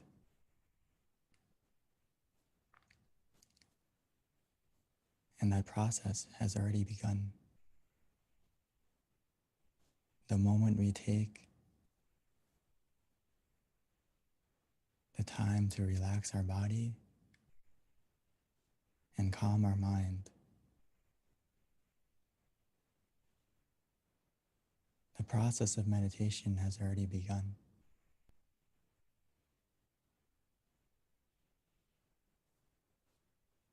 Our journey to find our source of happiness has already started.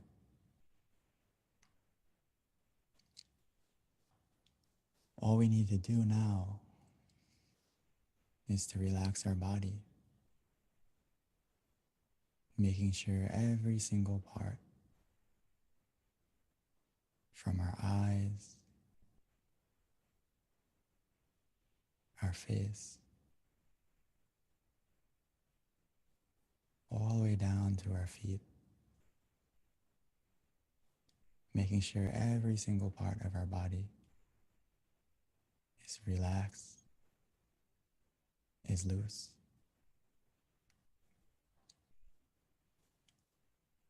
We can simply do that by taking a deep breath, breathing in deeply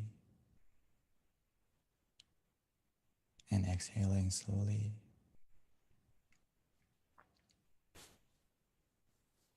Allowing the relaxation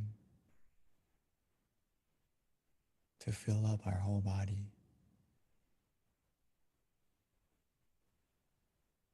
Flowing down from our head and throughout.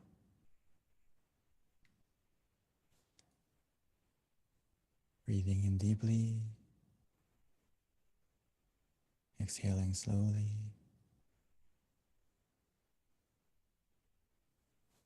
Allowing any hidden tension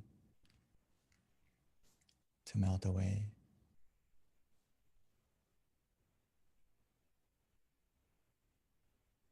Allowing the relaxation to cover us as we feel more relaxed within us.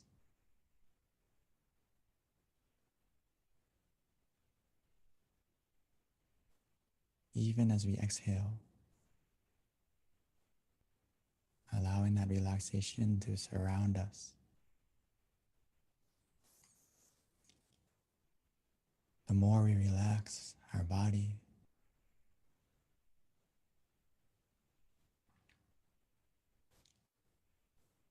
the more weightless our body will become. As our body begins to melt away, gradually, bit by bit.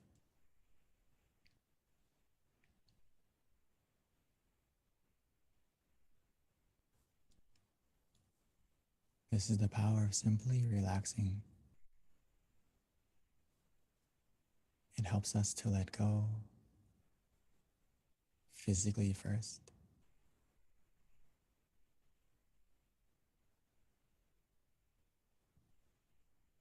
And as we continue with that feeling of relaxation, our mind will begin to let go as well.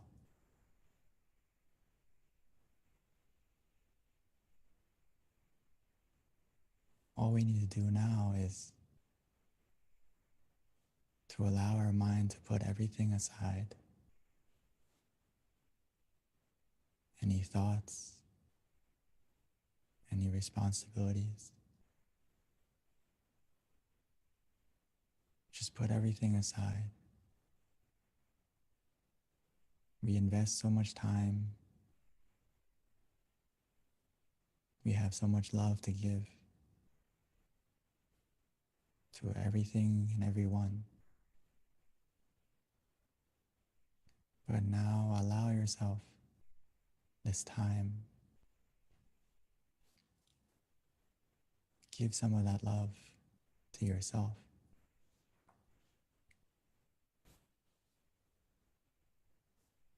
So we can have the opportunity to find our happiness from within first.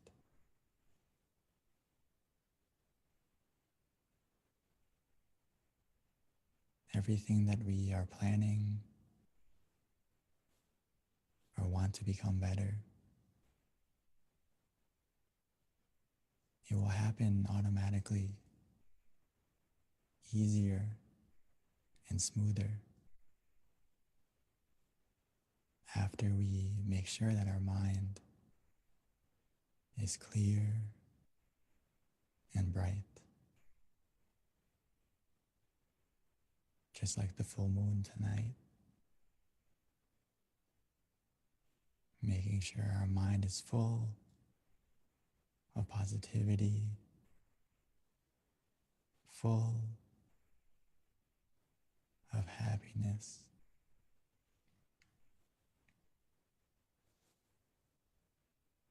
But to help us get to that source, we can start by using any method we like.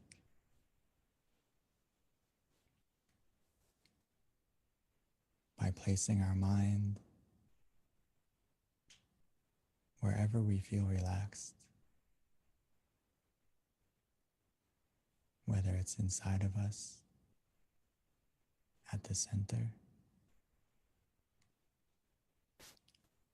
or anywhere you like.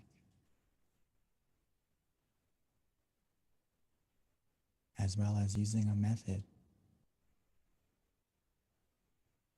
that is easy for you to use.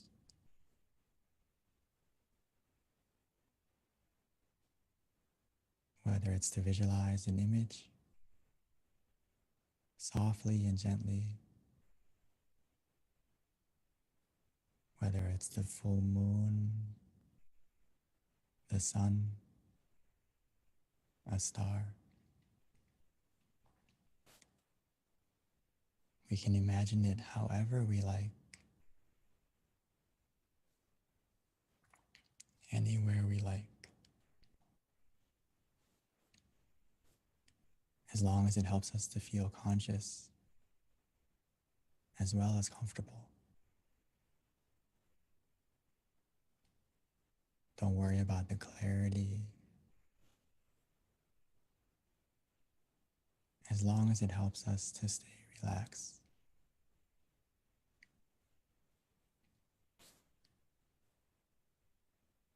Some of us may find it easy to use the mantra instead, repeating softly and gently in their mind. Samma araham. Samma araham. Samma araham.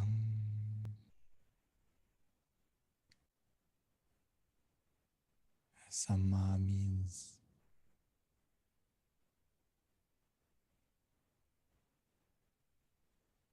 purity.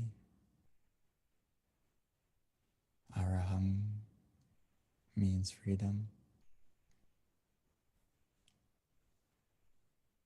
So almost every time we can imagine, every time we repeat the mantra in our mind, it's helping our mind to become more pure, more clear, and free from any negativity,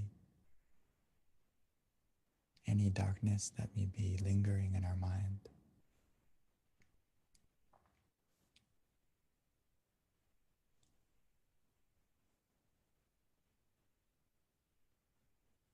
Or some of us may enjoy just letting go,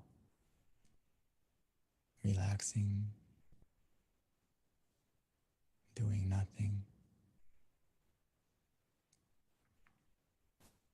Actually, whether we use the visualization or the mantra, we will all get to this point. We'll get to a point of where the mantra or the visualization will disappear on its own. And that's because we've got to the point of where we feel for ourselves, where we feel that we just want to let go.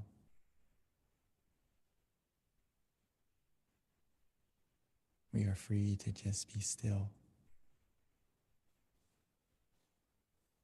to let it be.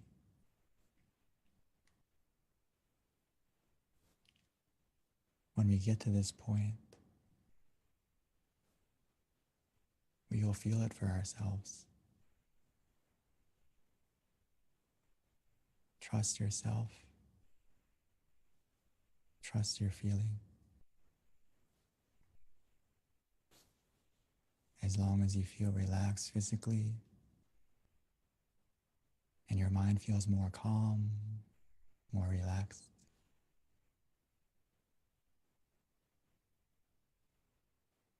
we are on the right path.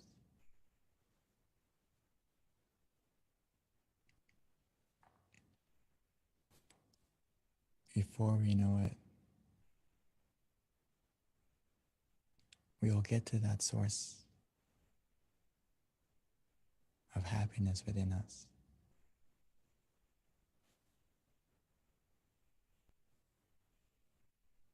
That door of happiness that opens from within.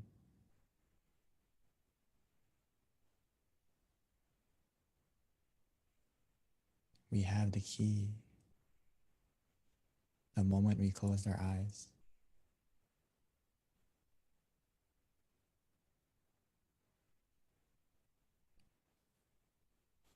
The more we relax our body, the more we calm our mind. Our mind will become still. Our mind will stop And the moment our mind stops,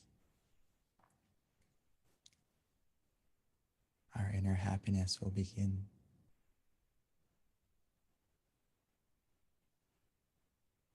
First, as a feeling,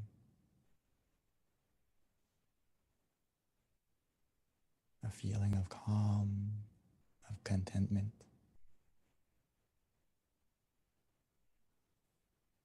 Almost like a spark, like a star.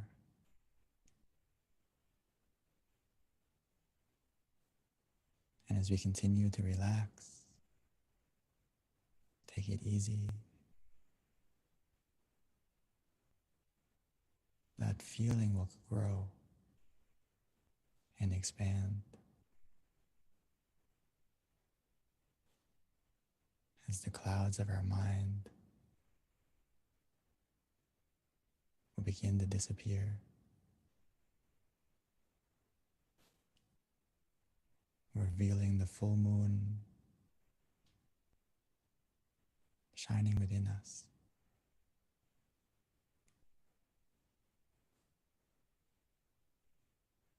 It starts from a feeling. And before we know it, not only will we feel it, we will also see it and experience that source of happiness from within more deeply.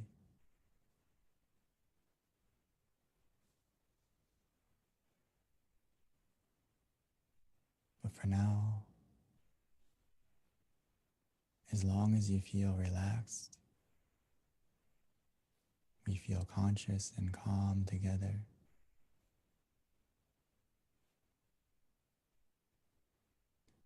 Every second that passes by,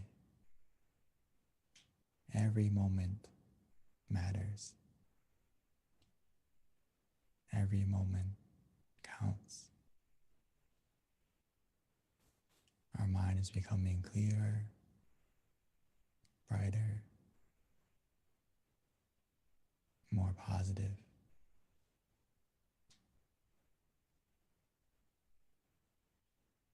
We have everything we need to succeed in our meditation.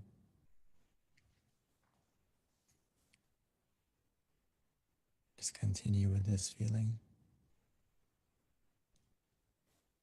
allowing it to grow.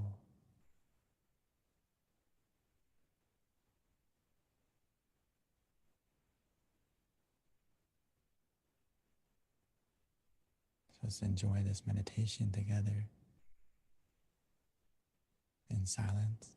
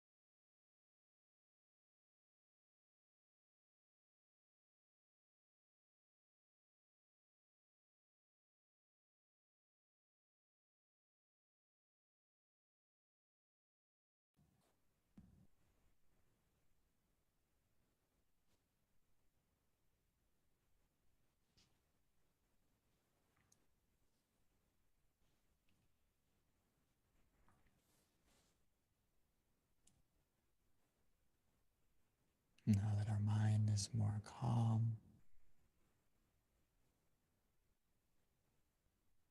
now that our mind is more clear and bright,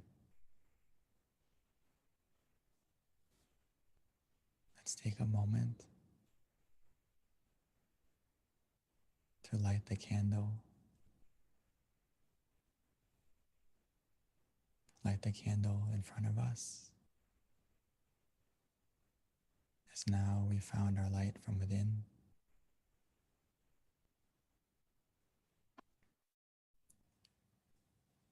We can slowly and gently light our candle.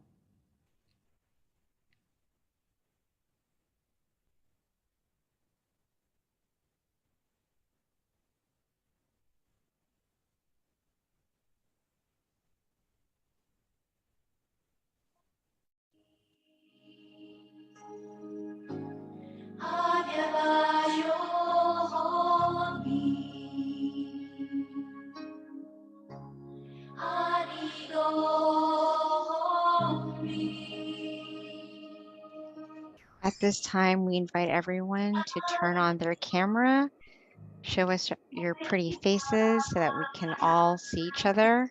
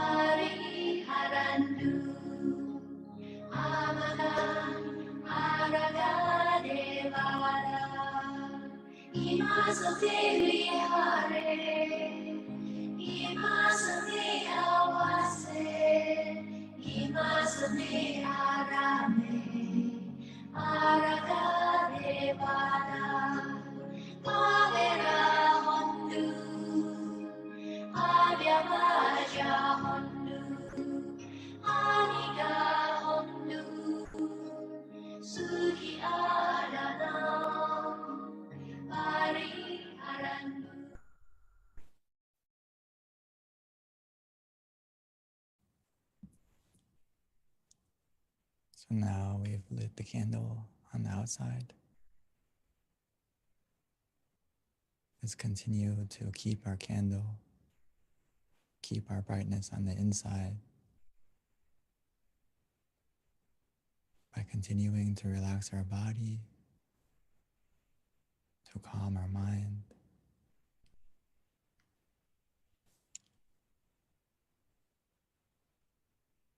Now that we have found our source of brightness from within,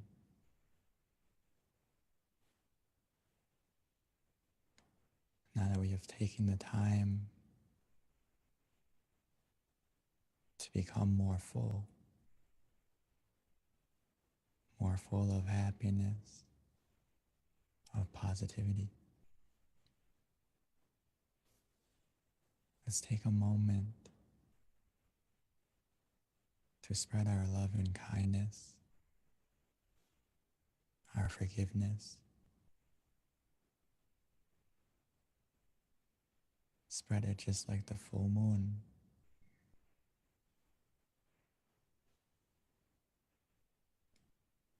Allowing the darkness to disappear,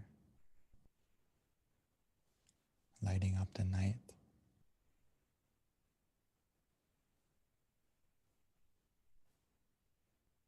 Don't let the ugliness of others or of the world destroy the beauty within us. Now that we have found our inner smile, we should spread it to ourselves, smiling to yourself, and continuing to smile and spread your positivity.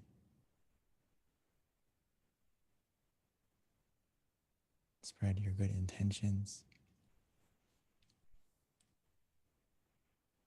by wishing to your family,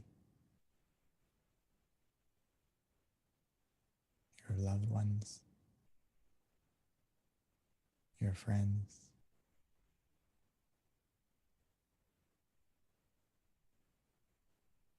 wishing for everyone to be healthy,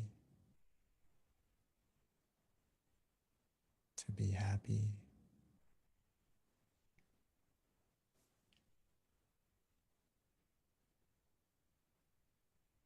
allowing the positivity within you to spread out to everyone and to everything.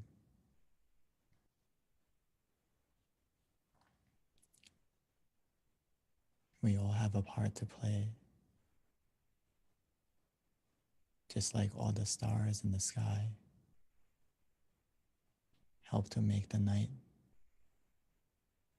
more beautiful.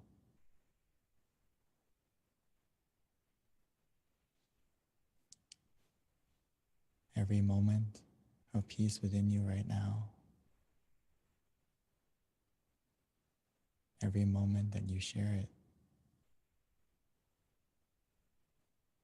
will help to light up and brighten this world, both in times of darkness and in times of brightness, to become even more and more bright.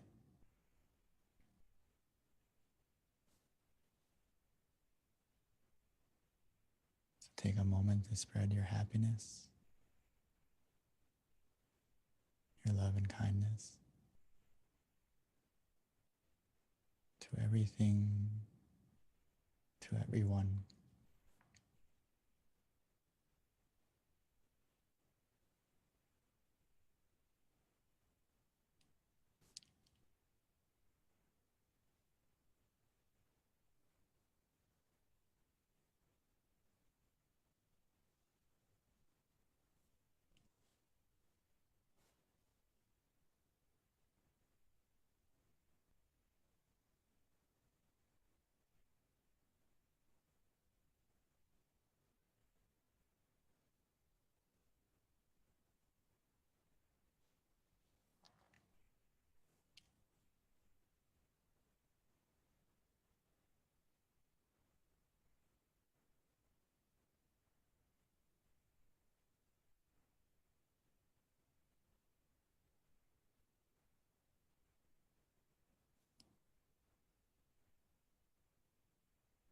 As we spread this positivity,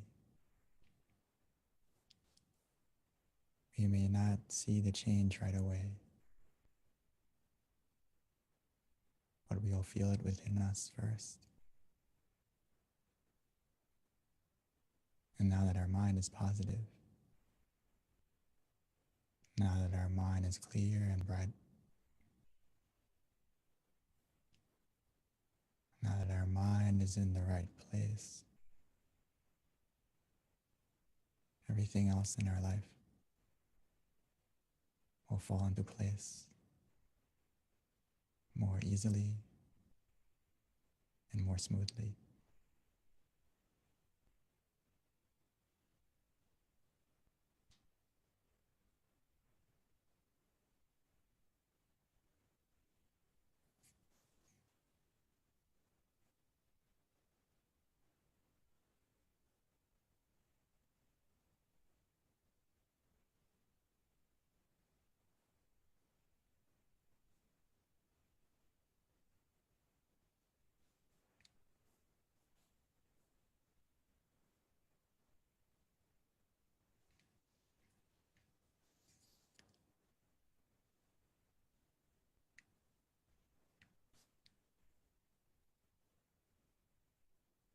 Sapphe Patta Palapatta Pache Ganang Jayang Palang Arahantana Te Sherakang Pantami Sapaso Sapaputta Nupavena Sapatama Nupavena Sapasangha Nupavena Satasoti Pawantu Te.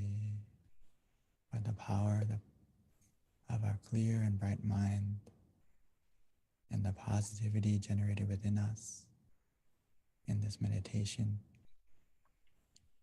bless our life to be more happy, more peaceful. And when we are ready, we may slowly and gently open our eyes,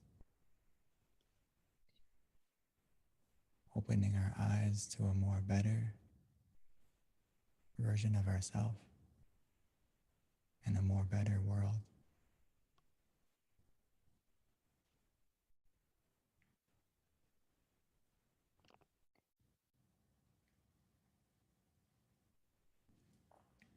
Thank you, Venerable Daniel. That was very, very peaceful and very calming and beautiful meditation, always. So before we transition over to the Q&A, Venerable, did you have something you want to say before I do announcements? Okay. Yeah, just before we continue, as you're also announcing, but as well as I would also like to check everyone, if you are at home or if you're available to, if you can check yourself, how do you feel? And please share it not only as a word form, but as an easy form, maybe 1 to 5 on a scale for yourself. How do you feel from the meditation?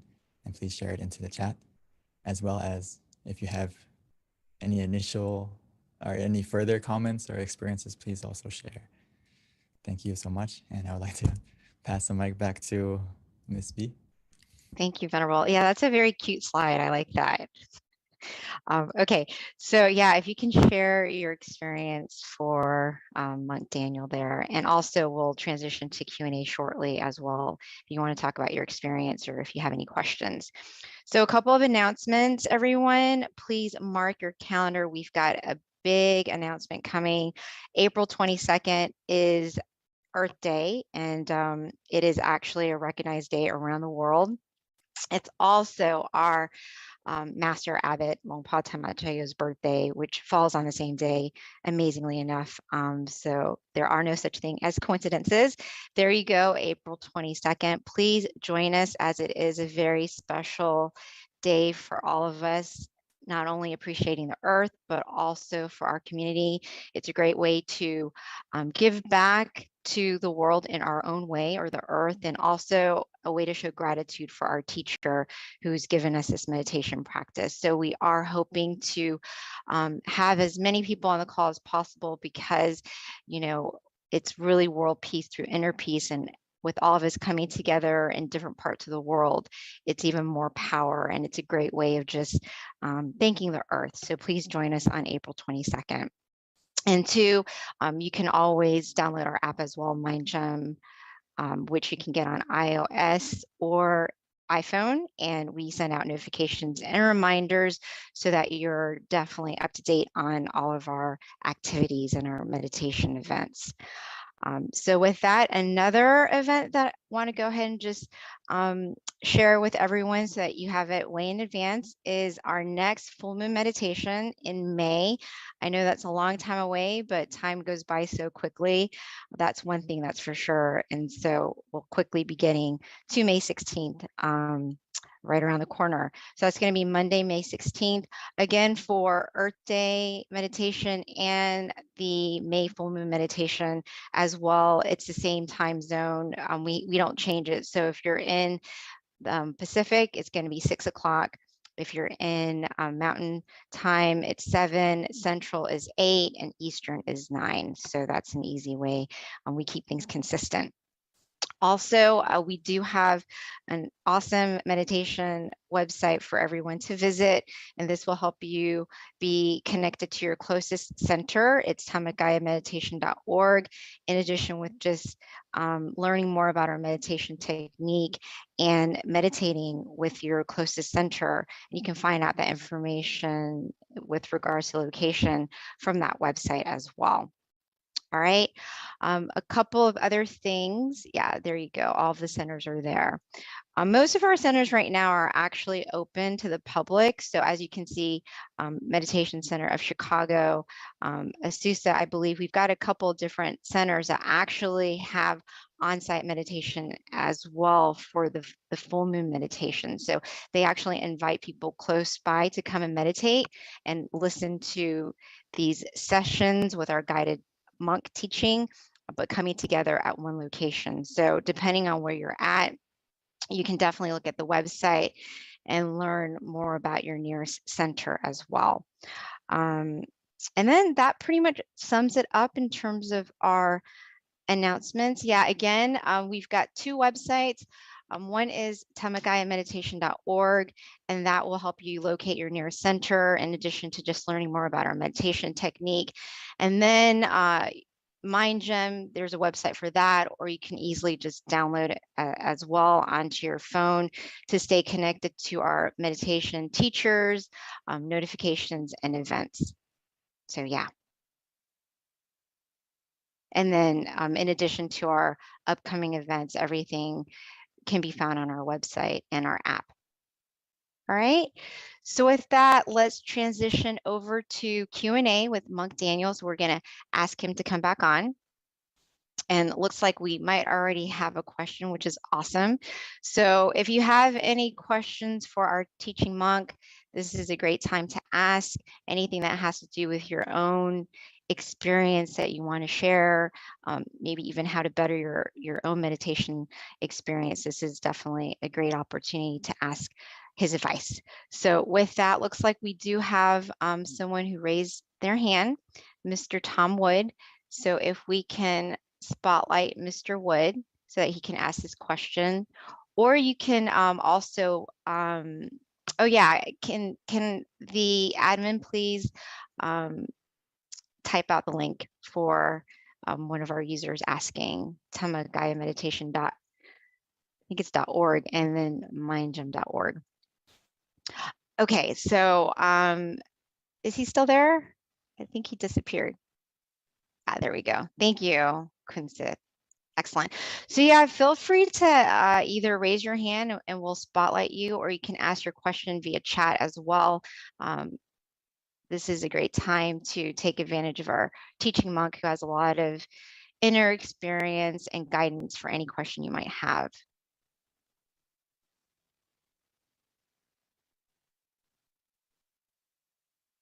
So it looks like we kind of have a little quiet bunch today, Venerable. Normally these questions are kind of flowing through. Do you have a question? Yeah. Or want to share your meditation experience?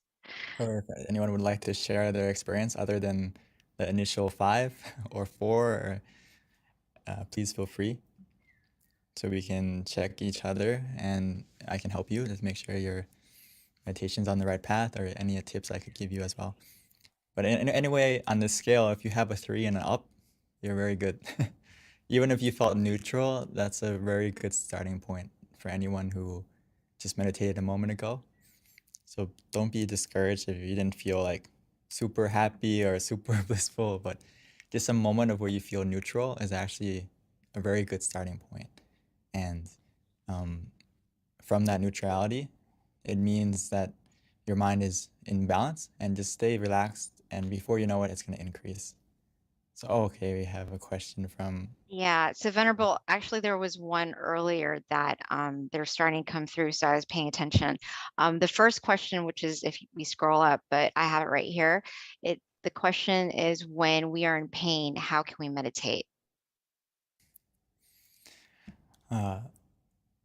when we have pain, actually, myself included, sometimes when I first ordained, I was 20 and I grew up in America. So sitting on the floor, sitting in meditation position, like the standard one, it could be painful for me. And also like physically more pain than that. I had some knee surgery. So I also had problems physically when I first started. So there's a couple ways to deal with it. So great question. The first way is a lot of times we can't completely get rid of the pain because physically we have some limitations. But the best thing we can do initially is to adjust yourself to be as comfortable as you can. And when we meditate and close our eyes, it's like a race between the pain and the calmness. So if we can get to the calmness first by using the mantra and using the visualization to kind of take our focus off, it can help us to win over that pain that we may feel like. It depends on the level of pain too, okay? And another thing is, if you feel pain throughout the meditation, like where it's distracting to us to a big degree, I would recommend you just to adjust your position. And sometimes if I felt like a really overwhelming pain when I'm sitting, sometimes I just get up and walk around and still meditate, but in a walking position or in a different position until you feel that pain kind of dissipate, and then you can continue again when that pain goes away.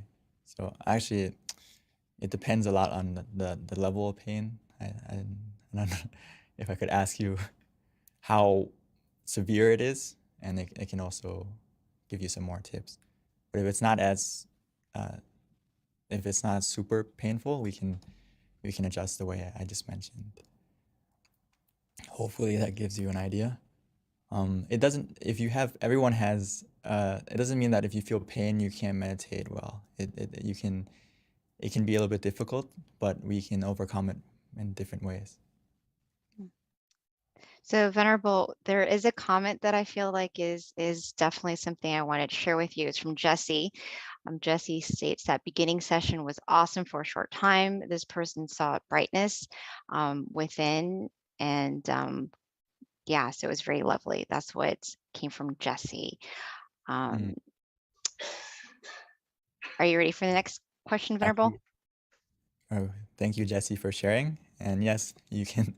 Okay. When your mind is more calm, more peaceful, like I mentioned during the meditation, we may experience it first by a feeling, but if we continue with that feeling, we may encounter something more profound, as Jesse mentioned, where we can not only feel the purity of our mind, that we will also be able to see and experience it more.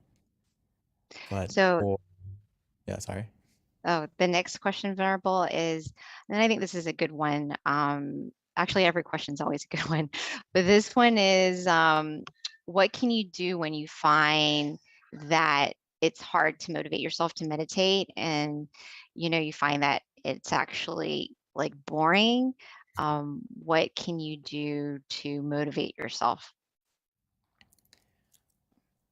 The thing that I find that if we practice when we practice in the right method, the word bored will disappear. So we have to be a little bit observant of ourselves, that are we practicing correctly, and just truly relaxing our body and relaxing our mind, and treat it like don't treat it as meditation, treat it as a time to rest your body and your mind. and you're gonna find that the boredom will disappear because we need to rest our body, rest our mind often.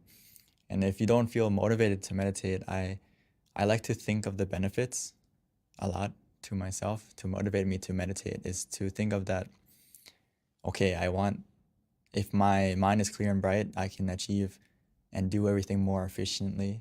So I use that to motivate myself sometimes when maybe I don't have the drive in the beginning, and I try to think of the benefits and how can that impact not only myself, but how can it also impact the people I care about and love. For example, one way I motivate myself is like, we've all made mistakes in the past. We've all hurt the people that we care about, right? And maybe we don't want to repeat those mistakes. And the best way we can do that is to look after our mind. So to motivate yourself to see the impact it doesn't have, not only does it have for yourself, but also the people around you. So that's one way to, for me to motivate myself as well.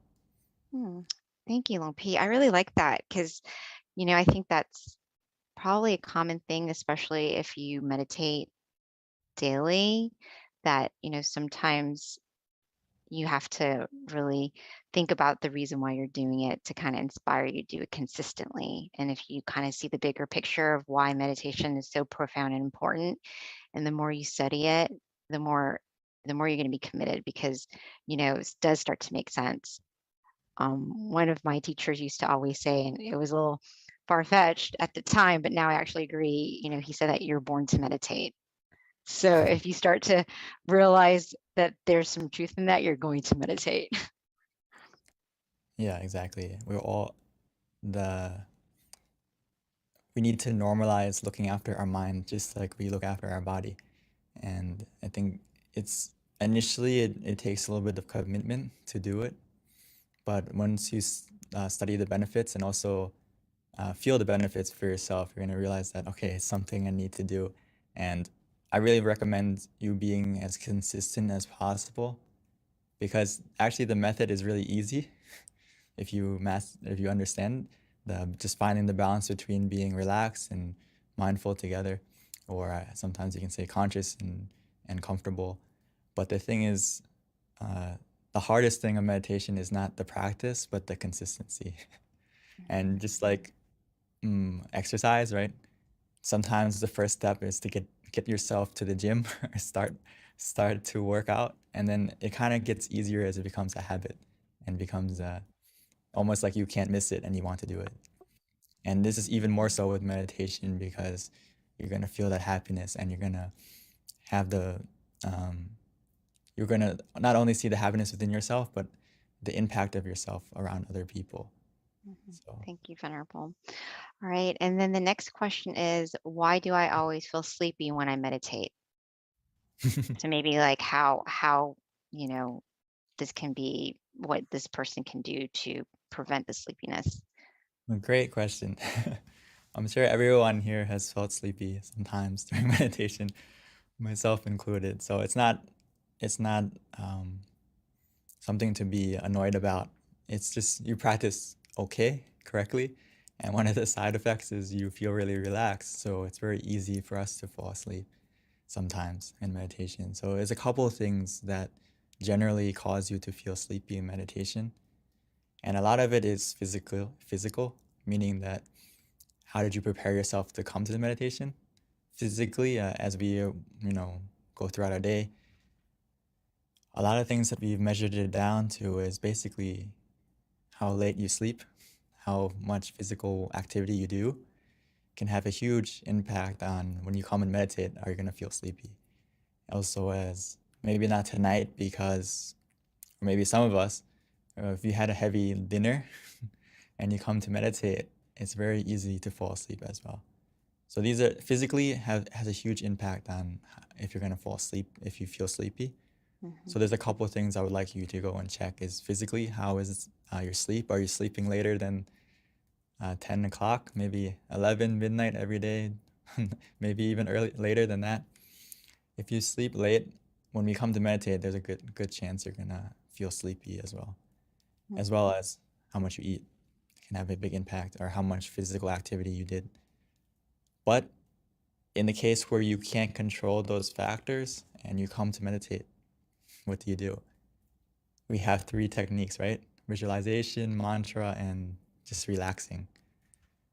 So it's about picking the right tool for the right job. So when you take a moment to observe yourself before you meditate and you feel sleepy, I recommend you use the mantra or visualization, or even both, to add more awareness to your meditation. Because you already have the sleepy part, you already have the relaxation part, but you need to add the mindfulness part in that case. So hopefully you got the idea. Yeah, thank you, Pete. That actually makes good recommendation. So this next question is from Charity Sills, and the question is it okay to lie down while meditating? And especially this person, considering there's injuries, or is it more powerful to sit up? Oh, to a lot. I think in this case, in general, I wouldn't recommend you to lay down to meditate in a sleeping position. Only unless in this case, like you said, is if you have injuries or you're physically like unable to sit up or to sit up, because in this case, yes, it's okay to lie down, but if we in a normal situation, I recommend you to sit up just because it helps you to find that balance between being conscious with comfort and being mindful and relaxed together. It's easier when you're sitting in a position or not necessarily lying down, because when you're lying down, just like the question before this, it's very easy to fall asleep. So it depends. It depends on your physical condition. But in this case, please feel free if you are if you have an injury like this. So it is still possible, though, correct, Venerable, Yeah. to meditate lying down. You just have to be more aware, because if you're not, you're going to fall asleep. Exactly. Okay. This is an interesting question, Lone P. It's a question/experience. So this person felt very cold, like chills on the arms, but it was very blissful in meditation, and wondering if this is a cleansing of energy or just relaxation, like the temperature dropped. This has happened a few times during meditation. Very good example and question. I would like, for those of us in Thailand right now, it's very hot. So if you can get that experience, that's great. You can feel cool and have your own personal Air air condition. conditioning. Right now it's very hot. But anyway, it's a very good experience, okay? If you feel, the key thing is not only with any sensation, whether it's a cold feeling, some people feel warm, some people even feel hot. But the key thing I would like to ask you back is, other than that sensation, is how did you feel? Which in this case, if you felt, in this case where you said that you feel blissful, and you have relaxation, that is the key, that to check yourself, that is it a good experience or is it a positive experience? So you can say it's similar to what's actually cleansing you is not necessarily just the sensation, but also the feeling of relaxation, and that you have the blissfulness too. So I would say that it's a result that you're practicing in the right method, and just keep going with that sensation and see where it's going to take you. It's definitely the feeling of relaxation, the feeling of blissfulness, as well as the product of being cool and feeling more cool. It's all in the right direction. So please keep going and spread your coolness and your coolness to not only yourself, but the people around you. Maybe the people next to you can get closer to feel some of that coolness too. So Venerable, here is a more of a comment, I think. So maybe you can give more insight if this is kind of what happens when you meditate, but it's from Scott. And he says that he finds that when he meditates and he's at work, he's more in tune with himself and his surroundings. He also feels like things click easier when he meditates daily. Yes. It's actually, I'm glad that you mentioned it, so it's not just me saying it, but as we meditate more, we develop mindfulness. Not only that, but not mindfulness just of what you're doing, but it's a focus where you feel also relaxed. So it's not like another focus where we're dialed in on what we're doing and we feel stressed. So when we meditate, we get that we develop the skill to observe things relaxingly, but also be in, you can call it like neutral observation, where you observe something, but you can be in the right position to observe it correctly with a good perspective, with a clear perspective. So that's why I recommend actually in the slide where I said that to find your inner smile and to relight your inner sun before you do anything, meaning that you center yourself, and by practicing meditation daily, you're going to become just like Scott and be able to be in tune with yourself and also what you're doing more. To put it simply, you become more present. A lot of us, we live our life in the future and in the past, and we aren't present of what we're doing. We're not fully present. So when we meditate, we are able to stay more present and, like you said, be in tune with how you're feeling and realize and how to adjust correctly. So yes, that's why I recommend everyone to please practice daily, and you're going to see many more profound benefits just like this. Thank you, Venerable. Looks like that was our last question, unless anyone else has anything they want to share before we wrap up today's session. Someone said, should you face east with meditation? Ah, From Evangela. I would say that you can face any direction. I mean, face this direction that you feel comfortable in, and it depends on where you are. Sometimes it depends on the feeling you have. This is the most important. It doesn't necessarily have to be a certain position. In, like, for example, when I am in the temple, there is a big jaiya, or a big stupa that we pay respect to. So sometimes I like to face in that direction because mentally I feel more comfortable, but it doesn't mean necessarily that I have to face that way, but it depends on you. It depends on you. And you can face the direction. but Venerable, isn't there some benefit to sitting in the lotus position? I mean, ideally you want to be comfortable, but is there a benefit essentially to sitting in a lotus position versus like a chair? There's benefits, of course. It's a standard position for a reason. And if you can train yourself to be able to sit on the floor and sit in the lotus position, there's benefits, for example, increased awareness, and if you can really keep your back straight comfortably, it helps to reduce the stress on your back to almost be zero if you can stay in. But for a beginner, or perhaps when you first start out, it's always important just to find a position that works for you and gradually work towards that if you really want it to be a goal. And yeah. Like for me, I couldn't sit on that way for a while, but it took a while to adjust. Right. I'm always very stubborn. Like I like to kind of test things that I'm told. And I did try the chair, and I'm like, yeah, I could sit in the chair just as well as sitting on the ground in the lotus position. And then I tried it, and then I learned why. You have to try it for yourself for you to figure out what works for you. Because after 40 minutes, my head kind of like went down and I almost fell off the chair. So I was like, oh, that's why I should sit on the floor. Okay, so Venerable, another question that just came through. The question is, what are the different type of levels of meditation, and how can we tell if we've reached the next level of meditation?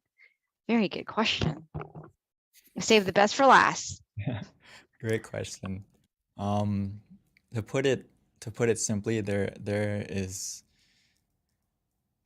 many levels of meditation that we can attain, but for now, I would treat meditation not necessarily are we there yet. It's not like a race to the destination.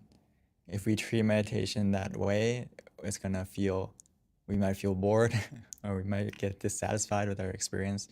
And what I've been practicing and what our master would tell us is that we will know for ourselves when we get to the end, right? So, but we shouldn't sit there waiting like, are we there yet? Are we there yet? Because if we sit like that, we're not gonna enjoy our meditation. So when we practice, treat meditation like harvesting happiness, meaning that your goal for meditation now and every session when you start should just be to relax so we can feel happiness from our meditation. And as we feel relaxed, we feel happiness, our mind is becoming more clear and bright and more purified. So the main goal to meditate is to purify your mind, to clear your mind, and fill it with happiness and purity.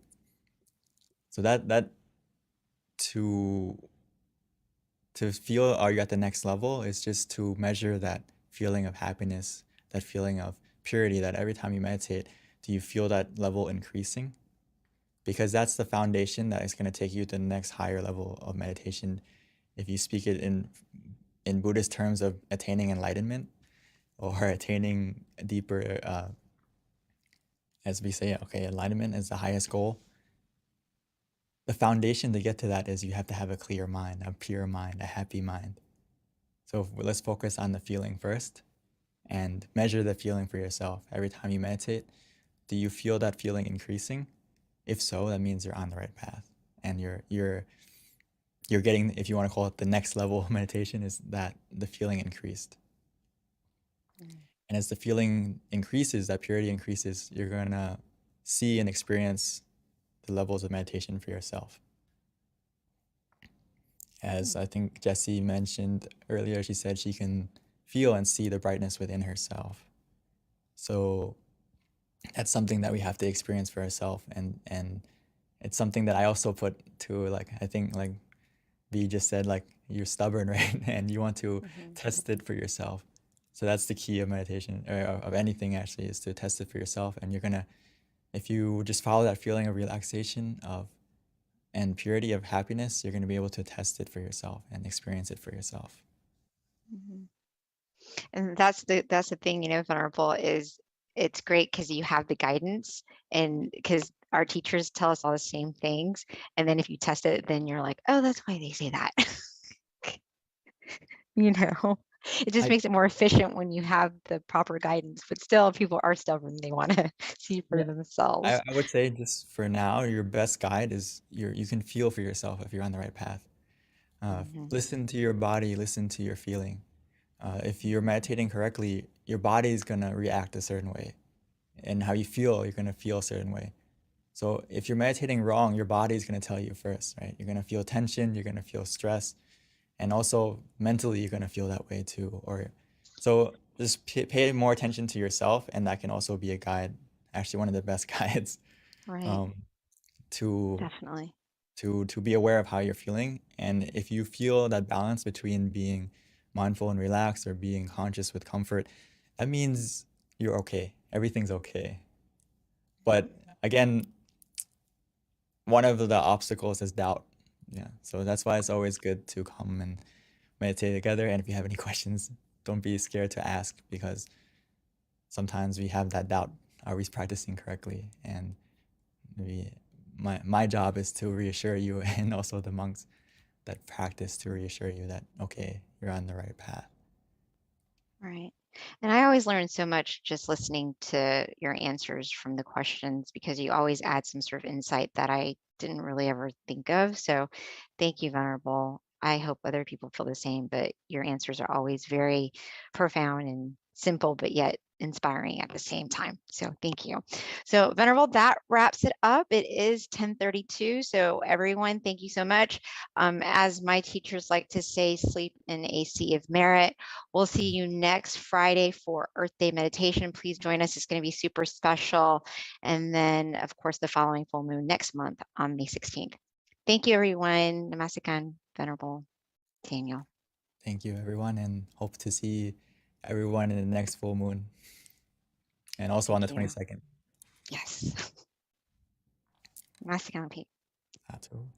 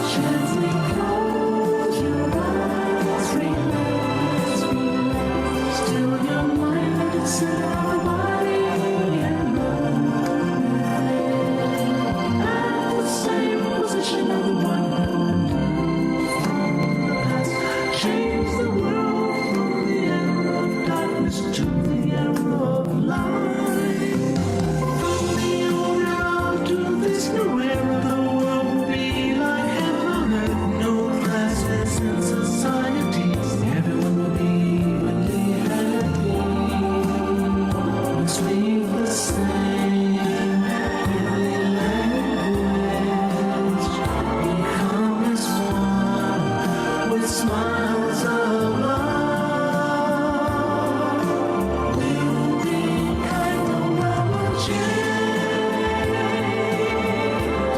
The world will change. Let's come together to change the world. Let's come together to change the world. Let's come together to change the world.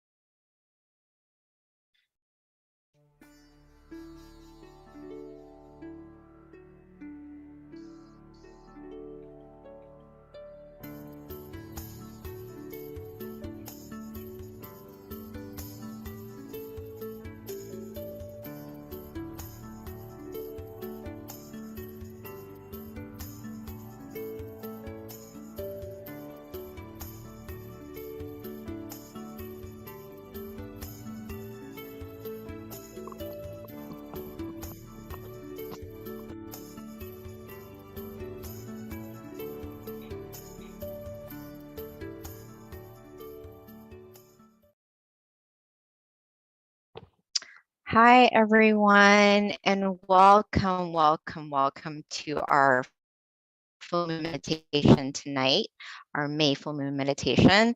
The theme today is Wesak Day, which is a day of inner peace. So I found a quote that I felt was very appropriate, not only to honor the Buddha being our ultimate teacher, but all of our teachers, because this definitely is a representation of all good teachers. And the quote is, "A good teacher is like a candle. It consumes itself to light the way for others." So I feel like that's very appropriate, and that's definitely in honor of all of our teachers. So that's a quote of the day. With regards to today's schedule, we're going to have a short wisdom talk followed by our meditation and then candlelight, along with loving kindness and then Q&A at the end. So please stay. Our Q&A is actually one of my favorite with regards to our full moon meditation. I learned so much. A little bit about our teaching monk Jackie. He ordained in 2014. And after graduating, that's when he ordained. He got his BBA. Once he ordained to life, and so he found his goal and his passion, which is to practice his passion, which is meditation, not only cultivating it, but sharing it to others as well. So that's a little bit about Venerable Jackie, Monk Jackie. Before we start, we would like to ask everyone to please share on the chat, just so that we know where people are from, the state that they're at, their city, and their country, because we do have people from all around the world. So it's definitely very interesting to know where you're from. So if you can put that in the chat, that would be very helpful. Thank you, everyone. All right, so at this time, I would like to invite Monk Jackie to start our session for us. Good morning. Good evening. Good evening to everyone. It's morning time here, so. Depending on where you are in the world. Yes. So I'm thinking maybe other people from other places around the world are joining also. So good morning, good afternoon, and good evening to everyone, right? Welcome everyone to our full moon meditation tonight. Okay. Hopefully you all have had good meditation sessions from our past full moon events also. And hopefully this one will be a great one for you all as well. Okay. It is Vesak Day tonight, right? And we would have a little information to share to you about that. But before we go into that and to our meditation, there's something I'd like to share. Okay.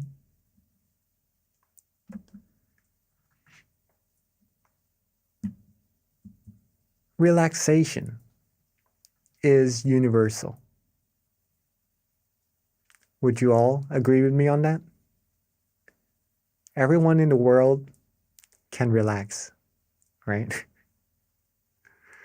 Okay, so that's that.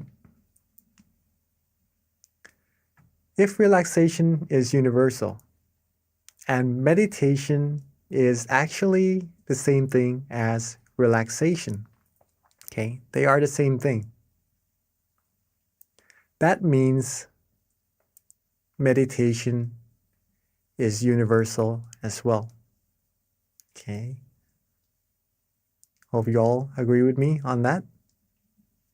All right. Okay. Now let's keep this in mind for a second, that meditation is universal, just like relaxation. It's just a feeling, it's just a practice. Okay. Everyone on earth can do it. right? We can do it. We have been doing it for many times already as well, I believe. And for those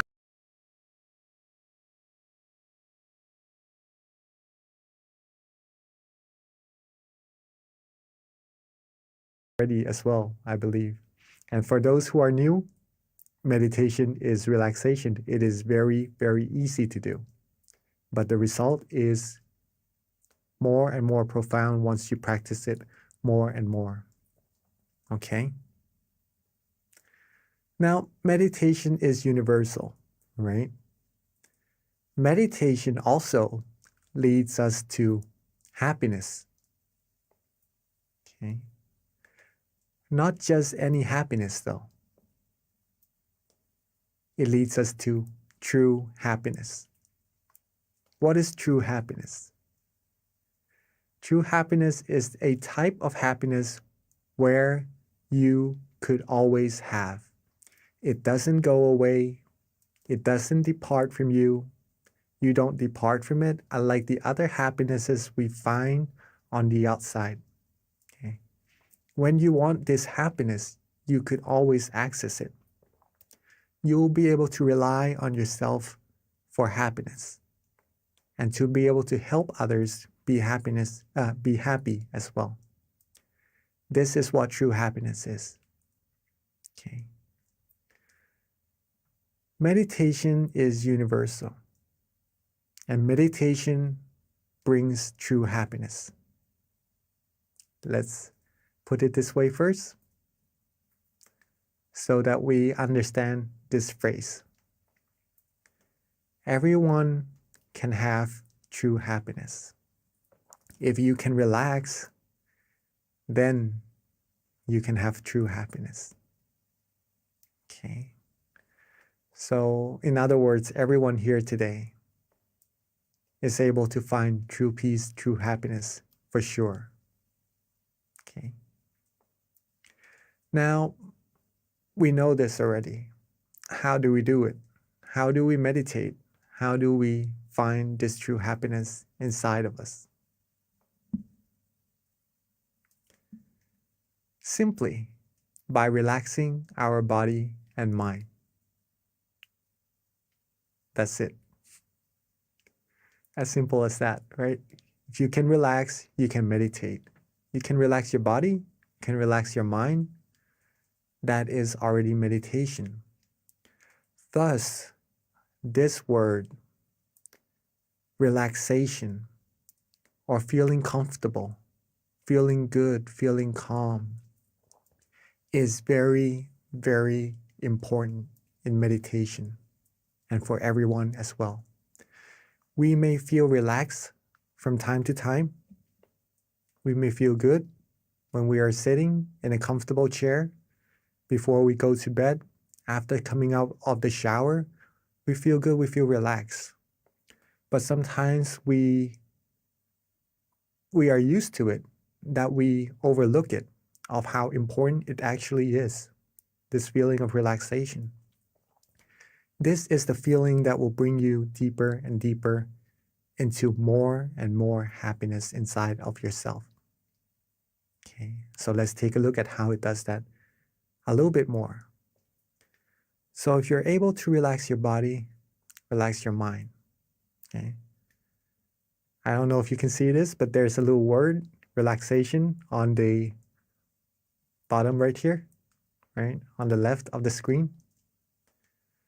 We might start off with a good amount of relaxation, right? That we feel, okay, this is our relaxation right now. I'm feeling good. I'm feeling calm. That's good. If we keep that feeling going, if we keep being relaxed more and more, be with that relaxation, it will grow. It will become a little bit bigger. Okay.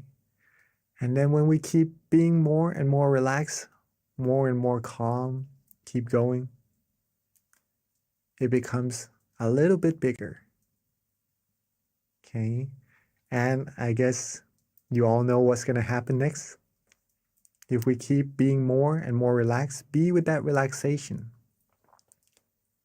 is going to get even bigger and becomes even bigger until it becomes very, very big. I literally expanded the word relaxation so that the white part is all that we can see right now.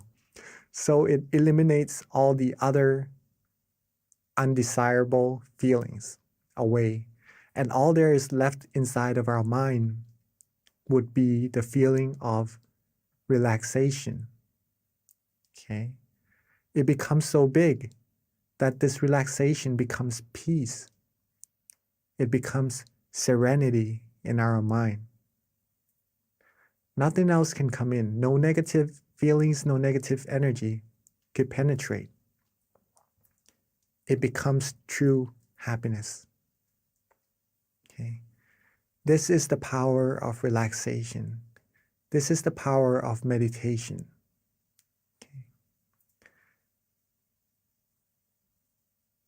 Now we know how to meditate, right? Not that difficult. And if we practice together more and more, we would find true peace little by little until reaching the very utmost of it. Nothing can penetrate, and that's the ultimate goal of meditation. Okay? Now, this was discovered.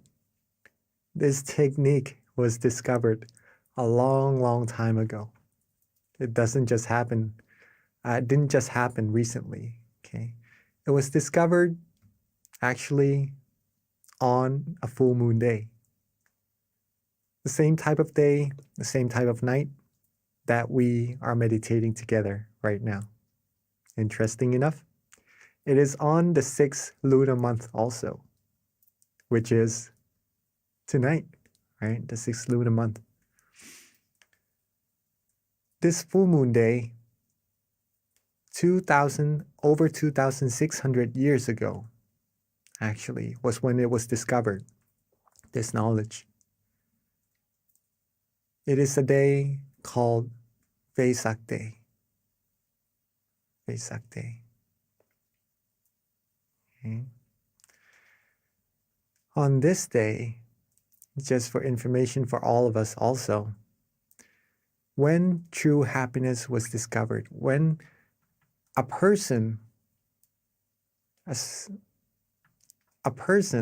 like us, right? A person was able to discover true happiness inside. It is actually on the same day that this person was born, discovered this true peace, true happiness inside, and passed away, right? It's on the same day, but on a different year, just so you know. Okay. And this person, we all know who this person is already, actually, from seeing the picture, right? Is the Lord Buddha. On this Vesak Day, over 2,600 years ago, he sat down and vowed that if he doesn't attain true happiness or the knowledge to eliminate all negativities from the mind, right? If his flesh or blood were to vanish, if his flesh and blood were to vanish and all there's left is his skin, his tendons, and his bones, he would not quit until he reaches true happiness, until he was able to eliminate all negativities from the mind. And so he did. So he did. And he passed the knowledge down to many, many people, and so they did also. Okay.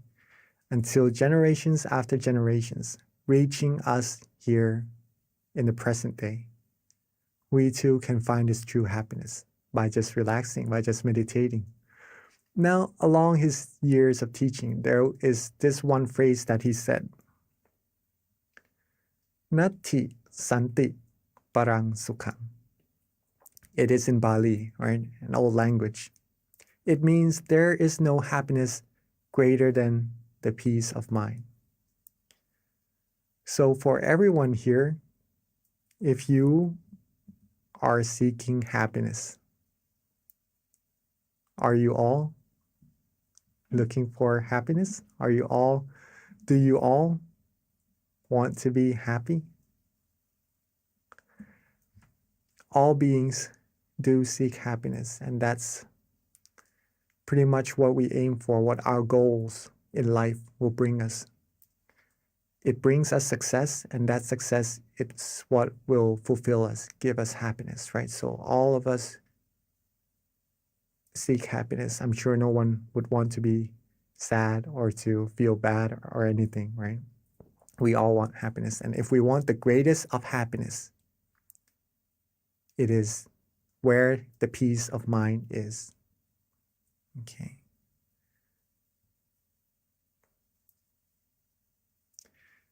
If true happiness is what you seek, if you like to rely on yourself for happiness, you want to help yourself and help other people around you become happy. Now you have the roadmap. Now you have the roadmap. You know where your destination is, right? You know where your destination is. You have the compass, you have the tools, which is meditation. And how to get there is just to be relaxed. Keep being relaxed more and more until we reach our destination. We have all the necessities we need to go further and further through this path of happiness. Now, there is still one factor that has to be taken into account for us all to reach our destination. That factor, can anyone guess?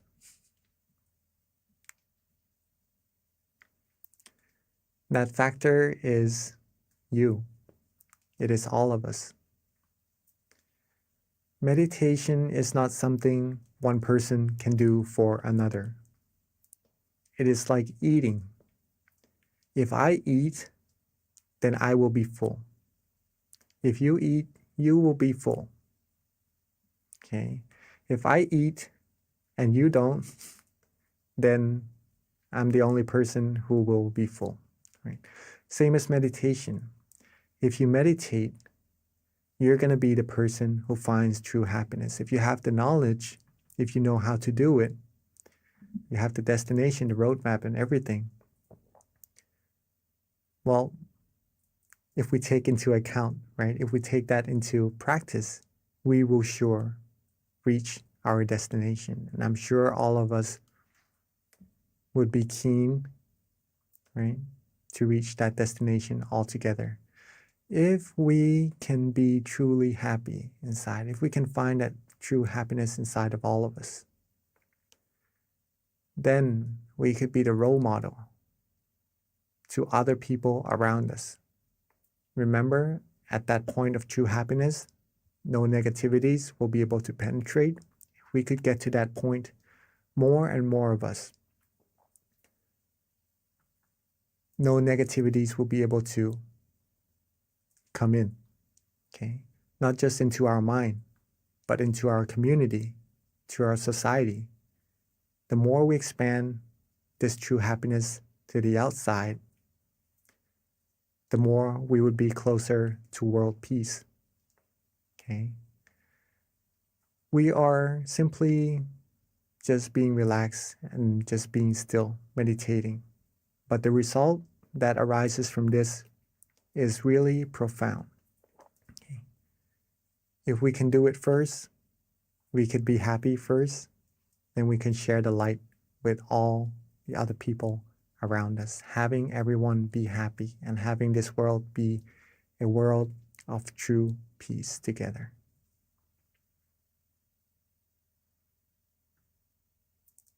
All right. Hopefully that was interesting enough of how meditation just being something that is maybe a little bit overlooked, right? Just being relaxed. But by being relaxed more and more, it becomes something very big and profound. So I think it is a good time for us to actually take this into practice together. Okay.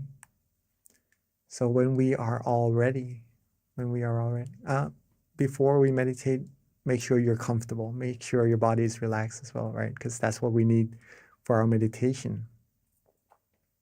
So let's get ourselves adjusted, our body adjusted, so that we feel good in our meditation together for a few moments.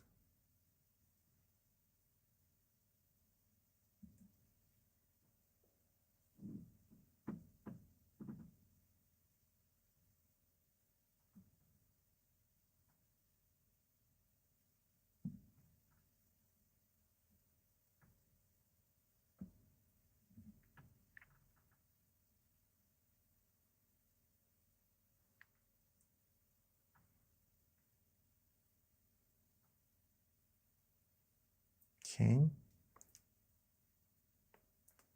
So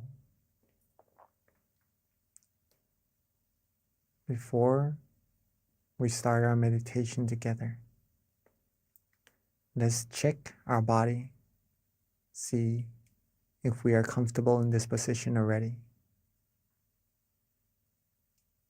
And when we are ready, let's softly and gently close our eyes.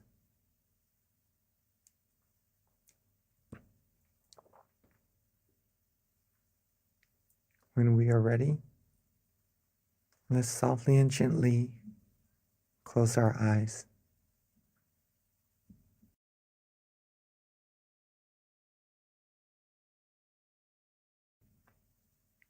Take our time. There's no need to rush at all.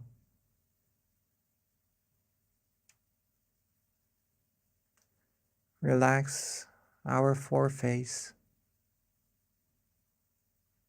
Relax our eyebrows, our cheeks,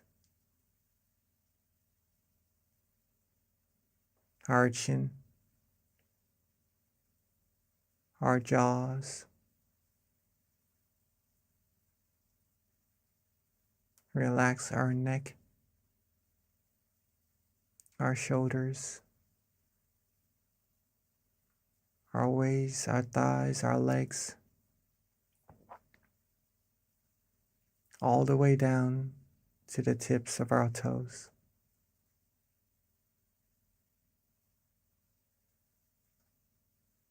Let's take this moment together to relax every part of our body.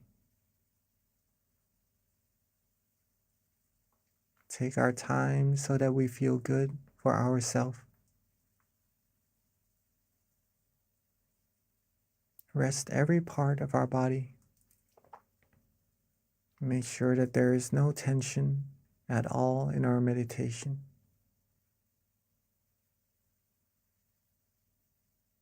If we feel good, if we feel relaxed, then we are on the right path.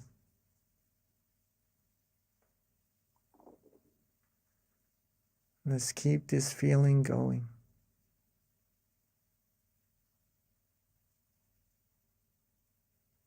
Keep ourselves calm.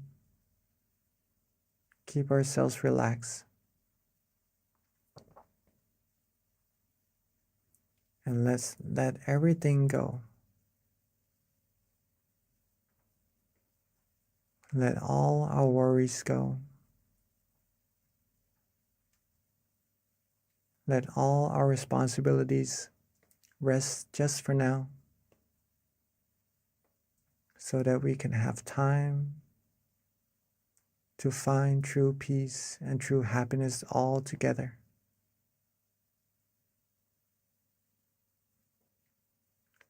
If we are relaxed in both our body and mind right now, if we feel good in our meditation, right now. Keep that feeling. Keep that feeling flowing. Keep that feeling alive. Just like our heart that is beating.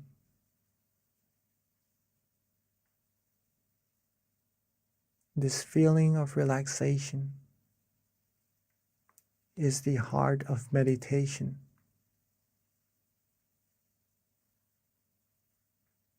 So as long as we feel good, as long as we feel calm, as long as we feel relaxed in our meditation, then the heart of our meditation is beating. And we are being alive on the outside and on the inside. We are walking, are traveling down the path, the righteous path, the path of purity, cleanliness, and happiness. It may be a path that we cannot see right now, but to find that we are on the right path, there's a way to travel, which is to feel.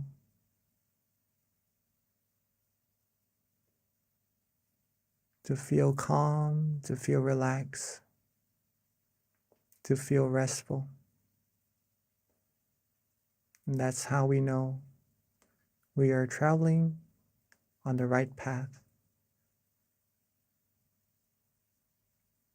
in the right direction,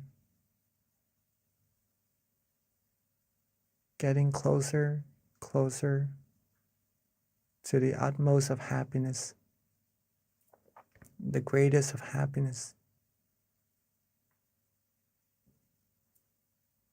But it is like a tree as well, where we cannot rush for it to grow, where we cannot rush for it to bear fruit.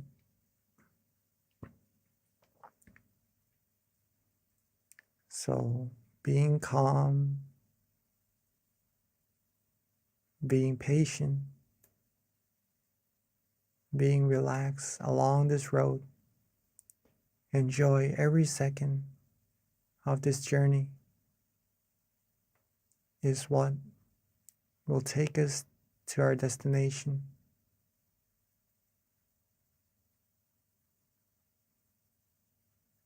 The more we can be calm, the more we can wait, the more we accumulate this peace of mind that we are having right now, the closer, the faster we will be to reaching that destination of ours.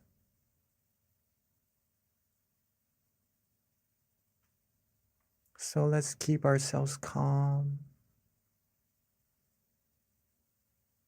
Let's keep our body relaxed. Let's keep our mind relaxed.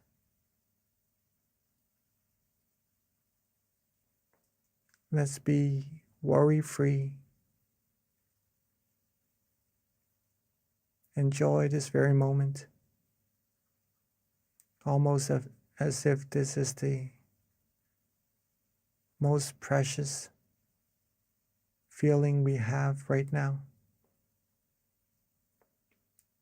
that will take us to reaching life's most valuable treasure.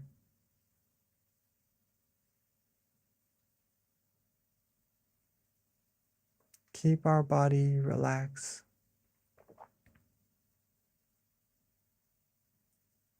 Keep our mind relaxed.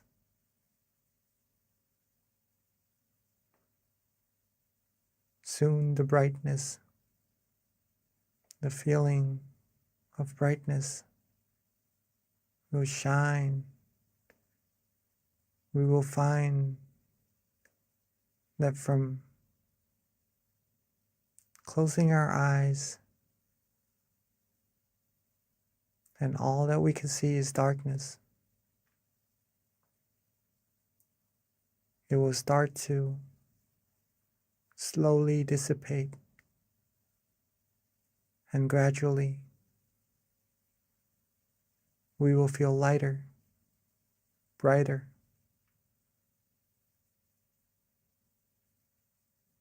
Whatever experiences happen inside of our mind,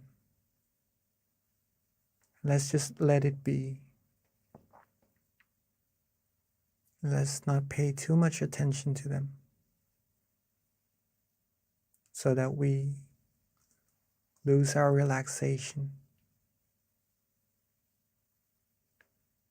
The more we're able to relax, the deeper our meditation becomes automatically.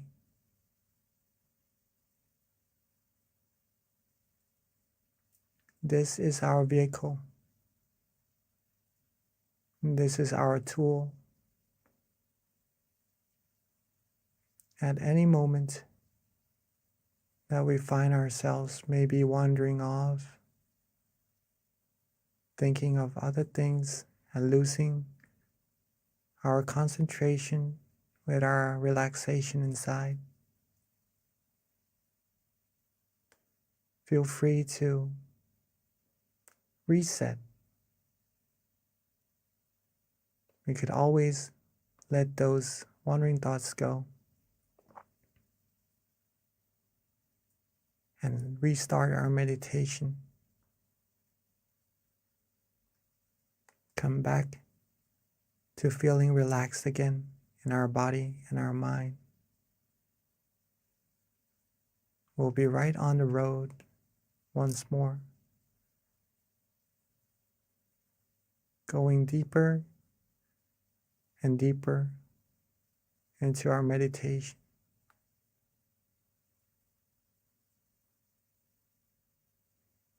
And if we start to feel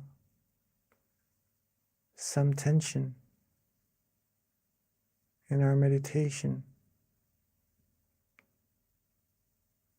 we could also reset by softly and gently letting those tension go.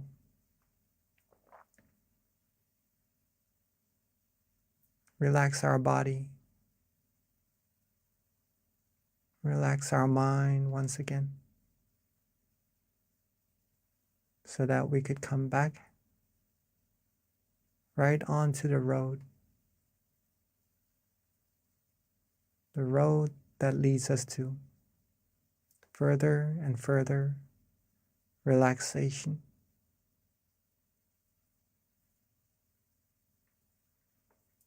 At this point, if you're feeling calm, you're feeling relaxed, then you are already accumulating a good amount of positive energy inside of your minds. All there's left to do is just to be neutral. Let these positive energy keep accumulating more and more automatically.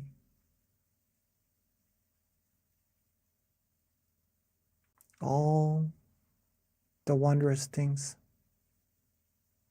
all the good things are being bestowed to us right now, just by relaxing, releasing letting go, whether if we know it or not. You're a being. You are receiving a great amount of positivities. So let's keep ourselves calm, keep ourselves relaxed. Keep receiving these positivities to our lives, to our mind, and to later share with everyone else in the world. Let's keep these things going. And let's relax, enjoy our meditation together in silence for this time being.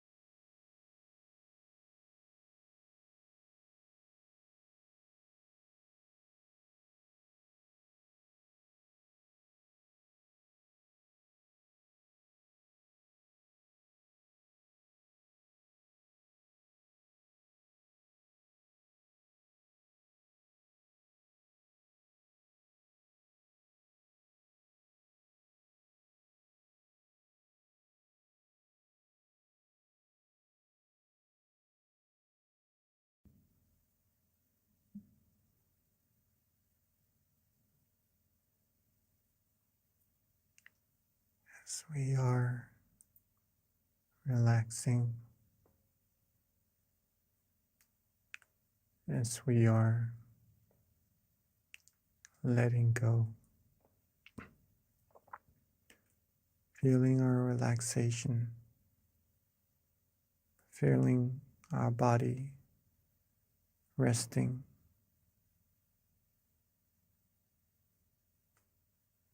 letting everything go,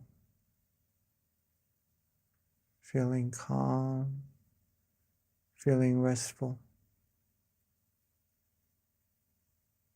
We may start to feel the flow of energy inside of ourselves. Some may start to have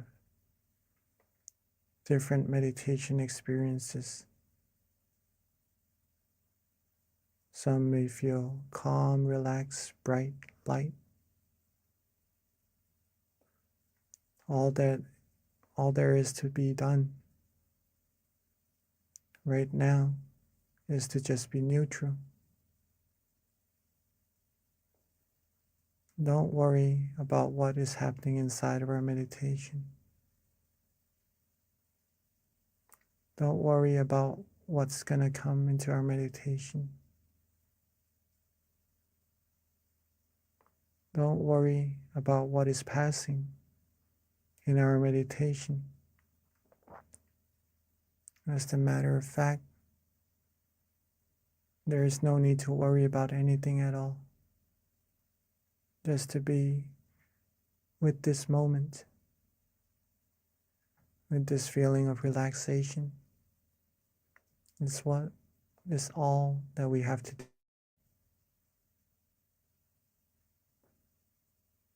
And now that our mind is well abundance of brightness, of happiness, of purity, while being bright and shining on the inside, let us represent this brightness in our mind as a candlelight on the outside by lighting our candles all together. So at this moment, while being calm, being light, being bright, let's maintain that feeling and let's all together light our candles at this moment.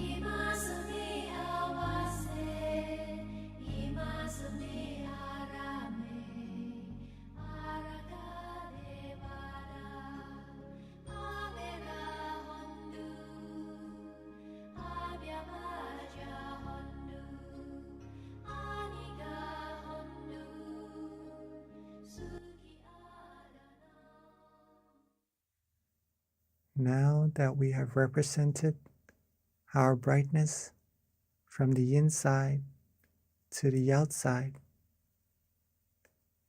let's together come back to our seats and close our eyes softly and gently once more.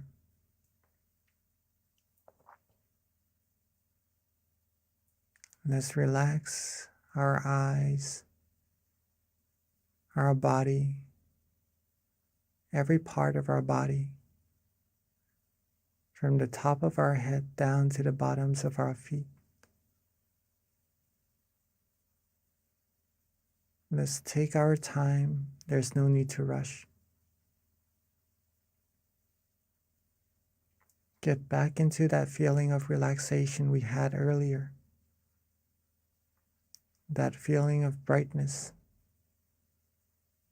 That light feeling.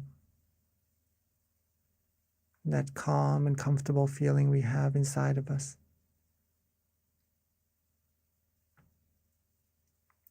And let's softly and gently bring our candle lights inside of our mind.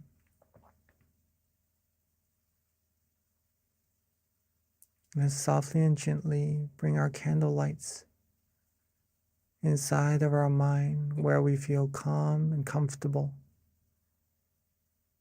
Anywhere. And at that point, at that place where we feel good, we feel bright, we feel the candlelight shining. Let's also recall all of our accumulated positivities from our practice of generosity, our accumulation of moral disciplines, and from our meditation, gathering positive energy. Let all of these good energy come together along with the brightness of the candlelight into a clean, clear crystal sphere, bright and shining.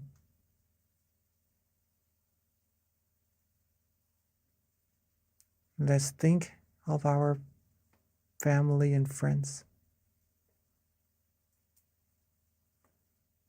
Let's recall our loved ones. And let this crystal sphere, this sphere of merit, radiate its brilliance outwards, reaching our family and friends, sharing with them all the positivities we have. Wishing for our family and friends to always be happy, be safe, be successful in all their wholesome goals, be protected from all dangers, harms, diseases, be free from all negativities, be able to find true happiness, true peace quickly and easily, and reach the utmost of happiness as quickly and as easily as possible.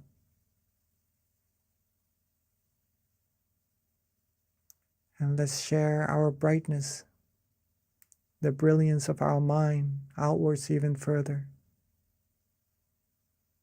Outwards, reaching everybody here in this room. Outwards, reaching everybody in our community. Reaching everybody in our city. Outwards further, reaching everybody in our country. And outwards further, reaching everybody in our world. Seeing this world clean, clear, and bright and shining. Seeing everyone on it clean, clear, and bright as well. And wish for everyone to always be happy, always be healthy, be fulfilled in all their wholesome goals. Be free from all sadnesses, sorrows, sufferings, all harms, dangers, diseases, wars. Be free from any form of negativity. And may everyone on earth be able to find true peace quickly and easily. And may this world be a world of true happiness, true peace quickly and easily. And may we all reach the utmost of happiness as quickly and as easily as possible. And let's share our loving kindness outwards even further into space, into the universe. Outwards infinitely. Outwards unlimitedly, reaching all beings no matter where they are. Wishing all the good things for all beings as well. And let's take a few moments to share our loving together, our loving kindness together in silence.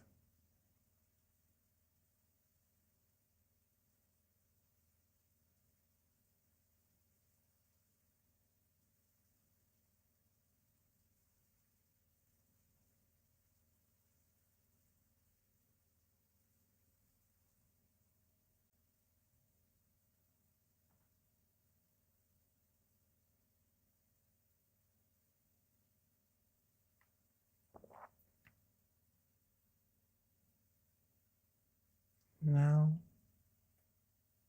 that we have shared our peace, our love,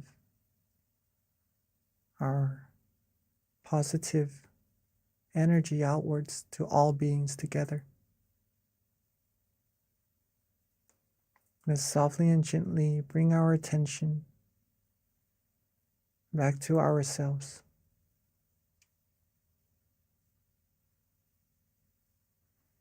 Let's softly and gently bring our attention back to ourselves, to where we feel calm, to where we feel good, feel comfortable. And at that point, with all our accumulated merit, let's wish for ourselves to always be happy, to always be healthy, always be happy, always be wealthy, free from diseases, harms, dangers, free from all worries, all negativities, free from anything that will be able to harm us. And when we meditate, may we be able to still our mind quickly and easily. May we reach true happiness quickly and easily. May we be able to be happy and share our happiness with everyone around us, having our loved ones and all the people in the world be happy as well. And may all of us always walk on the path of righteousness and reach the utmost of happiness as quickly and as easily as possible. Let's take a few moments to wish for ourselves for all the good things we need.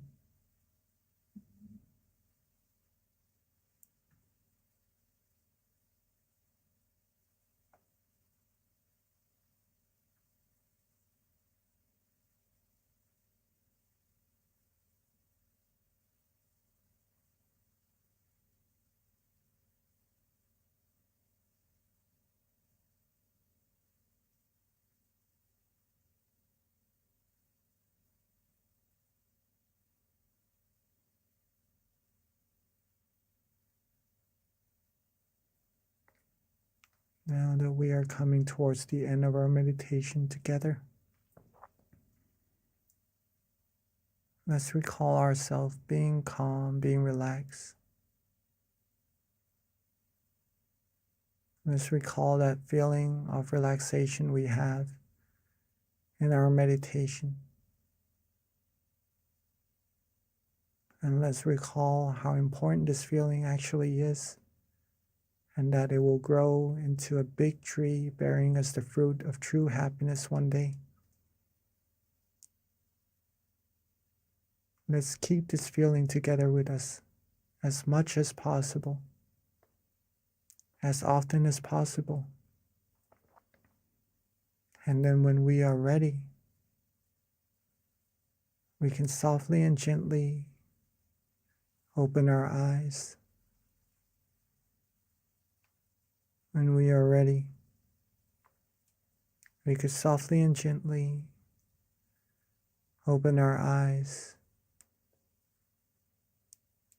Sapphe Buddha Palapata Pajjeka Nanjayang Palang Arahanta Nanjate Shena Rakhang Pantami Sapaso Sapabuddha Nupavena Sapathamma Nupavena Sapasangha Nupavena Sathasoti Bhavantu Te.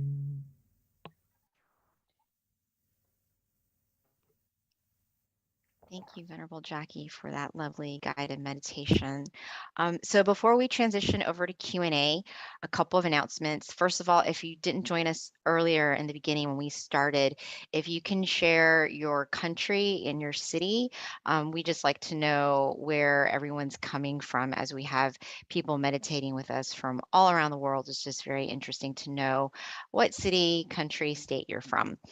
Okay, with regards to a couple of announcements that we have, please jot down the next full moon meditation is going to be on Tuesday, June 14th, next month. A couple of other announcements. If you haven't already visited this website, please be sure to check it out, tamagayameditation.org. This is where you can learn of the various centers that we have in the US, the closest center to you that you can go and visit even. We do have guided meditation open right now at our various city centers, such as Boston, Chicago, Azusa, Georgia as well. So yes, you can definitely learn more about that from the website tamagayameditation.org.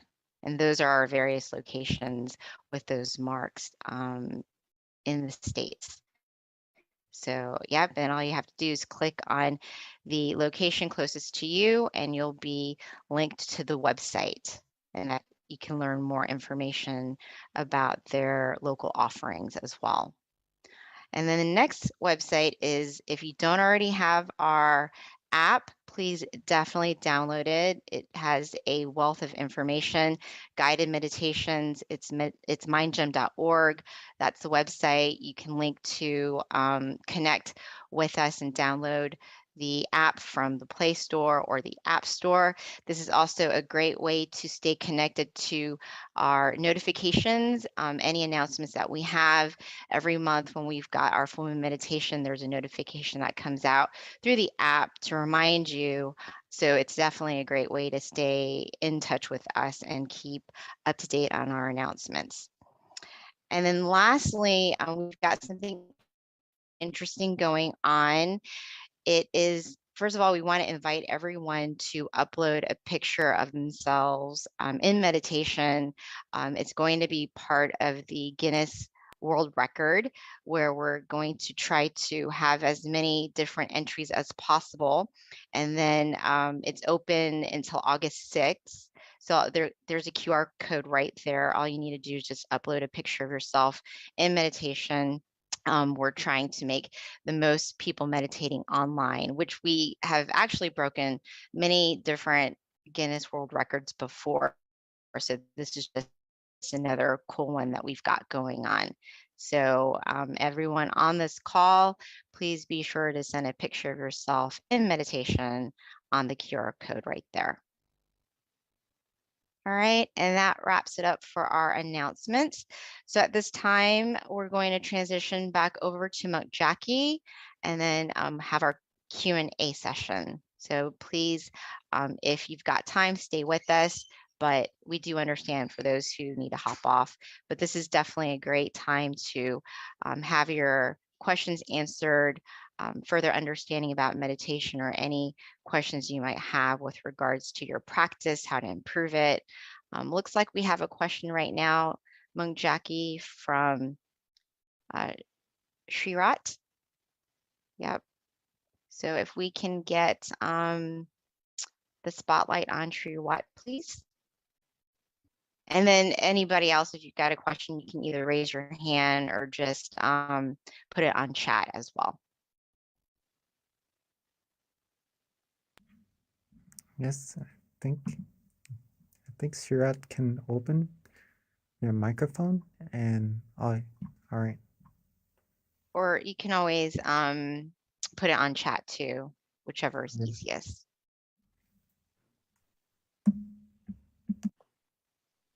So Venerable, while we're waiting for Shriwat to ask the question or get on spotlight, I do have something that happened to me just as early as today that I think might be interesting to find out what your advice is, or other people might benefit from it too. But yesterday in meditation, I meditate every day, and when I was meditating, I felt very calm and peaceful, and like I was floating, which was really cool because I hear that this is kind of a typical experience in meditation.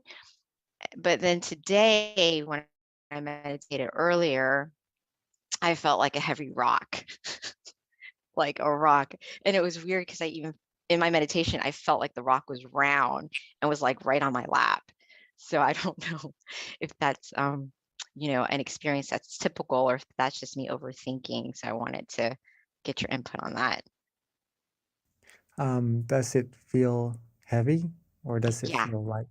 The rock Feels felt heavy today. Yesterday felt very light and floating, and today it was like a rock on my lap. Right. And I was like, this is new. Okay. That That is was kind of actually odd. quite normal in meditation. Oh, Okay, first of all, very beautiful that you are meditating every day. That is actually what is needed to progress in meditation. No matter what meditation experiences we have, right? Sometimes good, sometimes we feel not as good as the day before. If we keep meditating, we are progressing no matter what. The only way we're not progressing in meditation is that we do not meditate. Okay. Now, sometimes when we have good meditation experiences one time, right? The next time we may look forward to getting the same meditation experience.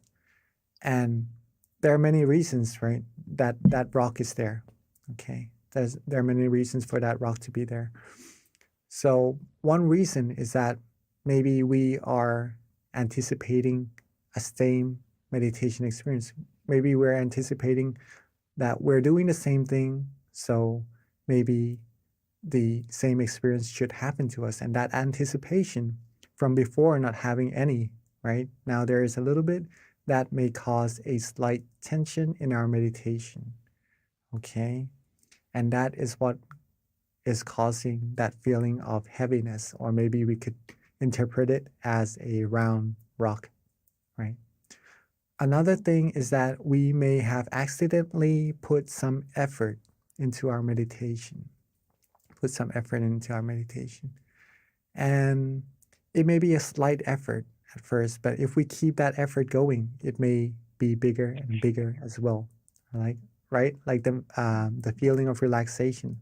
If we start off by being just a little bit relaxed and we're content with it, it will grow and grow and become bigger relaxation as well, right? Same thing with the tension. It may be a little bit, and then it becomes more prominent.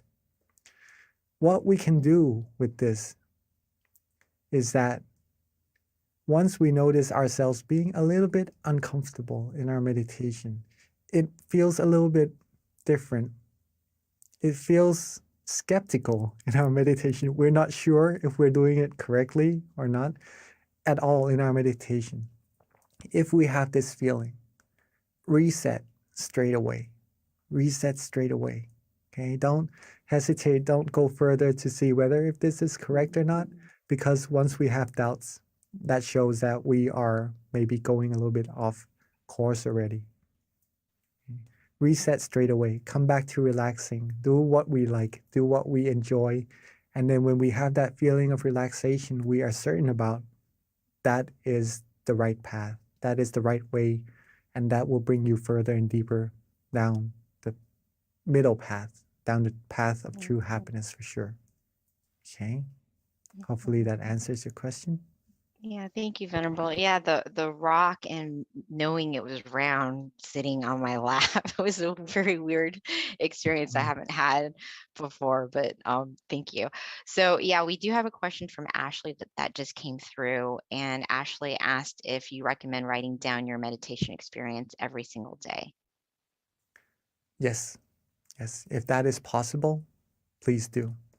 That will help you observe whether what you did today that benefited you. All right. So what you did that was good for you, if you keep repeating that, it will become bigger and bigger also. You will get better and better in meditation. And it will help you observe what didn't really benefit you also. So if we lessen those things, then we will be able to progress in our meditation also. So meditation, writing journals is a great way to improve in our meditation. And that's also recommended by our master himself, right? If you could write after your sessions, right, in every session, that would be even better, okay? But see what works for you, what helps you observe yourself better, and then do that, then we could improve our meditation from there. So Venerable, we've got a question from Miss J, and Miss J is new to meditation, wants to know how she can become better. To become better in meditation is very easy, but it takes consistency, pretty much that. Meditation is very, very, very easy, right? We're just relaxing and just keeping that feeling with us. Sometimes we have tension, sometimes we have some experiences that we are not certain whether we're on the right path or not. And sometimes we are sure that we are on the right path, okay? Whatever happens in our meditation, accumulate more of those feelings that you like. Okay, this is how we improve. When we are certain that we enjoy meditation, that feeling, that relaxation, accumulate more of that. Maybe it could be 1 second, 2 seconds, 3 seconds, 1 minute. If it goes away, reset, come back to do it again. Accumulate like putting money into a piggy bank. One day it will become full. We'll have like a bigger piggy bank and we keep accumulating it. It will become full again. It becomes bigger and bigger once we know it, we are now millionaires, pretty much. We would be very wealthy of the happiness inside of our mind. Okay. Consistency, repetition, be relaxed often. That's how you're going to improve in your meditation. Thank you, Venerable.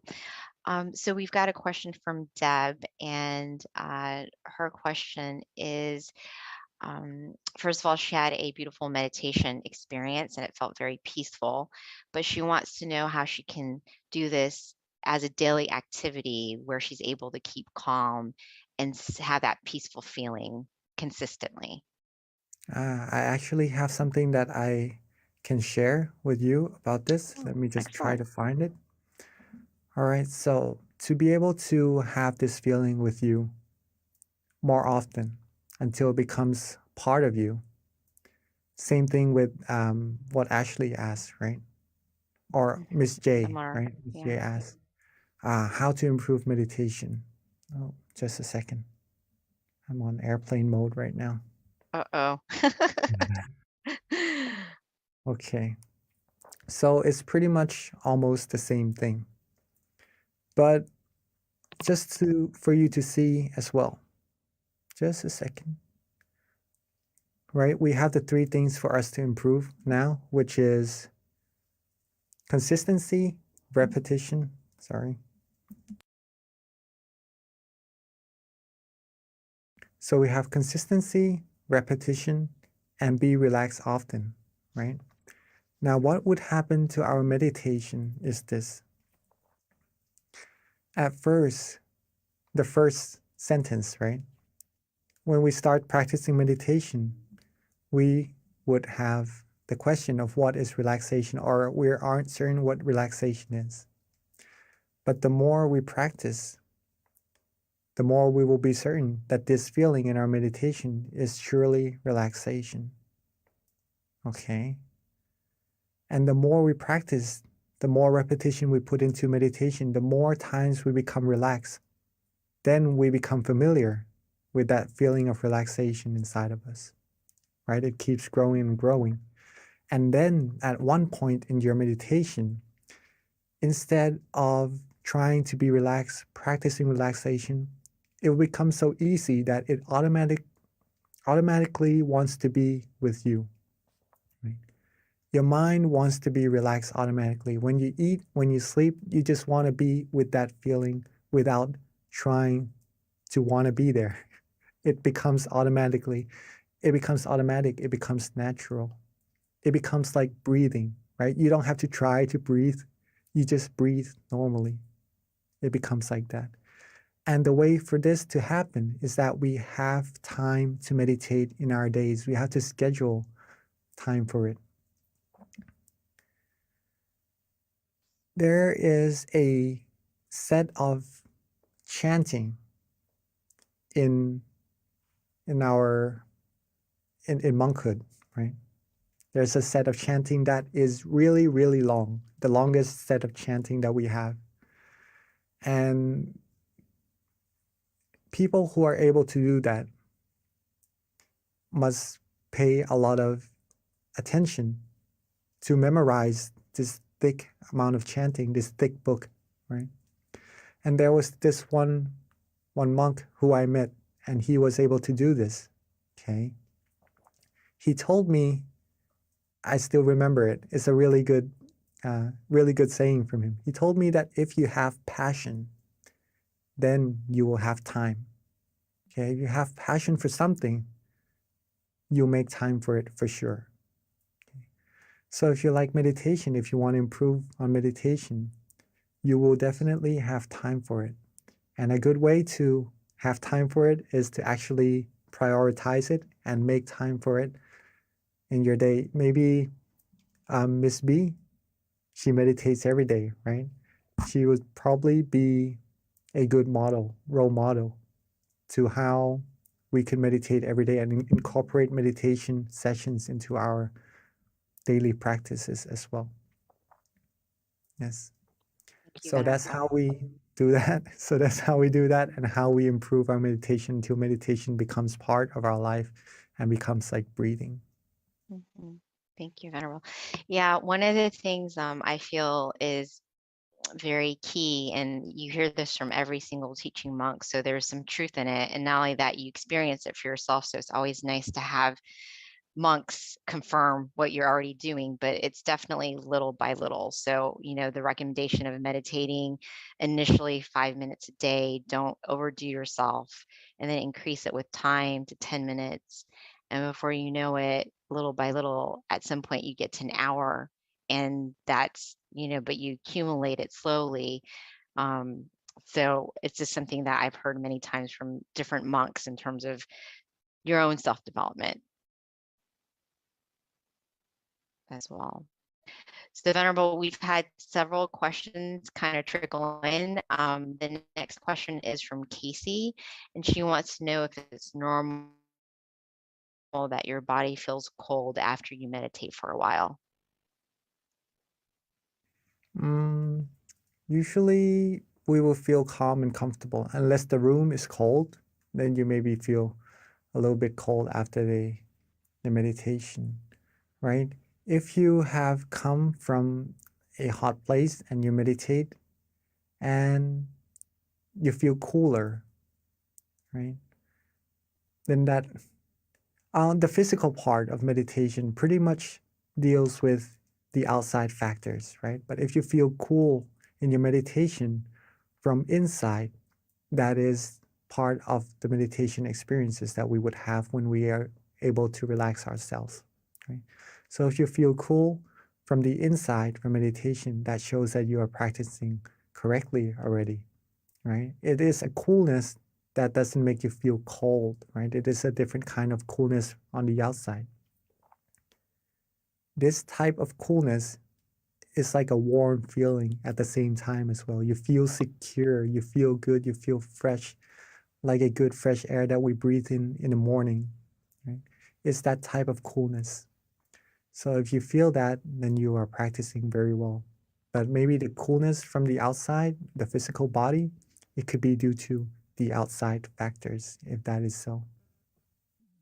Got it. So Venerable, next question is from Charlene David, and the question is it okay to meditate lying down as opposed to sitting? Yes, we can meditate actually in every position, right? It's just relaxing.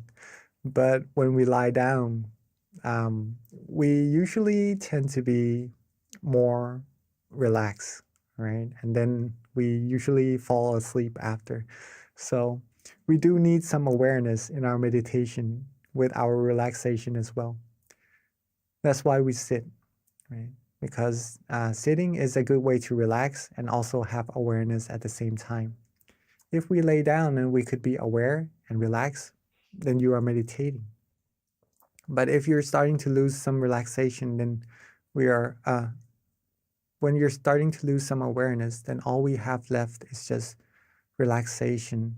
And then that's almost like meditating, but we're not actually meditating at that moment. Just to share that with you.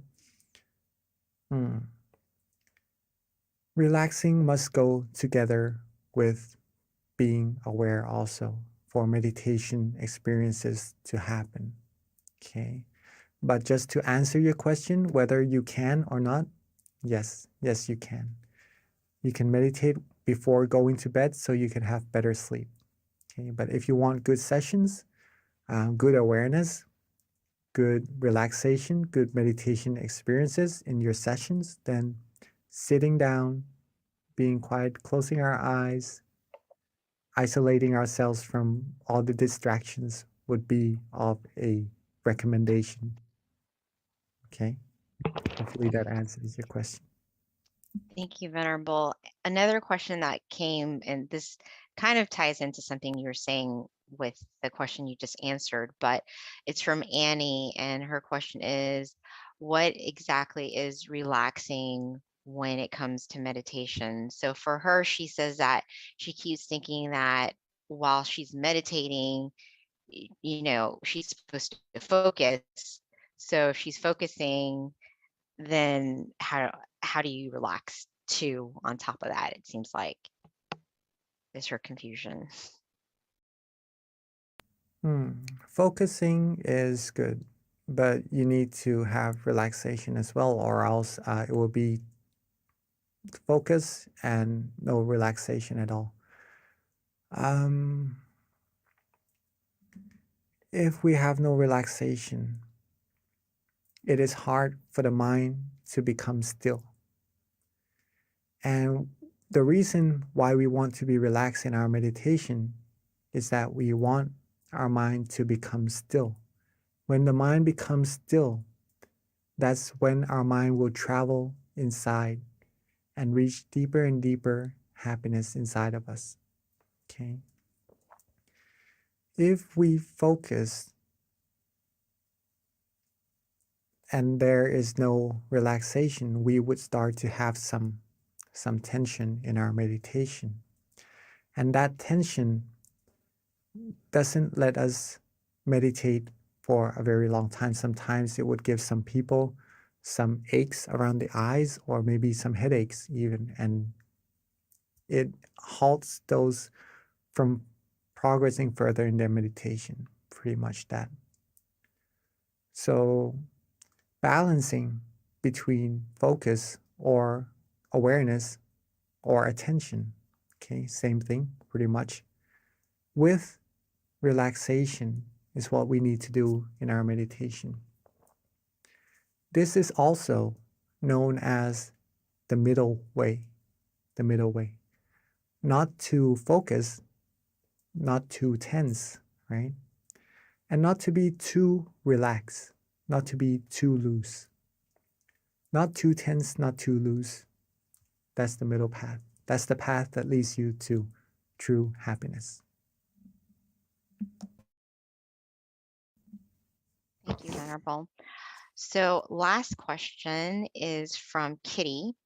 And I guess her question is along the lines of the same thing with regards to being more familiar with relaxation until your body becomes like the body of relaxation. Yes, I think I understand this. Okay, so let me try to explain. Be familiar with relaxation until your body becomes the body of relaxation. Maybe in your words, you may mean the body of Dhamma or something like that. If that is so, that is the path. Yes, until your body becomes the body of relaxation. The more we can be relaxed and focus, right, have awareness in balance, the more our mind will become still. When we are more used to that, the less our mind will want to travel from this point of relaxation. It just wants to be there, right? It's familiar with that point. And it travels further, further, further until reaching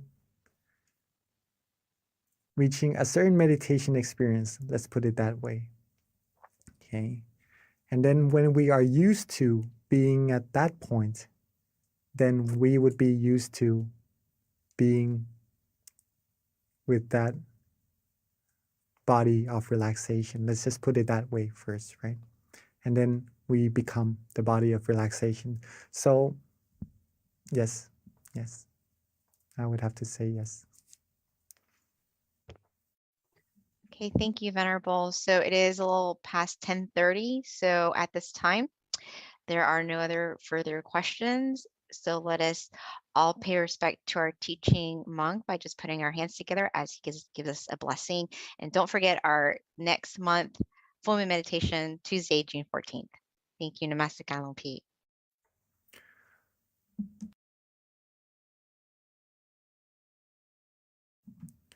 So with all our accumulated merit, our accumulated positive energy, let all these merit come together into a clean, clear crystal sphere. And let this merit bestow to us, bless us with the utmost of happiness, the utmost of health, wealth, success, and may we all be fulfilled with all our wholesome wishes. When we meditate, may we all be able to attain true happiness quickly and easily, and reach the utmost of happiness as quickly and as easily as possible.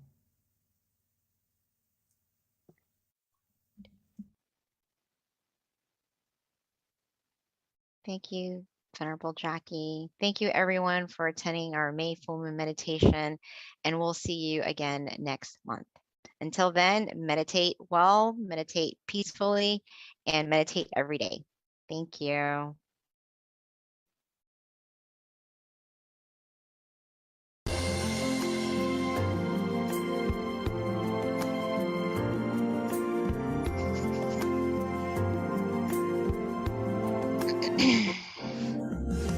Let's come together to open the new whatever to eliminate all conflicts and differences. It's time for everyone to join hand in hand.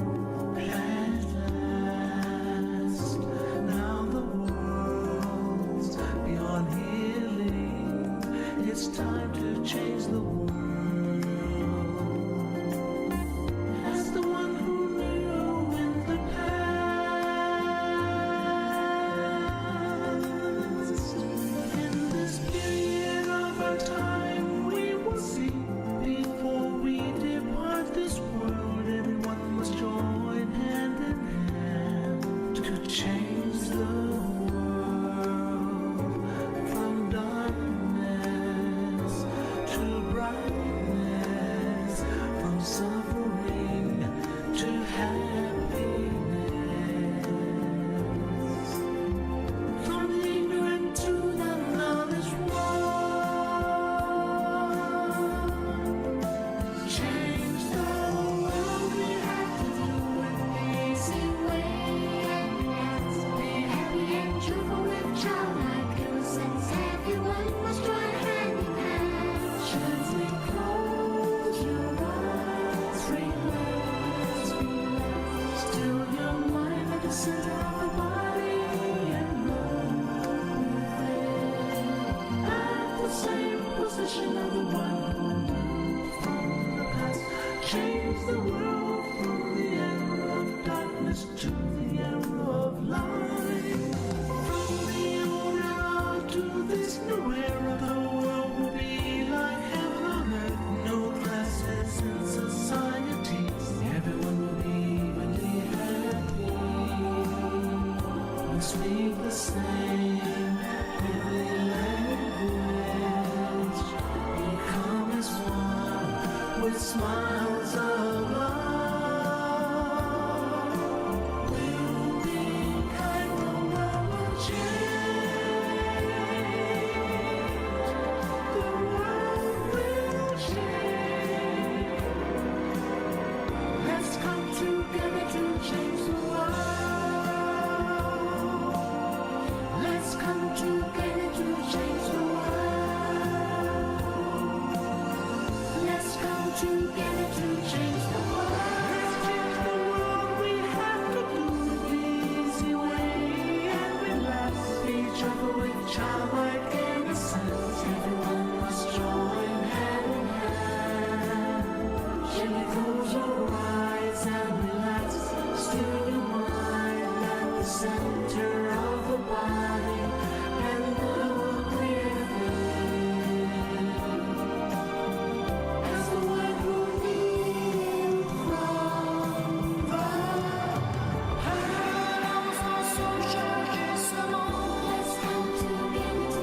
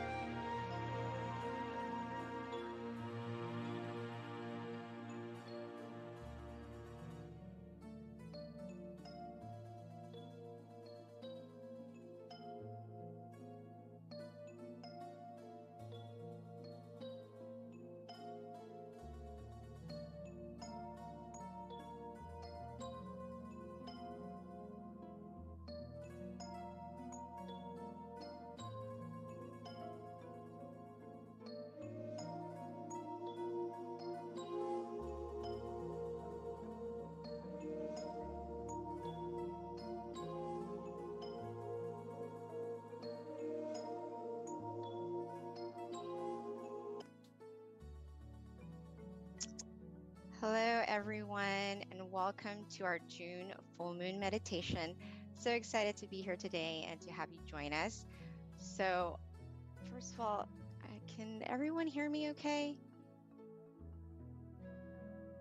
Before we start? Yes?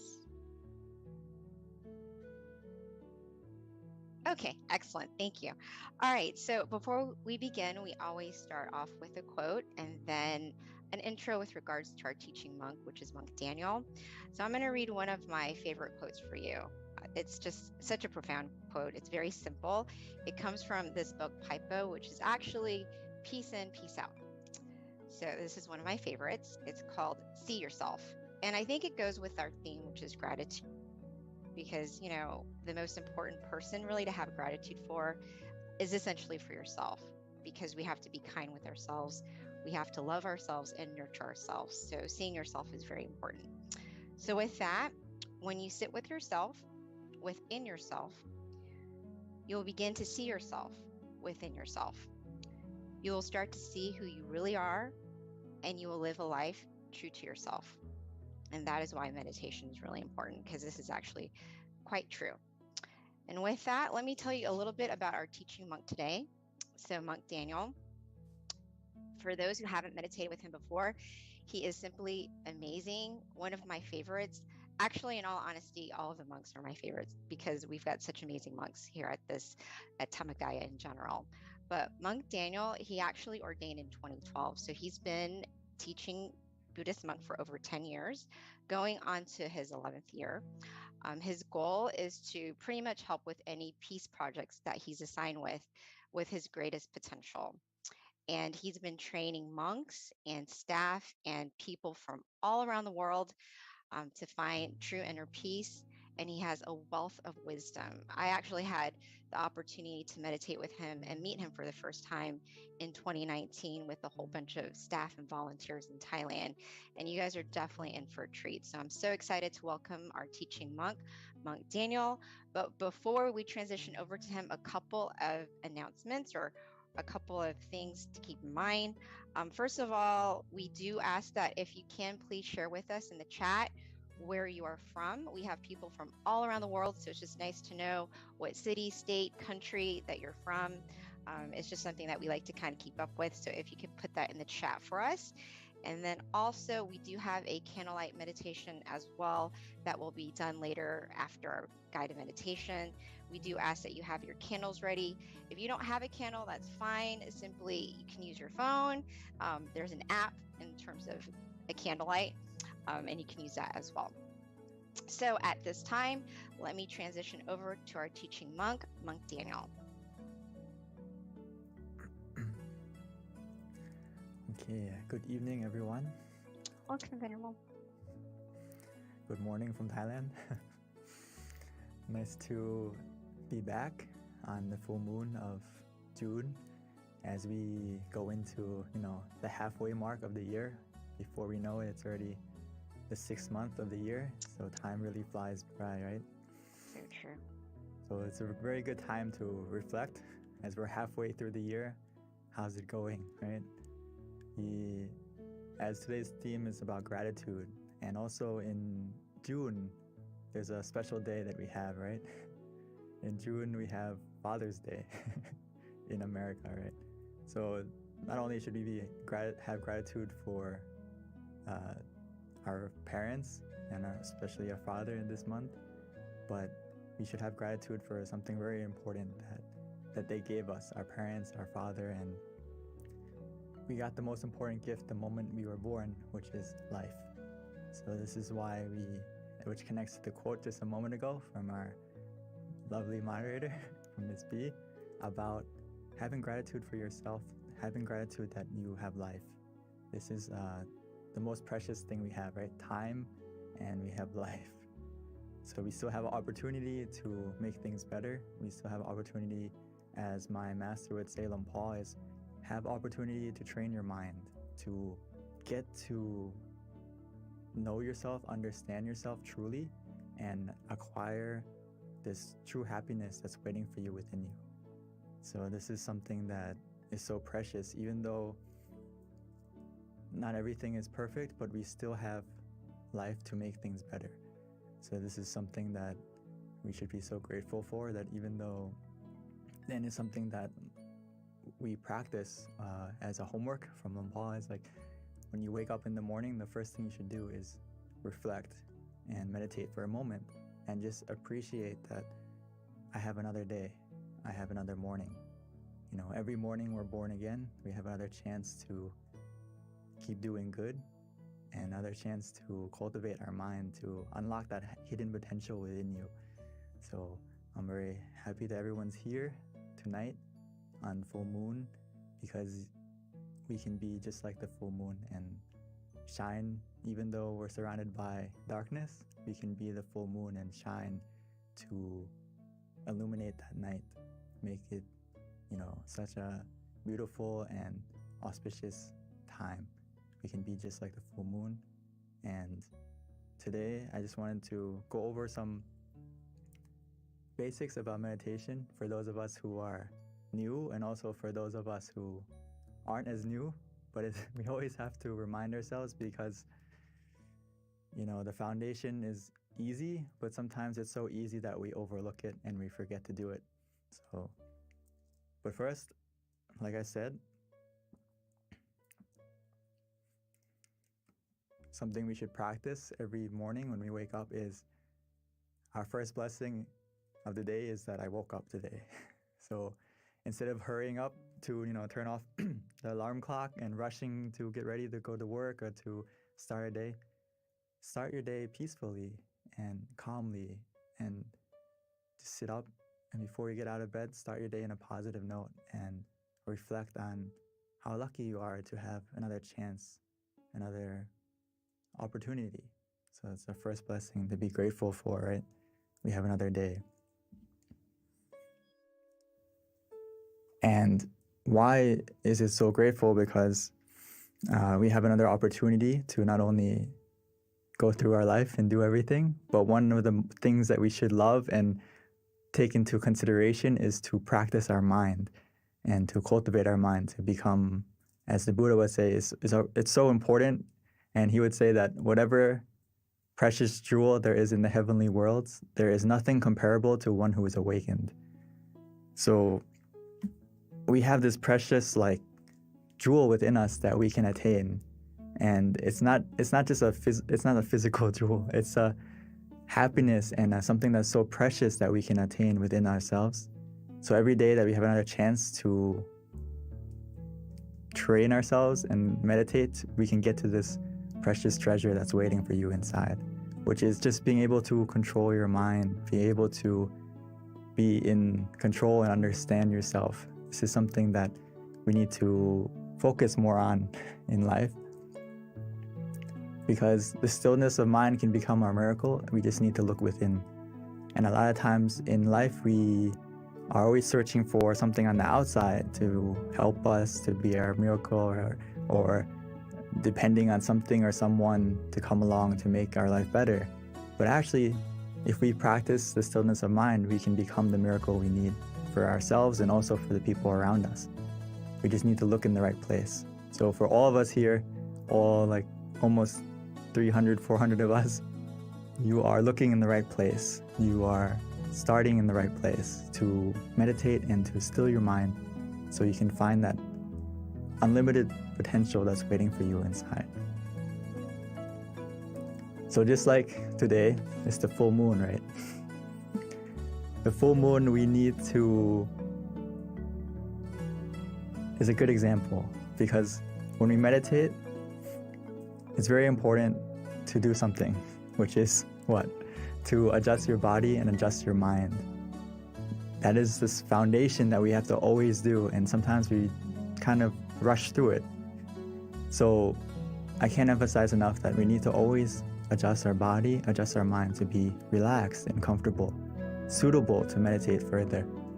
So just like the full moon tonight, if you want to see it clearly, we can't focus on the moon and move it to get it clearer to us, right? We can't get the moon close to us so we can grab it and try to get close to it to see it clearly. We need to use the right tool and we need to adjust the telescope correctly so we can see the moon clearly. If you want to, look at the details and see it more clearly, then we can see with our eyes. So the same thing is true in meditation, is we don't adjust the picture or we don't adjust the experience that we see. We adjust our body and our mind so that the picture we see or the experience that happens will become clearer not just visually, but also the feeling will become clearer. Does that make sense? So don't try to skip the steps. If you want to see the full moon, we need to use the right tool. Use the telescope to see it clearly and adjust the telescope to see it clearly.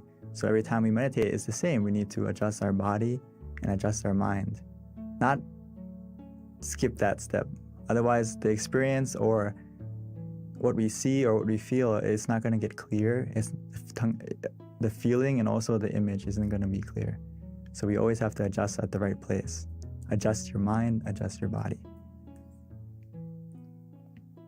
So Luang Por would always say this, and I can't, if you understand this quote, you basically master meditation because this is the heart of it. Is Luang Por says that meditation practice is about finding the point where one feels just right, where one feels comfortable, where one feels content. This is something I use all the time in meditation, and that we have to remind ourselves is that where is that point for you? It doesn't necessarily have to be just a point, but also what is the method that works for you that helps you to feel comfortable and that you feel content with. So that's the key. When you adjust your body, you adjust your mind, and then what method are you going to use? What technique are you going to use that helps you to stay comfortable as well as being content with that feeling?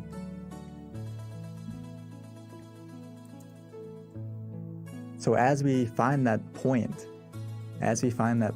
of where we feel comfortable, where we feel relaxed, where we feel physically and mentally comfortable, and we stay at that point contently, what's going to happen is your mind is going to slowly declutter itself. It's going to slowly delete all the clutter in your mind.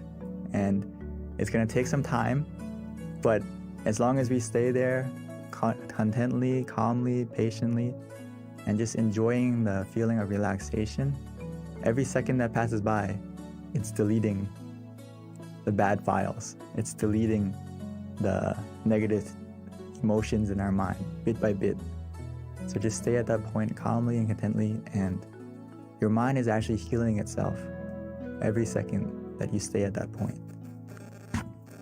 It's actually doing two things at once. It's deleting the bad, removing the clutter, and also it's uninstalling all the bad emotions, all the negativity within us, the greed, the anger, the delusion, and also everything that is negative. It's going to slowly get deleted, as well as at the same time it's downloading a happiness within you and making your mind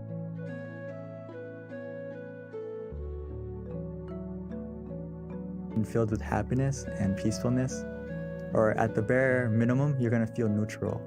And even though you feel neutral, this process is already happening as well. As long as we stay content, stay patient, and embrace the meditation at that moment, and just trust that your mind is healing itself as long as you feel calm, you feel comfortable, you feel relaxed. So like I said, we always need to check. We always need to check our body and our mind. What makes us ready to meditate? Always have to check every time you meditate. And how we do that is physically, we always have to make sure that we feel calm, relaxed, and comfortable. As you can see in the picture, she's sitting very nicely with the back straight, but this is the standard position. But if you don't feel comfortable in that position, it's okay. Start from what position works for you, and we can always adjust according to how you feel, and just go with the go with your own flow, go with how you feel. If you feel relaxed, you feel comfortable, you need to adjust, feel free, because it's the foundation of making your mind calm and relaxed as well. So physically, if you're not comfortable during the meditation, you can adjust, you can move, okay? Always go back to making sure physically you're as comfortable as you can be. And your mind, how can you adjust your mind?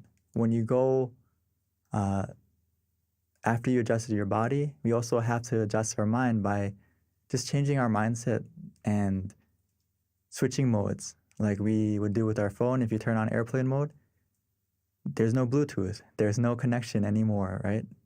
You turn everything off and no one can call you, no one can contact you if you have this on. So we should kind of get the same feeling when we meditate, is put your mind on airplane mode. It's not time to think, it's not time to plan, it's not time to do anything but connect with yourself. Disconnect from everything so you can connect with yourself, recharge yourself, recharge your mind.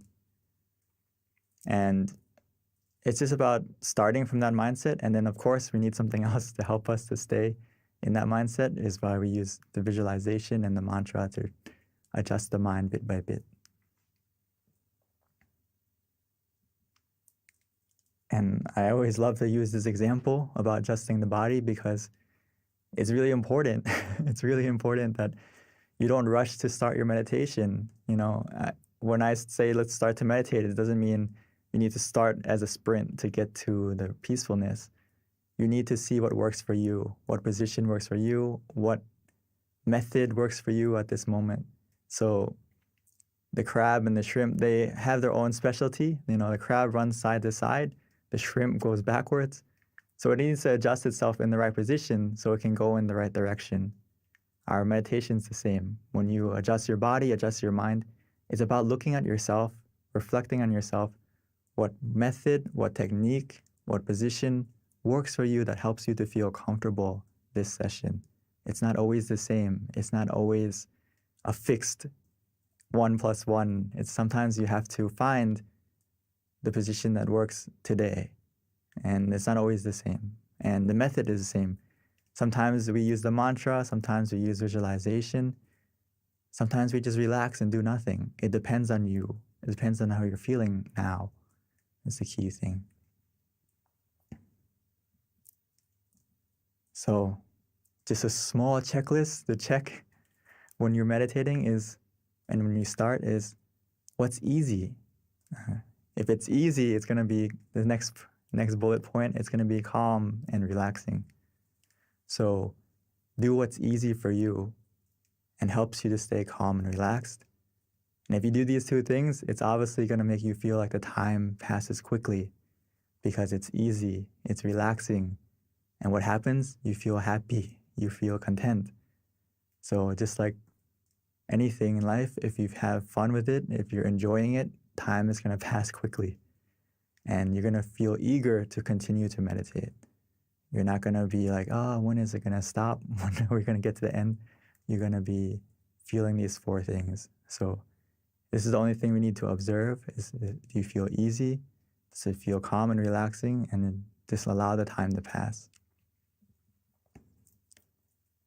But at any moment, if you feel that it doesn't feel easy, it doesn't feel relaxing, it's just like driving. It's like you're about to go off the road. You're off the middle way. If you fall off track, we just simply restart. If you feel that balance is off, you don't feel comfortable, you don't feel relaxed, physically or mentally, always be ready to restart. Restart in this sense doesn't mean going back to zero. It means just coming back on the road, coming back on the path so you can continue going in the right direction. But if you don't reset, if you don't readjust, you're still meditating, but you're still sitting, but you're not actually meditating. You're going in the wrong direction and yes, you're sitting, but your progress isn't going anywhere if you don't come back to the right path where you feel in balance, like Paula said, where you feel content, where you feel comfortable again. So the sooner you readjust, the sooner you restart, the better. So just keep that in mind, that it's okay to reset, restart as many times as you need. And before we start the meditation in just a moment, just remind yourself to take it easy, take it slow, and to feel that balance between being conscious, and also to have comfort. These two things are all we need after you adjust the body, adjust the mind. All we need to do now is to find that balance. Feel that balance for yourself where you feel conscious of your comfort. Does that make sense? Meaning that you are able to, if you feel and are aware that you're comfortable right now, and that feeling is still with you, that means you have both, right? You have you're conscious and you're also comfortable. So just do that and stay with that comfort feeling, stay with the feeling of relaxation, and just observe it neutrally. See where it takes you. The only time you need to react, readjust, or do anything is that comfort is starting to change in a negative way. It's decreasing, or you feel not as relaxed as before, then okay, that's something we have to interact and adjust by whether adjusting the body again to be comfortable, or mentally, maybe we need to use the mantra again or use the visualization again to help you to get back on track. So hopefully we got some sort of picture of how to meditate. And now I would like to invite us to practice meditation together, and we can put it into practice and have some time to cultivate our mind as we can become the full moon we need tonight, find our brightness within us. So I would like to invite everyone to prepare yourself to meditate. And if you need to adjust your body, you need to take some water or freshen up, stretch a little bit, please feel free.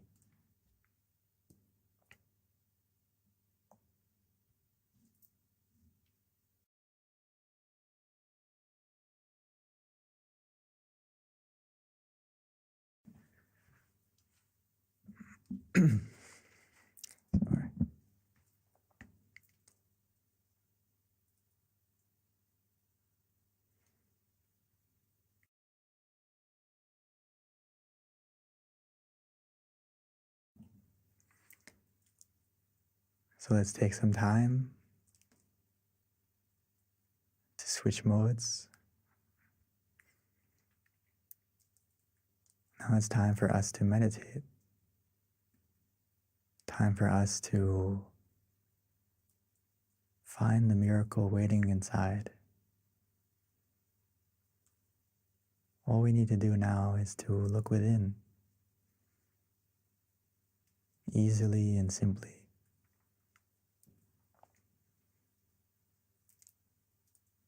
So let's take our time, take it easy. No need to rush.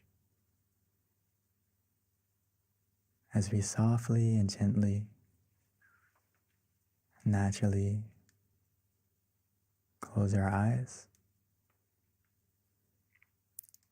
the same way we would when we go to sleep.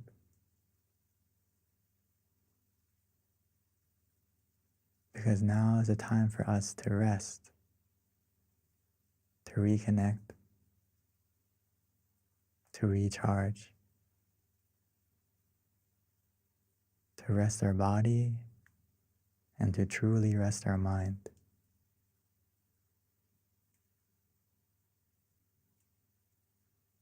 And we can do that easily and simply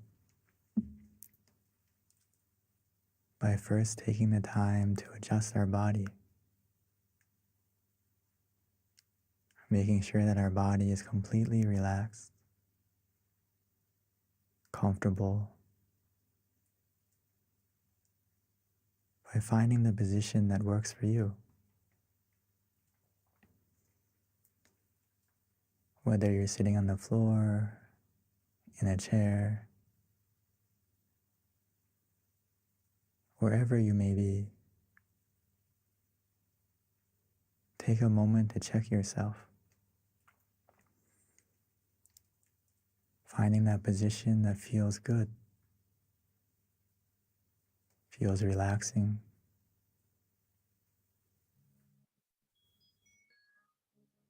As you continue to relax and release every single part of your body,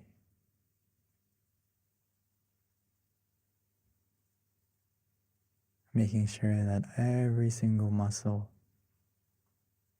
from your eyes, your face,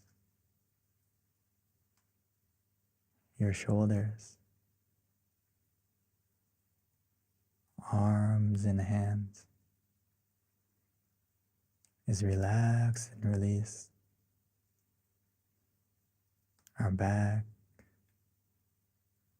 our legs, all the way down to your toes.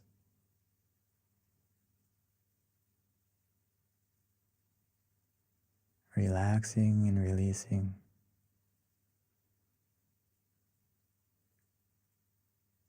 Sometimes it's easy to relax and to let go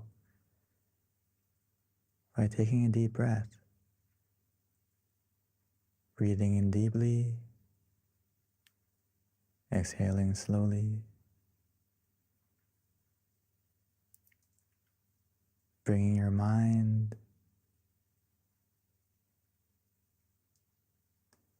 to the attention of your breath, feeling the relaxation, the coolness as it enters your body, filling up your lungs and spreading to every corner, every part of your body.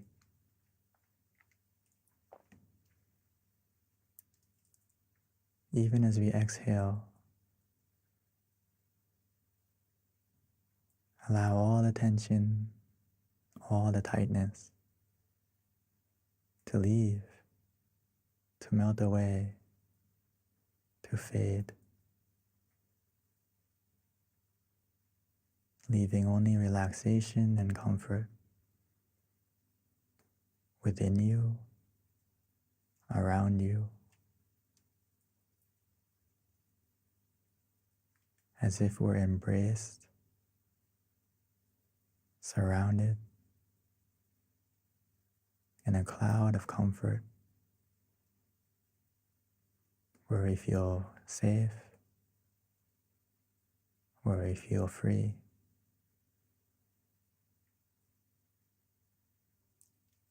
And just continue to relax, to release.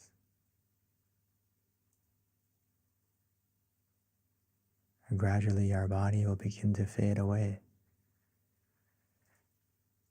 almost as if it's not there.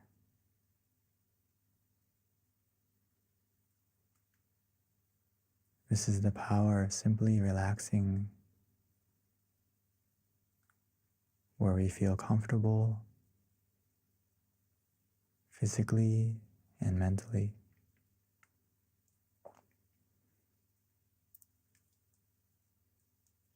Now that our body is more relaxed and comfortable, we just need to continue with this feeling, allowing our mind to also let go, to relax, to release. Allow your mind to let go. Put everything aside, whether it's from the past,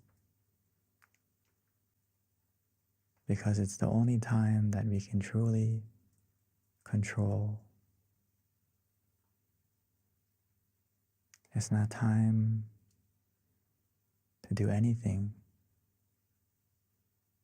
It's just time for us to relax, to release.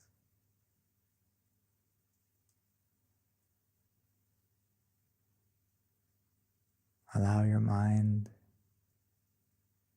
to be free.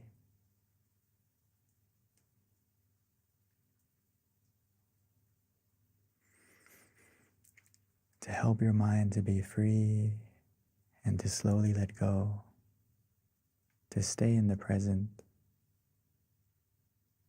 we can use any method that feels easy, that we are familiar with, that helps us to stay comfortable as well as conscious. But the key is to use the method that helps you to be relaxed,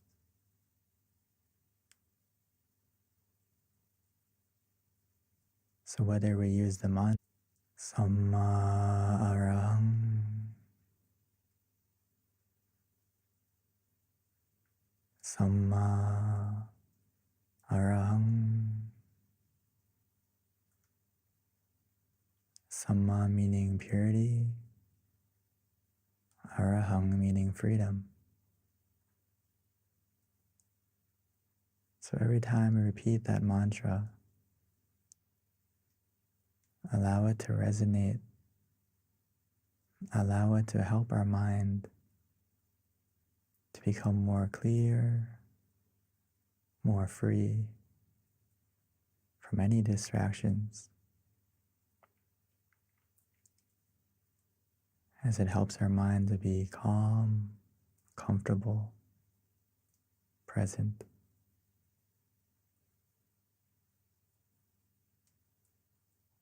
Or some of us may enjoy to visualize, especially tonight. We can imagine the full moon, however small, however big. We can imagine the moon shining, even though it's not clear, as long as it helps you to be calm and comfortable. It's not about the clarity of the image that we imagine. It's about the feeling. You can imagine it anywhere, any way, as long as it feels easy, feels relaxing.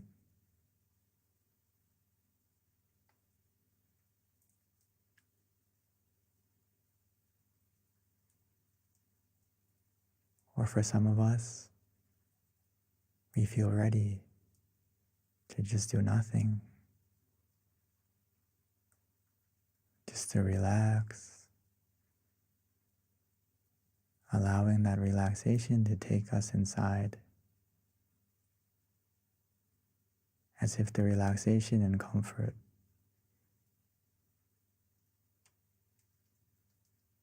is carrying us like a wave, like a current, pulling us softly and gently to the point of peace within us.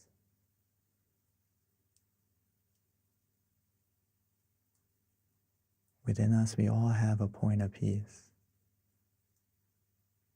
a place of peace that our mind can go to, that our mind will go to automatically and naturally, as long as we maintain the feeling of relaxation of both body and mind. Our mind will go to the center of the body, the place of peace within us that we all have, that we can all connect to.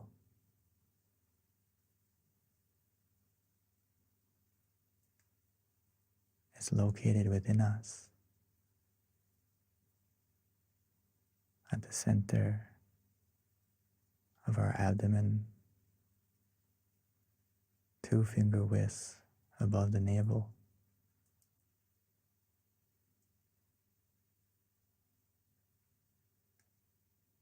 But we can connect to that point just by following the relaxation we feel.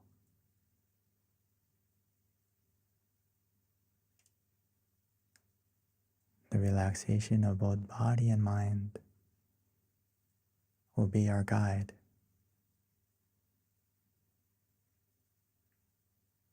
So just trust in your feeling,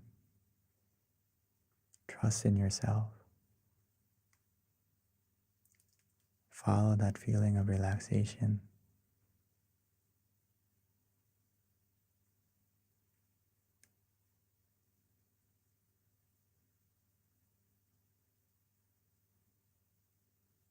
As long as we stay in balance,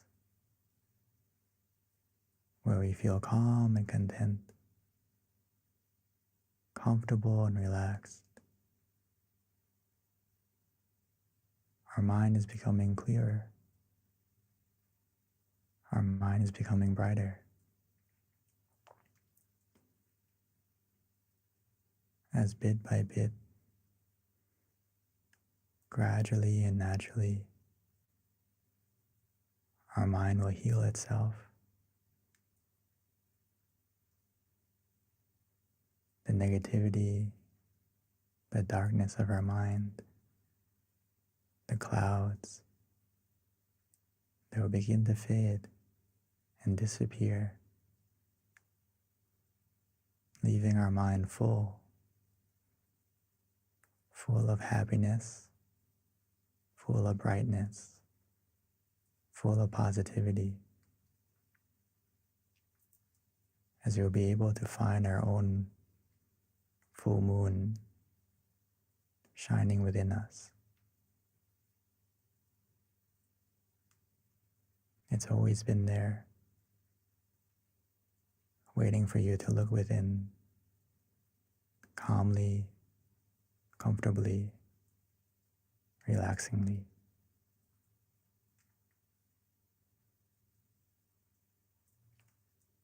So let us enjoy this relaxation together, allowing it to grow, allowing the meditation to be the wind of clarity, pushing away the clouds so we can be able to see our full moon. Not only see it, but most importantly, feel it. The happiness within us, the contentment that can only come from a mind that is still.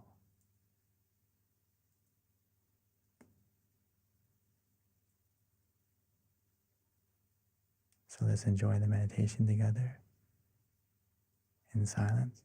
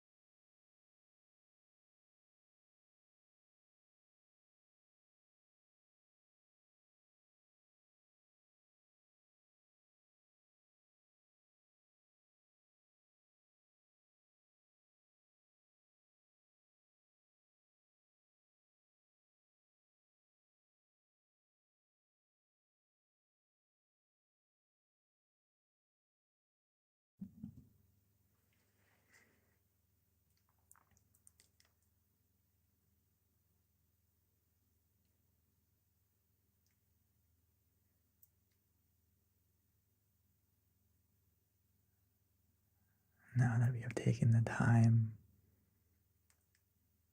to illuminate our mind, to brighten our mind with relaxation, with comfort. Now that our mind is bright, clear, let's take a moment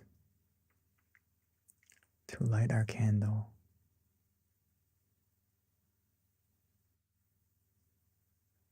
Now that we have found our light within, with the positivity that we feel.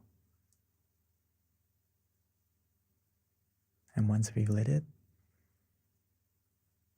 we can slowly and gently close our eyes and continue to meditate.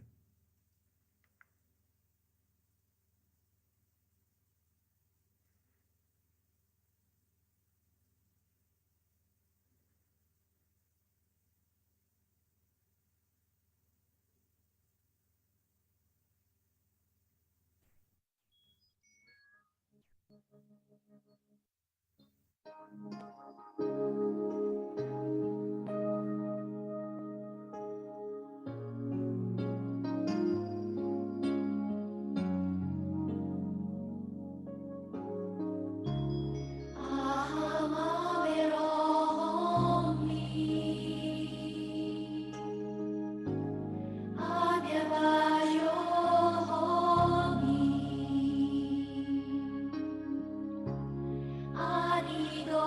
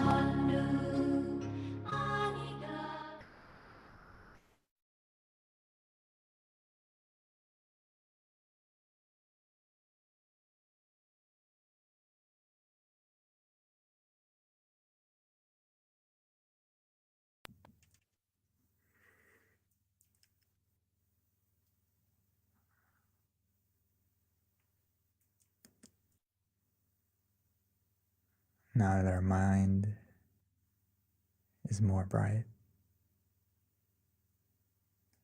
now that we lit the candle on the outside as well on the inside, every moment that we feel calm, we feel relaxed, our mind becomes more clear, more positive. We have taken the time to fill our mind with the brightness of peace, of relaxation, of positivity. Every moment that our mind is still, it creates a brightness, a positivity within us.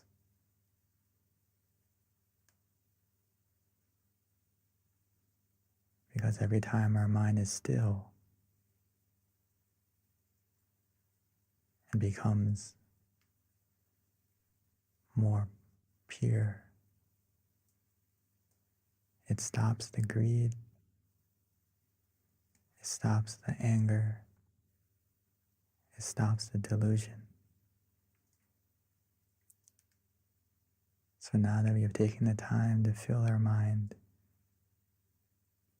with positivity, with brightness, let's take a moment to share it, to spread it, to send it.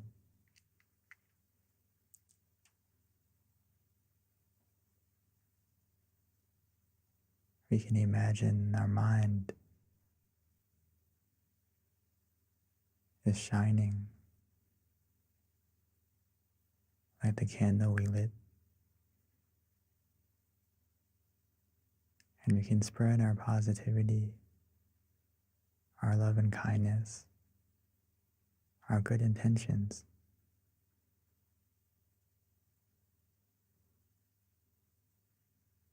by first wishing to ourselves, wishing for yourself to be happy,